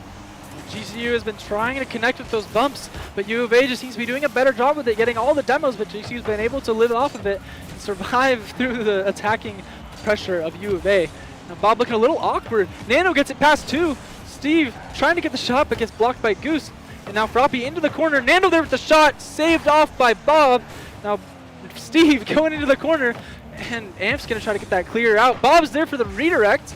Nando, last man back, has to play it safe, let his teammates come back. Steve with the demo. There we go. GCU's starting to whip out those demos as we've seen U of A doing. And Goose trying to get that clear, gets it past one. Steve in the air, has the boost, has the ball, going for the reset. He gets the reset, but no! Saved by Bob! A great play by U of A and keeping this overtime alive. Now Bob taking it downfield all on his own. Probably going up the wall with Bob, still there. Steve taking it up the wall. Nando gets bumped, looking a little bit awkward on the GCU defense. Amp with the flip reset past one. Froppy's going to be there, and now Bob is on the ball. Super Big Steve is dead. No one's in net for GCU. What a spawn, though, from Steve. Spawn. Now Amp is a little awkward. Oh, looks a little... Bob with the amazing psycho touch off the backboard. Nando going to get the beat, though. Gets the pass over to his teammate. And now Steve trying to collect this in the corner. Amp's going to get the beat, however. Amp going for the double touch. Oh, my gosh. This game is nerve-wracking. Nando with a shot on net, but we know Amp is there. Amp to Bob. Bob can't get the touch. Gustav with a crazy cut. Amp in the air, and not much pressure coming out for this one. But a big pass from Froppy. A potential shot, but Gustav able there to wrap it up and let Bob get his chance. Yes, so now Nando gets it past Bob, gets it past Amp, going for the bump. Bob dodges it. Now Froppy 50ing it in the corner. 4 minutes into overtime, these players have to be feeling the pressure now. Whichever team wins this game, scores next, is on match point. Now we have Bob looking to get that pressure. Steve's going to have to clear this out of his own corner. Gets one touch, but Amp is there to 50 it. No one is up for U of A, so Froppy's going to take control. Bob with no boost. He has been pretty good with these zero boost plays, but it's over Goose. Amp trying to collect this into his corner, but Nando gets bumped. Indeed, it is on. The nerves are just in everyone's head right now. 5 minutes, the blood is pumping. Can GCU make a play here? Steve can't get the bump and Nando can't get the shot. This could be a position for U of A, but no one there. Bob maybe getting a pass off the corner. Gustav doing a backflip, and it leaves U of A in a very awkward position. Can GCU capitalize? A backboard pass from Nando, and it's saved away again by Bob. Bob out of nowhere making that save, and now it's a counterattack from U of A. Bob gets the 50, but Nando's there, but 2 GCU ones went. Now Steve gets it off the corner. Amph, last time back for his team. Nando, Froppy gets the demo on Amph. Nando passing it over to Steve. Steve with the shot just off the post. Now Froppy trying to get it out of the corner, but looking a little awkward for Nando. He's last man back. Nando hits it off the corner, and now GCU's turned the pressure toward the U of A half of the field. Indeed, I can't believe how long this overtime is going. 5 minutes and 40 seconds with no goals. These teams are in a solid stalemate. They do not want to go to another. They do not want to fall behind in the series once more. It is either GCU or U of A. They need one more here in GCU with a chance. A shot over Bob, but it's saved again. Froppy trying to keep the ball alive. He misses a touch, and it is U of A now in GCU's half. Steve going coast to coast. He can't do it. He doesn't have enough boost. That ball's going right in the net, and it's saved by Nando. He's keeping it alive. 6 minutes through overtime. A potential shot by Froppy, but it's not on target. He goes low and allows GCU to maybe capitalize on this play. And now U of A looking to turn it around. Gets it over one. No one's back for GCU, but Froppy's going to have to get that touch. What a touch from Froppy. Now Steve gets it past Amph, but Bob's there to collect it. Amph got team bump right there. Now GCU has a little bit of time to recollect, but Goose is not letting it happen. Now Steve gets the pass over to Nando. Nando up for the shot. Amph with the touch toward the wall. Bob up to clear it away, but it gets denied. Now Steve's going to let Nando go for the shot. Another shot, man, shot after shot after shot for 7 minutes straight. We've played more than a full game of Rocket League in just this overtime. Nando going for the shot, but Goose. Froppy got the demo on Amph, but it might be overcommitted. Bob going up the backboard. Looks like a pass to Goose, and U of A takes game number 5, putting them on match points. Oh my God. The bump from Bob. The saves from Bob. Bob is the man. He seems to be the guy for this U of A squad right now, and he is hot. U of A broke that streak of it being back and forth, I believe. They took over that game, and they proved that just because GCU started up 1 game high, that they're able to bring it back, and now they're 1 game up on match point. GCU used to win back-to-back games. Looks like they're going to take this minute timer that we have to recollect and talk about what they're doing to try to figure out how they can take down U of A. Indeed, I mean, just look at this stat line. Look at all those shots. Almost double-digit shots for both teams. They could not find the net for 7 minutes.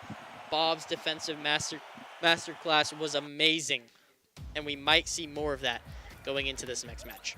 Yeah, now those players, after playing 13 minutes straight of Rocket League, have to jump right back into another match, try to keep themselves composed. As I know I was getting nervous in that overtime, and I know the players were too. So now they have to recollect and figure out their mentalities going into this game. Now we have Nando looking to get that shot first, but gets blocked away by Goose. Froppy going for the attack, but Amp's going to look to take this up the wall. Now Froppy's able to get the 50. Steve gets 50 by Goose. Goose with possession, but gives it over to Nando cuts it off.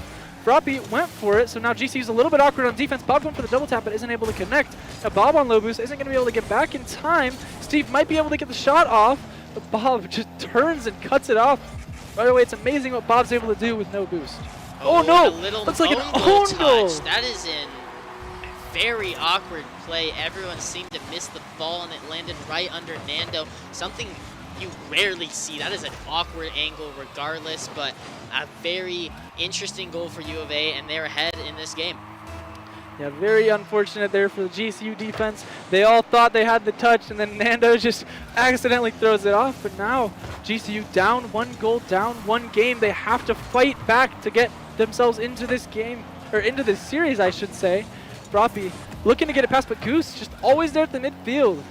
Goose looking to get another one over to his teammate, Amph, but Nando collects it instead. Nando might be going for a shot, but Bob's there. Steve, a little bit of a whiff.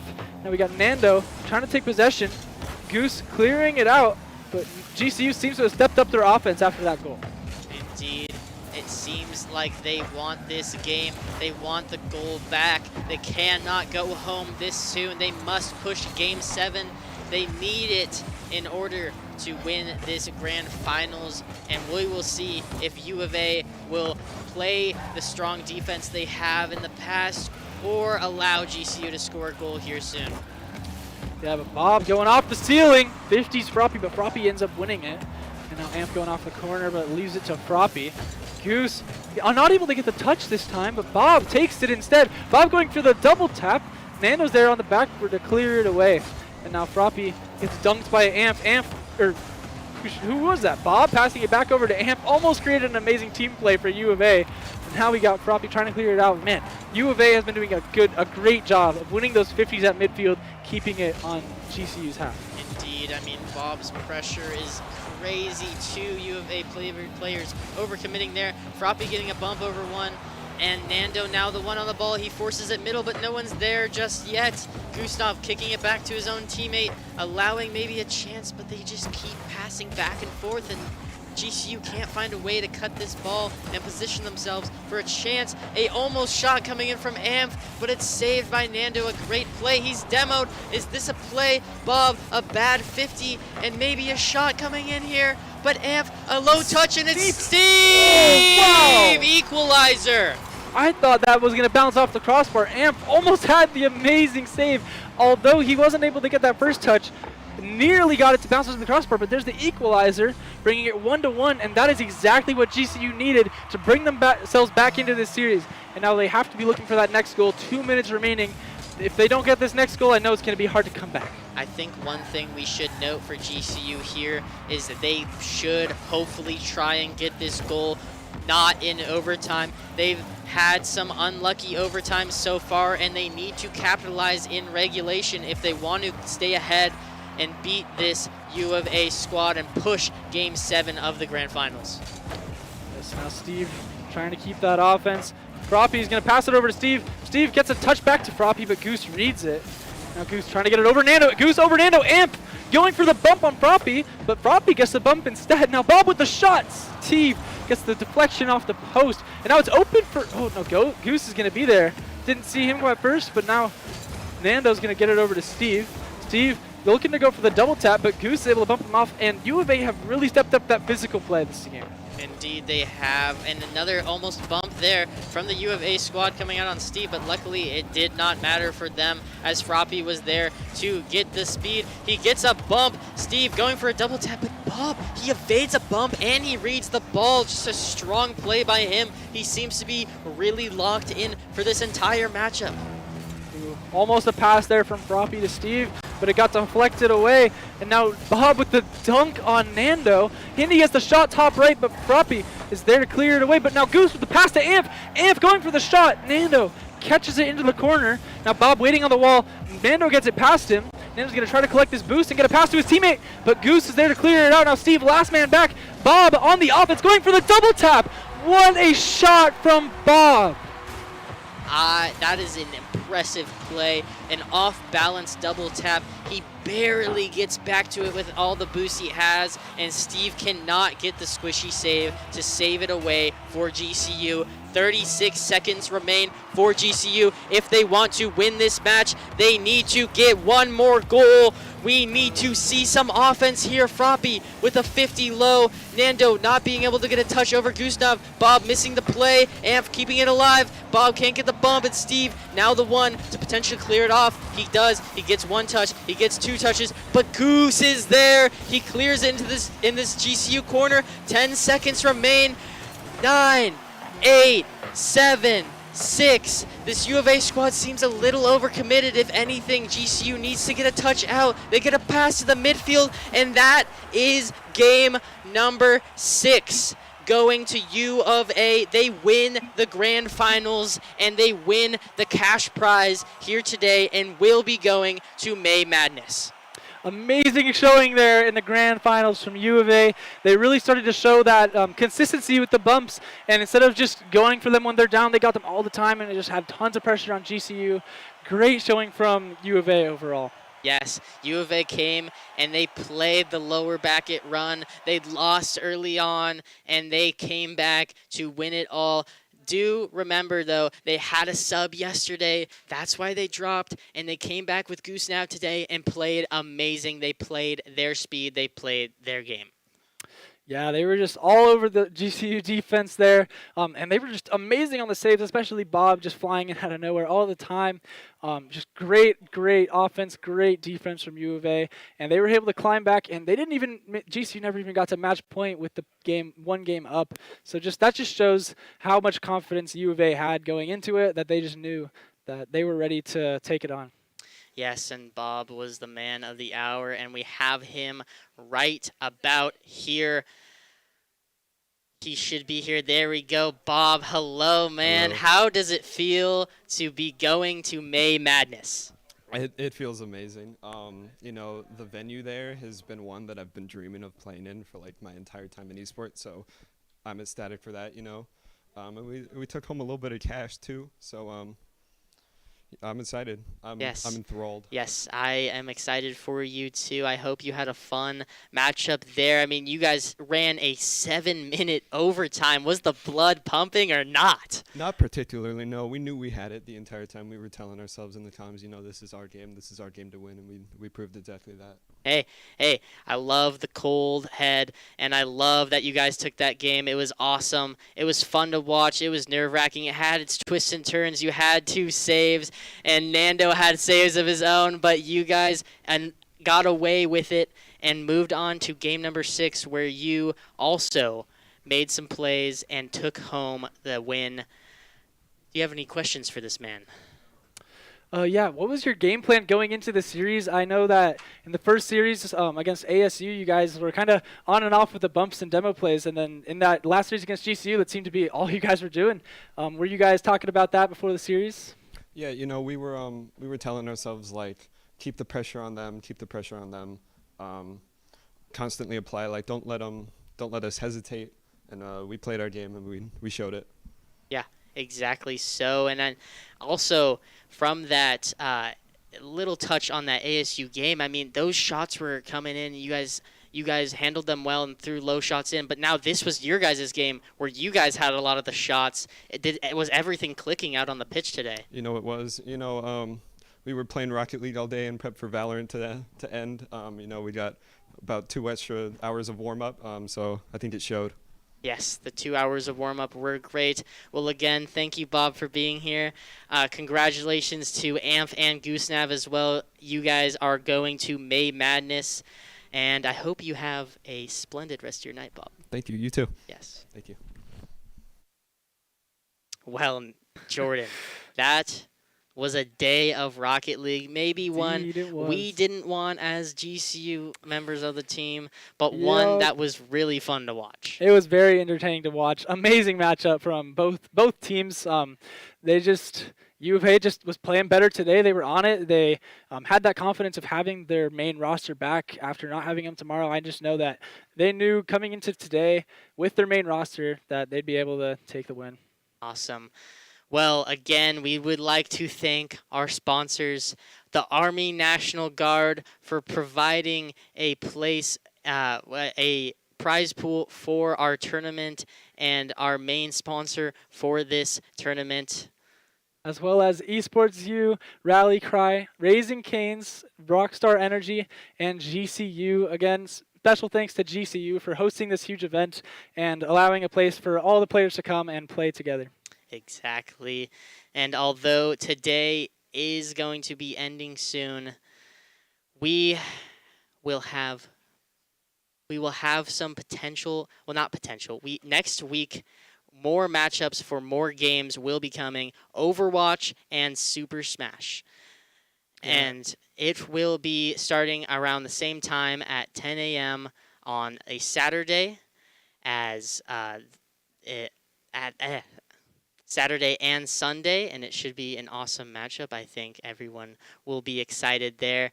If you are an Overwatch or Super Smash fan, make sure to show up for that weekend and support GCU and maybe some of the schools you're a part of. It will be awesome. It will be great. But again, I appreciated casting with you today, Jordan. Yeah, great time. Again, my name's Corbin, alongside the man himself, Jordan. We are the subs for the GCU squad, and I'd like to thank GCU and the broadcast team themselves for letting us commentate today. It was a blast. Thank you guys. Thank you guys. Much love to the fans. And remember, Super Big Steve is the man.